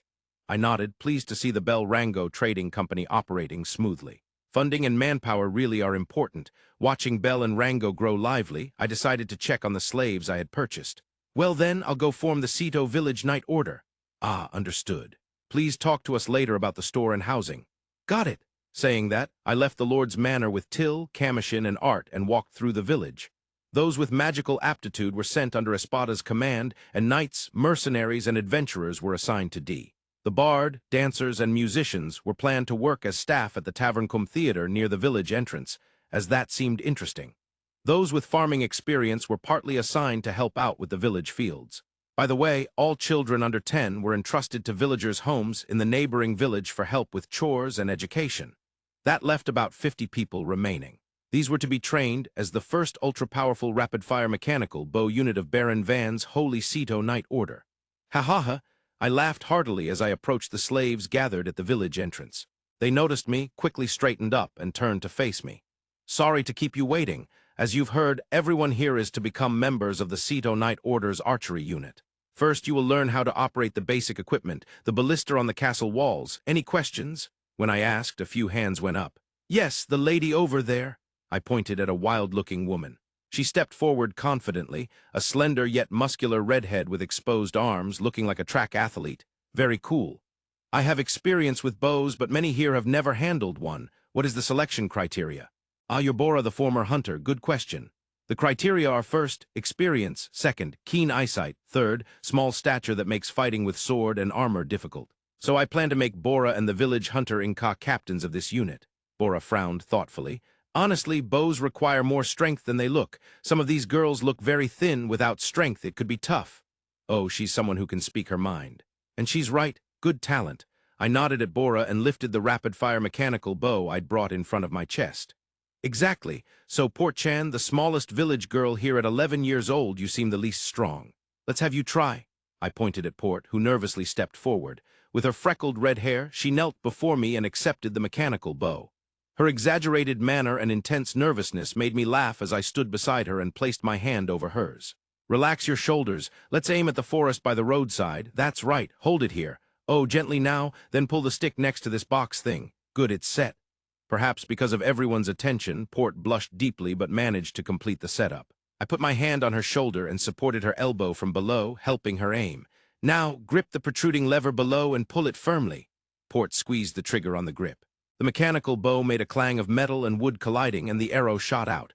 It flew perfectly on target, slicing through the air toward the forest. Perfect! Well done, Port. She looked at me with a deep blush and answered, Why, yes. She respectfully handed the mechanical bow back to me and returned to her place. Watching this in stunned silence, Bora stepped forward and I offered her the mechanical bow. This is the latest mechanical bow. Want to try? I smiled, and Bora staggered toward me. Ah ha ha ha ha, amazing. This is incredible. Just a minute after handing over the mechanical bow and teaching her how to operate it, Bora was excited almost to a dangerous degree. She rapidly fired the remaining 9 arrows toward the forest, marveling at its performance. Lord Van, with this we could even fight large demonic beasts. Bora approached me, eyes shining. I nodded, slightly wary. Yes, but for large demonic beasts we also have the Ballista, so it should be fine. Ah, really? That Ballista is? Yes, let's go see. You can get up there from here. I led the way, hearing Bora's heavy breathing behind me and the footsteps of others trailing slightly further back. Someone stop Bora, she's going to attack. Nervous inside, I climbed to the castle walls and stood next to the Ballista, turning around. Now then, this is the double-barreled Ballista. The moment I turned, Bora with shining eyes was right in front of me, freezing me in place. Seeing this, Commotion until quickly restrained her from behind. Watching Bora like a chained beast, I returned to introducing the Ballista. So this is the double-barreled Ballista. We used it to take down the forest dragon. Took down a dragon? With a bow, even if it was big. That must be a joke. Whispers like that echoed around. Laughing, I searched for the small girl. Oh, here you are, Port-chan. Come here. Why, yes. She hurried over with small steps. This one is a bit heavier than before. First, pull this stick. It's set up so you can pull it using your body weight. Just cling on to it. Why, yes. Port let out a cute groan. There was a clank as the setup was complete. Now, since this is the first shot, let's use this metal arrow. I had her set the arrow. When placing the arrow, absolutely no one else should touch it or Port-chan might fly away. Warning them, Port quickly set the arrow and returned. All right, finally aim and pull this stick down. Following my instructions, Port aimed at the forest and pulled the lever. The air vibrated and a loud whooshing sound echoed. A moment later, the arrow hit the forest with a thud loud enough to hear, knocking down 3 or 4 thick trees. Good. I'm glad I reinforced the ballista and arrows. Everyone seeing this for the first time was completely frozen. Wow!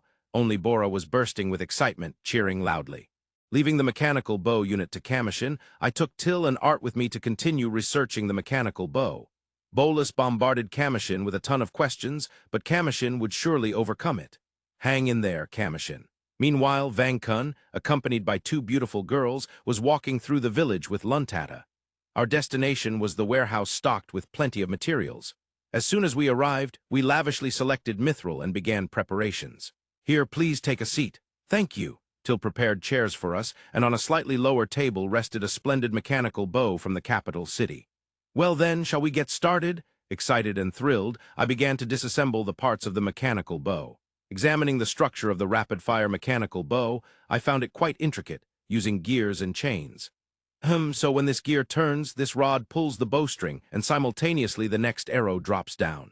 With this, a mounted ballista could be loaded with a huge number of arrows. The dream of 100 shots in rapid succession?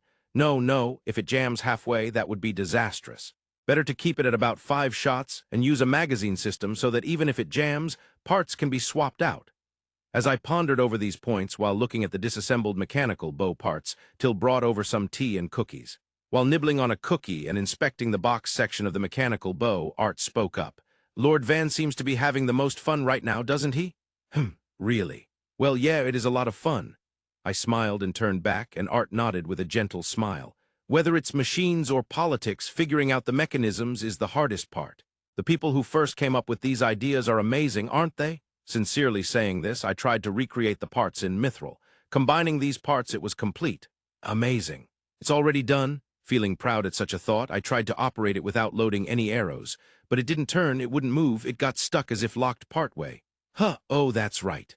Not only the bow part, but the connecting part between this box and the mechanical bow also needs to be made of a flexible material. The rod that's supposed to make a full rotation is getting caught and won't turn. I slumped in disappointment. It was a failure. I'd need to verify if the rigid parts could all be made of metal components. While I was thinking this, Art muttered with a surprised expression. Even Lord Van experiences failure sometimes, huh? It was a small murmur, but I reacted to it, and Art quickly bowed her head. I'm sorry. I never meant it in a bad way. She almost looked ready to cry. I laughed softly, shrugging my shoulders at her. I fail all the time. Apart from magic, I don't have anything to boast about. Hearing that, Art shook her head repeatedly. That's not true. I've heard from everyone that you have outstanding talents in swordsmanship and studies. I really have nothing at all, so I envy you. Talents? I couldn't help but ask back. Then to the confused Art, I said, "If you want, I can introduce you to a demon-like butler and a knight commander. Then in 3 to 5 years, you'll be about as good as me." Sighing deeply, Art gave a small smile. Watching that profile, I casually asked, "By the way, Art, what kind of magical aptitude do you have again?" It was a casual question with no malice or prying intention, but Art seemed to freeze. With a face as if sentenced to death, painful and sad, she looked down and I found myself unable to say anything. Feeling uncomfortable with the mood, Till spoke up. Art-sama, Lord Van isn't forcing you to answer. If you don't want to say, that's perfectly fine, you know." Speaking gently, Art shook her head and fidgeted with her hands on her lap. After gathering her resolve, Art finally spoke. "No, I will say it." She took a deep breath 2 or 3 times and spoke with eyes lowered. "I have an aptitude for puppet magic." She murmured this, then looked up at us with an upward glance. Till covered her mouth, furrowing her brows sadly. Among nobles, Kamushin's theft magic, brainwashing magic, and puppet magic were called lowly criminal magics and were discriminated against. My own production-type magic, often called useless, wasn't much better. Still, I genuinely rejoiced and took Art's hand. "That's amazing, Art. I'd love to see your magic in action." Saying so, Art looked at me flustered. Why, you want to see my magic?" "Yes, those with an aptitude for puppet magic are rare. Of course, many hide it, but as far as I know, you are the first I've met." "This is fate, Art." I enthusiastically squeezed Art's hand, getting caught up in the excitement. After all, she was the puppet mage I had been waiting for. Getting excited was only natural. "All right. Let's make something right away," I said and started making a simple wooden doll about my size. "Do you think it can move?" Checking, Art timidly began to channel her magic. The doll stood up on its own. "Oh, now try making it move." "Why, yes." The doll began to dance with delicate movements. It was a well-structured dance, not at all improvised. Probably a dance Art had actually learned. The doll continued dancing seamlessly for several minutes. After the final bow, I gave a big round of applause and praised Art. "Amazing! What incredible magic! This magic holds tremendous potential, Art." Praising her so, Art just lowered her head, looking flustered. Just thinking of the possibilities. Sending it into dangerous areas humans can't enter, or even as powerful force against dragons. Lining up armor as decorations inside the mansion could serve as Art's troops in a pinch. If misused, it could be used easily for assassination. But I wouldn't tell Art that. Since it seemed to be a painful complex, I would only teach her the positive uses of puppet magic. Still confused, Art awaited our reaction. Looking at that, I lightly tapped Till on the back. Till's expression changed to realization, and she clasped her hands in front of her chest. "Well done. As expected of Art-sama, I've never seen such incredible magic before. Can you dance yourself like that doll, Art-sama?" "Why, yes, I can dance too, but the doll does it better," she answered shyly and bashfully. "No, that's more than enough. Let's ask Lord Van to make a cute doll. If you perform the dance at a festival, the villagers will really be delighted." "Ah, really?" To the worried Art, Till added more encouragement, but I wasn't paying much attention to that. Art's words about the doll moving more easily than her own body were astonishing. It meant she could move an object exactly as imagined. Depending on the object, it could become the strongest puppet soldier. Maybe I should gather some mithril ore. A mithril doll over 2 meters tall, an astonishing ultimate weapon. Well, it'd be hard to get gentle Art to fight, so it would only be for preparation and practice. As a test, I created a mithril doll just under 2 meters tall. Its limbs were slender and long. Since it was made of mithril, it should be sturdy despite the thinness. One hand held a sword and the other carried a large shield. It was a shield over 1 meter tall, also known as a tower shield. Usually, such huge shields are made from wood or demonic beast hide, but I thought a mithril doll could handle a mithril-made one. Of course, the sword was also made of mithril. Thanks to this, I used up almost all of my mithril ore. Lord Van, I have a bunch of questions, but why are you in a dress holding a sword and shield?" Till asked. I nodded confidently in response. "This is a young girl doll in a beautiful dress meant to look good when dancing, but I thought it'd be better if it also had weapons and armor. That way, if anything happens, the doll can fight." When I said this, Till looked at me with half-closed eyes. Art stared blankly at the doll for a moment, then burst out laughing. "Heh, ha-ha-ha. Ha-ha-ha." Laughing with tears in her eyes, Art smiled with a bright, carefree expression, as if something had been lifted from her. Till and I exchanged glances. "Maybe we should at least remove the shield?" "I'm not laughing because of that." "All right, let's make it fight with an umbrella." "Lord Van," as Till and I exchanged words, Art nodded with tears and laughter still on her face, then spoke. "I think an umbrella would be good too." Lady Art, you don't have to force yourself," Till said worriedly. Art and I looked at each other and laughed. I felt like it was the first time Art truly smiled from the heart. Seeing her innocent, age-appropriate smile warmed my heart. All right, let's practice, I said, regaining my composure. Art hesitated for a moment but nodded immediately. Okay, she turned back to face the freshly made mithril doll. Phew, I'll start. As Art declared this, the doll's hand moved. Its arm slowly rose, the wrist and finger joints bending in sequence. It was a smooth, beautiful motion. Then the right foot stepped forward and the doll spun around gracefully, arms spread wide. When the rotation stopped, it bowed lightly. Simple, but certainly a dance. Just these movements alone were genuinely beautiful, each gesture refined as if carefully crafted to be seen by others. However, because it held a sword and shield, it looked more like a martial dance than a traditional one. Well, that was interesting in its own way. Such a beautiful dance, I said while glancing at Art, who was sweating and breathing heavily. Art, Lady Art, are you okay? I grabbed her shoulder in surprise and Till came up behind to support her, speaking gently. I used too much mana, maybe because it's a mithril doll. Mana depletion, huh? Come, lie down and have some water. Till took care of her and Art smiled faintly. Thank you. Even though my body is tired, I feel good inside, thanks to both of you. I always thought I had no value, but from now on I want to find something I can do. Moved by her determination, I made a suggestion. How about we study your magic aptitude, Art? That way we'll know what you can really do. Art nodded happily at that, and so 2 new weapons were created. First was the mechanical bow made of Van Brand mithril combined with demonic beast bones and hide. Its power and durability improved significantly, but it was quite heavy, so the mithril version was designated as a weapon for men. For women, a mechanical bow made of wooden blocks and demonic beast hide was crafted. It was lightweight and easy to handle. Of course, when I showed it to Bolus, she went wild and started firing arrows wildly. I began to worry a bit if it was all right to have Bolus as the commander. Commotion tried it too, but he seemed to prefer swords. Well, it's best to be able to use both, and the second weapon. I stood before the wooden block doll seated in front of the materials warehouse and turned to face the gathered crowd. It was already evening, so not just the slaves but villagers and adventurers had gathered. Now, the unveiling of Cito Village's new weapon by Miss Art. Let's give her our full support. I moved aside to stand next to Art. She took a deep breath and reached toward the doll. The next moment, the seated doll wobbled to its feet and bowed skillfully.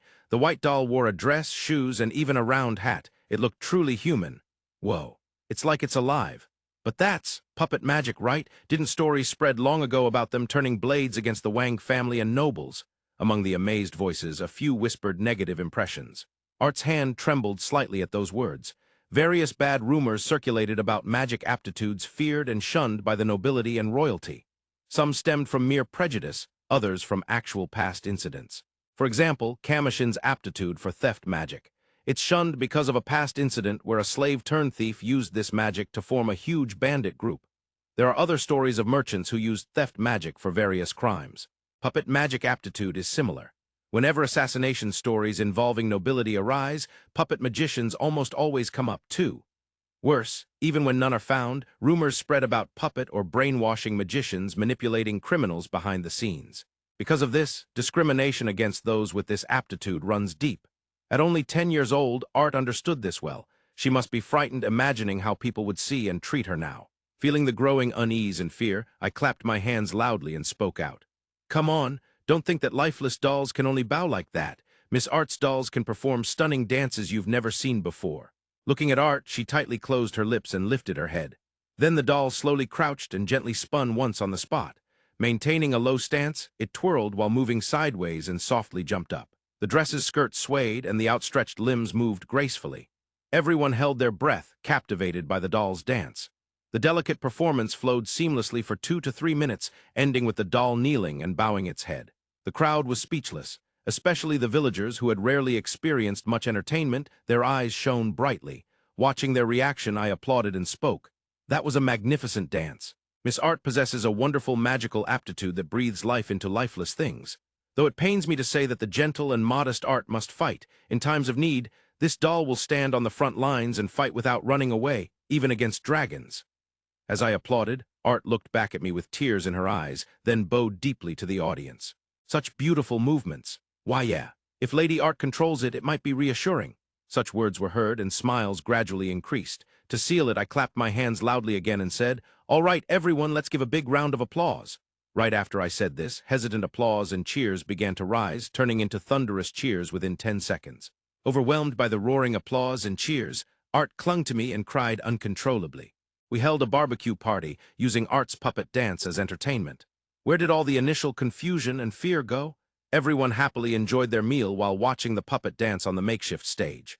The puppet danced beautifully on the stage, illuminated by bonfires on all sides. Arte also looked delighted as she made the puppet dance.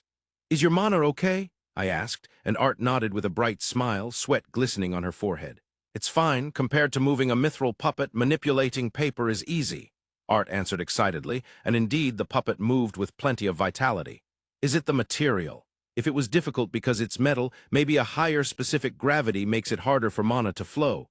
Questions kept coming to mind. But for now, I would be satisfied just knowing Arte was happy. I had to end today as the best night ever for Arte's sake.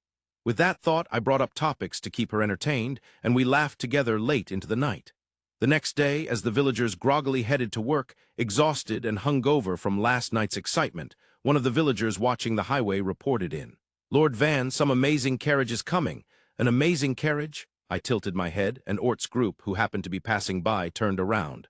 "Oh, that's probably a messenger from the capital city, right? This time they're a bit late, but usually when there's a dragon hunt, they send a messenger immediately to check the situation." Ort explained, and Pluriel chimed in. Maybe it's because Lord Van became a baron, so there were preparations and paperwork for that letter. And also to check the dungeon. Quite a lot going on. I see. So it doesn't seem to be bad news." I nodded thoughtfully and mumbled, and Ort and the others raised a hand with a wry smile. "Sounds kind of interesting. Can we watch too?" Interesting. "Well, sure," though I didn't quite understand Ort's reasoning, I agreed. Hearing this exchange, the villagers and adventurers looked intrigued. "What's going on?" "It's Lord Van's ennoblement ceremony." "What is Lord Van becoming?" "He's a baron." "Wasn't Lord Van from a Marquis family?" "Lord Van himself isn't a Marquis." Everyone began chatting loudly, and I groaned alone. "Those guys have gotten pretty bold lately. I don't mind, but any ordinary noble would be furious." "Lord Van, will there be a barbecue party when you become a baron? This is the best morning ever." Some adventurers started hyping up the barbecue talk on their own. "Such free spirits." "It'll be at night, though," I answered with a sigh, and the adventurers jumped up with joy. "All right, Lord Van, I'll prepare the grill for the meat. Where's the charcoal?" "It's too early." I tried to rein in the noisy adventurers, but they didn't hear a word. Because the adventurers made a fuss, the villagers also began helping with preparations. I watched as grills, charcoal, and barrels of wine were lined up and gave up. No good. Those guys are barbecue junkies. Maybe I should set up a rehabilitation center, one where meals are only vegetables and fruits. While thinking that, the carriage arrived in the village. Apparently, the royal family's crest was on the side of the carriage, and I had no choice but to go greet it at the village entrance. The star-shaped walls were completed, so I just had to go to the main gate. By the way, the Ballista hadn't yet adopted a rapid-fire mechanism and was still a double-shot type. "Lord Van, maybe you should bring all your subordinates with you?" Espada's words made me nod. Indeed, it wouldn't look dignified for just me, a child, to greet them. I understood and ordered everyone to assemble. The Ceto Village Knight Order lined up with 100 members, including the ultra-strong rapid-fire mechanical bow unit of 50, led by D. Then the Espada Knight Order of 30 lined up. While surprisingly, over 100 looked impressive. 130 people wearing the equipment I made, all looking toward me. Quite a magnificent sight. The equipment was basically wooden block helmets, armor, and shields, with wooden block or iron swords according to each person's strength. Honestly, wooden block equipment would be enough against normal knight orders, but it seems not so easy against strong knight orders. So the current standard is the A set. There's also the B set with iron shields and mithril swords, and the C set for ranged combat, with long spears, tower shields, and mechanical bows. I actually wanted a highly mobile cavalry unit, but that's still out of reach. "All right, let's go welcome the messenger." Saying that, I turned on my heel and headed for the main gate. Opening the gate, the carriage was already approaching.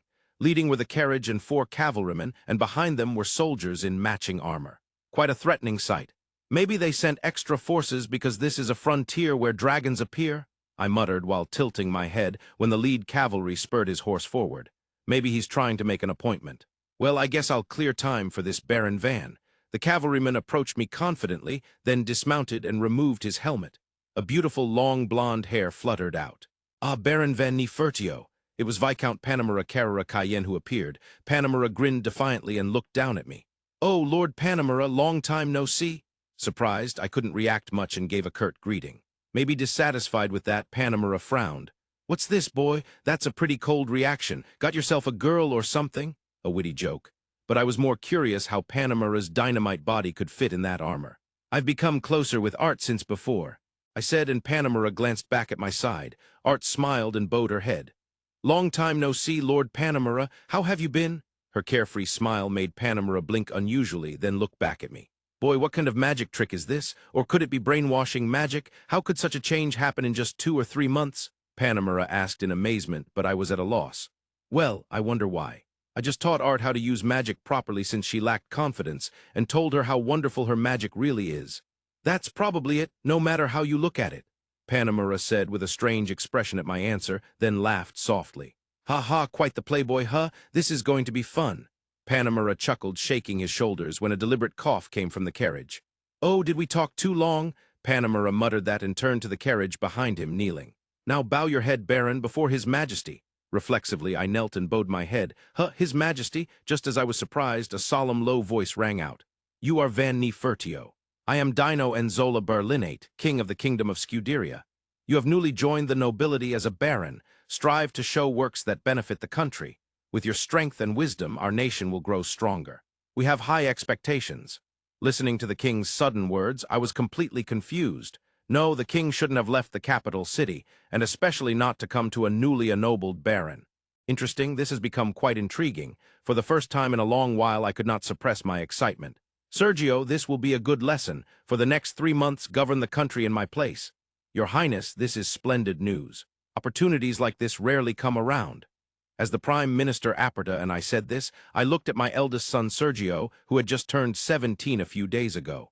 Sergio resembles me, intelligent and well-looking. If he grows well, he undoubtedly has the potential to become a great ruler. But he lacks ambition. He seeks stability and peace and doesn't approve of conflicts with other nations. Such an attitude is fine in peaceful times. However, for our country, which does not possess extraordinary power, to survive in this chaotic world of war, that mindset won't do. While other countries build up their strength and seize territories, if we remain stagnant, we will be swallowed up in no time. Being strong is synonymous with protecting one's own country. Father, I understand that, but why must you both come? If it's just to verify the usefulness of someone, wouldn't one of you be enough? Sergio asked with a troubled expression, but I know his true feelings, he's just anxious. I snorted and took off my cloak. We don't only conduct reconnaissance and border spying, we also send spies into enemy territory. Our intelligence efforts surpass any other country. There's no problem. But still, there's a possibility that an invasion plan is progressing secretly. If an invasion is launched without us detecting it at all, it will be too late anyway. It will depend on the skill of the lords guarding the frontiers. That is why capable nobles, lords, strong knight orders, and powerful magicians are indispensable. Therefore, we must go see that lord who reportedly defeated a dragon in a tiny village. Upon saying this, Sergio grumbled but fell silent. I glanced at him with a smile and continued. Normally, we would summon a mere lord directly to the capital city at once. However, this one is the lord of a small village with only 100 people. If summoned, the village would probably collapse. If you want to meet, we have no choice but to go see him. But even Prime Minister Arte, when Sergio said that, Arte shook his head expressionlessly. I cannot allow His Majesty to enjoy such a rare event alone. If you leave me in the capital city, Your Highness, you will be prohibited from going out as well. Wait a minute, this has nothing to do with me. I objected to Arte's remark, but he shrugged his shoulders without responding. No use, this man won't budge once he decides. Understood, Sergio, it can't be helped. We will be away for 3 months. Do your best as regent. Yes, take Pista with you. He should be around the same age, right? Yes. Pista is 9 years old this year. I see, he's already 9, that will be good experience. So after a long time, we decided to leave the capital city. Well, Sergio was still sulking, but when I was his age, I wasn't a regent. I was truly the king, struggling earnestly with my duties. 3 months is not so long. He should endure it. Feeling like a boy again, I was excited about the journey and even donned armor to patrol around the carriage as a guard on the way. The Viscount Panamera and his men, who took charge of the security, were surprised, but my royal guard barely reacted. Boring fellows. Since the king's absence from the capital must remain secret, I always disguised myself. Yet I could not hide the fact that I was a messenger from the capital city, so in every town we passed, people could not see me in my usual form. At the sight of the royal family's crest, everyone kneeled uniformly, bowing their faces to the ground. On rare occasions, some would stand and look at me, only to be forcibly made to sit by those around them. It's inevitable but dull. The same applies in the capital city. where nobles show strict attitudes to assert their authority and bind residents with laws. If these were relaxed, some residents might start a rebellion over something. This is especially evident in countries like ours that continue expanding their territories. As a consequence, residents naturally kneel when they see the crests of their lords or royalty. I have no intention of ruling by fear, but to outsiders it might look like that. I muttered softly, looking out from the carriage. Arte nodded and then groaned. To stabilize the country, this is necessary. Nobles and commoners must be clearly distinguished, and a defined disparity maintained. This disparity must be strictly enforced by law, and those who stray punished. Only then can the country prosper long, strong, and stable. Arte said this and suddenly glanced sideways. There was Pista, captivated by the scenery outside the window. Compared to the serious and quiet Sergio, my fifth son Pista is lively. He hates studying and cannot sit still, showing interest in swords and horses but none in politics. His magical aptitude lies with four-element magic, specifically wind, so I'm considering entrusting him with the Night Order in the future. However, Arte holds a different view. Apparently, he plans to make Pista the lord of a large city. That idea is interesting, but Pista doesn't seem suited for it. Well, the lord of the village we are headed to is only 8 years old, so in that sense, it might be a good stimulus. Your Majesty? I was addressed while lost in thought and replied absent-mindedly. Arte pointed outside the window and spoke. Soon we'll see the frontier village. It's been a long journey, but we've finally arrived. I see. I looked at the villages along the way. Even those with 300 or even 1,000 people wouldn't be able to defeat a dragon. What's that over there? Suddenly, I noticed something ahead on the road and tilted my head. That's a wall. Could it be a city wall? Arte wasn't sure either and couldn't say it definitively, but the honest child spoke exactly what he saw. That's an impressive wall. A city wall? Yes, undoubtedly a city wall. This is no small village. Should we call Viscount Panamera? No, wait, there's no reason for him to lie. Surely he didn't expect us to actually come see it, so he wouldn't plot against us. But this is vastly different from what we were told. Even if the Viscount started building it before coming to the capital city, it couldn't have been completed in 2 or 3 months. True. All right, summon the Viscount. Saying that, Arte gave orders to his soldiers, and Panamera appeared immediately. Panamera knelt with a troubled expression, and I called out from inside the carriage. Viscount, is that the Nameless village? It's quite different from what we heard. Panamera looked up seriously. I am also very surprised. Who would have thought they would build another village, or perhaps it should be called a town given the scale? Another one. You mean it was built from scratch? I asked again, confused. Panamera nodded as if it were obvious. Yes, the real village is further inside. I helped build the walls myself, so I have no doubt. I don't understand. Is this the work of Marquis Fertio? But I thought you said the village had developed solely by Van Fertio's efforts. Confirming again, Panamera replied clearly. Yes, that is correct. However, this town is new to me as well, so I cannot speak about it. I apologize, but I would like you to accompany me to the town. Passing through the gate, the carriage moved steadily through the orderly town.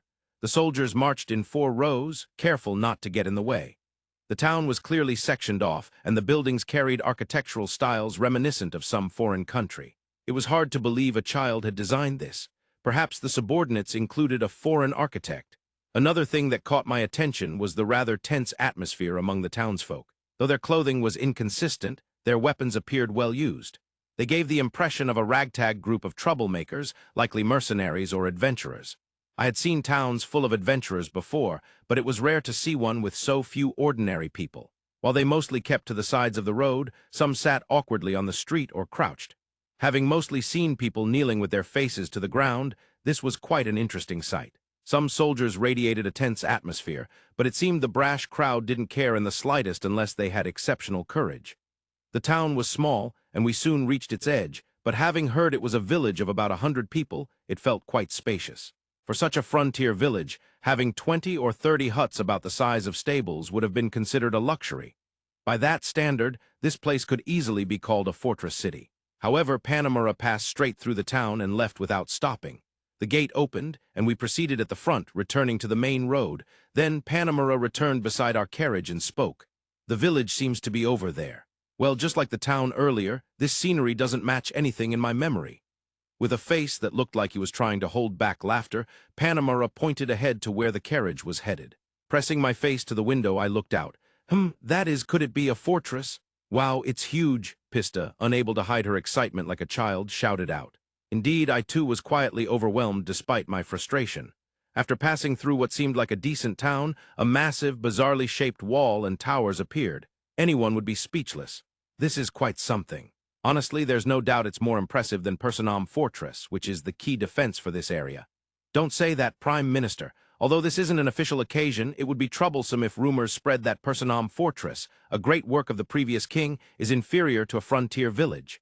After saying so, Arte shrugged even though he wasn't joking. With half-shut eyes, he glared and then quietly chuckled, covering his mouth with his hand. It's rare to hear His Majesty say something sensible, so I couldn't help it. You're rude. I folded my arms and complained. Arte has been around since before I became king, and seems to have no sense of respecting the monarch. Well, he's rare enough to be a valuable companion. Your Majesty, when this land became a marquisate, this village must have been just an ordinary village. I don't doubt the Viscount's words, but there's no question this fortress was built at an astonishing speed. What are you getting at? When I asked, Arte smirked with a sarcastic look and replied, "Isn't it interesting?" Hearing that, I finally realized my own feelings.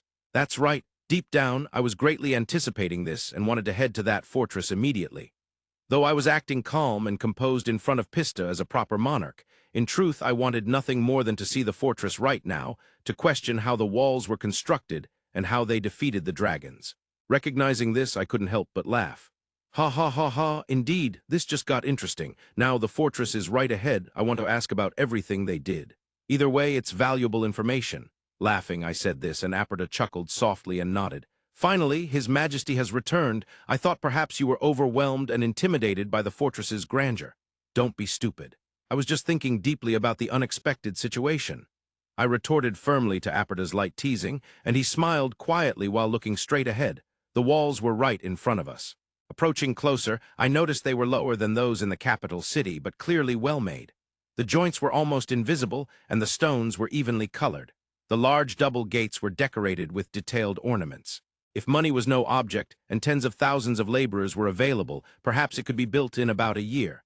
Still, it's a strange shape. What could be the purpose of the protruding part here? As I looked up at the towering walls on both sides from inside the carriage, a voice echoed from within the fortress.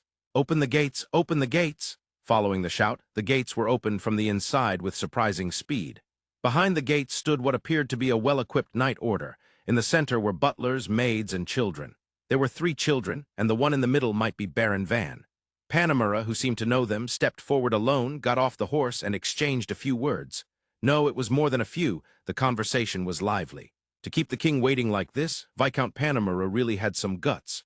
At that, Arte made a loud cough as if impatient. Hearing that, Panamera immediately turned back and knelt. Those inside also knelt and bowed their heads. I got off the carriage, had Arte and Pista stay behind, and stepped forward myself. Though I sensed a slight disturbance among them, Panamera said nothing. Well, it's best to get official greetings over with quickly. "You are Van Nefertio, yes? I am Dino and Zola Berlinate, king of the kingdom of Scuderia.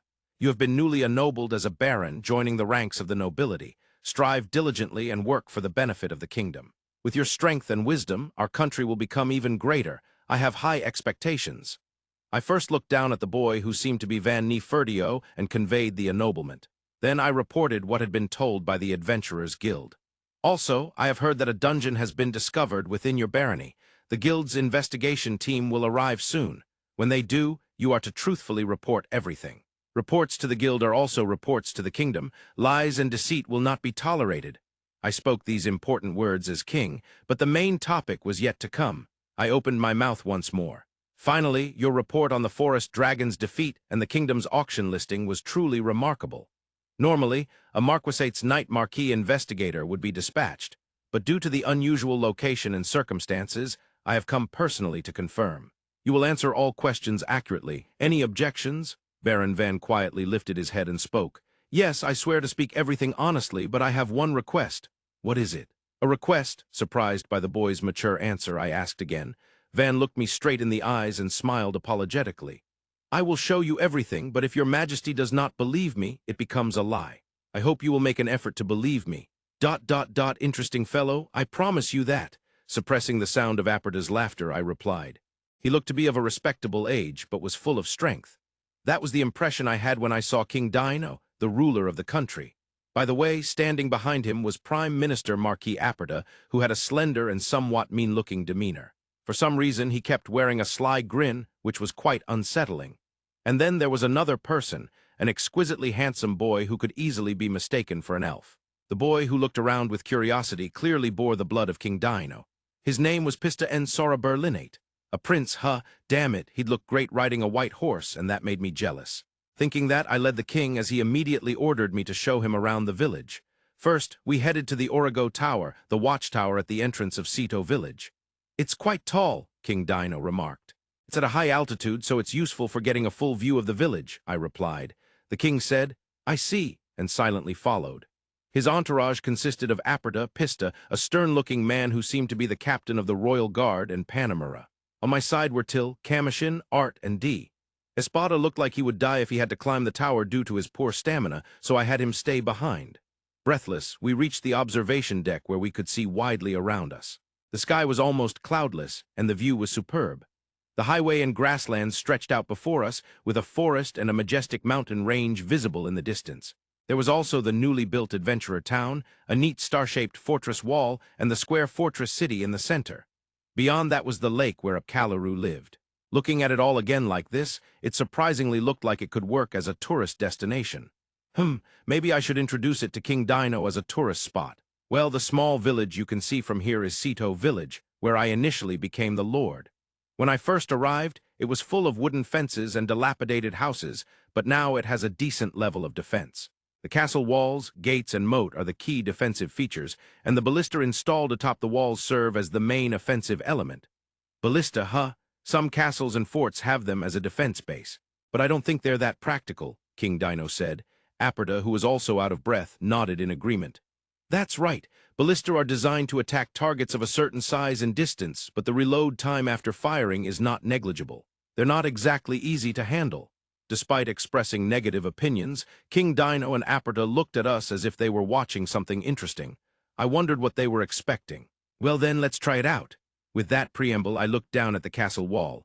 "Bolus, fire one shot toward the forest." Giving the order, Bolus, who was on top of the wall, raised his fist in response. Then Bolus fired 2 arrows in quick succession toward the forest. The sound of launching and the whistling through the air echoed clearly. The arrows roughly felled trees in the forest again. Several large trees toppled, and the ground trembled.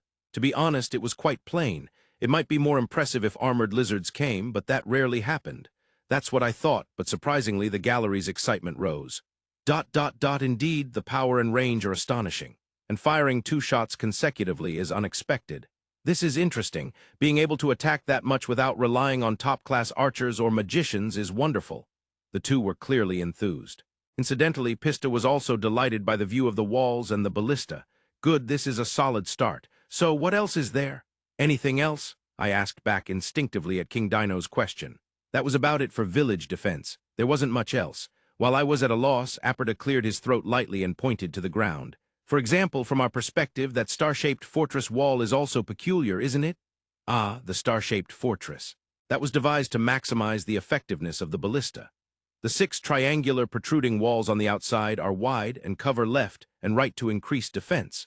If you try to ignore those triangles and attack the thinner parts of the wall, you'll be targeted from 3 directions simultaneously. In other words, unless you capture those triangular sections first, you can't reach the real walls. That was my answer. King Dino and Arte exchanged a glance, then looked down at the wall from above again. I see. Arrows raining down from 3 directions is terrifying. Destroying the triangular walls is more difficult than a normal wall section. Even if you get around the triangle's shadow, arrows will fly from other directions. This is indeed a useful design. No, at this point, isn't it a perfect defense except from the air? As they exchanged such remarks, I folded my arms and pondered. From the air, huh? I've made some prototypes, but I won't know for sure until they're actually used. Someday I hope to unveil anti-air weapons too. I said that casually, and both of them furrowed their brows simultaneously. That sounded like something Baron Van would make. That's exactly what I thought. They muttered suspiciously, and I nodded honestly. Yes, that's what I said. Arte snorted disdainfully, and King Dino gave a stern cough. I told you no lies, no deceit. I swear I'm not lying. I answered honestly because they told me to tell everything. There was no reason to be blamed. Vankun was angry, you know. While I was sulking, they looked troubled and glanced back at Panamera. Then Panamera nodded deeply. I understand your doubts, but first please listen to what I have to say. You'll be even more surprised. Panamera's mysterious backup left not only them but me puzzled as well. We had already shown the walls and ballista, so there wasn't much left to surprise them. Thinking that, we all descended from the tower and headed toward the village. Who designed the fortress walls? It's quite a unique shape and structure, King Dino asked. That would be me, I replied. Then what about this town layout? It looks like an urban development that would take years. How did you accomplish it? I worked hard to build it. The villagers and Viscount Panamera's subordinates helped gather materials too. With each answer, King Dino and Aperta's expressions darkened, while Pista got more and more excited. It seemed they didn't quite believe me. Having no choice, I had wooden blocks brought to the front of Ceto village. What is this material? Could it be new dungeon material? Ignoring their bewilderment, I focused my image. That 10-shot mechanical bow. The ultimate goal was to create an even more powerful weapon, but for now, this was the strongest. The remaining problem was durability decreasing due to size increase. The arrows were heavier, and since I had increased the firing rate, the load on the main body was incomparable. To solve that problem, I changed the design. The string, which stopped by hitting the body, and the mechanisms for reloading the next arrow were altered to minimize internal shocks, and the thickness of each part was increased. However, unless it was actually operated, I wouldn't know which parts would bear the load. Furthermore, I couldn't know the impact of the reinforced parts on the surrounding parts. Manufacturing is trial and error. You have to try and think. With that light-hearted attitude, I built the 10-shot ballista. By the way, I hadn't loaded any arrows yet. Yeah, I guess it's about right, I muttered and turned around. There I saw Till and the others wearing wry smiles, and King Dino and his group were speechless. Thanks to everyone's support, I was able to rank within the top 200 overall. Thank you so much. Starting with the castle walls and ballista, they heard the story of D slicing a dragon's neck in one stroke, and then they asked about the sword as well. As I answered those questions, they next asked to see my house, so apologizing to the villagers, we held a tour much like a housing exhibition. What are the walls and roof made of? They are made of processed wood. It's a special material, so only Ceto village has it. What about durability and water resistance? You can think of it as iron that doesn't rust. This furniture is made of ordinary wood, huh? Yes, it's mostly handmade by the villagers. Then what about this moat? We all worked hard on it. The butler Espada was in charge of the moat, river, and foundation of the castle walls. By the way, how many years did it take to build such a moat and castle walls? 5 months. No, practically 4 months, I guess. As I answered each question one by one, at last King Dino stopped and held his head with one hand. Do you understand it now? Not at all. If that's the case, wouldn't it be best to just show us how it's done? In their conversation, I exchanged glances with Espada and spoke up. Is there somewhere we can build? How about the lake behind the village you mentioned earlier? Yeah, let's do that. After a brief discussion, I turned back to King Dino and the others. Then let's head to the lake behind the village. The lake, I saw it from above earlier. The view must be nice there. The king also showed interest in the lake. We cut through the village and decided to go to the lake through the back gate. The bridge was lowered and the gate opened. There, a beautiful lake spread out, with boathouses and barns by the water and a peaceful ranch scene. At the rest area's gazebo next to the boathouse, elderly people were gathered, drinking tea. As I was looking at the scene, I suddenly felt a wave of shock from behind. This is? No way. Not only King Dino, but everyone was unsettled. You see, along the water's edge were 50 to 60 adult Apcalurus. Toward the center of the lake were about 100 young Apcalurus, enjoying playing in the water. They're increasing? I was shocked. The Apcaluru population was clearly growing. Could it be that Apcalurus grow to about 10 years old in just 3 months after birth? Isn't that the son-in-law? Oh, the son-in-law of Renovate. I haven't seen you for a couple of days. The Apcalurus noticed us and started making arbitrary comments. I approached Renovate and spoke. Renovate, I'm not the son-in-law, okay? I've told you many times. My daughter Renovate, I'm not dissatisfied or anything, but I think Renovate should marry a promising young Apcaluru of the same kind. As Renovate and I talked, King Dino and the others cautiously approached from behind. If my eyes don't deceive me, those beings are the illusory species called Apcaluru. What a coincidence, Your Majesty. They do look like that to me as well. Listening to their conversation behind me, I spoke to Renovate. These Apcaluru have increased without me knowing. Are they relatives or part of the clan? Renovate shook his head. No, they are the Aft tribe living further upstream. They came to see me through tribal communications and somehow made it to this lake. They liked it so much that they want to bring their clan. They arrived last night. Do they plan to live here? Yes. Is it okay to let them live here? There's still plenty of space in the lake, so it's fine. As we talked, a plump Apcaluru swam over from behind Renovate. So you are Baron Van, son-in-law of Renovate and clan leader of this land? I'm Aftbeth, clan leader of the Aft tribe. I heard from Renovate about how wonderful this place is, and we too want to live here. Sure, no problem, but sometimes bring fish or underwater minerals, okay. Then I'll build an extra boathouse. That's easy enough. I'll bring minerals right away, Afbeth said and swam off somewhere. If the Apcaluru are increasing, it might be good to create an island in the center of the lake. The lake's water level is managed to flow downstream if it rises, but it's possible to enlarge the lake. We might even consider making it a much larger lake. Baron Van? Yes. When called, I turned around to see King Dino twitching his cheeks as he spoke. Are you friends with the Apcaluru, or are the Apcaluru residents too? Well, it just happened that way, I answered, and Arte nodded with a face that looked like she had seen something interesting. I see. So by chance you married the daughter of the Apcaluru? Absolutely not. I clearly denied Arte's misunderstanding. If I were vague here, rumors would spread in the capital city, which would be terrifying. To think the Apcaluru live so openly without defense, even I have never seen such a scene before. King Dino was dumbfounded, but since I've never seen normal Apcaluru before, I actually want to see such modest ones. Well, in any case, since we're at it, let's proceed with the lake expansion and add more castle walls. Espada, let's expand the lake a bit and build another higher castle wall further back. Since the walls will be layered into a star shape again, completion will likely take another month or two. Layered again? Sorry, I can't quite imagine it, Espada frowned. So I took some nearby wood on the ground, processed it into wooden blocks and made a simple model. It looks like this now, so expand the lake outward and surround it like this. Oh, indeed it looks like overlapping stars. The corners, I see. By being able to target 3 directions from this corner and 3 from that one, wouldn't it be better to add more walls on the remaining corners as well? Yes, the ultimate goal is to make an invincible, massive fortress city, but we don't have enough materials yet. If we did, it would be done within a year. While discussing, I added to the model until it resembled a huge star-shaped fortress city with 7 stars layered. King Dino and Arte, watching from the side, joined the discussion. The more I look, the stranger the architecture, but it's beautiful and refined. If attacked from our side, wouldn't the protruding corners make defense difficult? The ballista's range is long, so even if the corners are targeted, it can shoot from 3 directions. Also, even if one corner is destroyed, the attacker still has to break through the castle walls afterward. Using the model, I explained the defensive capabilities of the star-shaped fortress city. Though theoretical, they seem to understand. With that ballista range, even a top 4 element magic mage can't break through. Rather, the chanting magicians would be the first targets, and there's no way to defend against those ballista arrows. This could be called an impregnable fortress. After such exchanges, they both looked at me. I nodded back and began speaking. Of course, this design is the target for next year, and there is a final form planned. After all, if I were to attack this fortress city, I would definitely be able to capture it. So the ultimate goal for Ceto Village is to build a fortress city that even I cannot conquer. Only then will it be complete.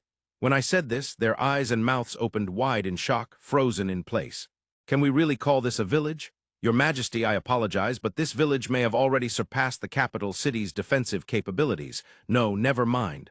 Fool, what are you trying to say here? However, I suppose we must send our kingdom's architects to this village to learn from it, even if the teacher is only an 8-year-old child. With that conversation concluded, the visitors quietly resumed their tour. Meanwhile, Vankun, who had promised to show everything, began working on building the walls with an enthusiasm unbecoming of a noble. All right, pull the rope, straight. What angle? A little to the right. Right. Perfect, more like a foreman than a baron, he directed the work and prepared to build the walls. Have the lines been drawn? Okay, everyone step back. Espada. Understood. At my signal, Espada activated magic and created an earthen wall. It was about 10 meters tall and 5 meters wide. Espada seemed to have picked up some tricks. The wall was easier to shape than before. I touched the earthen wall and altered its properties. Ideally, we'd add rocks and ores later, but for now, this makeshift structure would do. Reinforcements could come afterward without any problem. Well then, I shouldn't keep you waiting too long. We'll save the walls for another time. What should I show you next? I said this and looked back. Again, the visitors froze in place. King Dino's expression shifted from surprise to disbelief. He pinched the bridge of his nose and shook his head from side to side. I'm truly tired of being surprised. Let's rest a bit. Is there somewhere we can take a break? How about the gazebo over there? It's by the water and quite pleasant. Please. King Dino and the others moved to the gazebo, and the villagers brought out chairs. Seeing this, Apcaluru and the others exchanged glances before coming over. Is he a clan leader from another land? When asked, I smiled wryly and corrected them. He's more like a grand chieftain who oversees many clan leaders, someone who's above 100 or 200 clan leaders. When I answered that, Vesta's face stiffened. I see, we must show the utmost respect. We pay our respects to those who lead clans. Vesta said this and moved toward King Dino by the water's edge. Seeing the king drinking a strained juice made from fruit, she spoke. Grand Chieftain, I am Vesta, leader of the Reda clan. I am Dino Enzola Berlinate, king of this kingdom. Today will be a memorable day for me, the day I spoke with Vesta for the first time. If possible, I hope this will also be the day we deepen our friendship. What do you say? I have no objections. It is an honor.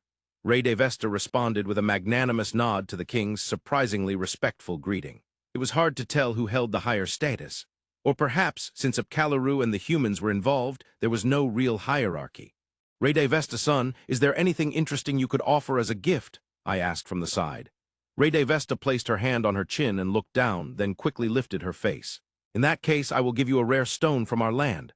Vesta said this and produced 2 large fist-sized chunks from somewhere. She casually placed them by the lake's edge.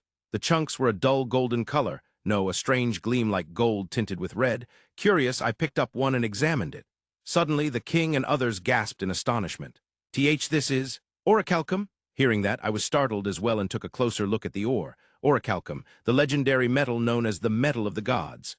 Although mithril has a higher magical conductivity, orichalcum surpasses it in pure hardness, elasticity, and tensile strength as a metal. Also, perhaps because it conducts magic poorly, it has high resistance to magical attacks. There's even a legend about a warrior with an orichalcum shield who single-handedly cut through an entire army, blocking all magic attacks. And here I was, holding the ore for that legendary metal in my hands. Orichalcum, this is incredible, I muttered quietly as King Dino and the others began discussing the ore. Orichalcum. To think we would encounter something this rare. However, only the Dwarf Kingdom can process orichalcum. Our country has little contact with them. Should we send envoys to the Volks Federation? They would probably accept an order if they knew we have the ore. Dwarves are natural blacksmiths. But making a sword blade from orichalcum would cost more than 100 platinum coins. Why worry about such costs? It will undoubtedly become a national treasure. Money is no object. I listened to their heated debate and tried infusing magic into the orichalcum. Because of its property of blocking magical flow, it took a lot of energy. No matter how much I concentrated, it only changed gradually. Wood, stone, iron, mithril, those were relatively easy to work with, but orichalcum was quite difficult. Maybe if I stretched it out thinly, it might be a bit easier. I spread and stretched the ore, removing impurities. The ore transformed into a shining, beautiful metal. It looked great, but perhaps because the impurities were gone, it seemed even harder to process. I added more magic power and continued working the orichalcum. Since I didn't have enough, I figured I could only make a knife. Then again, a spear with an orichalcum blade might be interesting too. Well, I'd make one first and then decide. Thinking this, I created a blade about 60 centimeters long and 10 centimeters wide. I gave it a slightly glamorous curve in the middle. Then I added patterns from the base to halfway up the blade. At the center, I inscribed in kanji, Yakukan Night 9 Sword, just a playful touch. That is. While grinning at the sword I'd made, a surprised voice called out from behind. I'd mentioned the Dwarf Kingdom earlier. Something wrong? I tilted my head, hiding the sword behind my back, but couldn't hide the truth.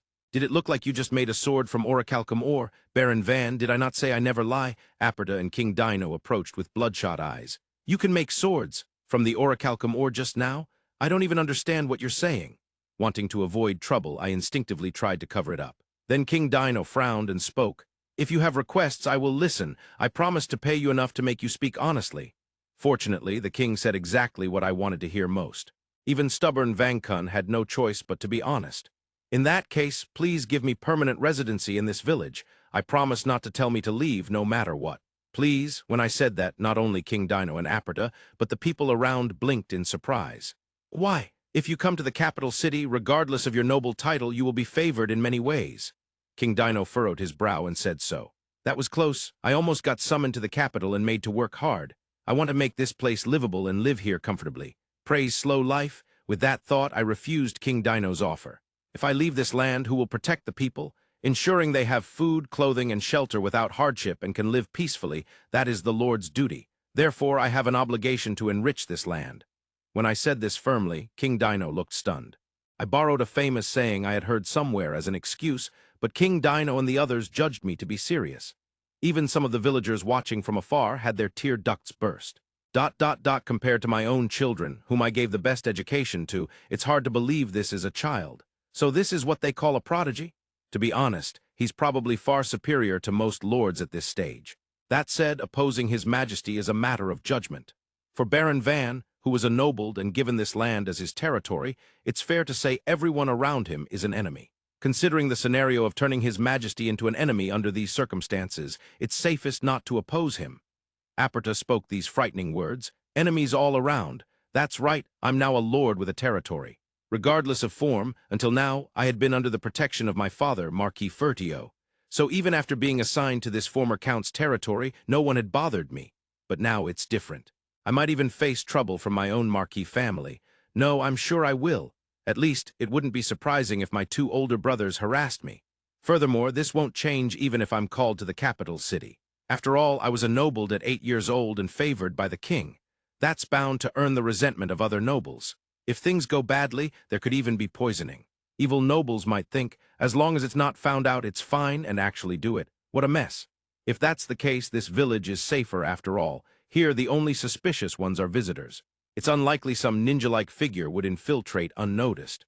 Well, I just have to prepare so I'm ready for anyone who comes. I switched my mindset in about 10 seconds, then looked up and spoke. Forgive me, but if it means abandoning the people, I will seek another path. After I said this, even King Dino seemed to realize persuasion was impossible. He sighed deeply but nodded, accepting my argument. Understood. Honestly, it's a shame to waste your ability, Baron. It would be a problem if you defected to another country. Besides, even if you don't come to the capital city, if I send messengers here, you'll cooperate, won't you? I wondered what kind of cooperation he meant, but respectfully bowed my head. Of course, Your Majesty, I won't hesitate to cooperate within my ability. Trying to make my point clear, King Dino let out a short breath and laughed, shrugging his shoulders. I'm no longer surprised. I've decided not to think of Baron Van as a child. Nodding to the king's proclamation, Arte followed suit. A wise choice, no doubt. Baron Van is probably a half-breed with a high elf or something. I'd say he's about 50 years old. Ha ha ha, is that so? I might be about the same age. King Dino was delighted by Arte's joke, but I wasn't amused. Who would believe this adorable Vankun is 50 years old? Even Mr. Panamera, who had been quiet until now, was laughing. Well then, with that said, shall we head back to the manor? You all must be tired. As I said this and tried to turn back, King Dino came up laughing. Wahaha. Don't sulk, Baron. I'm praising you. You're amazing. I'd even want you to educate my children. I'm about the same age, though. Don't be ridiculous. You're really 50, aren't you? That old man, Dino, got involved. Who gave alcohol to this useless old man? Surely he's not sober right now.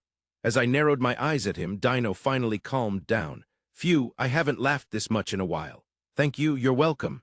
I gave a completely polite, socially expected answer, and Dino smiled slightly as he spoke. Unfortunately, I can't stay away from the capital city for too long. If I can't bring you back, I have to finish the investigation as soon as possible and return. So if it won't take long, I want to check the dungeon. The dungeon? But the dungeon is far enough away that going there and back would take until nightfall. It would be better to do that tomorrow, I answered bluntly. Dino frowned in displeasure. Aren't you getting a bit rough with me? When Dino said this, not only Arte and Panamera, but also the royal guards burst into small laughs. Their laughter was contagious and spread to Till, Commotion, and Arte, eventually making everyone smile. With this, it seems I can build a good relationship with the king unless something serious happens. If I get along with the king, at least the domestic nobles are less likely to harass me. Feeling quietly relieved, I suddenly heard noisy voices coming from the direction of the highway, beyond the city walls. Turning around, the patrol guard on the wall looked pale and opened his mouth. A gray dragon, it's not very large, but it's flying in the sky. As soon as I heard those words, I acted. Everyone, prepare for defense. Call out to the adventurers too. When I gave the command, the villagers started running at once. D and Espada, as the night order, headed to battle positions. Boy, do you need help? Panamera asked with a fearless smile, and I nodded with a bitter smile. Please, but Mr. Panamera, it seems dragons come wherever you are. Do you have any secrets to being popular with dragons? When I asked, Panamera raised one eyebrow. Boy, despite being of marriageable age without a fiancé. All right, everyone, hurry to the main gate. The adventurers' town might have been destroyed. Feeling a greater sense of crisis than the dragon from Panamera's low voice, I broke into a cold sweat and shouted as I ran. I dashed through the village filled with screams and shouts, headed quickly to the main gate, and called out to the villagers on the wall. "The dragon?" When I asked, a villager pointed diagonally upward. "It's above the adventurers' town now. When everyone shot arrows together, it got cautious and flew upward." "Does that mean the arrows hit it?" "Two hit the arms and legs, the rest we don't know." Listening to the report, I groaned. If it had been critically injured, like the forest dragon, it wouldn't be flying but running on the ground to attack. In other words, this dragon must not be badly wounded. This is dangerous. If a dragon wounded and enraged attacks, it will be difficult to stop. "It can't be helped. I'll send out the prototype. Till Commotion, will you help prepare?" When I asked, the two nodded deeply. Yes, as I returned their enthusiastic response with a nod, Art looked uneasy. Just as I considered speaking to her, Dino spoke with a stern face. "I will lend a hand. Even in this sturdy fortress city, dealing with a flying dragon is hard. If we help, there's a good chance we can repel it." I nodded without hesitation at his offer of assistance. "Thank you. However, those without ranged attack means, I'm sorry, but please help resupply arrows. I'll show you where." With that, we headed to the main gate atop the outskirts of Cedo village. He was an unusual boy. Not that I was comparing him to my own children, but no matter how many times we faced each other and exchanged words, it never felt like I was talking to a child. However, he was not a bad person, nor did he harbor any ill will toward the kingdom. Moreover, despite being the same age as Pista, he was astonishingly talented. If that's the case, outright hostility would be sheer folly. It would be wise to give him what he desires most and earn his gratitude. Given the boy's personality, simply doing that would mentally bind him to the kingdom. If the power to rapidly build forts fell into enemy hands, it would undoubtedly be detrimental to our nation. Well, judging by the straightforward spirit of a lord I just witnessed, he likely won't invade other countries himself. Still, it's certain that having him as an ally is better. "Good grief, Marquis Ferdio truly has an incredible son," I muttered. Upon hearing this, Arte spoke up. "However, I heard that the Marquis actually drove Baron Van out of his household. The Marquis is one of the nobles most trusted by His Majesty for his achievements in battle. Perhaps one reason was that Van was not a four-element magic user. That stings. My attempts to reform the noble's mindset to build a strong country might have played a part as well. I need to re-examine the various magics. I tend to put four-element magic at the top and rank others as mid or lower tier. But this boy, who everyone considered to have a low magical aptitude, achieved so much. Once I return to the capital city, I should restart research on magical aptitudes under my name. "Well then, all that's left is to repel the dragons," I said. Arte frowned. "Moving with a small group to avoid the absence of the king has backfired. With this team, we might be able to repel a mid-level dragon, but—" Arte's tone was somewhat reluctant. I laughed softly and looked at Van's back as he advanced ahead. "We might see something interesting again?" "I feel like we've already seen enough," she replied. "Ha ha ha, indeed." Laughing, I followed Van up onto the city walls. "His Majesty, please don't come any closer to the front lines. Don't worry, I can protect myself." I lightly brushed off the guard's concern and stood atop the walls. From up here, I saw those in unusual armor waiting by the Ballista, ready for orders. They must be the night order organized by Baron Van's villagers. Looking up, I spotted the shadow of a small dragon flying quite high. A lone flying wyvern? There was only one dragon shadow flying in a wide arc overhead. It felt off. No, I was nearly certain. "Prime Minister, your opinion?" Arte nodded deeply and held her staff in one hand. It was a custom piece adorned with a high-purity magic crystal atop. She pointed it at the sky. "It's rare for a wyvern to fly alone and launch an attack. Therefore, there must be another threat nearby besides the wyvern." "I agree, Yelanetta. Given the location, yes. Moving a large army would give away their presence, so they are likely coordinating with a small force or the night order of a neighboring lord." Arte shared her thoughts.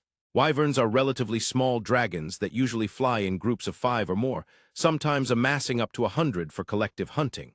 They are considered lesser dragons because they cannot use the breath attack that is the greatest threat of dragons, and they are not agile on land. But even a single one is a formidable danger. There is a magical aptitude to capture and enslave wyverns, brainwashing and puppet magic. Through brainwashing, they are turned into allies, and puppet magic is used to control them. This is a tactic employed by a handful of northern countries, but it seems the Yelanetta kingdom has adopted it as well. In any case, it is highly likely a puppet mage is riding that wyvern. If they are using a wyvern in this way, it would make it very possible that they have crossed the border. So, what is the enemy's aim? Why target a frontier village instead of the strategic Fortress City Skudit? Fortress City Skudit has stopped Yelanetta's advance 3 times.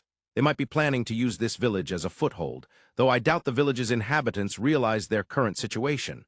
That's true. Even I, who have heard reports, find this village to be beyond imagination. Yelaneta's intelligence network probably doesn't have detailed information either. I nodded in agreement and looked around. The walls and defenses were so impressive that calling it merely a village felt wrong. However, the Night Order looked peculiar, and frankly, it was impossible to judge their skill or training by appearance. From the enemy's perspective, this might seem like a perfect opportunity. Indeed. It seems that commands are being given from atop the Wyvern. Perhaps, hearing Aperta's words, I acted immediately. Baron Van, the enemy is likely not only the Wyvern, but also a small elite Night Order. Be careful. Understood. Either way, the adventurer town still lacks sufficient defenses, so we will evacuate them here. D. Yes, I will immediately order evacuation to the village. Van reacted swiftly to my advice, issuing orders to his subordinates. He was intelligent, and not only that, his subordinates trusted him enough to act without hesitation. Watching this well-trained Night Order felt reassuring, as though observing an exercise. So how do you intend to defend? Originally, the Espan Night Order was supposed to form the first line of defense from the adventurer's town, but unfortunately, they haven't conducted proper drills yet. So the Espan Night Order will guide the adventurer's evacuation, and the full defensive battle will be fought in this village. This is your first time fighting a human army, yes? I had already anticipated it. There's no problem. But fighting humans is no easy task. If the enemy has a strategist, they may employ unimaginable tactics depending on their assets. I gave advice as I would when guiding my own children's thinking, but Van replied without much hesitation. Yes, we have considered siege weapons and magic from long range, methods to break through the walls, and ways to enter the village without direct combat, including various surprise attacks. We are even prepared to abandon this village if necessary, though that's just a precaution. He answered smoothly, like a seasoned knight commander, accounting for many scenarios. I wished to hear more details about each plan, but there was no time. Everyone, don't rush, we'll provide covering fire, don't forget your valuables and evacuate calmly.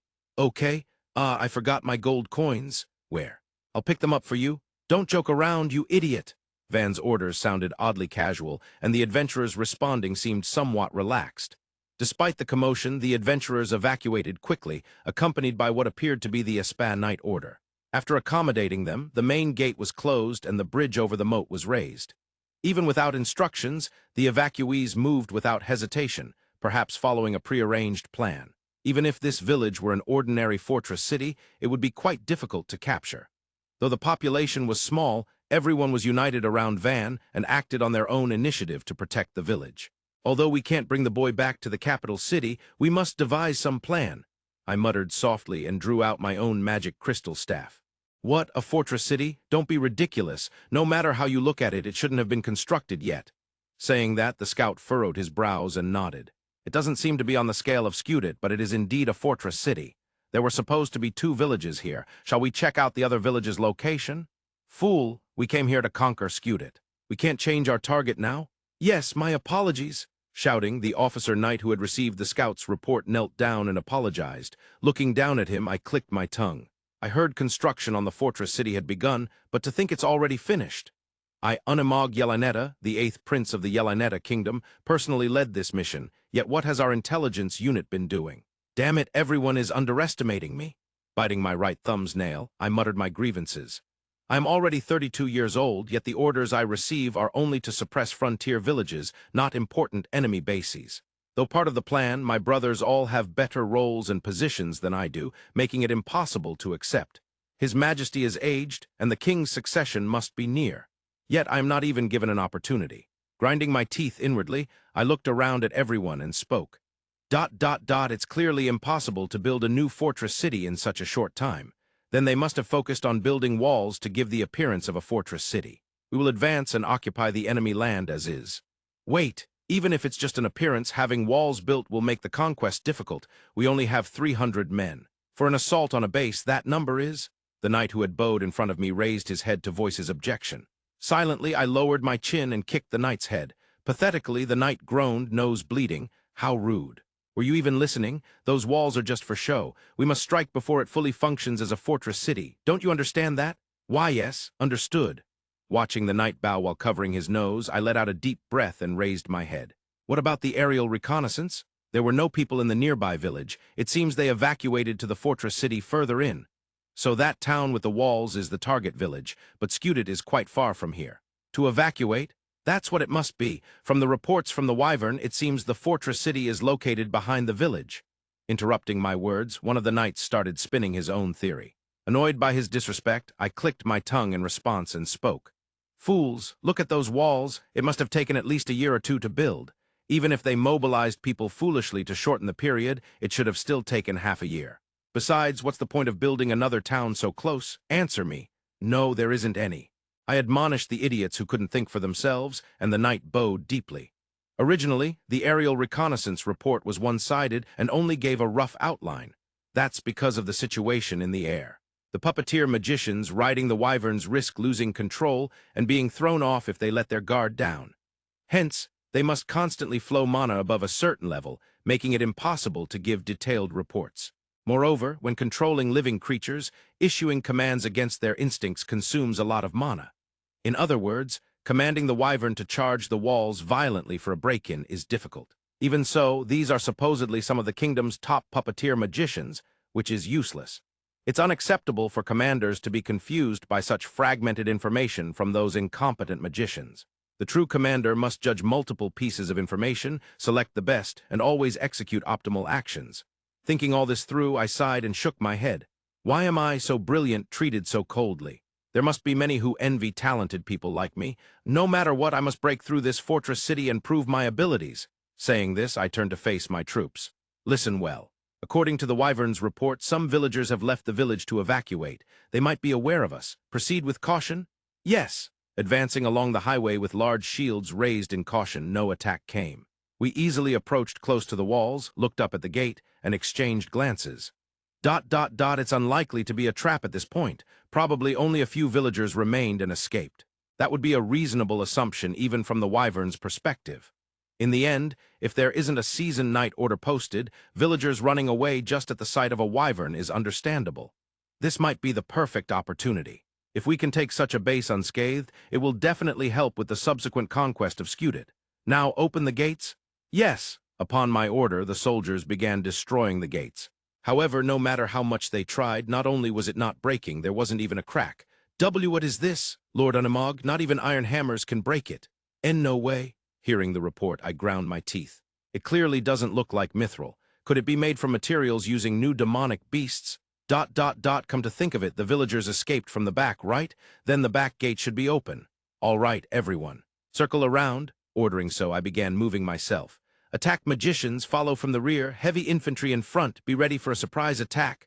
Yes. Reforming the formation as we moved along the walls, we circled around.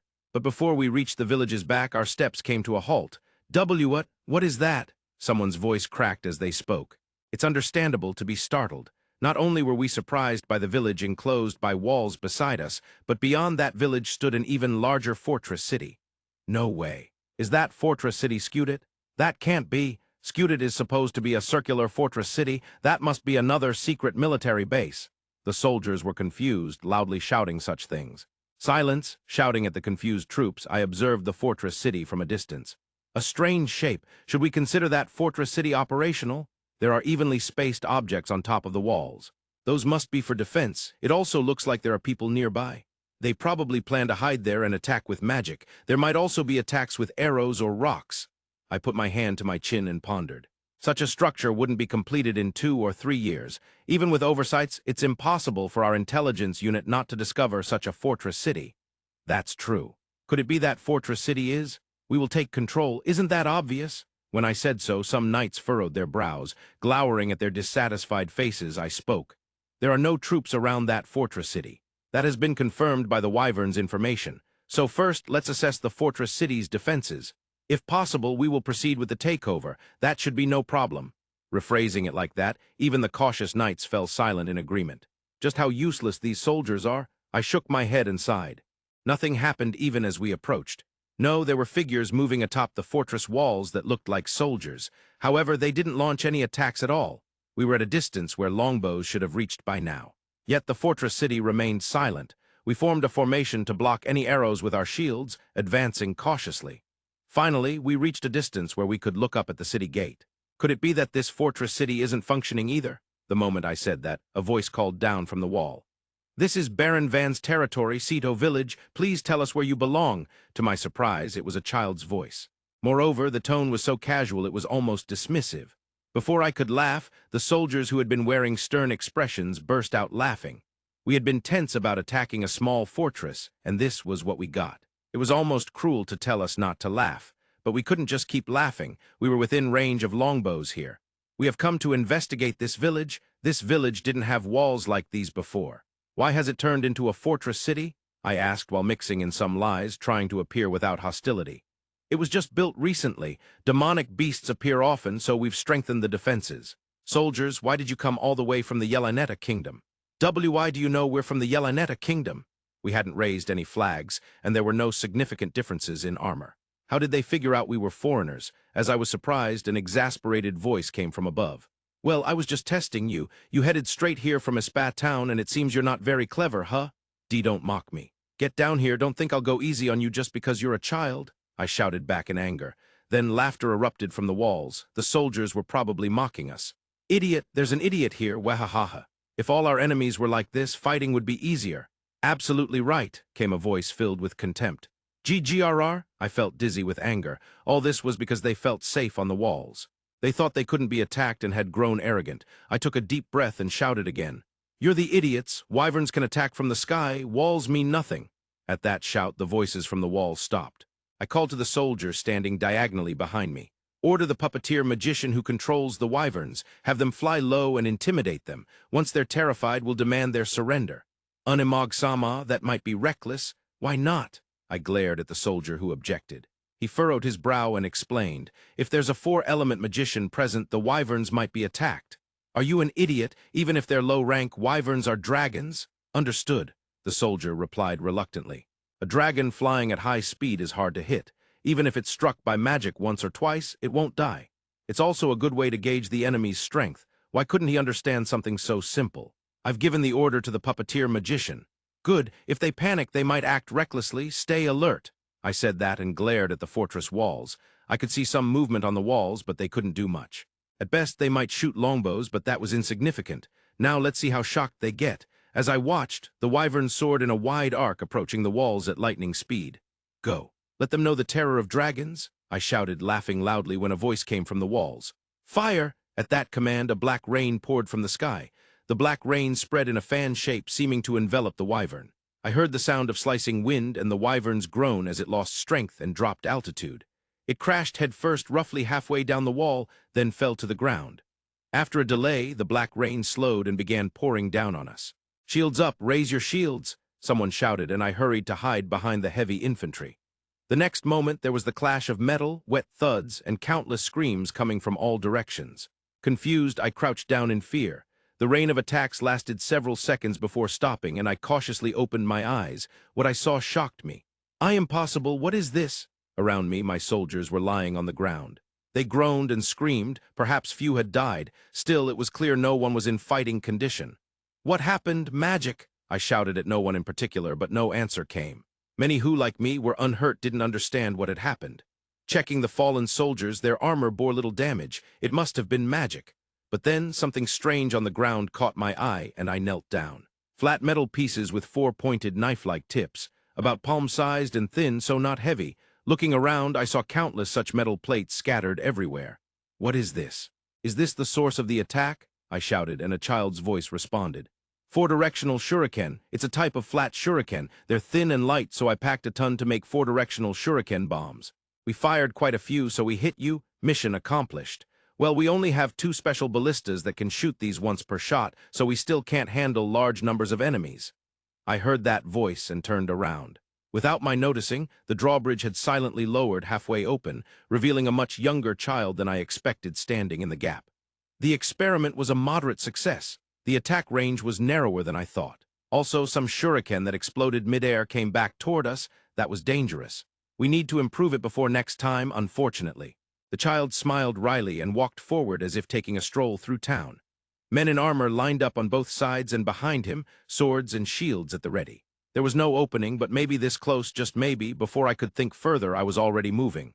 Burn and die, flames of... I began chanting magic. The fastest magic takes less than 10 seconds. The soldiers raised their shields in caution, but it was already too late. Water! However, someone cast magic faster than me. Accompanying a low male voice, a large volume of water flooded the surroundings. Freeze! At the next word, all the water froze solid. Frozen to my ankles, I was immobilized and panicked, causing my nearly cast spell to vanish. Earthen wall! Whined blade wall! Immediately, the voices of an older man and a middle-aged man rang out. A huge earthen wall and a tornado-like wind barrier appeared before us. Wahaha! As expected, I'm the best. Experience counts, experience, said a flashy man accompanied by a beautiful and bewitching woman as he emerged from behind the walls. The child followed him, but my eyes stayed fixed on the man's face. Why you? Could it be from the kingdom of Scuderia? Hearing my words, the man furrowed his brow and looked down at me. Note, since this chapter overlaps with the previous one, the story does not progress much this time. However, the pace will pick up in the next chapter, so please look forward to it. Watching from atop the city walls, most people were exasperated. First of all, they hadn't even confirmed what was happening inside the town, yet the enemy appeared by circumventing and showing up in front of the village. Didn't they think that if soldiers were hiding inside the town, they could be caught in a pincer attack? They're here. Prepare the ballistas. The villagers panicked, thinking the night order was advancing, but the experienced veterans of war, the king, the prime minister, the viscount, and D, were all too exasperated to even comment. Hey, look at them just strolling along one after another.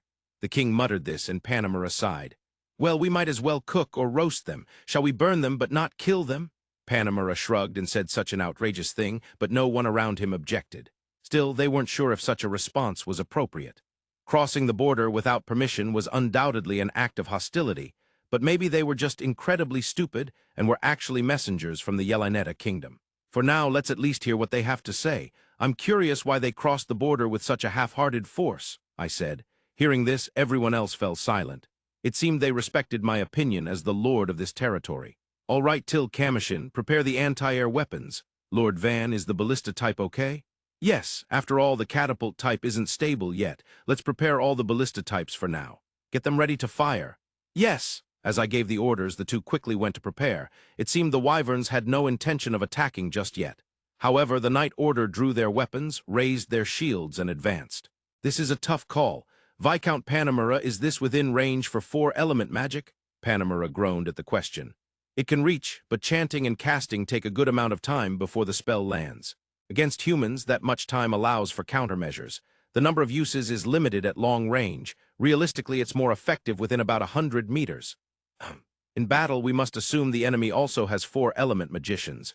To avoid wasting mana, the timing of using magic is critical. Hearing Panamera's words, the king added some comments. Interesting. So that foolish advance isn't necessarily reckless. Just then, Aperta sighed deeply. Well, it is stupid. Indeed, makes you want to kill the commander. At Aperta's remark, the other two gave equally blunt replies. Well, that figures. Anyway, they've gotten quite close by now, I said, taking a deep breath. This is Baron Van's territory, Ceto Village. Please state your affiliation. I tried saying this just to test. Panamera beside me burst out laughing. As usual, no tension at all. Look, even those guys are laughing, he said with laughter, and I looked down at the laughing enemy night order. Yes, they are definitely the enemy. Such rude people. They deserve execution. Just then the opposing side responded. We've come to investigate this village. This village shouldn't have such walls. Why has it become a fortress city like this? They're dodging the question. We asked their affiliation. Well, it's probably a noble knight order from somewhere in the Yelaneta kingdom. Crossing the border with wyverns is suspicious, but considering their stupidity, maybe they're just clueless. The king speculated on our behalf. Based on that, I answered vaguely, trying to bait them, and they readily admitted to being from the Yelaneta kingdom. A fairly easy opponent to deal with, which made me happy. I got a bit cocky and they got angry, but their arguments were just childish. Stupid, there are idiots here, ha. If the enemy were all like this, war would be easy. Exactly. Even the king and others pointed and laughed. I understand the sentiment, but please don't provoke them too much. I exchanged some words casually, but they just got angrier. The wyverns can attack from the sky, you know. I even heard shouts like this. Wyverns don't breathe fire, but a charge is a serious threat. Are we ready? I asked, until and Commotion were finishing preparations on the anti-air ballistas. They were large weapons with a special shape, a tube like a barrel in the center, with narrow holes on the sides through which strings ran like rails. The ammunition was barrels. The part touching the strings was a hard wooden block, but the rest was deliberately made fragile. When launched, the barrels would break apart at a step near the barrel's end, scattering shuriken at high speed through the air. This should make it difficult for flying demonic beasts to evade. Thinking so, I decided to test it. I adjusted the angle toward the approaching wyvern. "All right, Commotion, fire!" "Yes, sir." First shot. I gave the order to Commotion. Commotion activated the ballista, and the barrel broke apart as planned during launch. A massive black cloud of shuriken burst into the sky. Since the ballista was designed for one powerful shot, it was optimized for stopping power. The rapidly fired shuriken storm collided with the high-speed flying wyvern. The result was as expected. The wyvern plummeted in a pitiful state. Then I realized I hadn't considered something important. I didn't think about where it would crash. The moment I muttered this, the wyvern lost altitude and disappeared from my sight, crashing into a lower section of the city wall. The impact echoed loudly, and the ground beneath my feet shook like an earthquake. It didn't break? That was close. If it had been a dragon bigger than a wyvern, the walls might have been destroyed.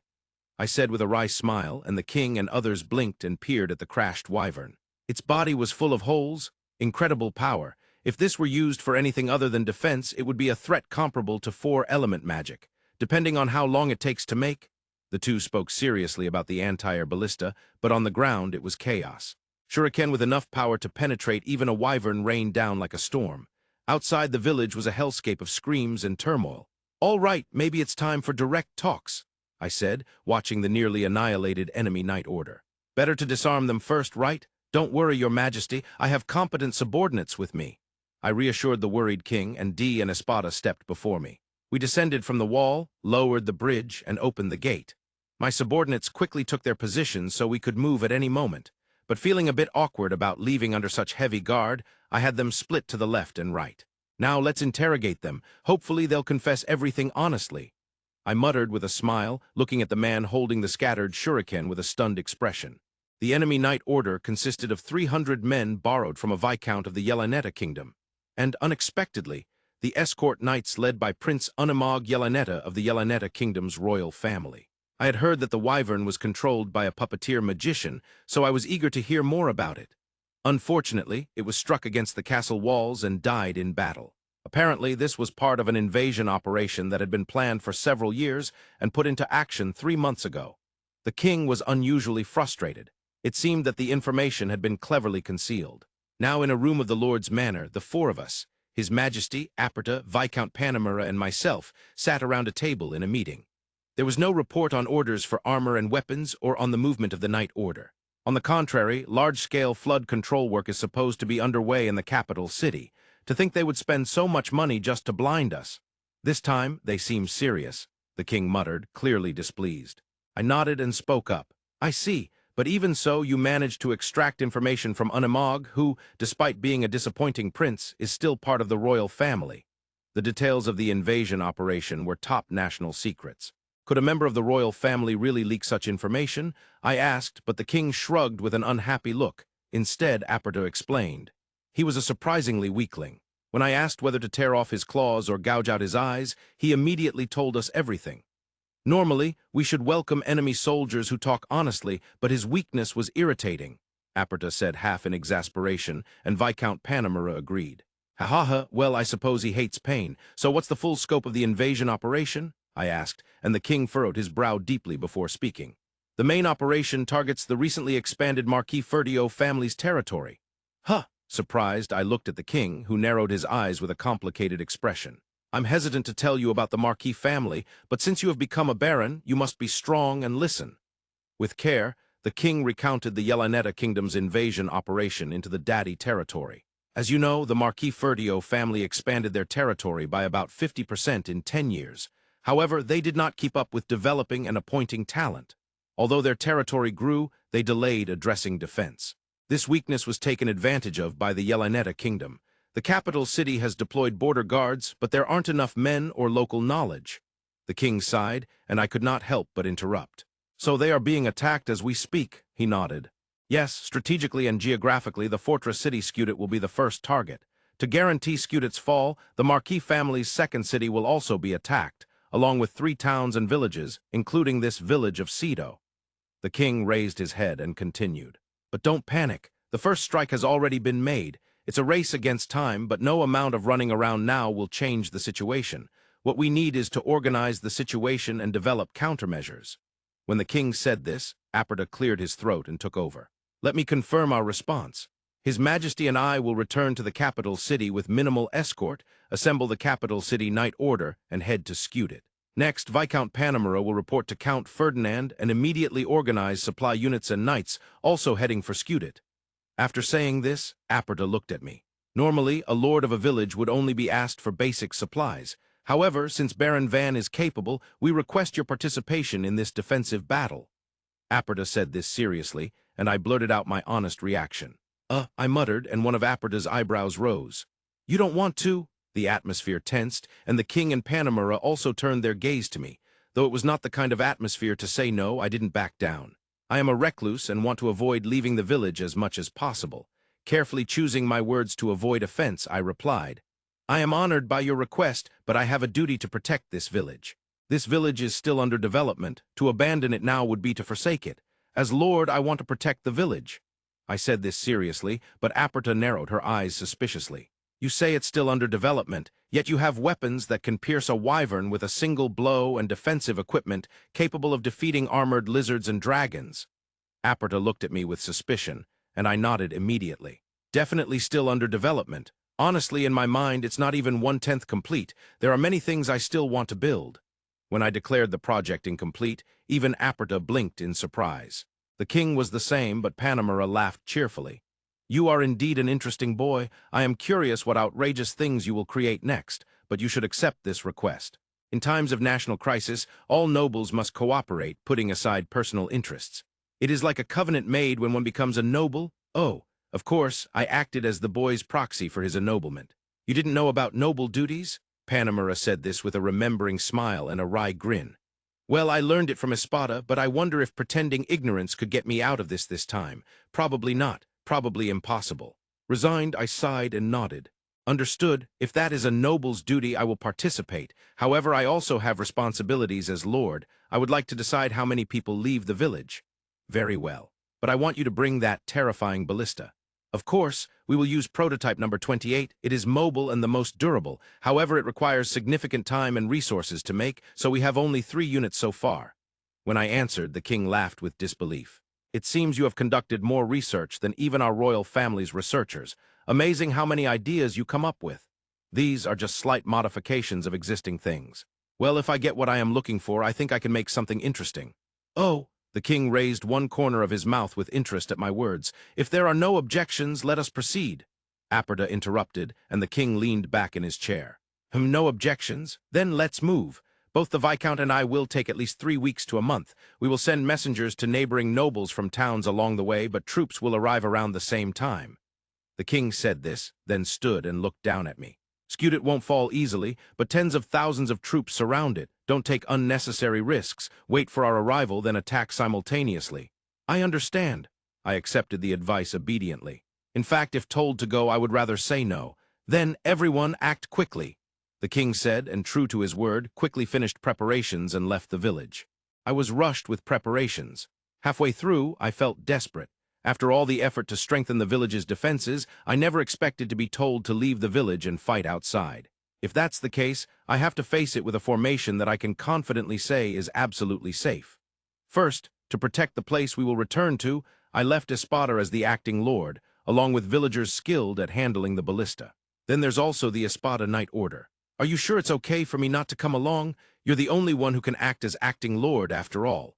When I said that, Espada looked around at everyone standing nearby and then nodded deeply. I understand, as expected of Lord Van. She seemed to fully understand. That's Espada for you. The village is settled with that, but the real problem is the team going with me. First, D and the others will take most of the knights from my order. Yes, sir. Till and Commotion are too dangerous, so I'm going. I absolutely want to go. We're going. Ah, yes. Understood. I was overwhelmed by their insistence. Well, I expected they would come. Arte is a visitor, so I think I'll have her wait in the village. I'll go too. Huh. I couldn't help but blurt out a dumbfounded voice. But Arte wore an incredibly determined expression for some reason. It's dangerous. I'm prepared. Unusually, Arte interrupted me to clearly express her intention. Then she lightly exhaled and crossed her arms. All right. You'll be by my side at all times, right? If so, I'll permit you to come along. Yes. Art answered happily, and I gave a wry smile and sighed. The people around us gave us fond looks, but I just ignored them, feeling there was no help for it. Still, having Art come along was actually a great help. If I bring her personal puppet doll, it would definitely serve as a sturdy shield. We lined up large wagons in the spacious clearing inside the village walls and checked the equipment and night order. Is this enough? I just became a baron, so nobody can say our forces are weak, right? When I asked, Dee folded his arms and inspected. If you know what's inside, it's more than sufficient. Considering Lord Van's age, this should be fine. I nodded vaguely at Dee's words, and from a distance, Ort, an adventurer who was observing, spoke. Shall I take the escort request? Normally, I wouldn't get involved in wars, but I can accept if it's Lord Van's escort. With such a wonderful suggestion, I raised both hands and cheered. Oh, that's great. Then I'll call to all the adventurers and see if anyone will accept the job. What a brilliant idea, increasing numbers so easily like this. By the way, Kuzala is forcibly joining. Again with that treatment? Kuzala jumped at my words. No, what is she surprised about? My night order lacks specialized scouts. We have hunters, but I think they're a bit different from scouts. When I said that, Kuzala pouted in dissatisfaction. That's true, but since it's a request, I'd like you to at least confirm with me if I accept it. Huh, but Kuzala, if you don't accept my request, it's death penalty. You're saying I'll die. Then I'll accept it, of course. When I joked, Kuzala played along in her usual exaggerated way. The slight tears were probably overacting. All right, then Ort, please send the request to all adventurers. Those who accept will receive 5 gold coins as advance payment and 1 large gold coin after completing the task. Everyone will come for that, are you sure? How many exactly is everyone? When I asked, Ort frowned thoughtfully. Including the ones who came last time, about 3 or 4. Probably around 150 people, maybe even a few more. 150 people. How did it increase so much? I was greatly surprised. Wasn't it originally about 60? What happened in such a short time? Oh, it's the Adventurers Guild's publicity. By now, neighboring towns probably know, and new people from the capital city have also arrived. The guild wants to quickly investigate the dungeon, so the more people, the faster the mapping and understanding of demonic beasts. Still, that's too fast. The rest area in front of the dungeon probably exceeds capacity. No, it's normal to explore the dungeon for just 1 or 2 days. If they take turns, there's no problem. After exploring, they return to the village to sell materials. I see. Well, it's participation in a war after all. Tell each adventurer they'll get 1 large gold coin and 5 gold coins. It's life-risking, so they deserve that much. When I said this, Ort laughed and nodded. Understood, but adventuring is already life-risking, so except for top-tier adventurers, most will happily join for 5 gold coins. Of course, the more the better. I had just heard about the harsh life of adventurers casually. Well, the residents of Cedo village have faced life-or-death situations too, so everyone seems to have it tough in this world. All right. To increase survival rates, let's stock up more armor and weapons at Bell's shop. The Cedo night order should be fine, but adventurers tend to buy weapons excessively. When I said that, Ort's eyes lit up. Really? They're always out of stock. All right, I'll spread the word quickly and be the first to buy. Haven't you already bought almost everything? Then I'm off. Whether he didn't hear me or ignored me, Ort ran off with a serious expression. The Cedo Night Order mostly wears equipment made from wooden blocks, but Ort's party is mostly clad in iron armor. Plurial wears mostly wooden block armor because it's light, but she just bought a mithril staff. Well, since they're good customers, it's okay to give them some special treatment. I'm curious, so I'll go check the situation at Bell Rango Trading Company. When I said that, Dee replied loudly and went with the knights to check the equipment. I haven't seen Rango recently because I've been busy, so this is a good chance. Thinking so, I went to the shop with Till and the others and saw Rango looking quite exhausted. When Rango noticed me, he ran over looking like he was about to cry. "Lo, Lord Van, what happened?" Tilting my head, I looked up at Rango, who spread his arms wide to show how tough it had been. There's nothing to it. Ort and the others bring demonic beast materials every day. Some adventurers complain about insufficient weapons and armor. The villagers have increased, so food and seasonings are running low. On top of that, I had to teach the slaves-turned-employees about customer service and pricing, and sometimes mediate fights among them. Oh, yeah, that does sound tough. I nodded sympathetically to Rango's complaints that sounded like a new store manager, stressed out by the opening of a small to medium enterprise branch. This was truly the suffering of middle management. Hang in there, Rango. Managing subordinates is an essential skill. Oh, what about the former peddler and the slaves with other business experience? You know, the very beautiful one. Oh, you mean Medici? Thanks to her, things are manageable, but she's probably just as tired. She's half responsible for training the slaves. She's an angel to me, an angel. Rango intertwined his fingers before his chest, staring into space and muttering, his mood fluctuating wildly. All right, I'll help with selling weapons and armor. When I said that, Rango shed tears. God, I'm Lord Van, I answered with a wry smile to Rango, who cried tears of joy. Bell Rango Trading Company branch in Espa Town, Medici shop. The main store in Cito Village specializes in buying materials, but aside from that, the branch offers the same selection as the main store. In other words, it's very busy. In fact, since it's the closest to the main road, sales here might even be busier than at the main store. Peeking inside, I saw that despite the shop being made fairly spacious, it was packed with customers. No, the number of customers was definitely higher than at the main store. It must be thanks to the beautiful shop owner. Are there no more spears left? Sorry, the spears were all sold out the other day. I'd like a shield too. Oh, we do have small shields. No, something around this size, a large one. Sorry, we don't have shields that big. A young employee near the entrance was swamped with customer requests. When that employee noticed me, their expression suddenly froze. My manager, Lord Van is here. The employee called out to the manager with a voice mixed with sobs. Hearing that, the adventurers and villagers who were customers also turned to look this way. Then Medici appeared from the back, looking exhausted. Ah, Lord Van, thank you so much for coming. Are you here to deliver weapons or armor today? Medici asked hesitantly, so I honestly denied it without thinking. No, that's not why. As soon as Medici heard my words, he collapsed to the ground in tears. Pitiful, I'll be fine. I'll make them right away. Here, give me the materials. I'll make them in no time. I hurriedly tried to comfort him, and Medici lifted his tearful face and began to pray. Thank you, Lord Van. You're welcome. After responding, Medici stood up and immediately called to the employees. Bring the materials, wood, iron, mithril, please. Yes. Seeing his desperate figure and voice, I thought to myself that this was some kind of war too. After a while, I gave it my all to make weapons and armor again for the first time in a while. The adventurers lined up excitedly, so I made boxes and a price list, asking them to put the money in there. A dagger. Iron is good, straight, curved, single-edged. Well, double-edged and straight. All right, something like this. Whoa, so fast, amazing, thank you. Driven by momentum, I quickly handled one customer after another. The goal was under 5 minutes per person. After about 2 hours, every customer received their orders. I worked hard. I'm not an assembly line worker, you know. What was a baron again? Another name for a factory manager? I'm sorry, I have no idea. Tired, I ended up teasing till then, as if the gods were watching, swift divine punishment came. Lord Van. I've brought them. Along with that voice, Ort appeared leading a group of adventurers. I want a greatsword and a full set of armor. Oh, and for a shield, a large one with a bit of a curve, please. Seeing and hearing his happy face, I slumped in my chair.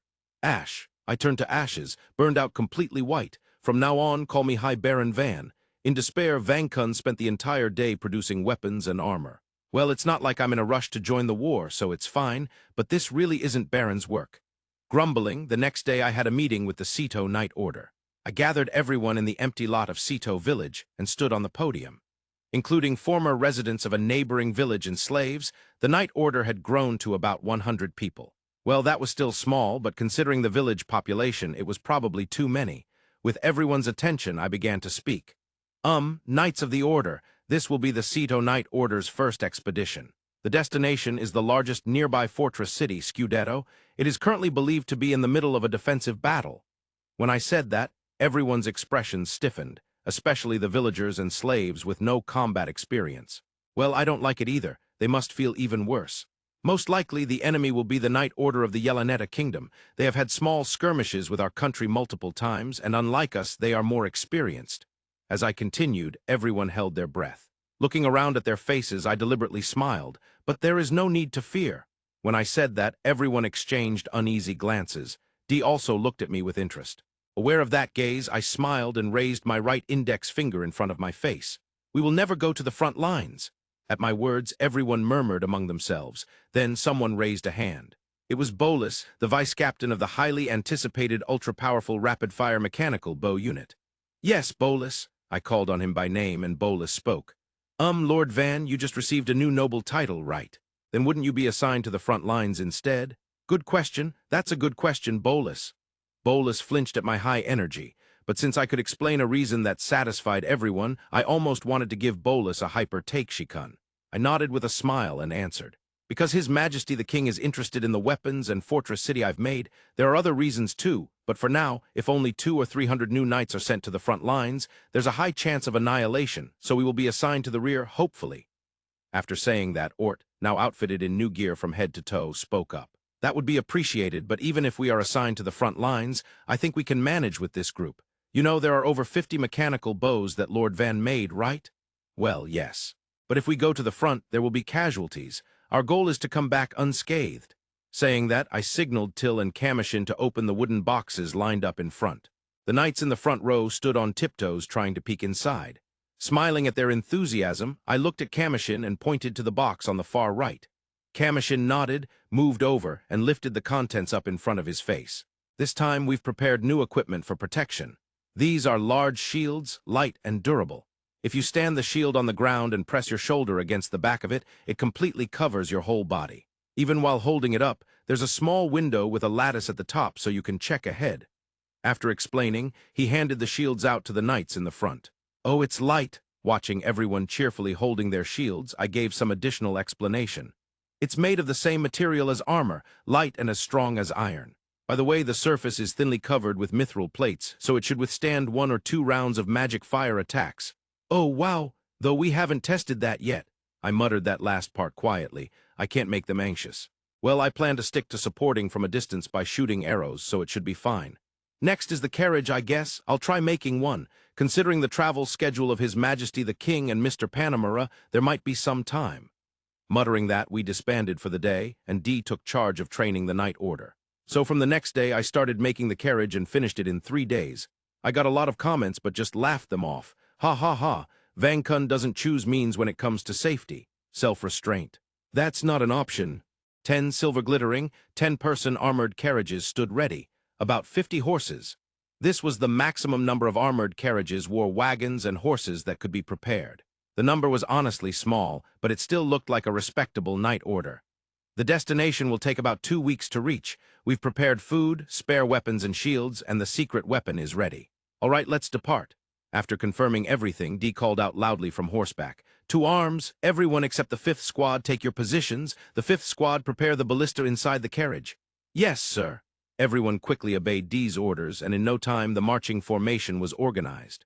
Splendid, Van Kun was satisfied. Is it all right if I ride in the carriage too? Inside the 6th carriage in the line, the most luxuriously decorated one, Till muttered anxiously. That's fine, you're my attendant after all. It'd be hard for you to walk outside, I answered, and Till gave a troubled smile.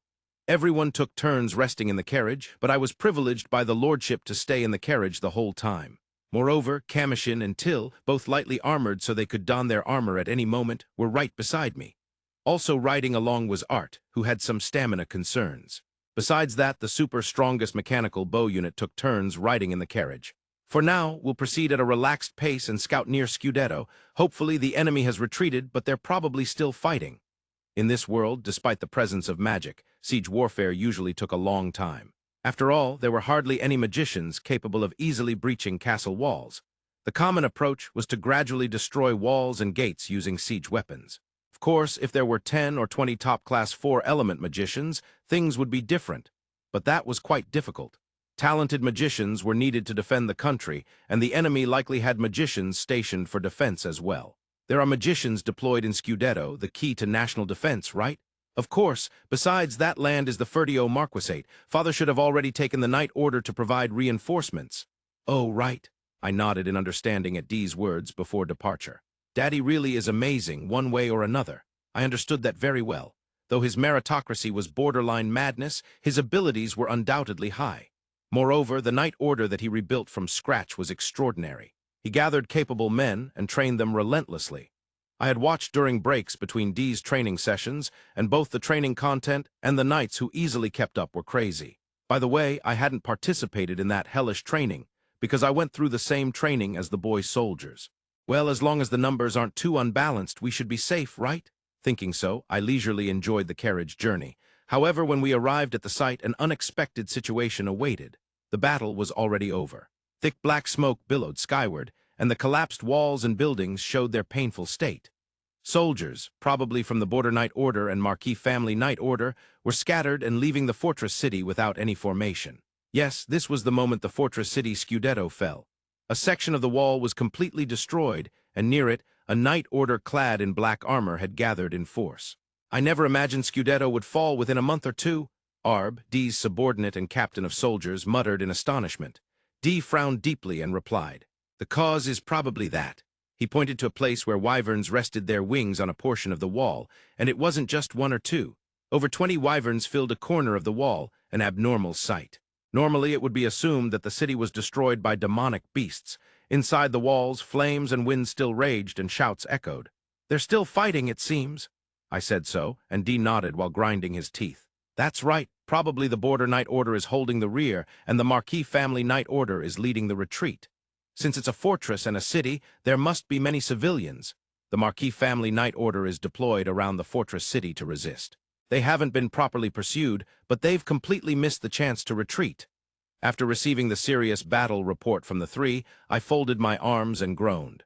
Focusing on taking the fortress city and chasing the enemy, they hadn't noticed us yet. I didn't want to push it, but maybe I could provide some support. Thinking that, I looked up. It's early, but I'll deploy the secret weapon. Prepare while keeping an escape route ready." After giving the order, D and the others responded and began moving. Watching them quickly prepare, I glanced at Art. "Is the secret weapon all right?" When I asked, Art intertwined her fingers in front of her chest and nodded. "Leave it to me." "Yeah, I'm counting on you." I laughed and responded to Art, who shook with determination. "Till and Commotion, protect Art since she might be vulnerable." "Yes, understood." Till and Commotion raised huge shields, nodded, and took their positions. It took only about 5 minutes. Preparations were complete, and armored carriages were positioned side by side left and right, with their roofs raised toward the driver's seat. Because they were mainly made from lightweight yet strong wooden blocks, a few strong people could easily move them. Then in no time, the carriages transformed into a giant wall. Opening the sliding window made in the center, they protruded the tips of the ballistae, completing preparations. A massive wall and ballistae made from 10 armored carriages. Behind them were operators and assistants for the ballistae, and further back were the rapid-fire mechanical bow unit and the large shield unit guarding them. An ironclad formation. "All right then, start the attack. A flashy assault will help civilians escape, so let's go all out. As planned, Art first." Saying so, Art nodded and gazed at the fortress city emitting smoke through the gaps in the wall. "Going. Automaton, uno." The moment Art shouted, the wooden block doll mounted alone on the carriage stood up. It was Art's specially made automaton, completed after half a day of adjustments. Though each's clothes varied slightly, all had a design like a dress with armor attached. The height was 3 meters, slender. Its weapons were a greatsword and a large shield over 2 meters long.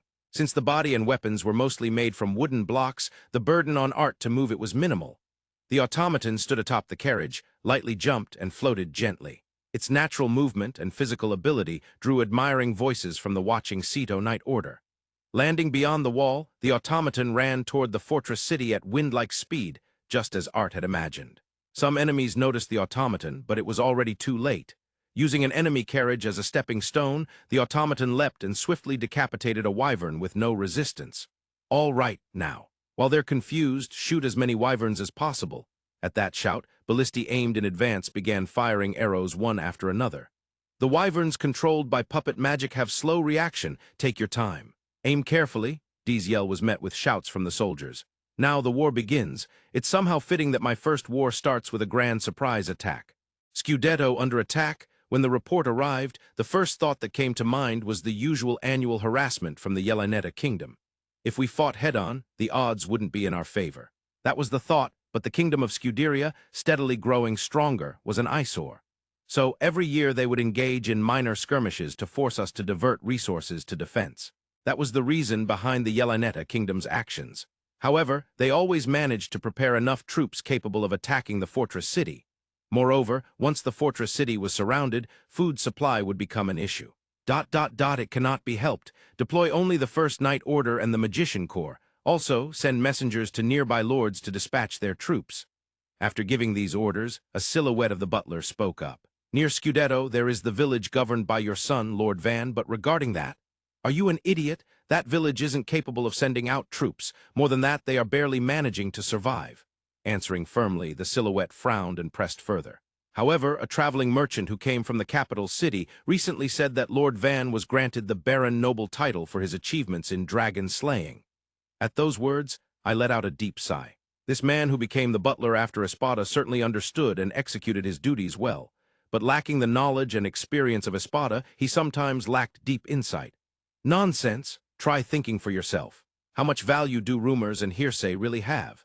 If he had truly slain a young or lesser dragon, the first report would have been brought directly to our Marquis family. But no such report exists. That may be so, but Lord Van is no ordinary child. He does things beyond the imagination of common people. Silence, prepare quietly and quickly. Cutting him off, I said this. The silhouette nodded with a troubled look and left the room. From long ago, such words were often heard from those who served within the mansion. Van must be a genius. Especially among the maids, that phrase was commonly used. Because I once took those words at face value, I paid attention to him, but to me, he just seemed like a kid with a good memory. In fact, although Espada and D educated him thoroughly, he never showed results significantly better than other children.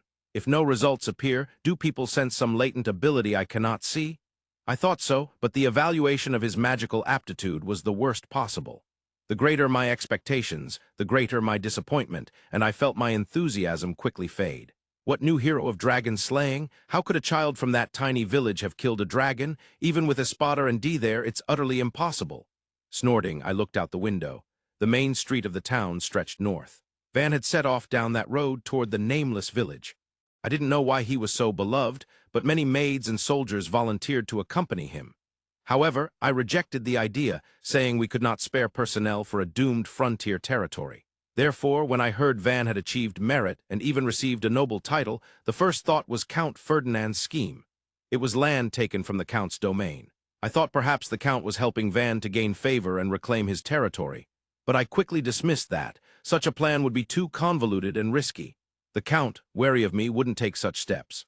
Having made that judgment swiftly, I had erased Van from my mind. Nonsense, but after driving off the Yelaneta Kingdom's forces, I might stop by once. If the village had developed even a little, I might consider offering some aid. Arriving at the largest town near Scudetto and gathering the knights and mercenaries from nearby towns, we headed straight for Scudetto. Having fought in this way many times, we could reach Scudetto in just about 3 weeks. The report had been delivered by fast rider and should have allowed us to arrive faster than ever.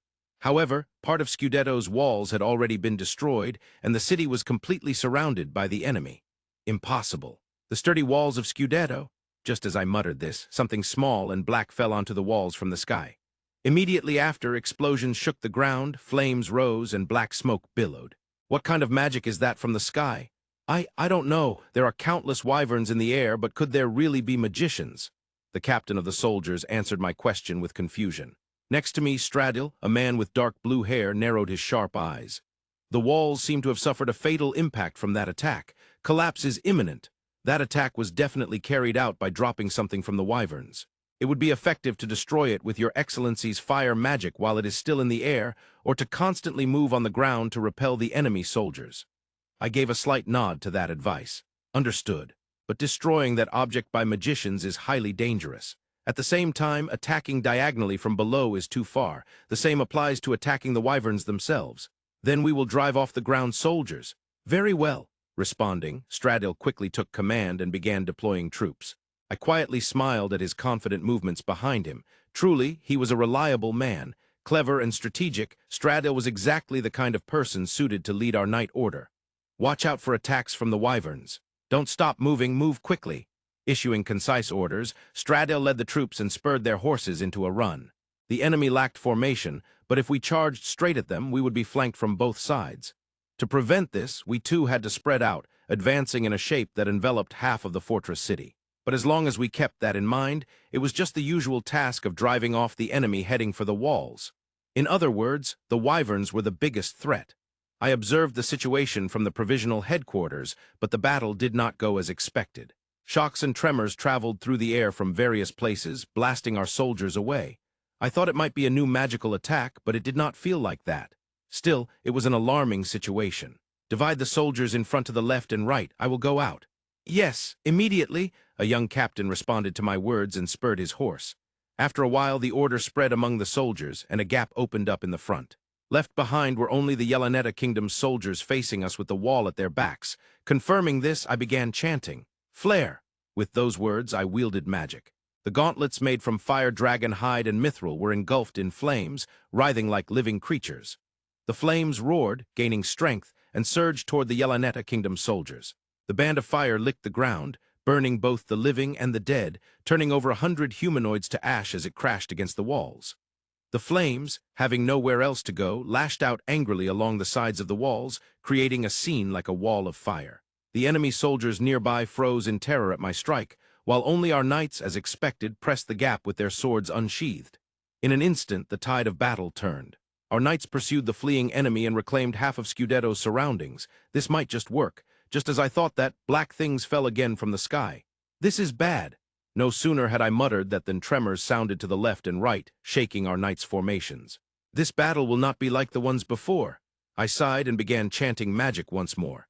A raging wall of flame scorched my soldiers, and the enemy troops, fueled by that very fire, charged forward. The transition from defense to offense was astonishingly swift, clearly anticipating the flame magic. The guardians of Scuderia have appeared, I muttered, quickly giving orders.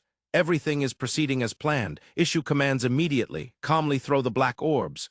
Yes, sir. At my words, the messenger hurried toward the front lines. After a while, the shockwaves and explosions echoed from the front, and I couldn't help but smirk. Black orbs.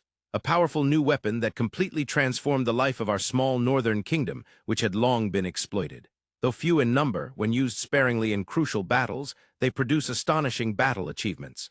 By obtaining this new weapon, our kingdom, long subjected to hardships, was finally able to launch the long-awaited invasion of Scudetto. Even those who couldn't fight as mages could achieve greater results with the black orbs. Our soldiers kept their distance as if fleeing, tossing the black orbs. Just by doing that, the knights of Marquis Fertio steadily dwindled in number. Unable to respond effectively, the cautious enemy soldiers halted. Now, this is the perfect opportunity. Give the signal, don't miss it. I said this, and my deputy made a signal toward the sky. 3 small pillars of flame shot up, and the wyverns circling overhead slowed their speed and altitude, scattering black orbs. There was no way the enemy could react in time. The enemy soldiers concentrated below were blown away by the exploding black orbs raining from above. One explosion after another echoed, rapidly shattering the enemy's formation. Wonderful! Better results than I imagined. To have gone this smoothly, I said, shaking my shoulders in laughter and brushing my emerald hair back. The key to this battle was the fall of the Fortress City Scudetto. The 2 nearby towns and 3 villages had been cut off to sever supplies to Scudetto, but judging by this, it was probably unnecessary. The battalions that had been holding defense in Scudetto seemed to have started withdrawing. The defensive forces were thinning as they moved to secure retreat routes. The city walls were partially collapsed from the impact of the black orbs dropped from the sky, and my knights had begun entering the fortress city. Finally, the time had come to achieve the conquest of Scudetto, my long-cherished ambition. As the 3rd Prince of Yelaneta Kingdom and commander of the kingdom's 2nd Knight Order, I had endured many bitter defeats. Knights and citizens fleeing are dull, but pursuit is the flower of war. Drop black orbs ahead of their escape route with the wyverns, and strike from behind with swords. Let's teach them what total defeat means. Laughing, I looked at the fortress city, where citizens and soldiers were now emerging. Messengers dashed off to relay orders. The front lines were retreating while throwing black orbs. It would take some time to reorganize for the pursuit, but with the enemy burdened by civilians, their movements were sluggish. Don't rush. Organize your formation. An opportunity like this will never come again. In this battle, we will take the head of Marquis Fertio. I said this, controlling my own eagerness while checking the battle situation. Because flame magic was confirmed, the wyverns were kept waiting atop the city walls. But once the pursuit began, they could circle back to the enemy front and use the black orbs again. Half of our black orbs remained, which was more than enough. They're completely trapped. Taking Scudetto means we've essentially secured this entire region. If we hold the defense for 3 months to strengthen our base and then seize the next one from here. Dreaming of a brilliant future, I confirmed my knight's formation and nodded. Now annihilation battle, pursue them. Don't spare soldiers or civilians, kill them all.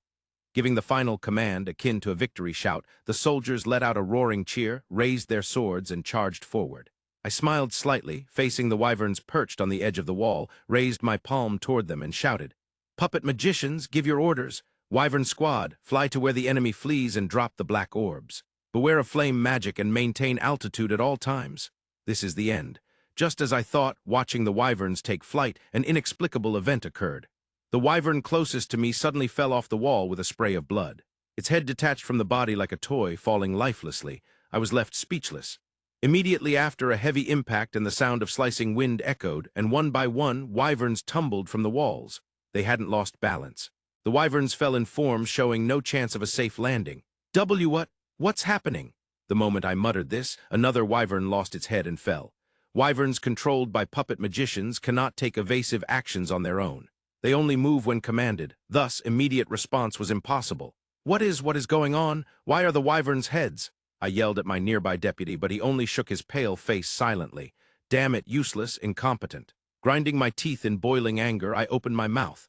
Get the wyverns flying at once, if they're in the sky. The moment I gave the order, a rumbling like an earthquake and the sound of slicing air came again. The wyverns dropped from the walls like a joke. Already more than 30% of the wyverns had been knocked down. It happened in the blink of an eye.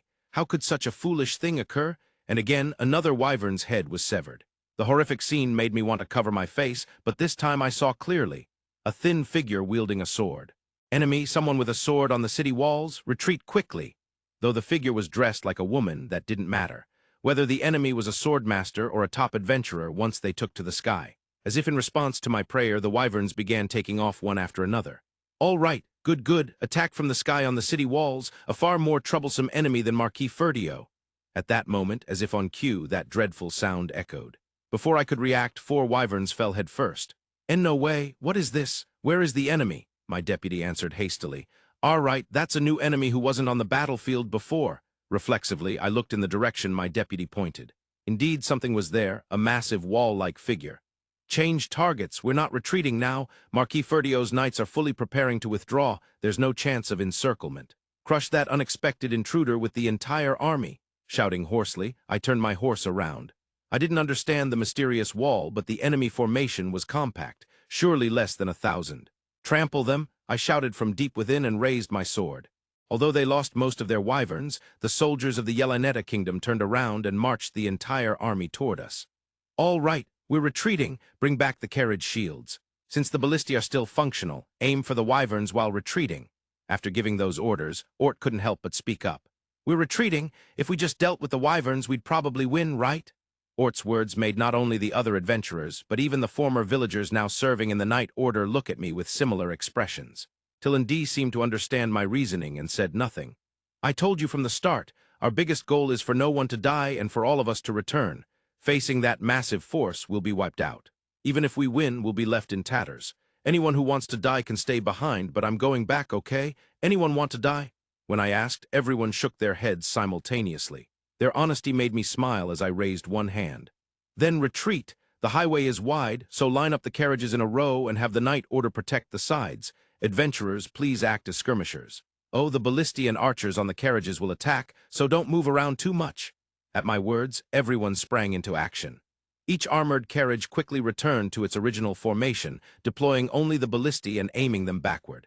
Some carried rapid-fire mechanical bows, ready to shoot enemies approaching close through the windows. Furthermore, some cavalry had mechanical bow units riding along with bows in hand, and the puppet controlled by Arte returned from the city walls. "The challenge is probably to keep them from getting too close," I muttered inside the moving carriage as we began to retreat. Commotion poked his head out of the window and spoke. "They're almost here. The Ballista don't seem to be hitting many wyverns. Are they zigzagging in flight? Then let's tell the Ballista operators to predict their movement and fire rapidly. As for the enemy front approaching, let's leave that to Arte." After I said this, Arte stuck her head out the window and looked back as she replied. "Understood, I will handle the rear defense." With a determined tone, Arte muttered softly while channeling mana. Immediately, her puppet, which had been perched atop the carriage, floated down lightly and darted backward like the wind. As it pushed off the ground, the puppet quickly shrank in size while Arte watched with a serious expression. The puppet ran straight into the advancing enemy vanguard, swinging its arm. Though it only swung a sword horizontally, the enemy soldiers who blocked it with their shields were knocked backward, tumbling and dragging 2 or 3 others down with them. Then, taking advantage of the momentum, it slashed with a greatsword, leaving several enemy soldiers bleeding heavily and collapsed on the ground. The puppet plunged alone into the enemy ranks and disappeared from sight. Even though we couldn't see it, the soldiers' amazed shouts, angry yells, screams, and loud crashing noises echoed. The enemy's march clearly slowed. All right. Ballista and mechanical bow units open fire. Now that they've stopped moving, this is our chance. I quickly gave the order, and the sparsely shot arrows suddenly flew all at once. Thanks to the power of the rapid-fire mechanical bows, arrows rained down like a storm. "Let's run! Full-speed retreat! Mechanical bow units, reload your next shots!" A loud response came to my order. "Yes, full of energy. Run, run. Cavalry incoming. Let's leave it to D and the others. Oh, they're down instantly. Of course." Till and Commotion narrated the situation like a live broadcast, but D and the adventurers surrounding us were impenetrable. Meanwhile, the mechanical bows finished reloading, and the tide quickly turned in our favor. "Art, can you cut down the trees on the left side toward the highway?" "I'll try." Art responded swiftly and manipulated the puppet. The puppet that had been dealing with enemy soldiers far behind dashed back next to the carriage at lightning speed. After confirming the puppet's presence, Art faced her palm toward the side of the highway. The puppet then leapt into the nearby forest beside the road as if propelled. The trees were felled one after another, snapped as if chopped like bamboo with a cleaver. The fallen trees on the highway blocked the enemy soldiers from pursuing us. Afterwards, some enemy units who had been once pushed back tried to close in again, but thanks to Art's puppet, the Ballista, and the mechanical bow units, we managed to avoid disaster. We forced a march along the highway for a day, rested for about 5 hours, then ran again toward the village. From then on, our daily routine was 12 hours of travel, followed by rest and camping for another 12 hours. Finally, before us, the scenery of our second home, Sito village, spread out. "We made it back," I heard someone mutter quietly and smiled, nodding. I moved to the driver's platform of the carriage and stood up, raising one hand toward the sky. "We're home, let's have a feast. We're having a barbecue party." Upon declaring this, thunderous cheers erupted. Noticing the noise, figures atop the walls of Sito village raised their hands and shouted something. The gates opened amidst the cheers. People who had stayed behind in the village came out from the gate, waving. Among the front row was Espada. "We're back!" As I arrived in front of the gate, everyone flooded toward me. Surrounded by smiling faces, I spoke the most important thing first. "Everyone's safe, no deaths or serious injuries." Hearing this, sighs of relief mixed with joyful voices and applause filled the air. "Welcome back. We're grateful for your safe return." Espada bowed deeply in greeting, and I replied with a smile. "Thank you. Espada, you've worked hard too. Did anything happen while we were away?" "Yes, people moved here from villages in the Marquisate. Because of that, the population has increased by about 300 again." "I see. So Sito village finally reached 1,000 residents? What about housing?" "For now, they're staying in soldiers' barracks. They're learning their jobs, but it would be good if Lord Van could see them once."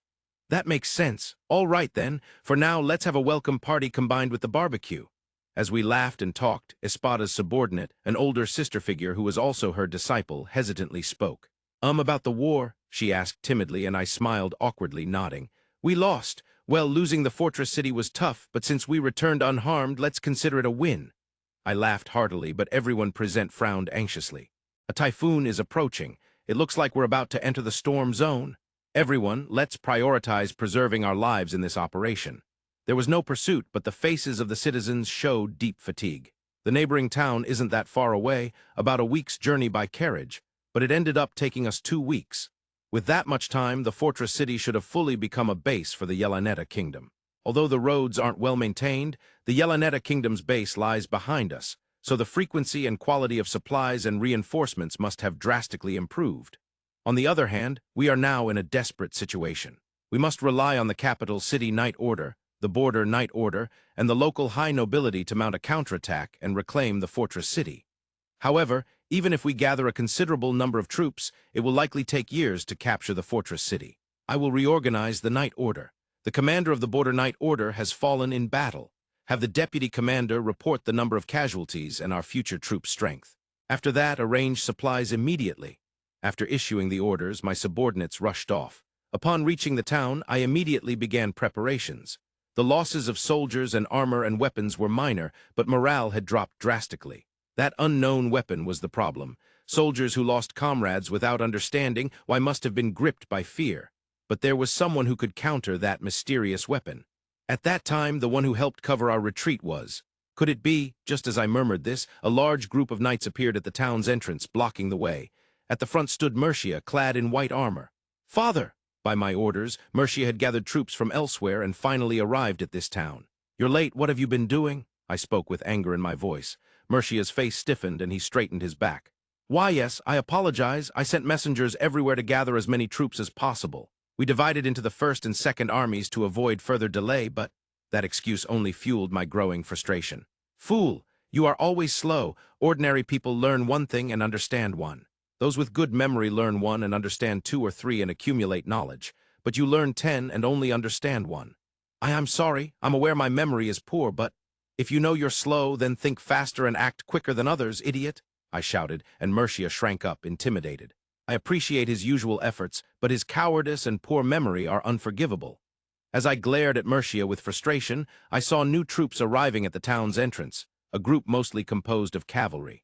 Marquis Jarpa Blue Addy Ferdio, a person of your stature should not speak that way. The young man is shrinking away. At that voice I turned around and immediately knelt on one knee. Your Majesty, I apologize for this disgrace.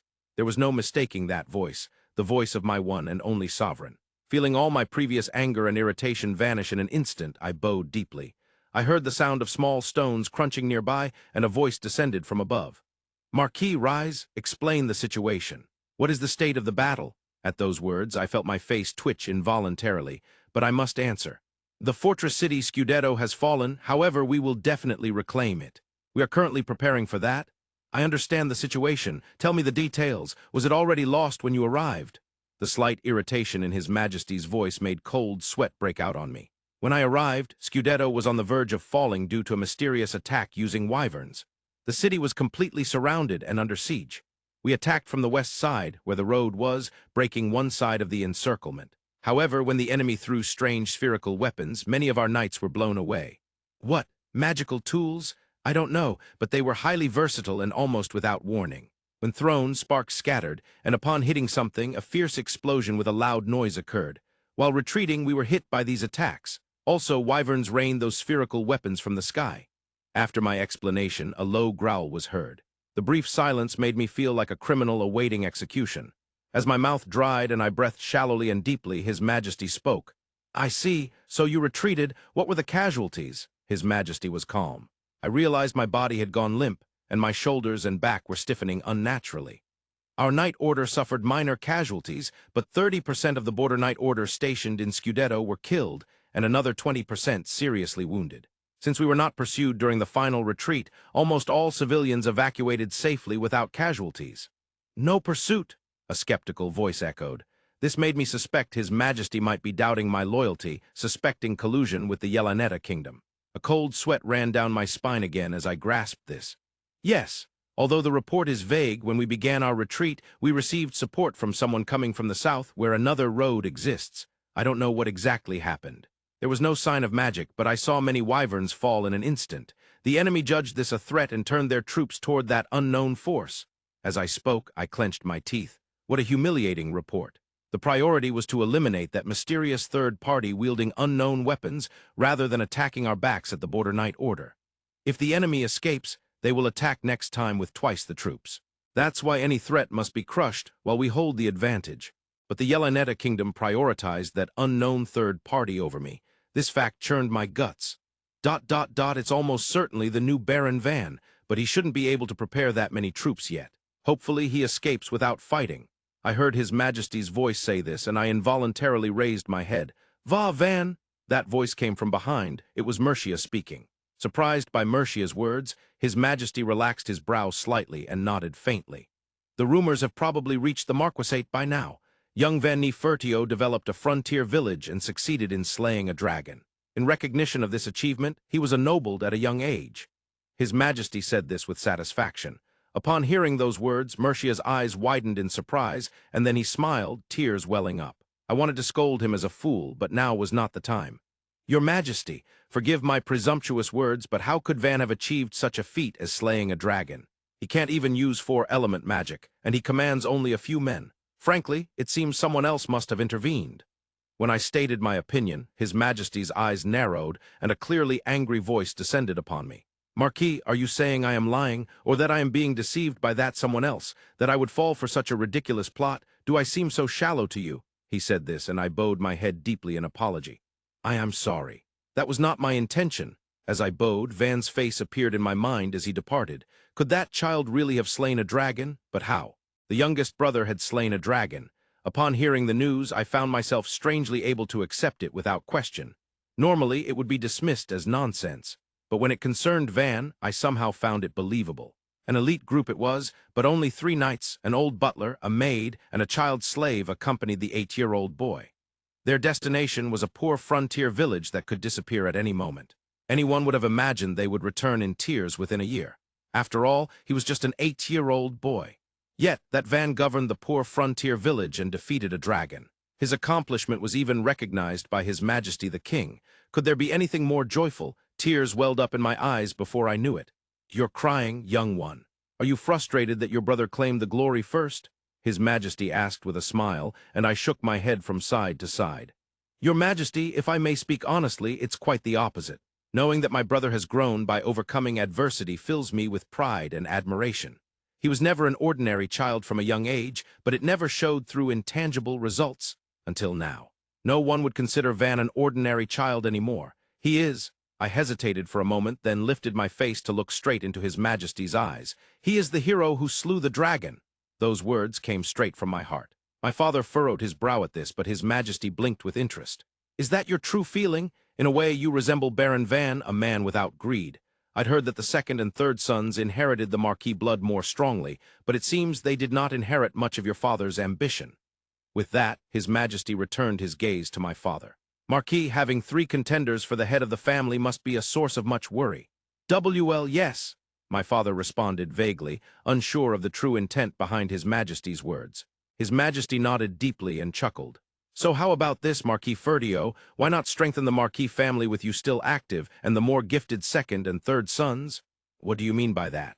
Surely you don't mean to make Murcia independent? My father's words caught me off guard, causing me to involuntarily utter, "Eh?" There had been times before when my father lashed out in anger and called me incompetent. But to be told by His Majesty himself to leave the family, overwhelmed by anxiety, I lowered my head and stared at the ground. Cold sweat dripped down my forehead, forming wet spots on the floor. Independence? Impossible. I lacked the knowledge and experience. No, Van overcame such adversity himself. Perhaps it's wrong of me to complain, but I had no confidence. Just imagining it made my heart pound painfully. Crushed by uncertainty, I stole a glance at my father's face. Though it was the king's words, this concerned the succession of the Marquis family. There must be a very good reason for this suggestion. Surely it could be refused. But when I saw my father's face, I was speechless. Before me was my father, deep in thought and not meeting His Majesty's gaze. Why does he hesitate? The answer was clear. It was to avoid a bloody feud among the 3 brothers over the airship. Tales of brothers killing brothers were common, and my father had lived through it. He had killed his elder brother to claim the position of head and was mocked as the blood-stained lord because of it. Having risen to the rank of Marquis, my father sought to avoid such scandals. This was also why he banished Van, deeming him useless. Then what answer would he choose? I understand. I cannot judge if independence is possible, but let us appoint you as the lord of a single town and observe. Since this is your Majesty's suggestion, I ask that you grant the town of Cubel, located within Count Ferdinand's domain, to Murcia, my father said with a sinister smile. Perhaps realizing what His Majesty was thinking, he readily relinquished me. Or maybe he thought that even if I gained independence, I could still be used conveniently. Either way, he consented to my leaving the Marquis family. A dark sensation engulfed me at the reality of it. Then His Majesty spoke. Cubel, is it? Not a bad choice, but it's a bit far from your territory. That would surely make you worry about your son. What? And no, that's not. My father twisted his head, uncertain of His Majesty's true meaning. His Majesty nodded as if struck by a brilliant idea and laughed. Yes, I have a great idea. Your son, Baron Van, has just started a new village at the edge of the Marquisate. Why not assign you there? That way it will be easier to check on him, since you'll be almost in the same place. He said it like a joke. Even my father's smile twitched at that. It's no joke. Having the 2 of us in the same place doesn't mean independence. If we want to encourage self-reliance and growth, then a poor frontier village like Van's is the best environment. Then Cubel isn't suitable, right? It's a town at the edge of the Count's territory, but plays a key role as a defensive base and important supply town. Why place it in a small but prosperous location? There's already a magistrate there, and the governance is established. Improving it and increasing tax revenue through our own ideas could bring growth. That's strange. Earlier you said a poor village was better, but now you say otherwise. Then does it really matter where? His Majesty teased, smiling cruelly at my father's flustered response. My father, long trusted by His Majesty, had misread his words. He thought he was being given a chance to seize territory from the Count's domain, but that was not the case. So what was His Majesty's true intention? Why did he want to separate me from the Marquis family? Surely it was not out of hatred. Watching the exchange with a painful knot in my stomach, my father suddenly furrowed his brows and looked down. Then he quietly spoke. Your Majesty, I don't mean to offend, but do you believe Van is more suitable to guard the border than I am? His voice was heavy, as if spitting blood. I had never seen such anger or pain on his face before. Yet his Majesty showed no change in demeanor, waving his hand with a laugh.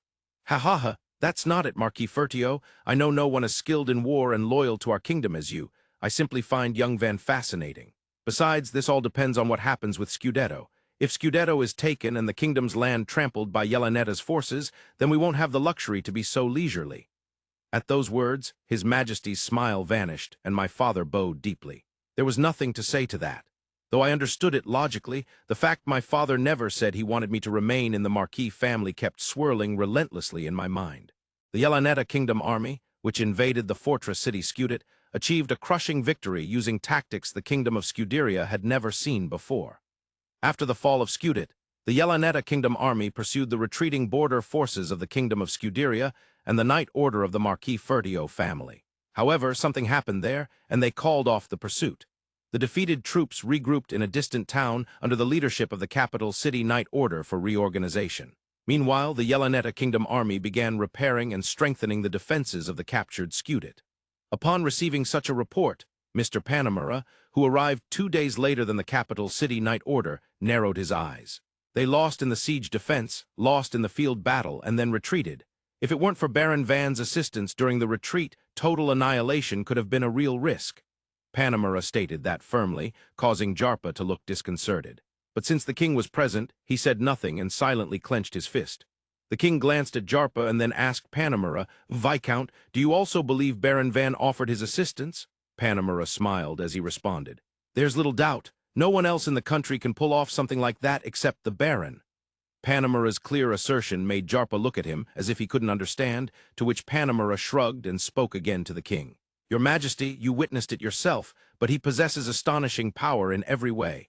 Yet, he is more cautious than anyone else. Probably, he has now retreated to his own territory to develop new weapons capable of countering the might of the Yelenetta kingdom.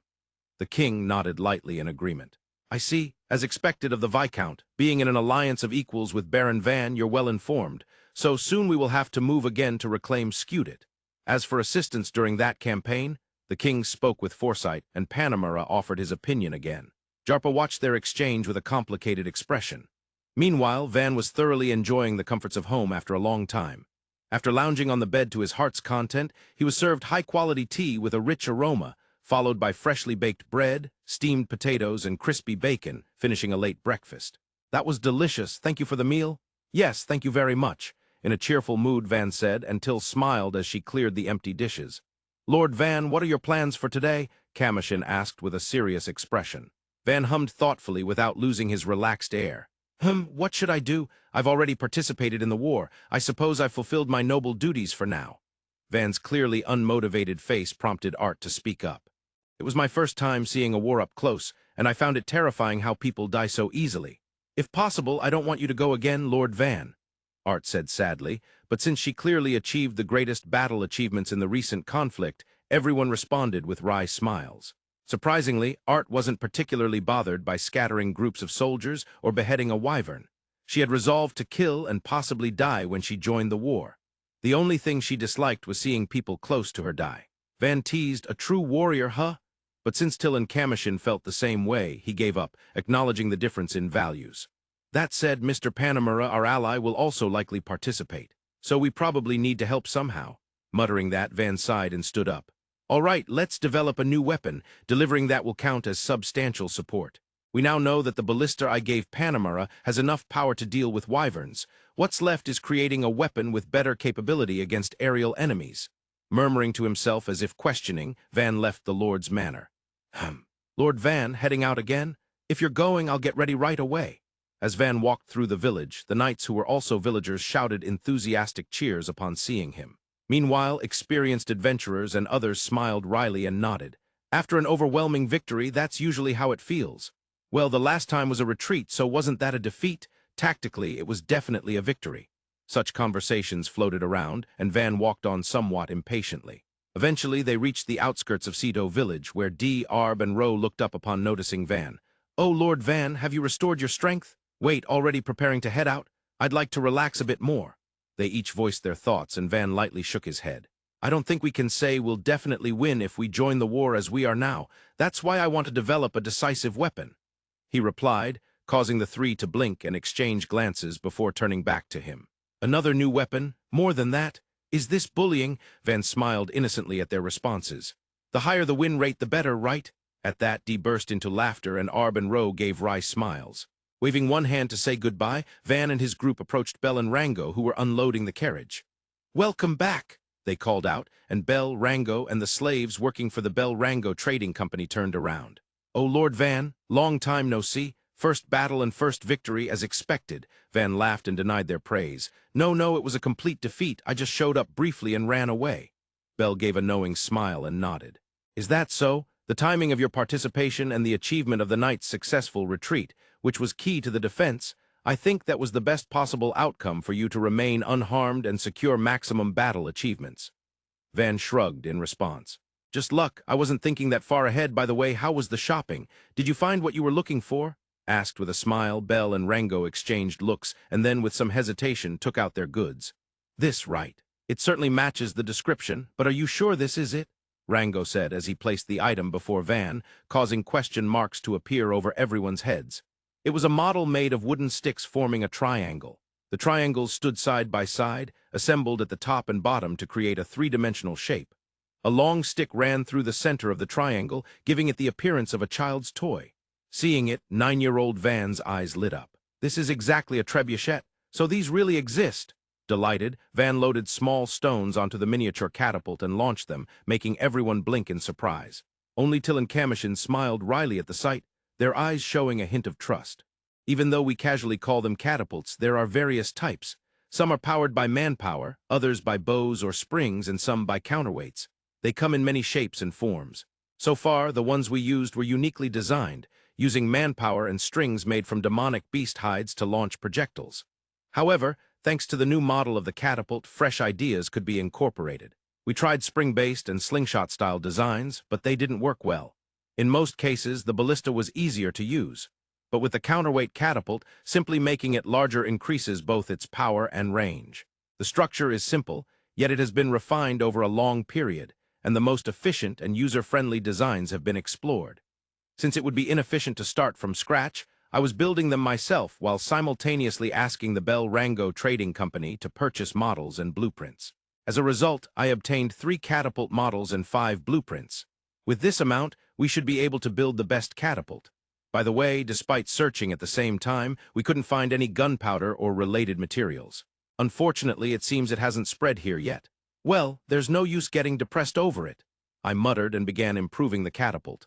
From this experience, I had a good idea of how high we needed to reach to attack flying wyverns. In reality, they could fly higher, but if they were carrying magicians, I doubted they would go any higher. It's cold and the air is thin up there. Considering that, their speed might also be limited. Therefore, a catapult should be sufficient to attack them. The model catapult could be angled up to about 40 degrees. When aiming to throw things far, you probably can't set too high an angle. On the other hand, if you make it like a seesaw, the angle increases but it won't throw very far. Also, it might lack the power to reach high-altitude targets. We need both height and sufficient power. To achieve this balance, I made countless models. What I ended up with was prototype number 54. It's the simplest counterweight catapult with added springs to ensure initial velocity. The angle is about 70 degrees. Despite that, it has enough height and power, making it an anti-air specialized catapult. The ammunition is a box filled with shuriken. I improved it so the shuriken spread better than before, but it's almost the same as what we used previously. The model worked well, so I built a larger version which turned out surprisingly good.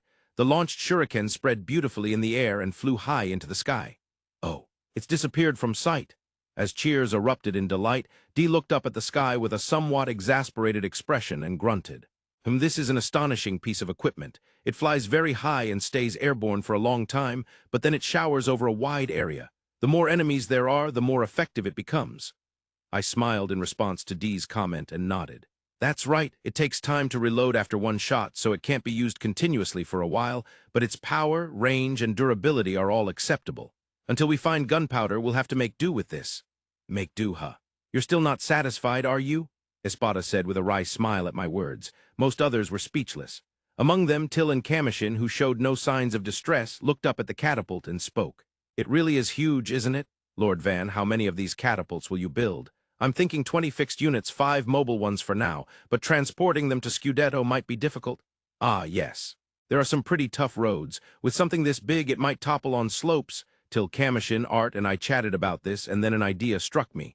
That's it. I'll build them on site. I can manage if I only need to transport the materials.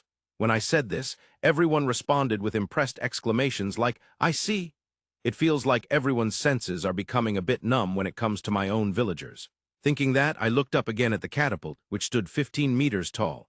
And so, after a week, we rapidly set up a new wall and catapults outside the castle walls.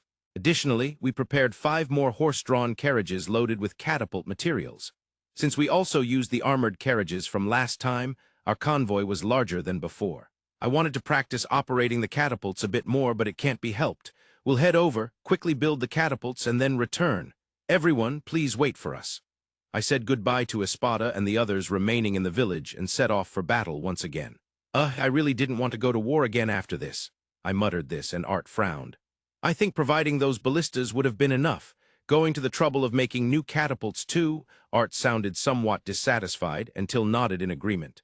Commotion looked like he wanted to say something but stayed silent after seeing me. I smiled wryly and shook my head. To be honest, I don't want to leave my village either. But if the Yelaneta kingdom keeps advancing and takes the towns around Cedo village, it'll be terrible. If we lose access to sugar, just thinking about it is scary. So nearby there's Scudetto and Fortress Salts, the defensive bases of Count Ferdinand. Losing either would be bad. When I said this, Commotion furrowed his brows in worry. But I think Scudetto has already been taken. He voiced his concern hesitantly, but I nodded eagerly as if I'd been waiting for this.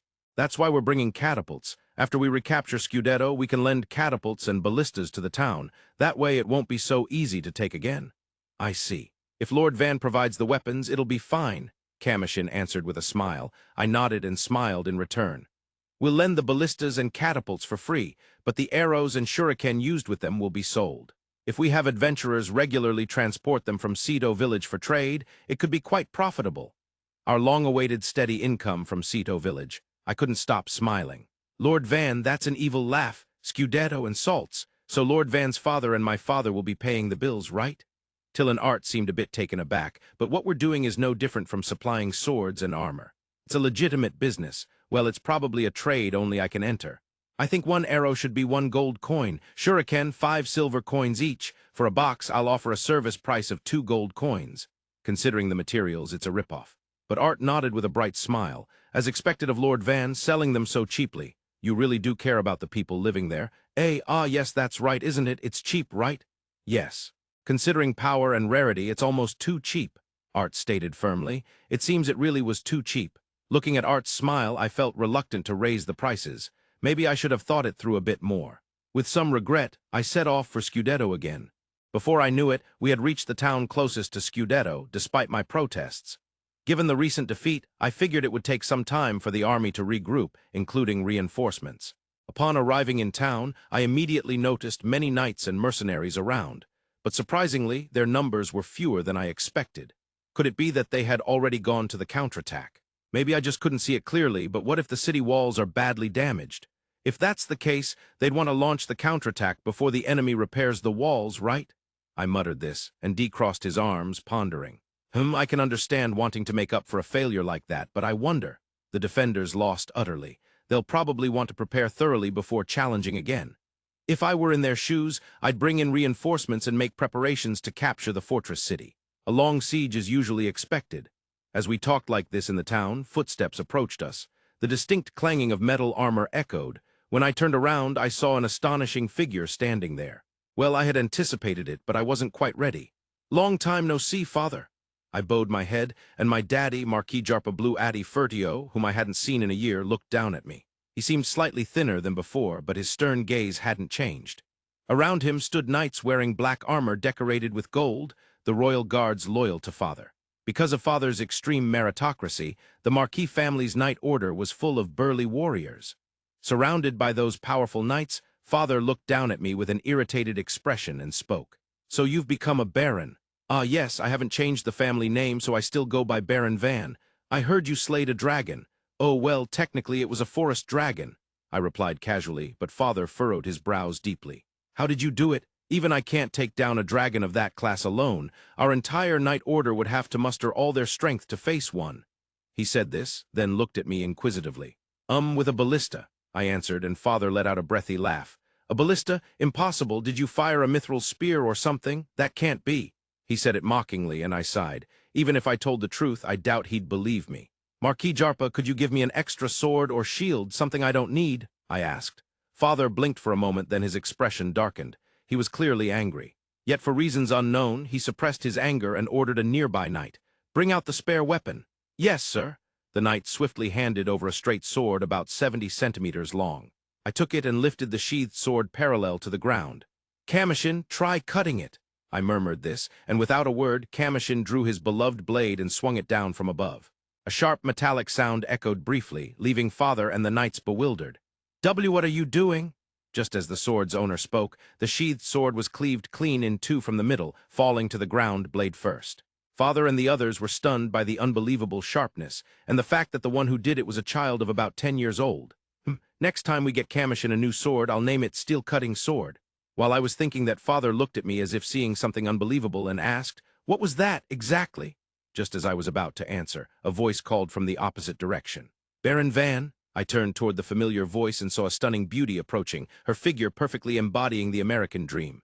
Viscount Panamera, long time no see.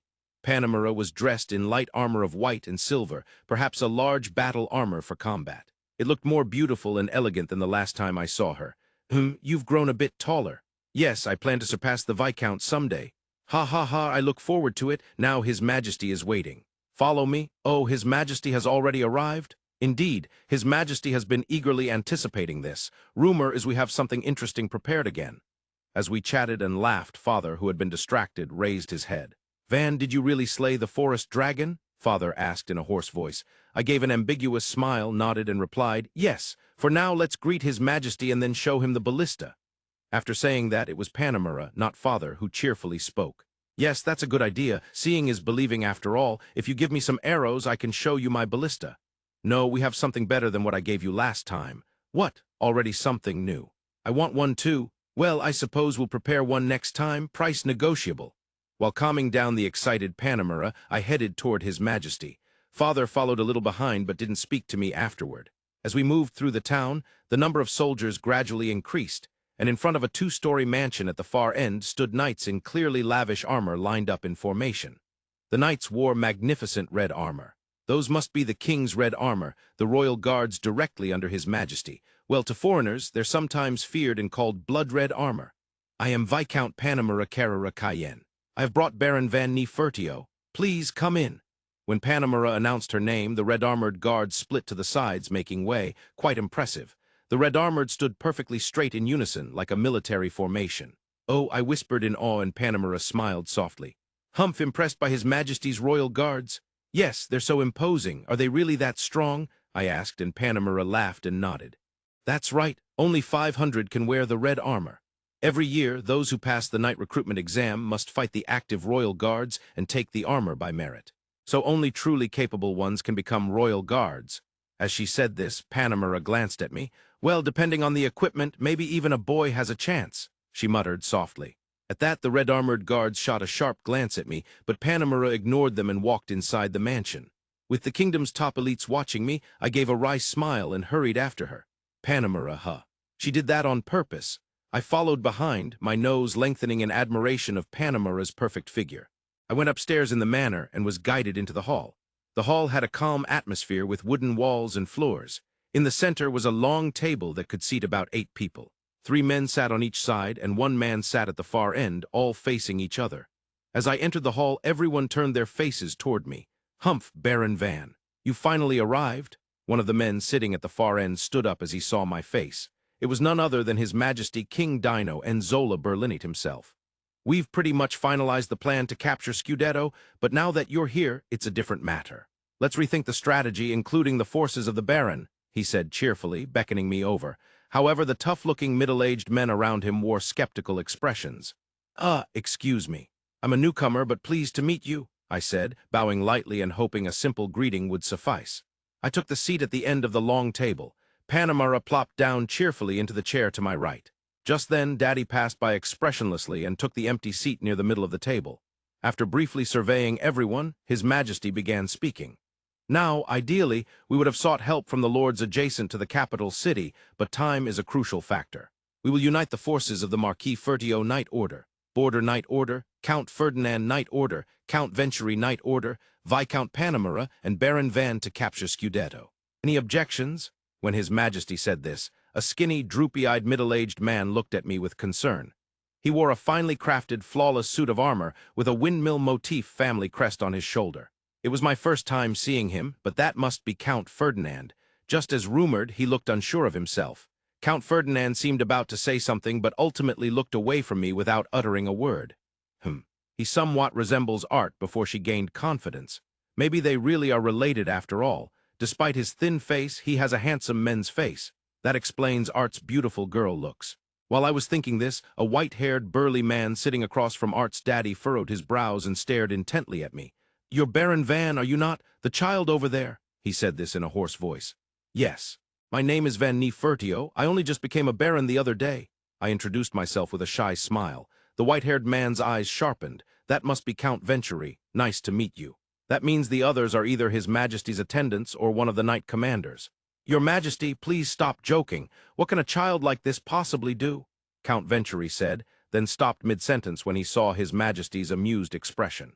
"Joke, well, all right. Everyone thinks so, but once they see Baron Van's fighting, their thoughts will change. Look forward to it," His Majesty said cheerily. I involuntarily raised my hand and spoke up.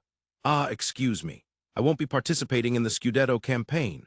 Saying it like I was politely declining a company drinking party, everyone's eyes went wide.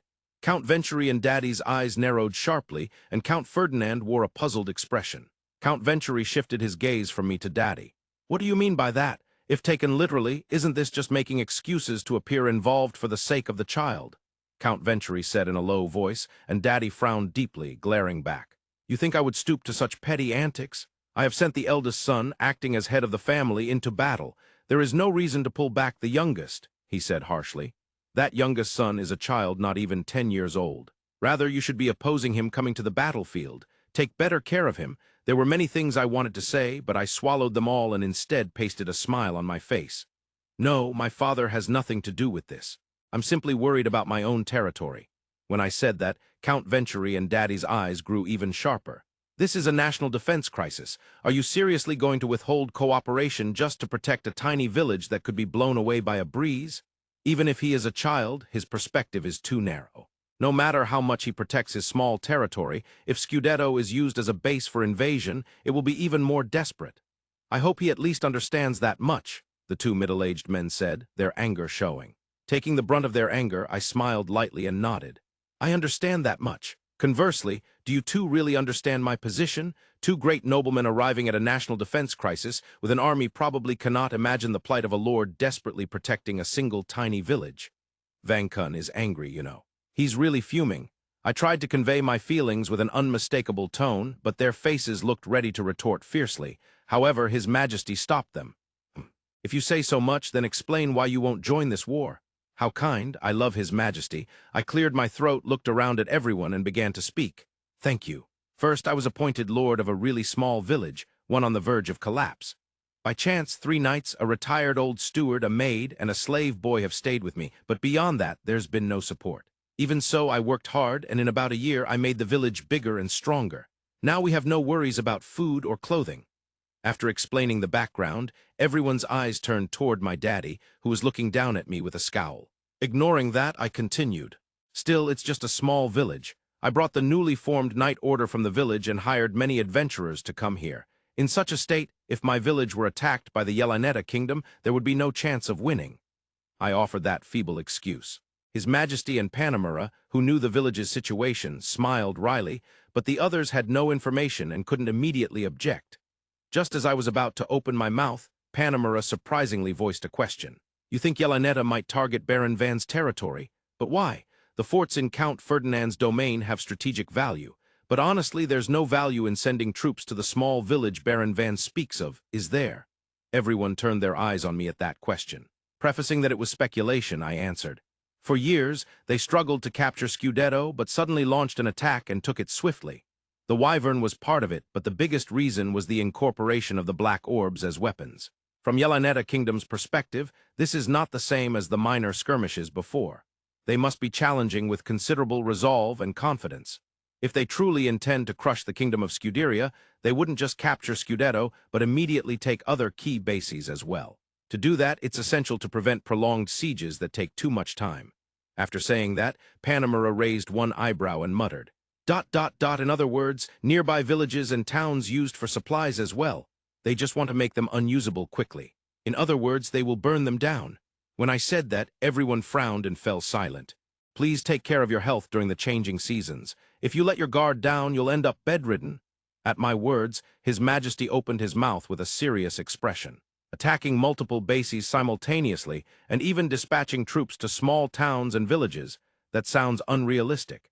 Every country needs many soldiers, supplies, and expenses to protect itself from neighboring countries. Therefore, even in times of full-scale war with a neighbor, it never becomes a total war. Considering that I am a child, His Majesty kindly explained it carefully. Thank you, Your Majesty. I nodded once in gratitude, but politely objected. That may have been true until now, but the nature of war has changed this time. If the Yelanetta Kingdom has dozens of wyverns and dozens of puppet magicians, they might send 10 to 20 groups to each base. Even Scudetto has fallen. Considering that, I think it's quite possible that multiple locations will be targeted simultaneously. After I answered, His Majesty lowered his chin and leaned back in his chair. Perhaps he judged that it was worth considering. Then, Count Ferdinand spoke for the first time. I felt that the current discussion has sufficient room for consideration. However, if that's the case, there are some points about Baron Van's argument that concern me. It sounds as if Baron Van alone could respond to the Yelanetta Kingdom's new way of fighting. I believe I can respond. I can handle both the wyverns and the black orbs. I answered clearly, and Count Ferdinand fell silent. Then the impatient atmosphere of Count Venturi became unbearable, and he slammed the table. Ridiculous. I can't listen to such childish nonsense. Not only the Border Knight Order, but even the Knight Order of Marquis Ferdio was forced to retreat, so how could there be several armies like that? Besides, what difference would it make if a child like you returned from the battlefield? Count Venturi spoke nothing but the truth. Well, a child presenting arguments at such a meeting surely lacks any credibility. Still, I had no intention of backing down. If I return, the odds of victory will increase, that is certain. Also, I have no intention of returning without doing anything. When I said this, Count Venturi glared at me fiercely. Yikes, that's a killer's glare, thinking that I turned my whole body toward His Majesty. I will set out for home immediately. In exchange, I will leave behind our precious new model Ballista and the new weapon, the ultra-powerful catapult. Of course, I will entrust the strongest rapid-fire mechanical bow unit to Viscount Panamera, so it will be a formidable force. Upon hearing that, His Majesty and Panamera exclaimed with joy, "Oh!" However, as expected, Count Venturi showed a face of disapproval. Reluctantly, I stood up from my chair and addressed Count Venturi. To gain your approval, please forgive me for saying something quite rude. May I borrow your sword or shield? I thought he would get angry, but surprisingly, the Count quietly looked at the man seated beside him. The large armored man silently lifted a thick shield. It looked incredibly heavy, yet he held it with one hand.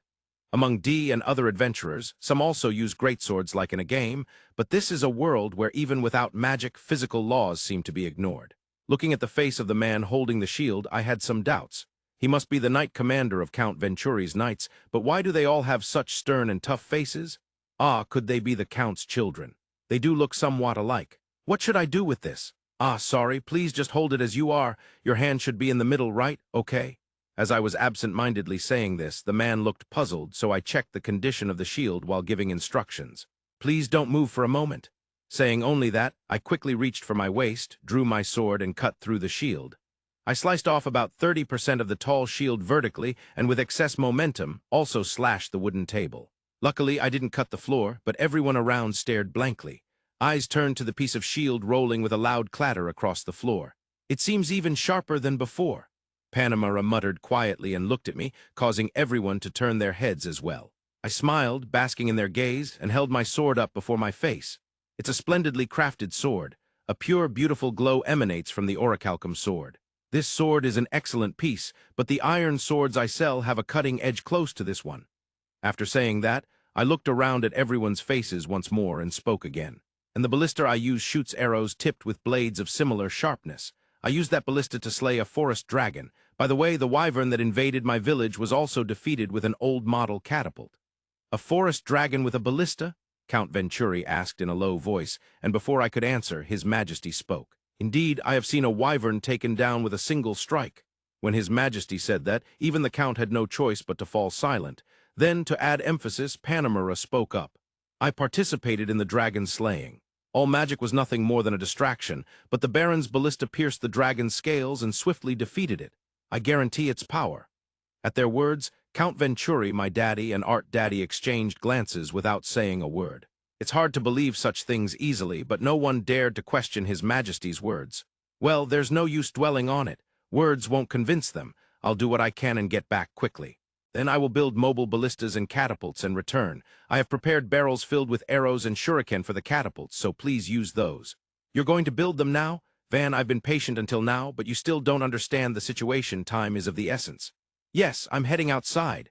Cutting off the stubborn old men whose anger was rekindling, I stood and quickly left the room. Outside, the knights turned their bodies toward me, and the knight standing at the entrance looked my way. Baron Van, is the meeting over? I nodded lightly and held out my hand. Yeah. I have some preparations to make, so could you clear the main street? Yes, understood. Spread out left and right. The knight quickly gave orders without hesitation. Indeed, these knights directly under His Majesty move efficiently and above all quickly. Feeling the bustle of His Majesty and the others coming out from behind, I shouted loudly toward my unit waiting at the end of the main street. Sorry, can you bring the materials? Yes. Understood, Commotion immediately replied, and the horse-drawn wagon loaded with supplies started moving. All right, let's quickly build the ballistas and catapults and head back. Now then, first starting from the foundation, just as I thought that, a shout echoed from the rear. Hey, Baron Van, such rude behavior in front of His Majesty. He's really angry. Sweating nervously at the approaching footsteps and shouting, I quickly got to work. First, the huge wheeled base. Since I had already made several for Cito Village, I completed one foundation in no time. Magic becomes easier with practice. As I had hoped, the approaching footsteps and shouting stopped abruptly the moment the foundation was completed. Breathing a sigh of relief, I proceeded to build the upper catapult section. Pillars rose, a large axle formed, and the core rod sprouted upright. It was quite a fascinating sight, almost like watching a well-crafted clay animation. Then, enveloping the core rod, another huge axle appeared on both sides, with rods extending forwards and backwards. At first glance, it looked like a giant seesaw, but inside it was deadly serious. For materials, heavy-duty parts like springs, axles, bearings, and the core rod used mithril alloy and other sturdy elements. And so, the Van-marked Super Ultimate Catapult was completed, a truly eye-catching masterpiece. A single carriage carried materials enough for one catapult. The finished catapult was so large it made everyone look up in awe. While everyone stared wide-eyed and frozen, I started assembling a second catapult. Just then, Count Venturi, who had finally rebooted, raised his voice. What is this?" Turning around at his shout, there stood not only Count Venturi, but also my daddy, Art Daddy, and Viscount Panamera in front of the mansion. Shortly after, His Majesty appeared with several knights. "Oh, so this is Baron Van's new weapon." His Majesty said this as he approached the catapult first, with Panamera trailing behind, wearing a wry smile. "You've built something quite flashy again," Panamera remarked with an exasperated tone. No, the truly flashy part is when it actually moves. Look forward to it." I replied lightly and continued building more catapults and lightweight ballistae. After completing everything, I turned to His Majesty. "Now then, I will entrust this set of catapults and ballistae, as well as my proud knight order, to Viscount Panamera." Upon hearing this, His Majesty and Panamera silently nodded. Then the senior nobles, who had been stunned and motionless until then, finally spoke up. Wait a moment. Doesn't anyone find it strange? What kind of magic was that just now?" As Count Venturi shouted and approached, Commotion, standing next to the carriage, instinctively gripped the hilt of his sword. Commotion lowered his stance slightly and turned to face him. Not only Count Venturi, but the surrounding knights also shifted the atmosphere. As tension quickly escalated, I deliberately grabbed Commotion by the scruff of his neck and pulled him back. "My apologies for my child's behavior. For my sake, let us leave without any further trouble. If you want details, please ask Viscount Panamera. That will be all." I bowed and took another step back. Commotion hurriedly bowed his head and retreated as well. Then, instead of Count Venturi, His Majesty spoke. With weapons like these, can victory be guaranteed? With a confident smile, His Majesty asked. I stopped and turned fully toward him to answer. I can't say guaranteed, but I have done everything I can. Unless the enemy surprises me beyond my predictions, there's over a 90% chance of victory. Upon hearing this, His Majesty smirked and nodded. Very well, then, until we meet again. Yes, until then. With that brief exchange done, I bowed deeply and turned on my heel. All right, I can go home now, right? I'm leaving, okay? I'm really leaving. Thinking that in my head, I headed home. It looks impressive, but is it really usable? What do you think, Lord Ferdio? It's my first time seeing it too. But His Majesty and Viscount Panamera have seen it before and understand its capabilities. While Count Venturi and Marquis Ferdio discussed the catapult, King and Panamera completed a final inspection. Facing Van's rapid-fire mechanical bow unit, the king addressed Bolus, standing straight in the front row. You're the captain of this unit, right? Why, yes, my name is Bolus. Bolus nervously responded when the king spoke to him, and the king smiled and nodded. I remember seeing you before. I'm counting on you. I'm truly honored. Remembered by the king, Bolus thanked him, feeling dizzy with gratitude. At that moment, Panamera, who had been entrusted with the unit, spoke. Captain Bolus, you lead an extremely important team entrusted by Baron Van. Take every possible care to avoid casualties. Why, yes, thank you very much, Bolus replied with gratitude, but Panamera continued, cutting in at the end of Bolus's words. However, once entrusted, you are treated as members of our Knight Order. Absolute obedience to orders is expected, and you must learn the pride and etiquette of our knights. Smiling slightly, Panamera said this, and Bolus's face twitched a little, but he responded loudly. Why, yes, I will keep that firmly in mind. The tension, which had been a bit loose among the rapid-fire mechanical bow unit, tightened sharply in response to Panamera's words and Bolus's reply. Watching this quietly, the king nodded. As expected of the Viscount, he changed the soldiers' demeanors in a short time. With that small comment, Panamera lowered his chin without changing expression. Baron Van's Knight Order certainly has high combat ability, but it depends simply on the weapons the Baron created. Frankly, I think the Knight's training and ability are low. Indeed. Knowing Baron Van, he probably teaches them weapon handling, formations, and tactics without strict discipline. Even with a Knight Commander for dragon slaying, one person can't oversee everything. Whether good or bad, they seem somewhat lax on the battlefield. Yes, training with other Knight Orders would be good experience. Since we have the chance, let's have them train thoroughly for 2 or 3 weeks. Panamera and the king exchanged smiles during this conversation. Though Bolus and the others didn't overhear the words, seeing their exchange made them unconsciously break into cold sweat. Don't break formation. Yes, sir. Hey, you're half a step behind. Apologies. Shouts rang out like thunder as Bolus and the others marched desperately at the rear alongside the Ballistian catapults, their faces drawn tight with strain. When Van gave marching orders, they took turns riding in the wagons to rest, paused briefly after an hour of walking, and took longer breaks every 3 hours, resting quite frequently. But the Panamera Knight Order marched 1 hour, rested 5 minutes, repeating this all day, with meals provided only at dawn and dusk. This was typical for the Kingdom of Scuderia's Knight Orders, but was quite grueling for the knights formed by Van. In fact, units that fought with swords and spears, aside from the rapid-fire mechanical bow unit, underwent reasonable special training. Many had experience as knights, mercenaries, or adventurers, and others were selected for their physical build or stamina. However, the rapid-fire mechanical bow unit was different. They were gathered without regard for the usual soldier qualities. Even D's usual special training leaned heavily on shooting practice to defend Ceto village. Captain, it's about time for a long break. No, there's none. My legs feel like they're about to give out. Mine too, they feel like they'll snap. Despite the complaints, they kept marching, continuing on for 5 days. That evening at the camp, the advance unit that had scouted Scudetto's situation returned early, and a meeting was held gathering all the squad leaders. Though the Panamera Knight Order was elite and small, there were still over 10 squad leaders. All were battle-hardened veterans, some visibly tense with the anticipation of battle. Amid them, Bolus was reluctantly included. You are the captain of an important reinforcement unit and a key figure in this battle. Now take your place in the center. Why, yes. Excuse me? Surrounded by large men clad in armor, Bolus sat stiffly in a chair and lifted his gaze. A simple table was placed at the center with everyone seated around it, back straight. Meeting their eyes, Panamera narrowed his sharply. First, let's share information. Scudetto is reinforcing its castle walls and gates while receiving supplies. In the previous Scudetto retreat, the Border Knight Order and Marquis family Knight Order suffered attacks from wyverns and fiery projectiles, forcing a rout. However, Baron Van's Knight Order, which joined midway, reportedly defeated several wyverns. Pausing there, Panamera scanned the group lightly. In other words, until Yelanetta Kingdom replenishes Scudetto's forces with wyverns and others, they will likely not leave Scudetto. Everyone nodded lightly at Panamera's words, and Bolus followed suit, albeit a bit late. Confirming this, Panamera continued. Given Scudetto's position, we have no way to cut off supplies from Yelanetta Kingdom. Therefore, striking before their resupply is complete is most efficient. Upon hearing this, a knight spoke up. May I? What is it? With Panamera's permission, the knight glanced sideways at Bolus. Regarding Baron Van's wyvern elimination mentioned earlier, I hear Captain Bolus's archer unit possesses similar technology and weapons.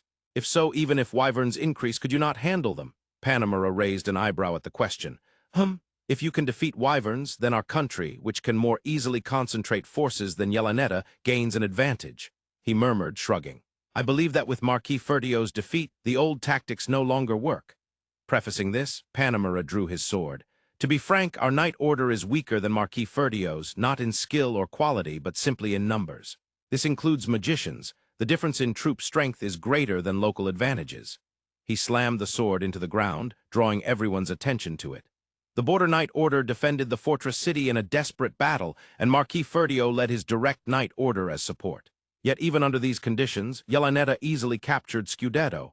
He said this, and everyone fell silent with grim expressions. Seeing this, Panamera drew his sword again. The age of breaking through front lines with four-element magicians ended 10 years ago, and the current mainstream tactic of intermittently introducing magicians from multiple directions has also reached its end.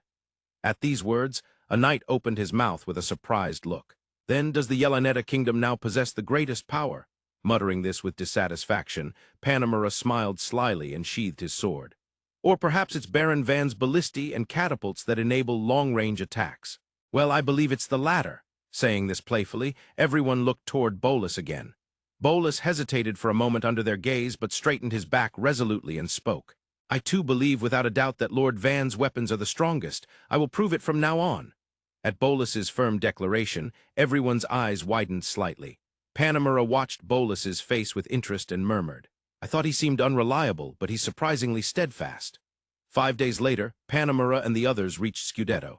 Slightly behind them, the King's Direct Knight Order, Marquis Ferdio Family Knight Order, Count Venturi Family Knight Order, and House of Count Ferdinand Knight Order assembled as planned and began moving according to the strategy. Do not break formation, lure the wyvern's movements, proceed with caution. All the Knight Orders issued similar commands and moved out except Panamera's. Do not attack under any circumstances. Our sole role is to protect the archer unit? Yes, sir. Following Panamera's orders, the knights brandished their swords in front of their faces and responded. Panamera then looked at Bolus and his team. After slowly observing their remarkably improved and well-organized formation over just 10 days, he spoke. You understand that you are the key in this battle. We will risk our lives to lure the wyverns and protect you. Therefore, I want you to give your all to eliminate the wyverns. Hearing this, Bolus and the others nodded deeply, their faces tense with determination. Leave it to us, Bolus answered on behalf of the group, and Panamera smiled before looking at those lined up behind him. Baron Van has likely assigned half of his archers to defend his territory. So you dispatched here are the elite among the archers, trusted by the Baron to survive the battle against Yelanetta Kingdom. Don't betray that trust, let's win and return. At those words, Bolus and his team exchanged determined glances and nodded. While the ranks were being organized, the sound of whistles and gongs echoed from Scudetto, but no visible changes could be seen outside. However, the tension in the air was unmistakable. Captain, preparations are perfect. All right, understood, be ready to move at any moment. After responding, everyone returned to their positions. 2 stood by each ballista, and 5 around each catapult, ready to act at a moment's notice. Over the past 10 days, we had been taught the strict discipline of a typical knight order and learned a bit about the pride of being knights. Until now, my sole feeling was fulfilling the mission given by Lord Van, but now it was different. I realized that our actions and efforts would directly affect Lord Van's reputation. We can't afford to lose everyone, we mustn't die, but even if we do, we fight with the will to win. Yes, in response to my words, everyone shouted back loudly. With their voices at my back, I turned toward the battlefield. Let's go! At the center of the front cavalry line, Count Venturi shouted like a roar. Then, leading the vanguard, Count Venturi spurred his horse and headed toward the gates of Scudetto. One by one, soldiers appeared on the ramparts, some holding staves. This sight instantly made Viscount Panamera's knights tense. Even with new battle tactics emerging, the threat of four-element magicians remained unchanging. It was only natural, as depending on how they were used, they could be equivalent to thousands of soldiers. "I'll open a gap, aqua pile," Count Venturi shouted, wielding his staff while turning his horse around. Numerous droplet-like shapes formed at the tip of his staff, swirling together to create a whirlpool. Then, the water vortex was unleashed from the staff's tip. The water magic started small but grew larger as it moved away. Finally, it crashed into Scudetto's gates, scraping the ground as it struck. The walls shook violently with the impact, causing the soldiers atop the ramparts to crouch down in panic. "Follow up. Our roll is here?" "Yes!" At Count Venturi's command, the cavalry simultaneously raised their staves. Moments later, flames, water, wind, and earth magic flew chaotically, all converging on the castle gate. It was an unconventional way to use magic, but because of it, the supposedly sturdy gate was spectacularly destroyed. Even parts of the surrounding walls collapsed. Wow, as expected of the renowned Count Venturi's magic cavalry unit, to have that many top-class magicians gathered. Hearing the amazed voices of some soldiers, I glanced at the Ballista crew. "The Ballista are within attack range, but don't get ahead of yourselves. Our target is only the Wyvern." After confirming this, everyone silently nodded. I hadn't heard from Viscount Panamera about how the other knight orders would move, so I didn't know. But Marquis Fertio and Count Ferdinand had already begun their advance. Like spreading wings, the two knight orders deployed to the left and right. Though a battlefield scene, their formation was well controlled and elegant. Everyone moved smoothly and flawlessly, as if they were a single living organism. Then the Yeleneta Kingdom forces also made their move. Countless soldiers peeked from the ramparts, drawing their bows. And beyond the broken wall emerged a gigantic shadow. The murmur of surprise spread swiftly to every corner of the battlefield. Even from this distance, a chilling fear gripped the heart. It was easy to imagine the emotions of the frontline soldiers. Dark reddish-brown scales resembling rocky cliffs and four legs like massive tree trunks. A colossal body squeezed through a gate barely wide enough for a large carriage, and eyes shining sharply with ferocity, along with fangs that embodied savagery. Without a doubt, it was the arrival of a dragon. Keep your distance. Attack only with magic or arrows. If you get close, you'll be crushed." Frantic commands came from all directions, and the ranks surrounding the fortress city warped and distorted. Like waves rolling, the soldiers twisted their formation as they all moved to put distance between themselves and the dragon. It was only natural. They were not prepared to fight a dragon, not just in equipment, but also in resolve. The difference between a wyvern, a subspecies of dragon, and a large dragon was incomparable. "No wings, it's an earth dragon, don't stand in front of it, it's going to breathe fire." Count Venturi's commands echoed through the battlefield. Thanks to his instructions, the ranks managed to hold together barely. "This is bad. If we get attacked from both sides now, we'll be wiped out for sure. Everyone's attention is all on the dragon." Viscount Panamera spoke with frustration just as shouts rose from the left and right of the front line. They were the knight orders of Marquis Fertio and Count Ferdinand. "The enemy isn't just dragons. Only magicians will hold back the dragons. Watch out for arrows from the walls and enemies flanking us.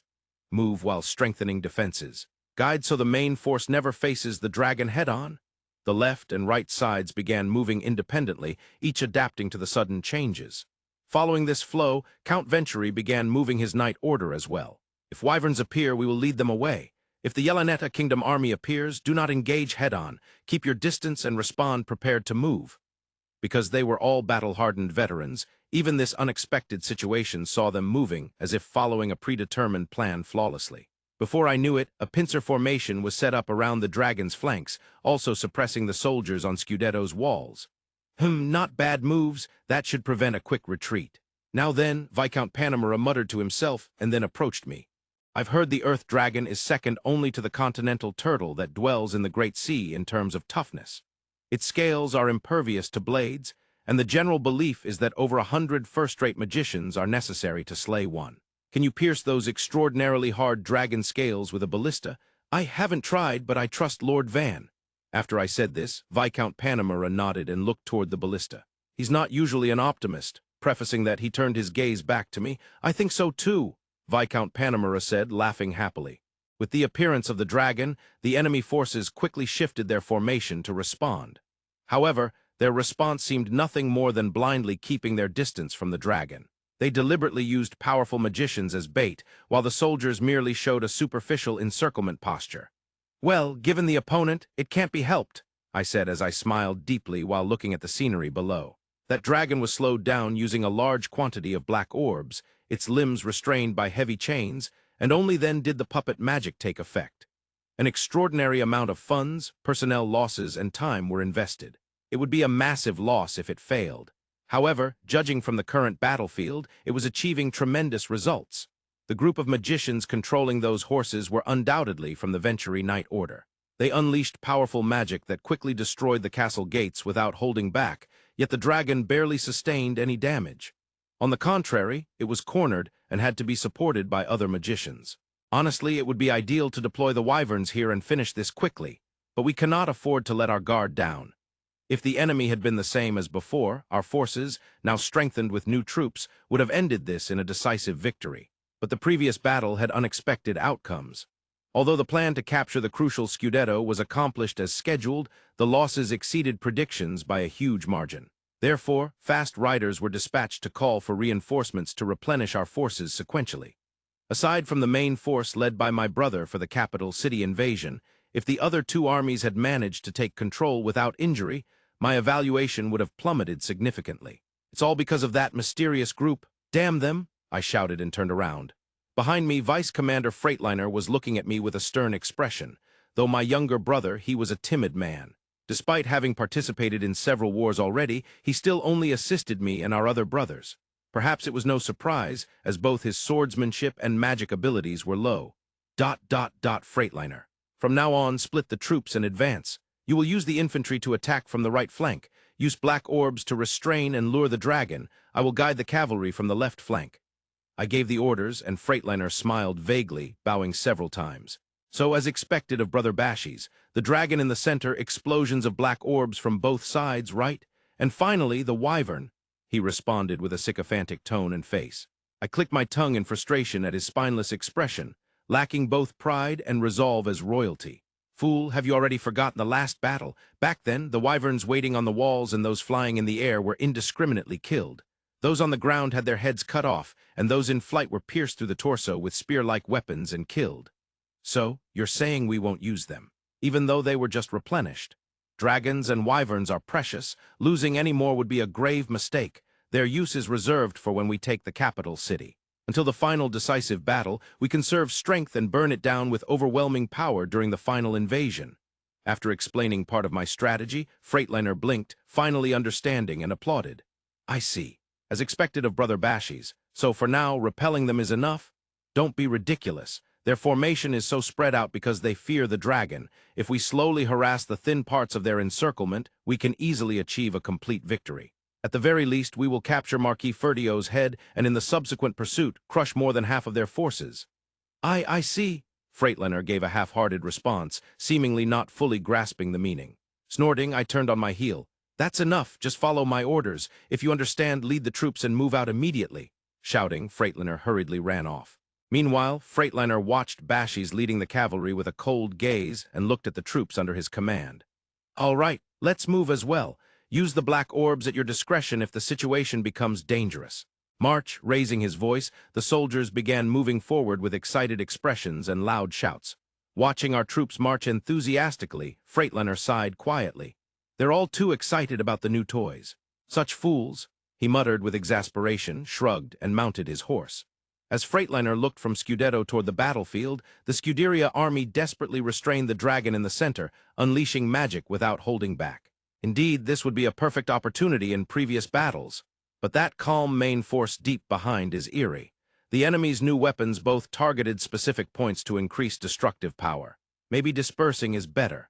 Muttering to himself, Freightliner glanced at the officers. "If we use black orbs, a dense formation makes no sense. We must break into small groups centered around the squad leaders to encircle the enemy. However, don't push them too hard. The other side will be pursuing with full force without thinking. That way the enemy's counterattack won't come here. Let's observe for now." Upon hearing this, the officers exchanged dissatisfied looks. "This seems like a good chance to give the enemy a major blow," said a middle-aged knight as a representative. Freightliner smiled wryly and nodded. "I understand that feeling. But considering the enemy used new weapons last time, and the fact they've deployed that many four-element magicians, which were key strategic units before, I don't think this will end with us overwhelmingly winning." Explaining his thoughts simply, the middle-aged knight frowned in thought. That is true, but this time the situation feels different.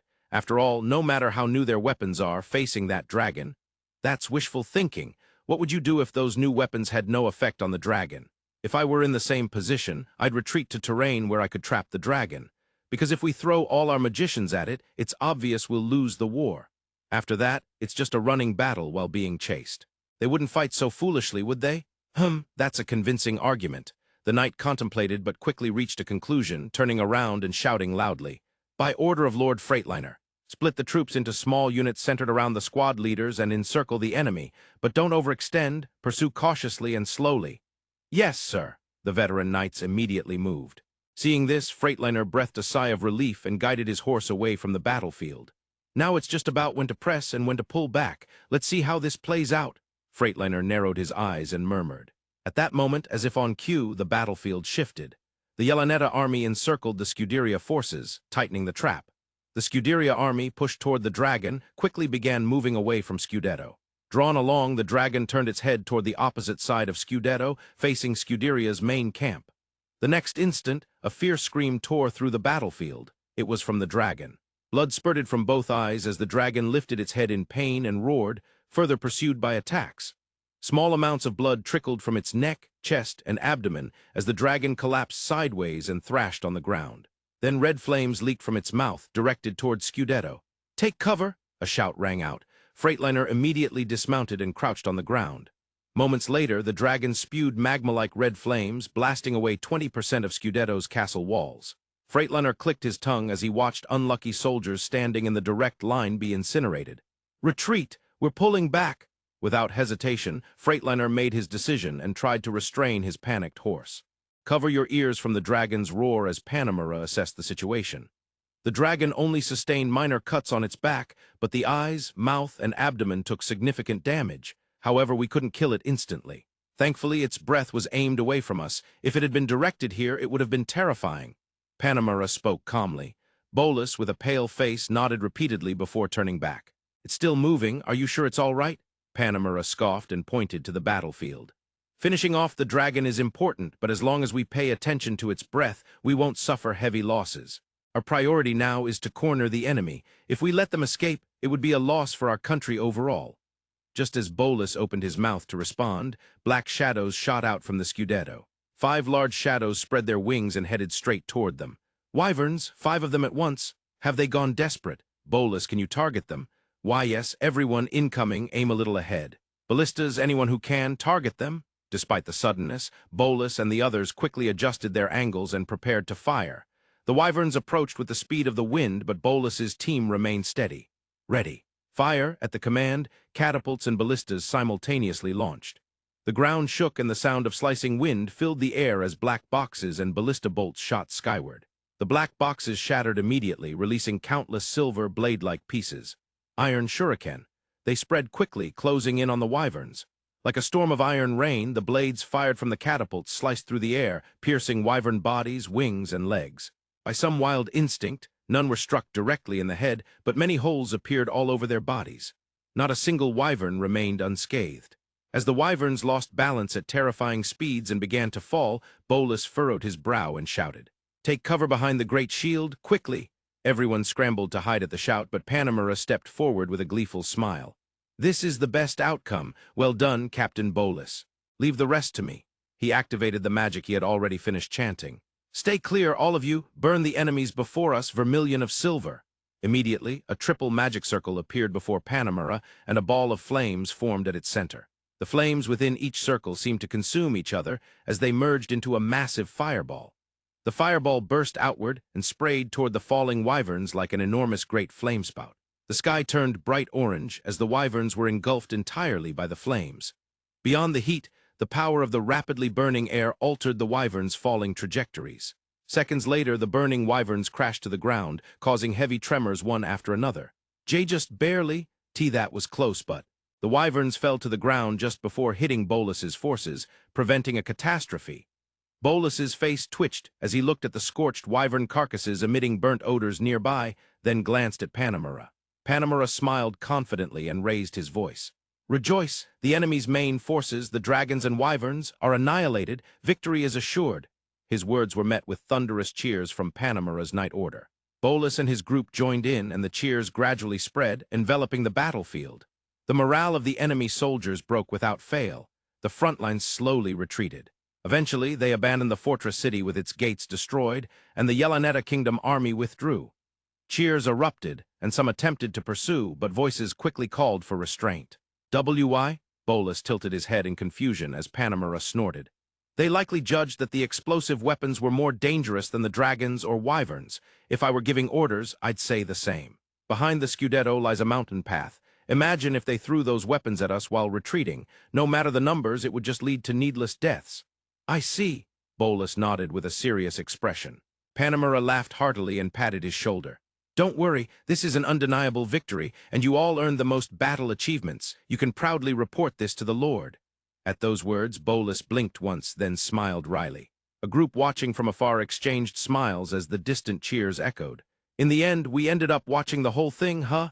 With a sigh, Van stretched with both hands raised. "Looks like we won safely.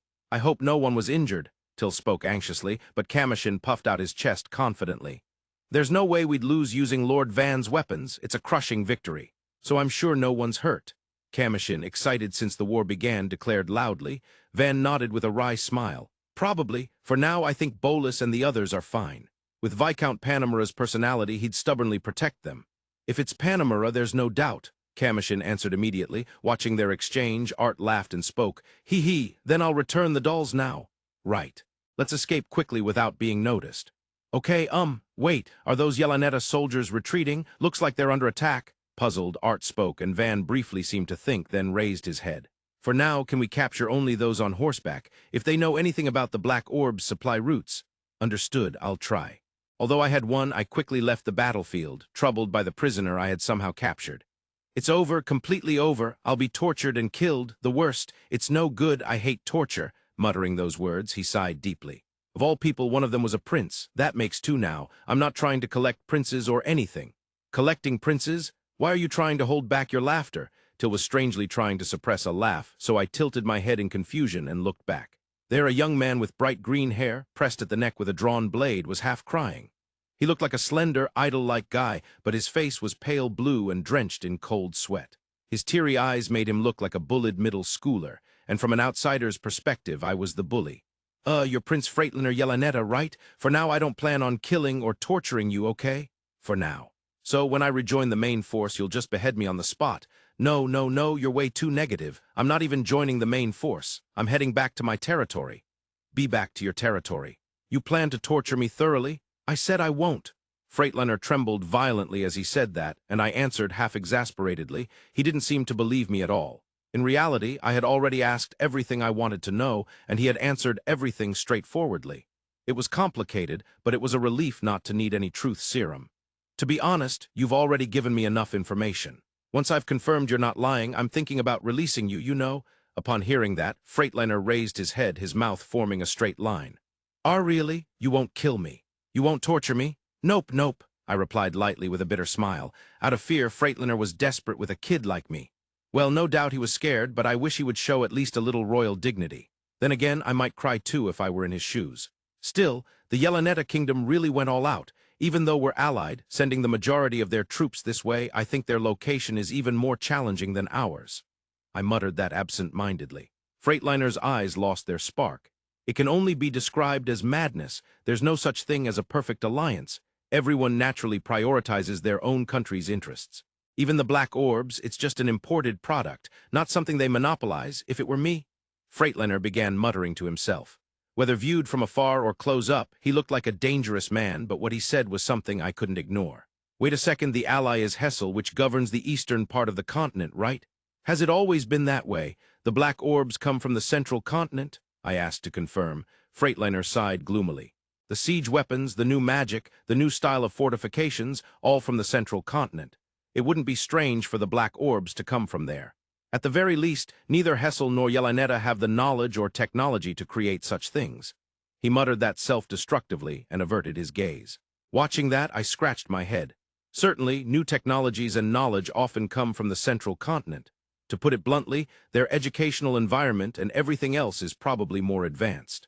However, this time it's different from previous innovations in weapons or minor technical improvements. The use of gunpowder weapons is frankly terrifying.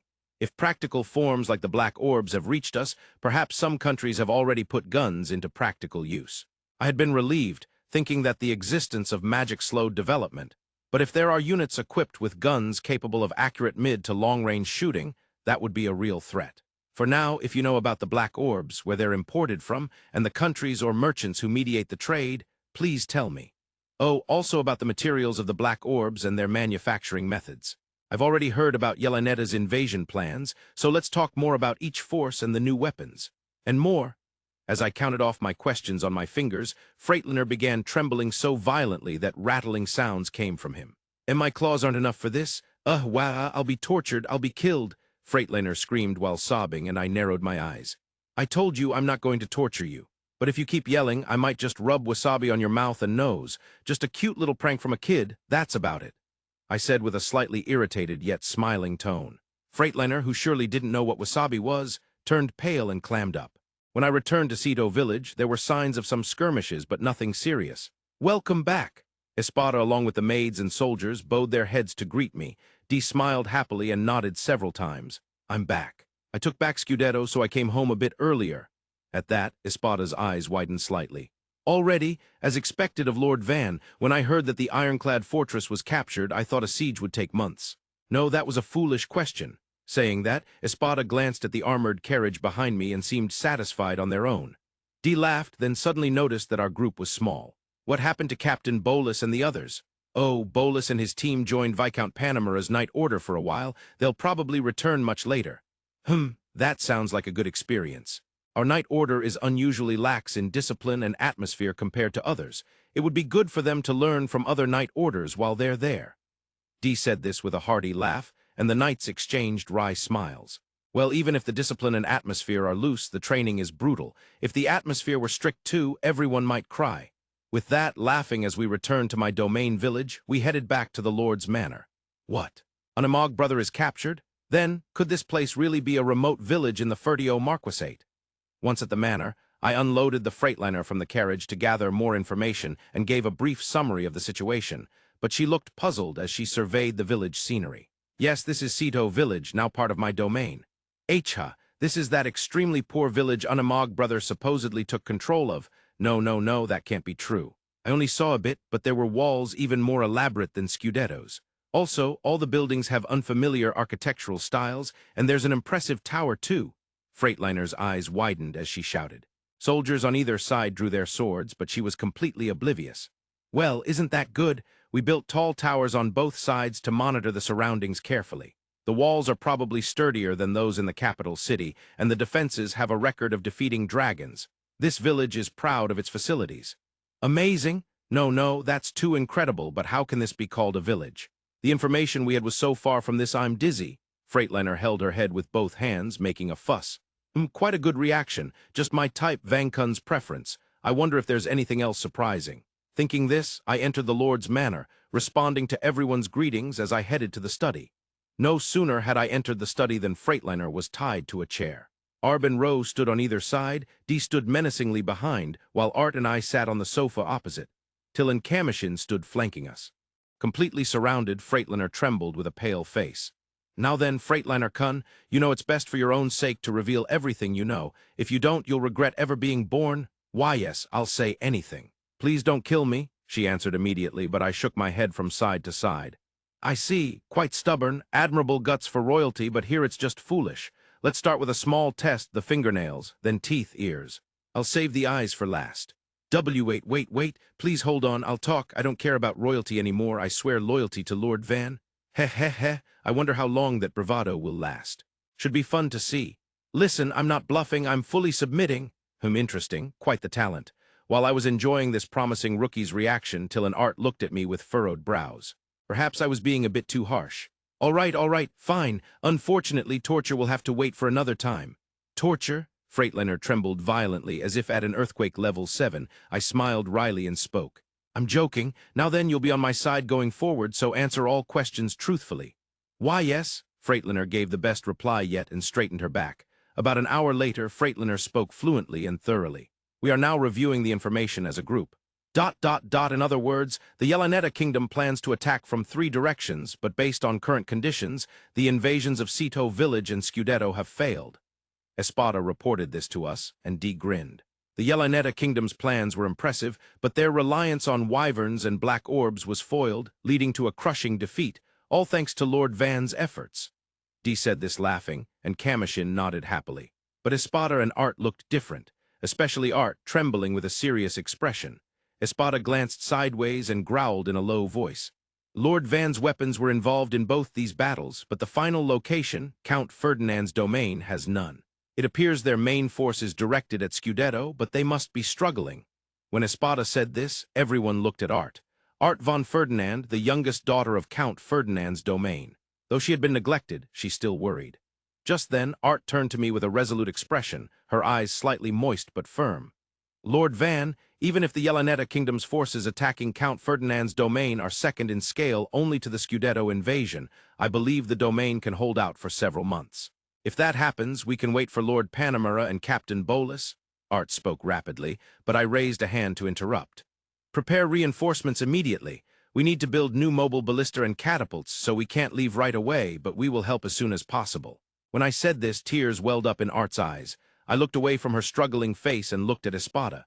Can we prepare the materials? We'll also need manpower. How many knights can we bring from the order? Espada pondered, stroking their chin, then was silent for a few seconds.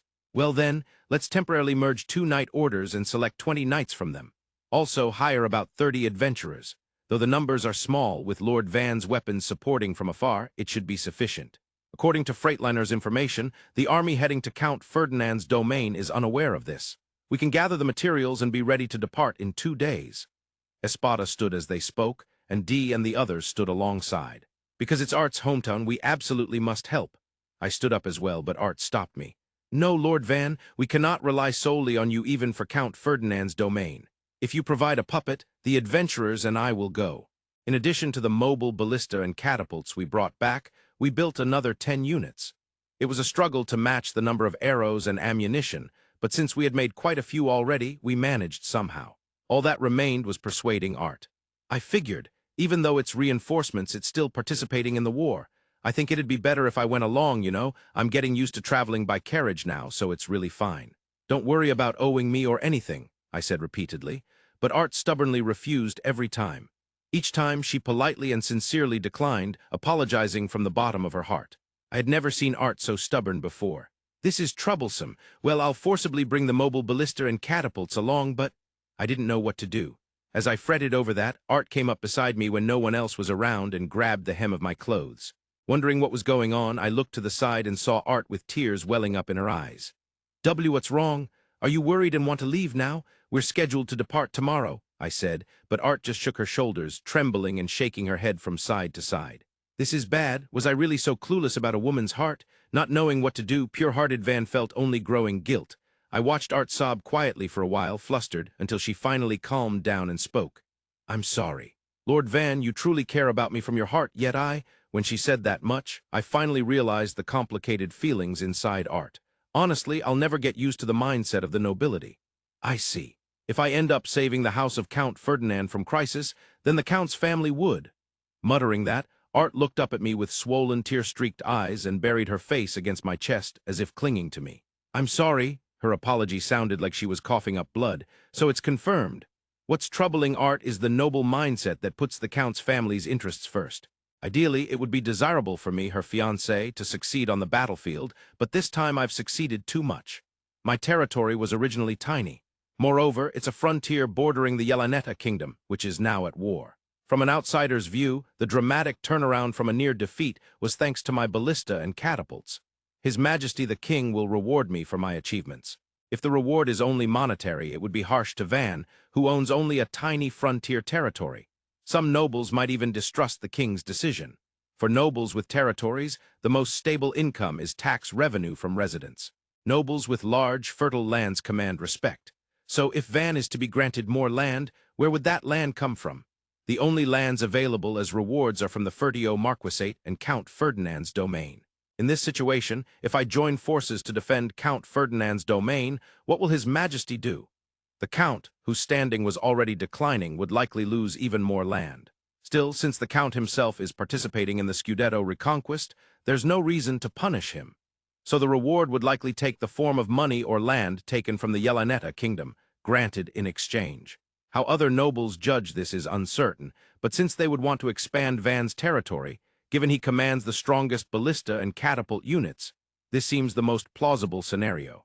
Arte realized this and wanted to save the Count's territory with her own power as a member of the House of Count Ferdinand. Well, knowing His Majesty's personality, even if Arte commands the troops, he'd likely credit me since the weapons are my creations. Thinking this through, I crossed my arms and groaned. In that case, it can't be helped. Arte will take a temporary leave home, so I'll assign 10 knights and 20 adventurers as her escort. She can also take the doll she likes to represent me. Sighing, I said this, and Arte wiped her tears and bowed deeply. Then I will take my leave. Don't overdo it, okay?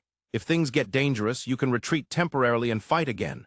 Worried, I said this, and Arte, one of the adventurers, pounded his chest and looked up. Leave it to us. We'll protect her. When Arte said that, the others smiled and nodded. Leave it to me. I've now become skilled enough to join Lord Van's mechanical bow unit, Kuzala said proudly, holding rapid-fire mechanical bows in both hands and striking a pose. Dual-wielding guns is every man's dream, but Kuzala's chubby figure made it comical. By the way, Kuzala, who is incredibly dexterous, has indeed mastered handling the mechanical bow as promised, and has even started teaching others. In that sense, the adventurers residing in Cito village and Espada village have reached a level far beyond others. It's okay. We'll protect the future lady, Pluriel also said firmly. But for some reason, the half-smile made it irritating.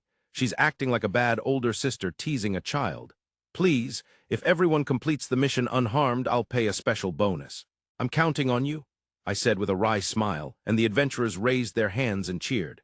After that, Till and Commotion, who had become close friends with Arte, said their goodbyes, and she and her group set off for Count Ferdinand's domain. I thought it might be okay if I secretly followed with such a large group and kept it a secret, but you can't keep people's mouths shut. It would be found out eventually. It's frustrating, but this time I have no choice but to trust Arte and send them off.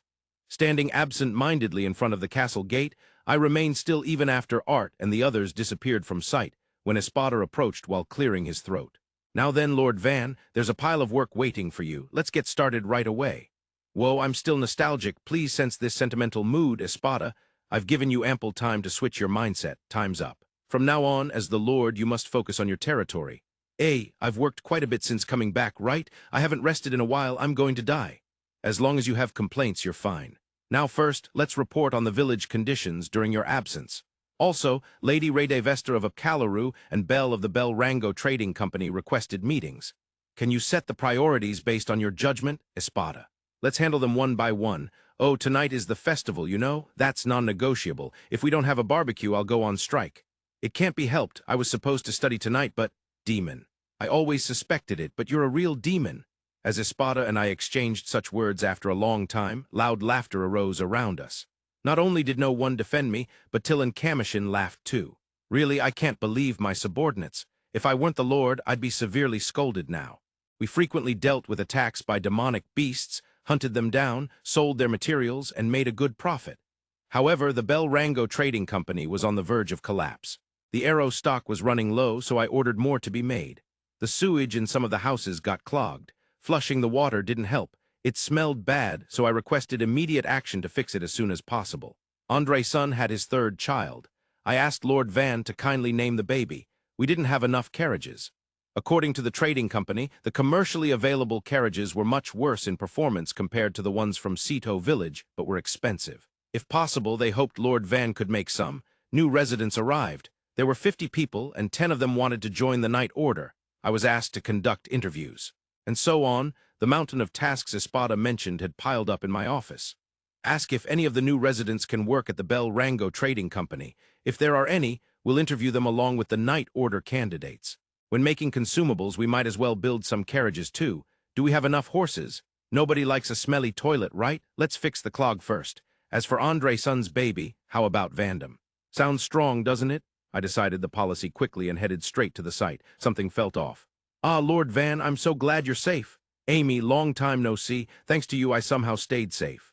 Thanks for worrying about me. Oh, the toilet's clogged. Did you flush something weird? No, just some tree bark to wipe. That's it. Detective Vankun figured it out right away. Next time, could you buy toilet paper from the Belrango Trading Company? We sell daily necessities cheap, so it's not expensive. Oh, thank you. From now on, I'll use this so-called toilet paper. All right, the clog's cleared. I expanded the size of the sewage pipes, so it should be okay from now on. I have to head to the next place. Thank you. As expected of Lord Van, you really live up to your reputation of being quick, thorough, and affordable. Isn't that a catchphrase I've heard somewhere? By the time I was running around maintaining toilets and sewers, I started having serious doubts about what being a lord was supposed to be. Was solving water troubles all there was to a lord's job? Well, everyone's happy, so I guess that's fine. All right, 1,000 arrows. Since materials are running low, ask the Adventurers Guild to procure supplies. Oh, I made the carriage armored just in case. Is that okay? If we take off the mobile ballista, there's plenty of room for cargo. Thank you. By the way, a peddler mentioned wanting this carriage. 1 platinum coin per unit. Ask again when they come next time. Why, yes, making things is also part of a lord's job. No, I shouldn't think about it anymore. I'm simply a machine for making things. After handling various tasks like that, I met with Bell at the Lord's Manor. We've asked a peddler acquaintance to help transport demonic beast materials, but we've reached our limit. I see. Seeing Bell looking exhausted from the start, I nodded seriously. Bell sighed and slumped her shoulders before speaking. This land is the closest to the Wolfsburg Mountains, so it's natural there are many demonic beasts. But Ceto Village not only drives away large demonic beasts that usually can't be fought, but actually hunts them all and collects the materials. On top of that, the material quality is the best. That sounds like a good thing, I replied, and Bell gave me a resentful look. Making a profit is good. We pay special bonuses if sales exceed a certain amount to avoid disparities as the number of employees grows.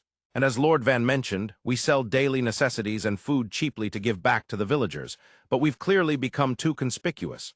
Too conspicuous? I tilted my head. Bell nodded vigorously. We've been selling materials even in major towns outside the capital, but it's abnormal for such precious demonic beast materials to appear continuously.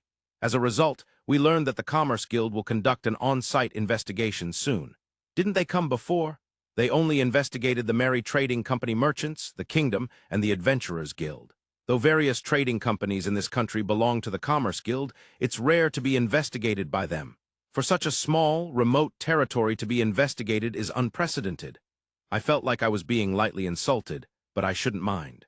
Bell doesn't make jokes. Oh, the Commerce Guild is the world's largest guild headquartered on the neighboring continent. Yes, that's right. They haven't made many flashy moves on this continent yet, but on the neighboring continent they are hands down the biggest guild. Then why would the Commerce Guild come all the way here? Bell sighed, then gave me a resentful look. Well, they suspect collusion behind the scenes with Merry Trading Company and the Kingdom. The Commerce Guild doesn't charge membership fees, except the entry fee for extremely small trading companies to attract more members. But big trading companies have to give part of their sales as fees. I see, so they'll come to investigate. Will Merry Trading Company people come along? Bell nodded. Of course, the most suspicious party is Merry Trading Company.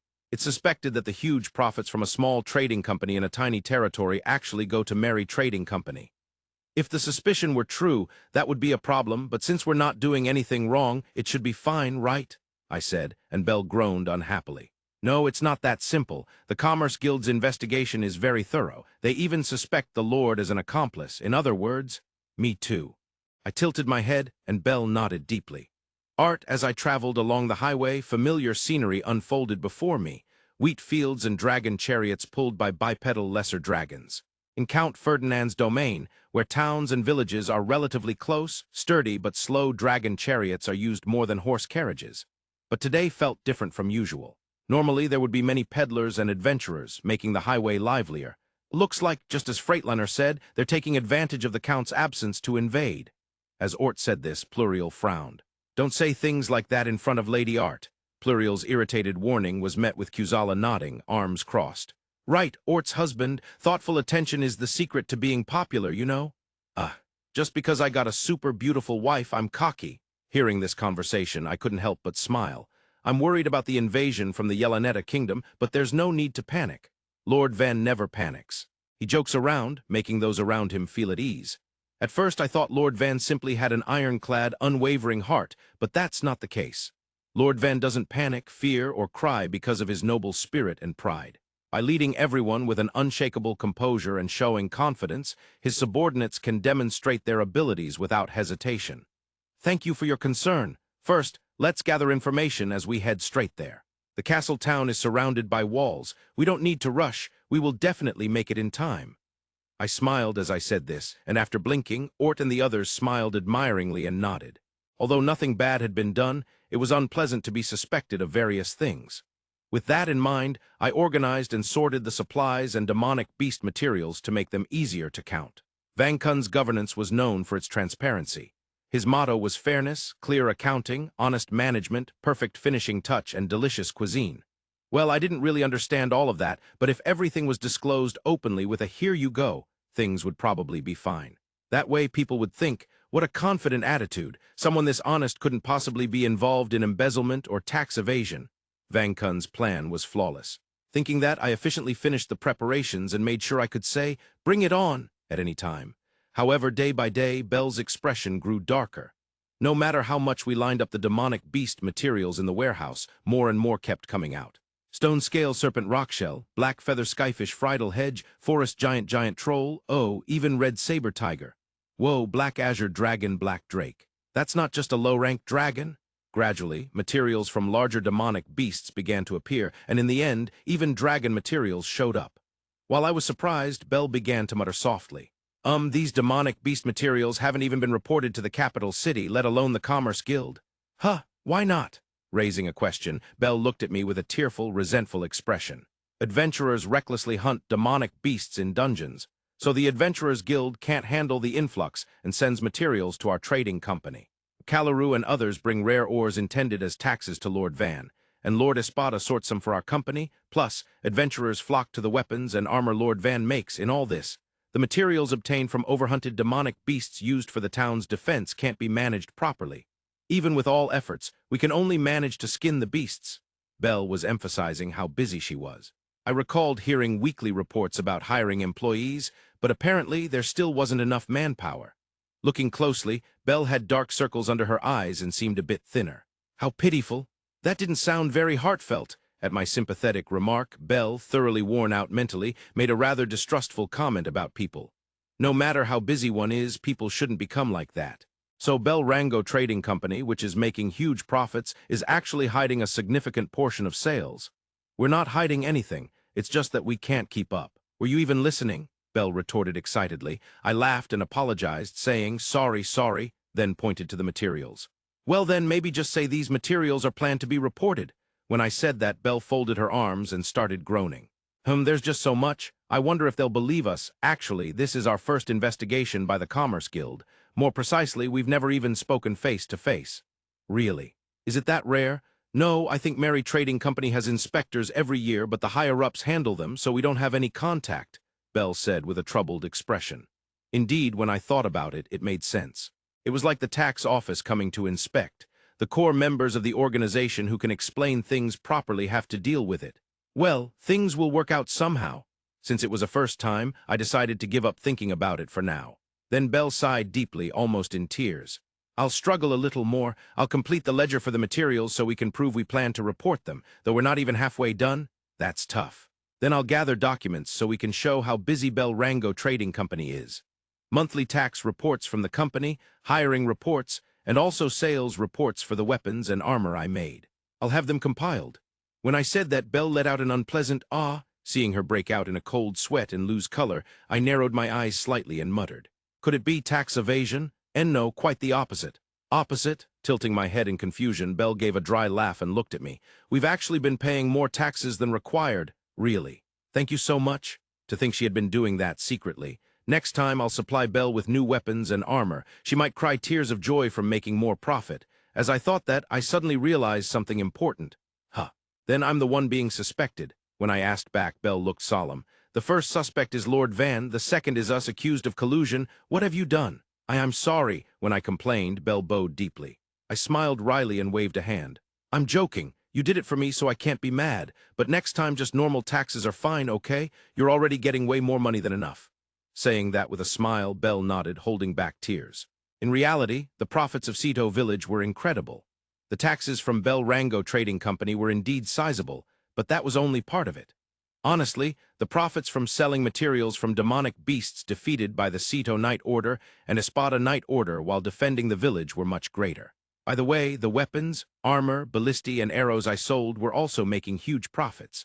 As for expenses, essentials and consumables within the village were provided at a loss by Bel Rango Trading Company, and I covered the shortfall with my own funds. I also paid for Apcaluru and the others' food, daily supplies, and miscellaneous goods. There were also operating costs for the Knight Order and the Knights' salaries, which were set high, plus salaries for the Espada Knights. Additionally, there was support for farmers whose incomes tended to be low. Incidentally, I still paid the head tax for all the peasants but had no intention of claiming it. Thanks to all this, our territory had far better welfare than others, yet it still ran a massive surplus. I'd like to say this was the brilliance of Vankun's territory management skills, but actually it wasn't. Other territories didn't have expenses for roads, castle walls, buildings, or infrastructure construction. That was a huge factor. Building castle walls required months and huge amounts of labor, so our territory was making unparalleled net profits. So, if we clearly explain how Ceto village is run, won't that be enough? Really? Belle asked anxiously after my conclusion. No, Vankun's calculations had to be perfect. Leave it to me. As Lord, I'll handle the Commerce Guild inspectors. When I said that and patted my chest, Belle finally looked relieved. With that exchange done, just 2 days later, word arrived in Ceto village that the Commerce Guild inspectors were on their way. Until the Commerce Guild inspectors arrived, Bel Rango Trading Company's clerks, Espada, Till, and Commotion all cooperated, working late into the night every day to prepare and file documents.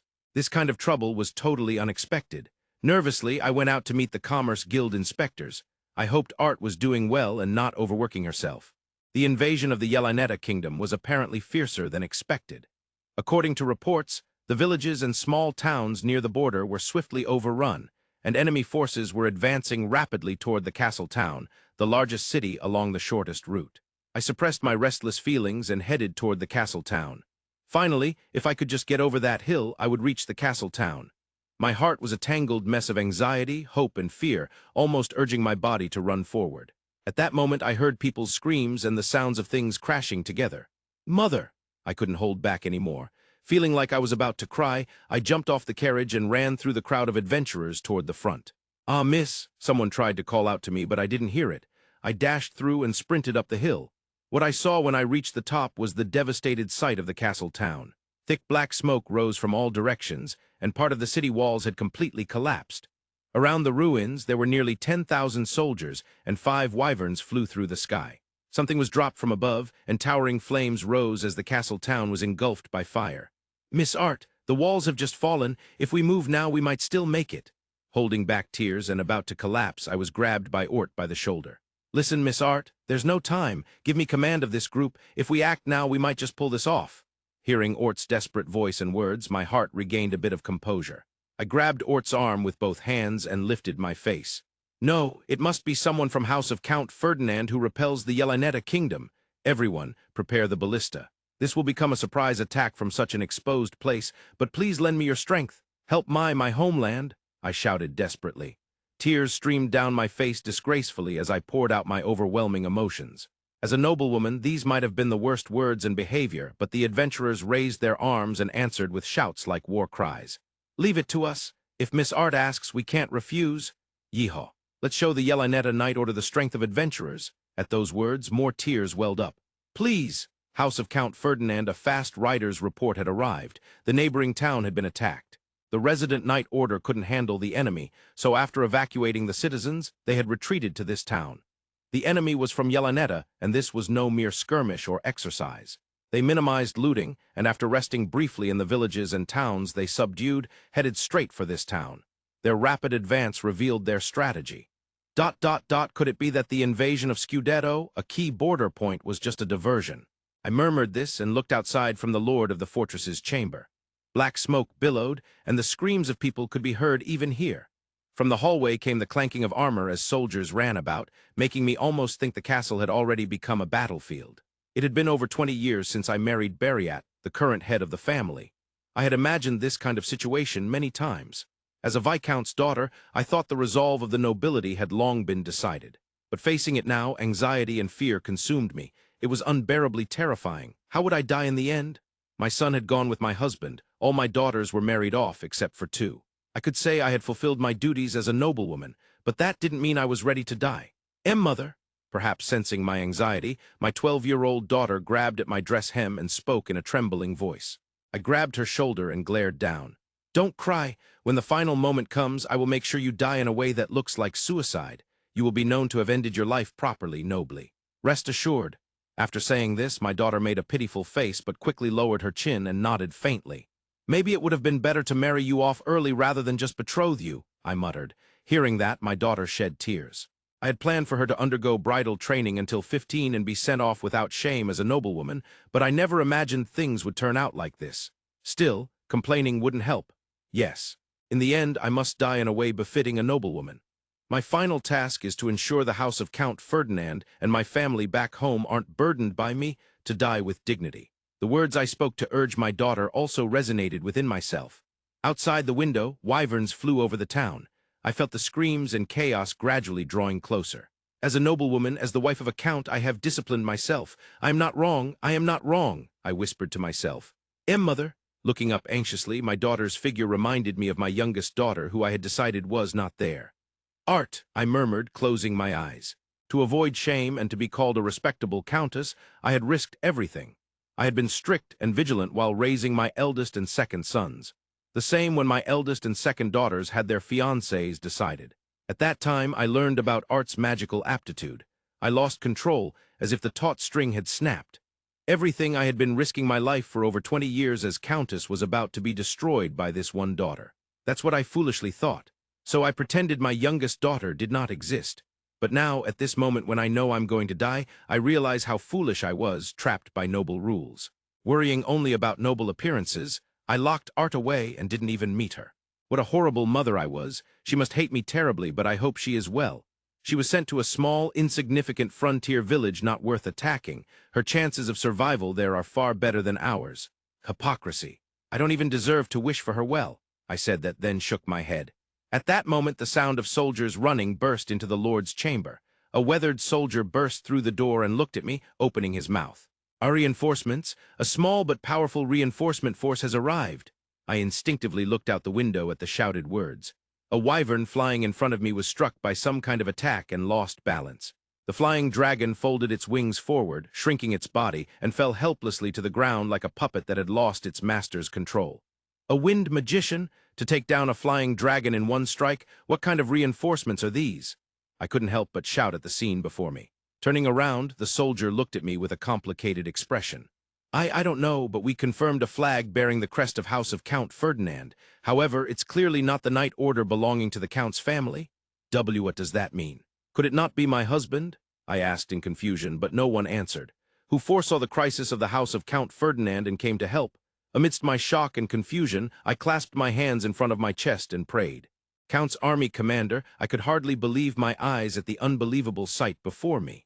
I was already stunned by the wyverns that appeared at the sight of Yelenetta's banner, but this new shock was on a whole different level.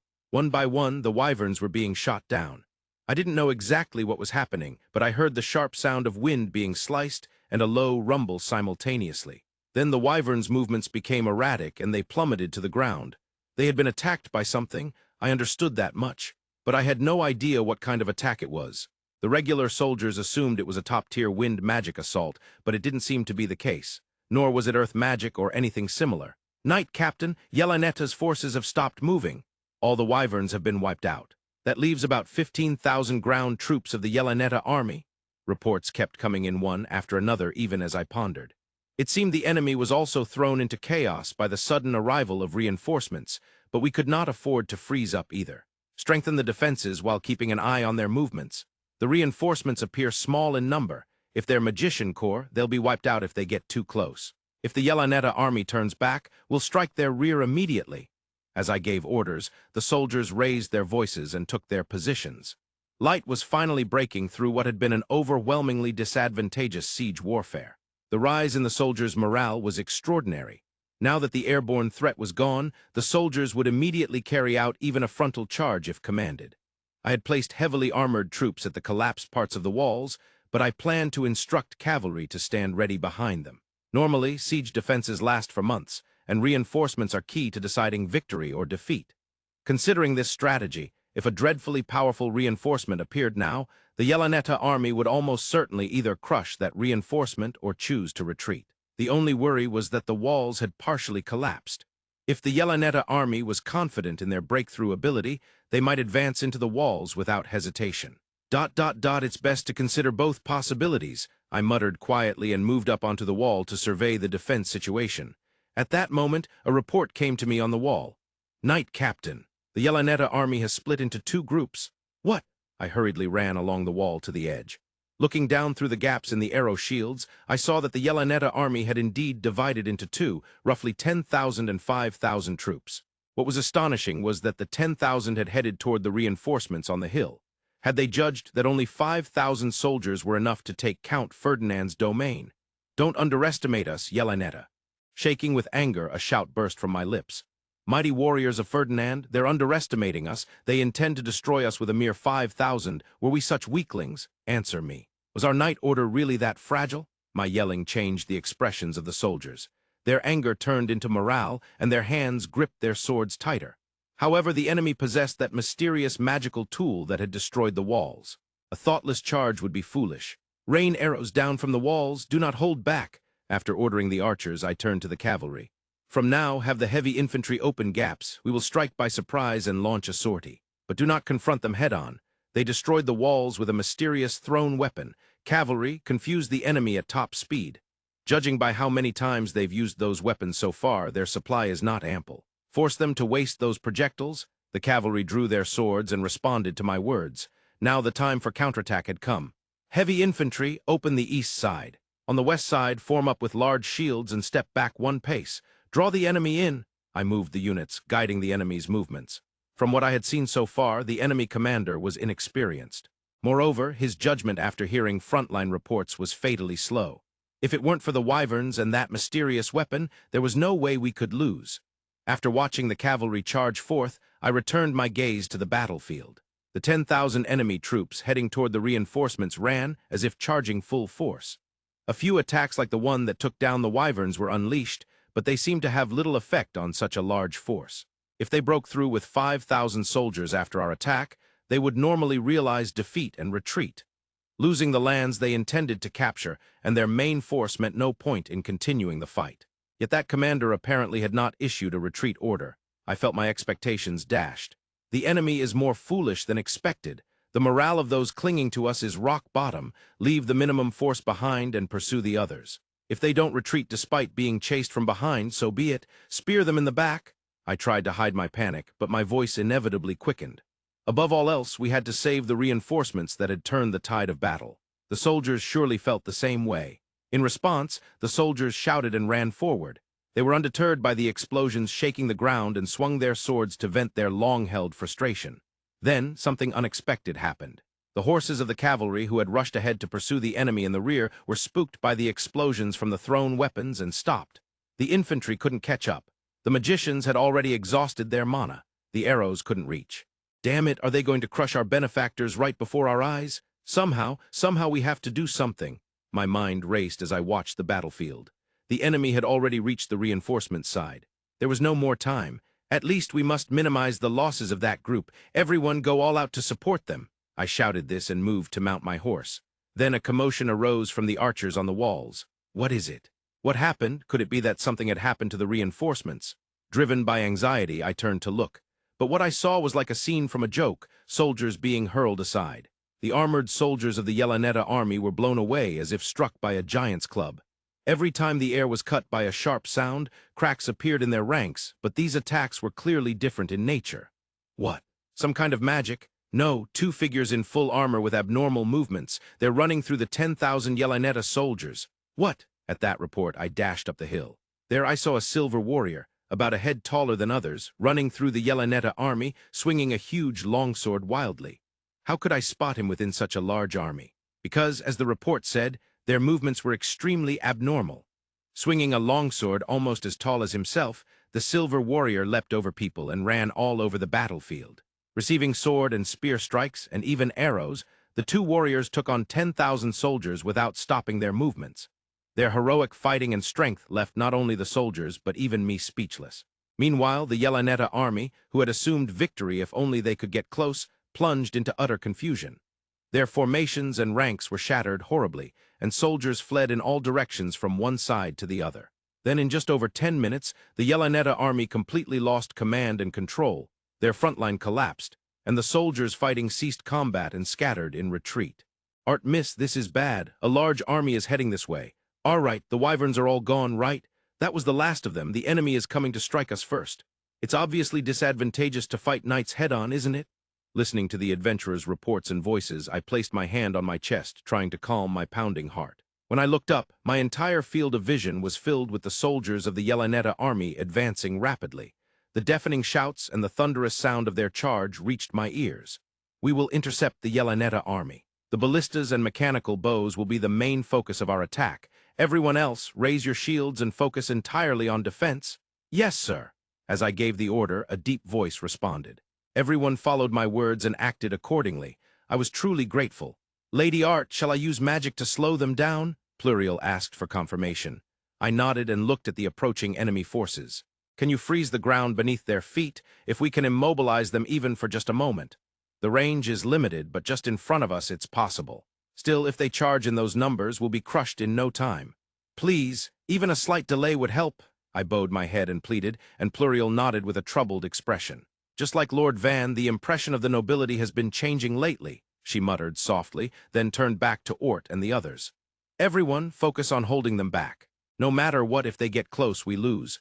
Our arrows can reach them, but so can theirs. There's a limit to how much we can slow them down. If only we had brought the espada. Don't be ridiculous. The adventurers, perhaps out of anxiety, were fussing as they prepared. After all, this isn't like Lord Van. We lack battle knowledge and we can't even stop our trembling legs. Then at least I have to do everything I can.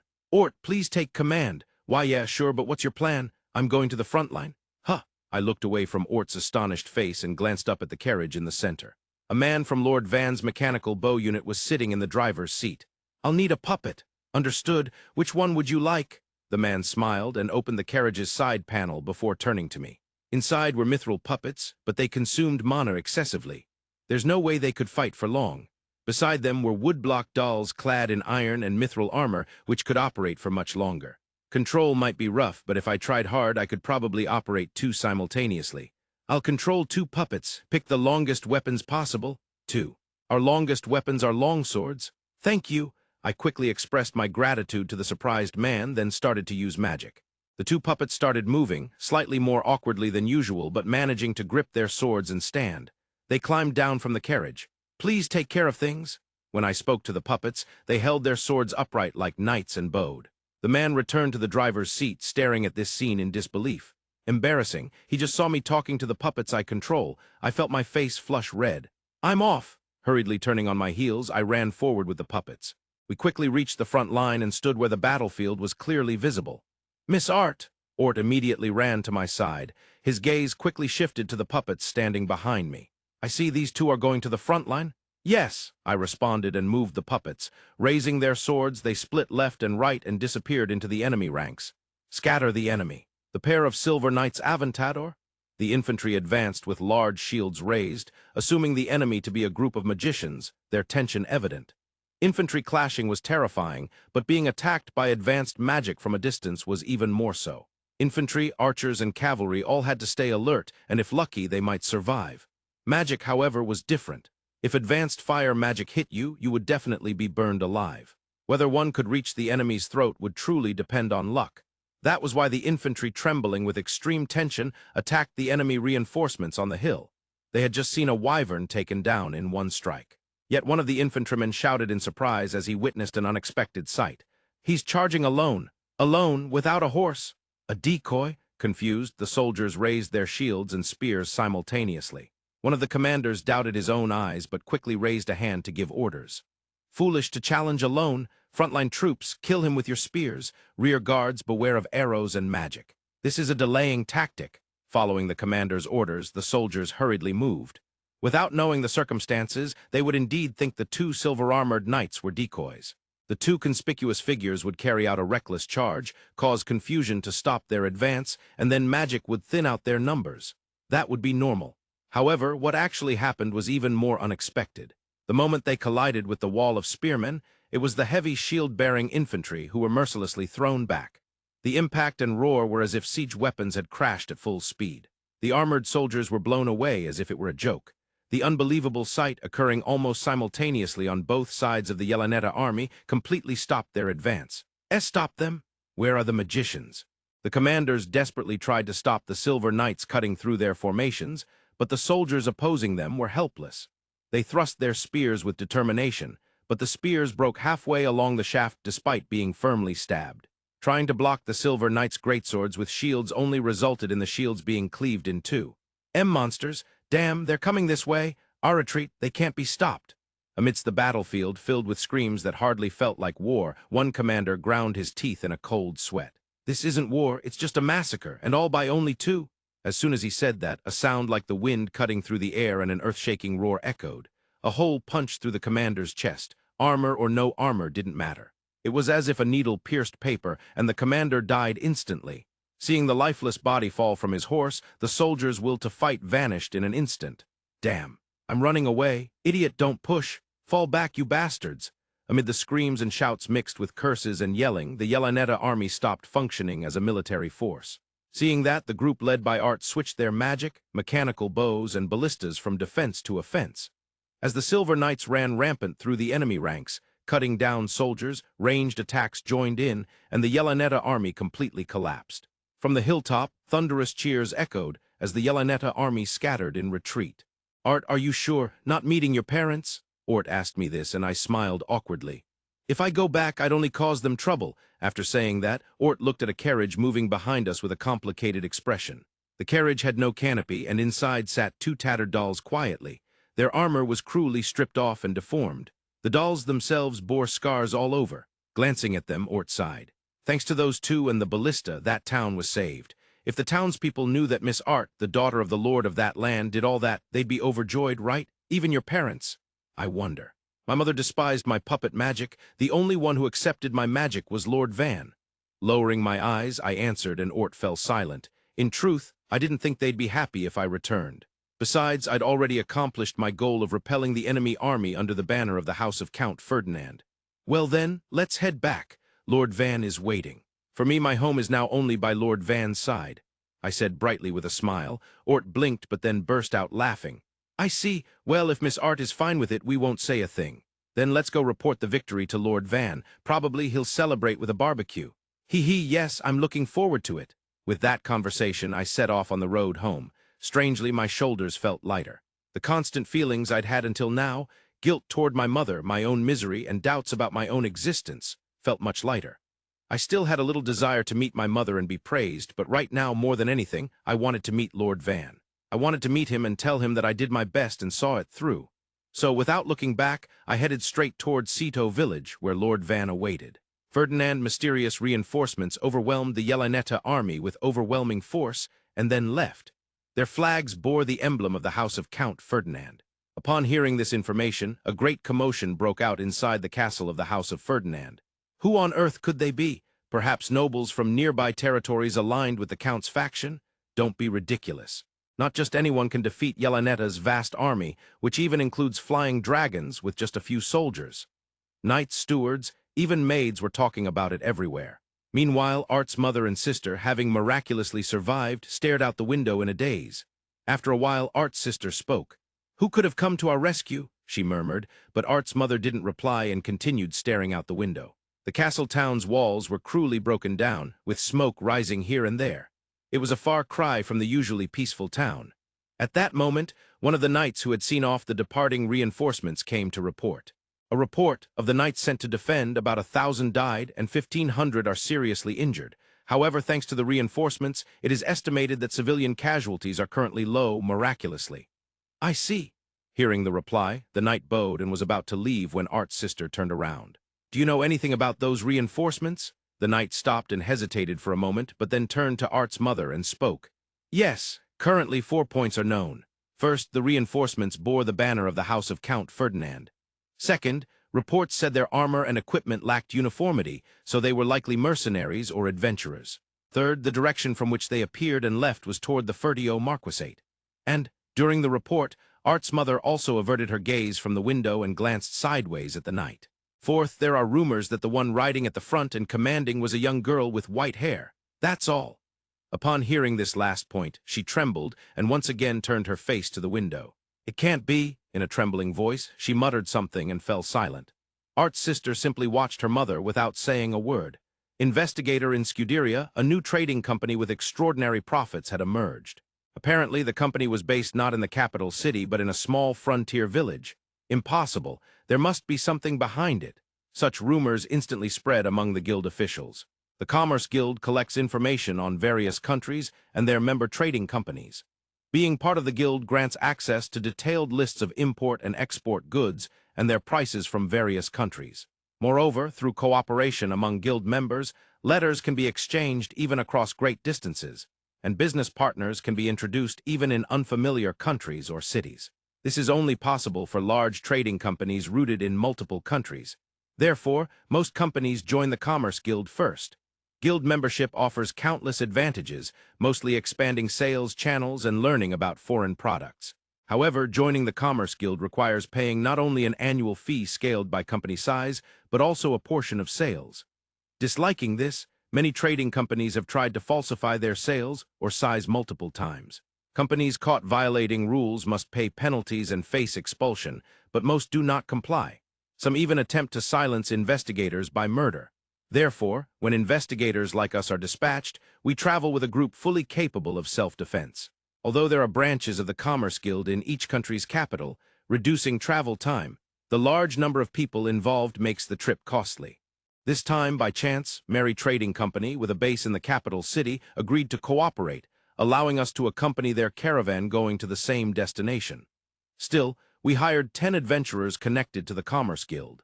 Considering the frontier location, this investigation is quite expensive. Apollo, you seem to have a stern expression. Hearing that, I interrupted my thoughts. I looked up and saw two people sitting in front of me. One was Diane Triumph, the youngest of the Triumph sisters and the owner of this carriage, as well as the head of Merry Trading Company at a young age. She had red hair and wore a charming green-based dress, but her ability was sometimes talked about even within the Commerce Guild. Next to her sat a woman in her early 30s named Rosalie. She was the manager of one of Merry Trading Company's stores in the Fertio Marquisate's largest city. From their conversation, it was clear she was unrelated to the founding Triumph family and had risen from an apprentice merchant to store manager, a rare success story. In short, these were two of Merry Trading Company's most talented business minds. I looked back at the two, who were frowning with different feelings but in the same way, and spoke. No, as a Commerce Guild investigator, I find myself forced to think about things I'd rather not consider. Sorry about that. Rosalie nodded. That's the same for us. I see. Well, yes, surely you both have similar worries, I answered, and they smiled awkwardly. Though it looked like a polite conversation, I could tell they were trying to probe my thoughts. That made sense. Our destination was the Bel Rango Trading Company, newly established by a former Merry Trading Company member. The investigation might also target Merry Trading Company. Which side was behind the Bel Rango Trading Company's unbelievable profits? Merry Trading Company or the Marquis Fertio family? At worst, the kingdom itself might be involved. Really, it's all things I don't want to think about, I muttered and gave a dry laugh. If I'm not careful, I might end up surrounded by enemies. I must steel myself. They're here, the caravan. Report to Lord Van, hurry. From atop the city walls, members of the Ceto Knight Order spotted several horse-drawn carriages appearing in the distance and immediately sent out messengers. The messenger galloped on horseback through Ceto village, which had grown significantly larger and filled with many buildings since before. Outside the Lord's manor, Van happened to be stepping out. He blinked for a moment but quickly noticed the messenger's desperate expression and spoke. They've arrived. Why, yes, it's the caravan. Good, report to the Bel Rango Trading Company. Also prepare the Ballista. Get the catapults ready too. As Van gave his orders, Kamushin and Till jumped up in surprise. Lord Van, are you planning to attack the caravan? Their faces went pale, but Van nodded solemnly. No commercial guild investigators have come before. Let's just say that. But of course, that's not the case. He gave a troubled smile as he spoke. I think it's better to disclose everything from the start rather than hiding it clumsily. The proud military secret of our Ceto village is the ballista and catapults. We'll show their power as proof that we're hunting large demonic beasts. Hearing this explanation, Commotion and Till breathed a sigh of relief. There's been so much war lately, I thought Lord Van had turned into a battle maniac. I'm relieved to see Lord Van as usual. At their words, Van's cheeks twitched. There's a lot I want to say, but the Commercial Guild's investigation is important now. Let's head over. Van sighed and led the way, taking the two along to meet the investigation team. Van, sometimes I forget that I'm a noble myself. Even when I'm in the Lord's manor, I'm ridiculously busy. Without a doubt, I must be the hardest working in this world. A fragile-looking, beautiful boy, Van Kun, poor Van Kun. Thinking such foolish things, I arrived at the city wall. The gates were already open, and just outside, the investigation team stood dumbfounded in front of the drawbridge. That said, I couldn't tell who among them were investigators. There was a caravan likely belonging to the Merry Trading Company, surrounded by many adventurers. Middle-aged men who looked like merchants sat in the driver's seat. Scanning the group staring blankly up at the walls, I spoke. Hello. I am Van Nefertio, Lord of Ceto Village. May I ask your affiliations? No response came. Actually, I wasn't even noticed. Is it because Van Kun is small that they don't notice me? Even though I grew 5 centimeters in a year. If this continues, by 20 years old I'll be about 2 meters tall, and by 30, 2 meters 50 centimeters. My growth knows no bounds. Lost in such thoughts to escape reality, D, who had been following closely, suddenly shouted. I am D, the chief retainer and captain of the Ceto Knight Order under Baron Van Nefertio, and this is the Lord of Ceto Village, Baron Van Nefertio. His booming voice turned every head in the investigation group. Clearing my throat, I introduced myself again. Then a tall man emerged from the center of a large carriage. He looked to be just under 40, slim, dressed in black attire resembling a suit. 2 women followed him down. One was a red-haired girl, appearing in her mid-teens, dressed elegantly with eyes full of intelligence and confidence. Though young-looking, she was surely an investigator or a high-ranking member of the Merry Trading Company. The other was a familiar face. Dressed in slightly revealing merchant-style clothes for going out, she was a woman of about 30.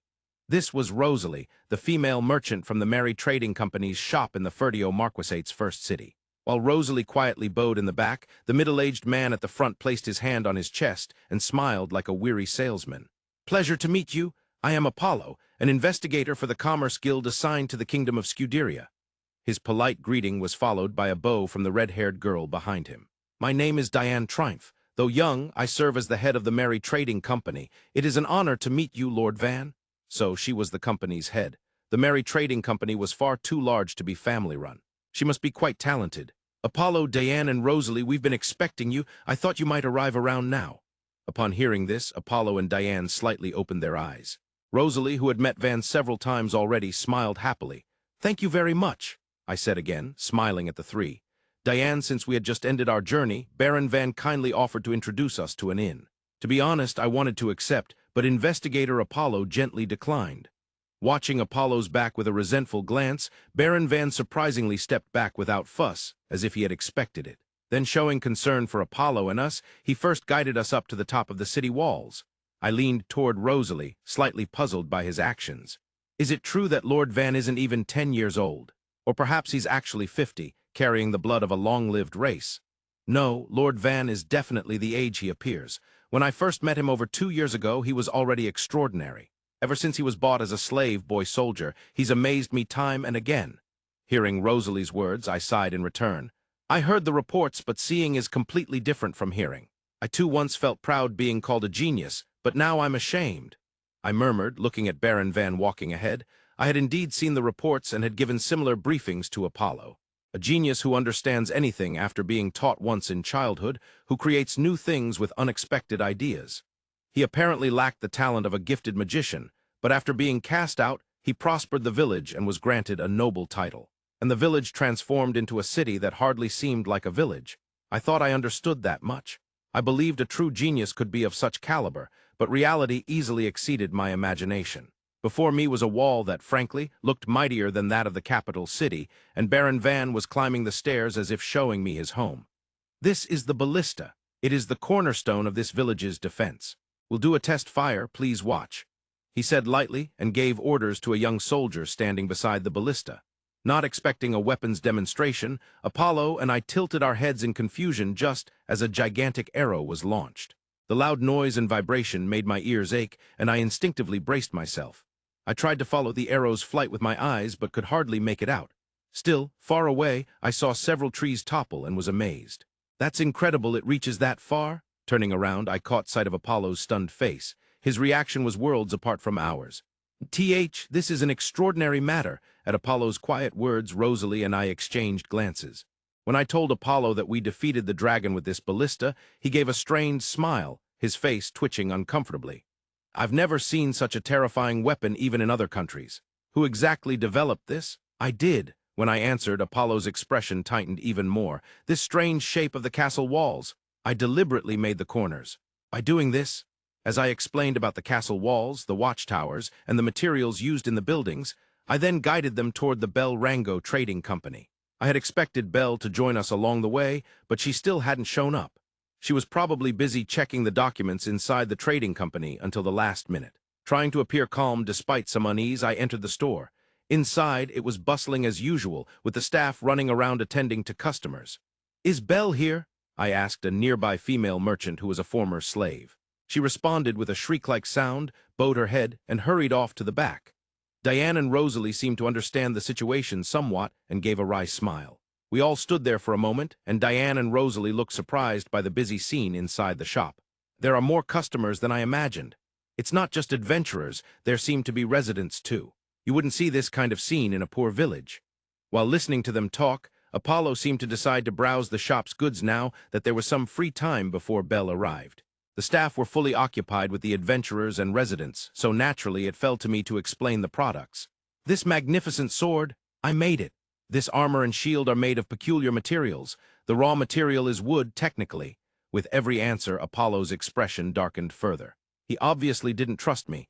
Realizing this, I decided to show him how I actually made these items and began looking for the materials. "Sorry to keep you waiting. I'm Belle from the Bell Rango Trading Company." At that moment, Belle appeared, sweat on her brow. She greeted us more politely than usual. After greeting Apollo and Diane, she exchanged a few words with Rosalie before turning to me. "Lord Van, since you plan to review the documents tonight at the inn, let's head to the warehouse together. I'm sorry, but it's difficult to explain without you here." Apologetically, Belle led Apollo toward the demonic beast materials warehouse. Following behind, Rosalie quietly spoke to Commotion. "How's life?" Commotion answered seriously and earnestly. "Lord Van and everyone are kind, and I get to eat delicious meals every day. But I train daily to protect Lord Van, and I'm still quite weak." For the first time in a while, Commotion revealed a worry. It was unusual. Watching out of the corner of my eye, I saw Rosalie gently stroke Commotion's head. "You seem happy, then give it your all and become stronger." Rosalie said this, and Commotion nodded with a serious expression. If he has worries like that, I wish he would tell me first, but he probably can't say it to the person he's supposed to protect." I lifted my gaze with mixed feelings and saw Till smiling at me like an older sister. It was kind of embarrassing. "This is the warehouse exclusively for demonic beast materials." While we were exchanging these words, Belle began explaining nervously as we arrived at our destination. "Lord Van once defeated a forest dragon, so this warehouse is sized to store materials from 2 to 3 large dragons. But even so, the daily influx of demonic beast materials is close to exceeding capacity." With a tired smile and voice, Belle prefaced before opening the warehouse doors. She opened the large double doors built to accommodate materials from big demonic beasts and showed Apollo and the others inside. The sight left not only Apollo but Diane and the others speechless. In front of us was a narrow passage just wide enough for 2 adults to walk side by side, flanked on both sides by piles of materials stacked so high they looked like mountains. And all of them were rare demonic beast materials. "This is," Apollo muttered in a hoarse voice.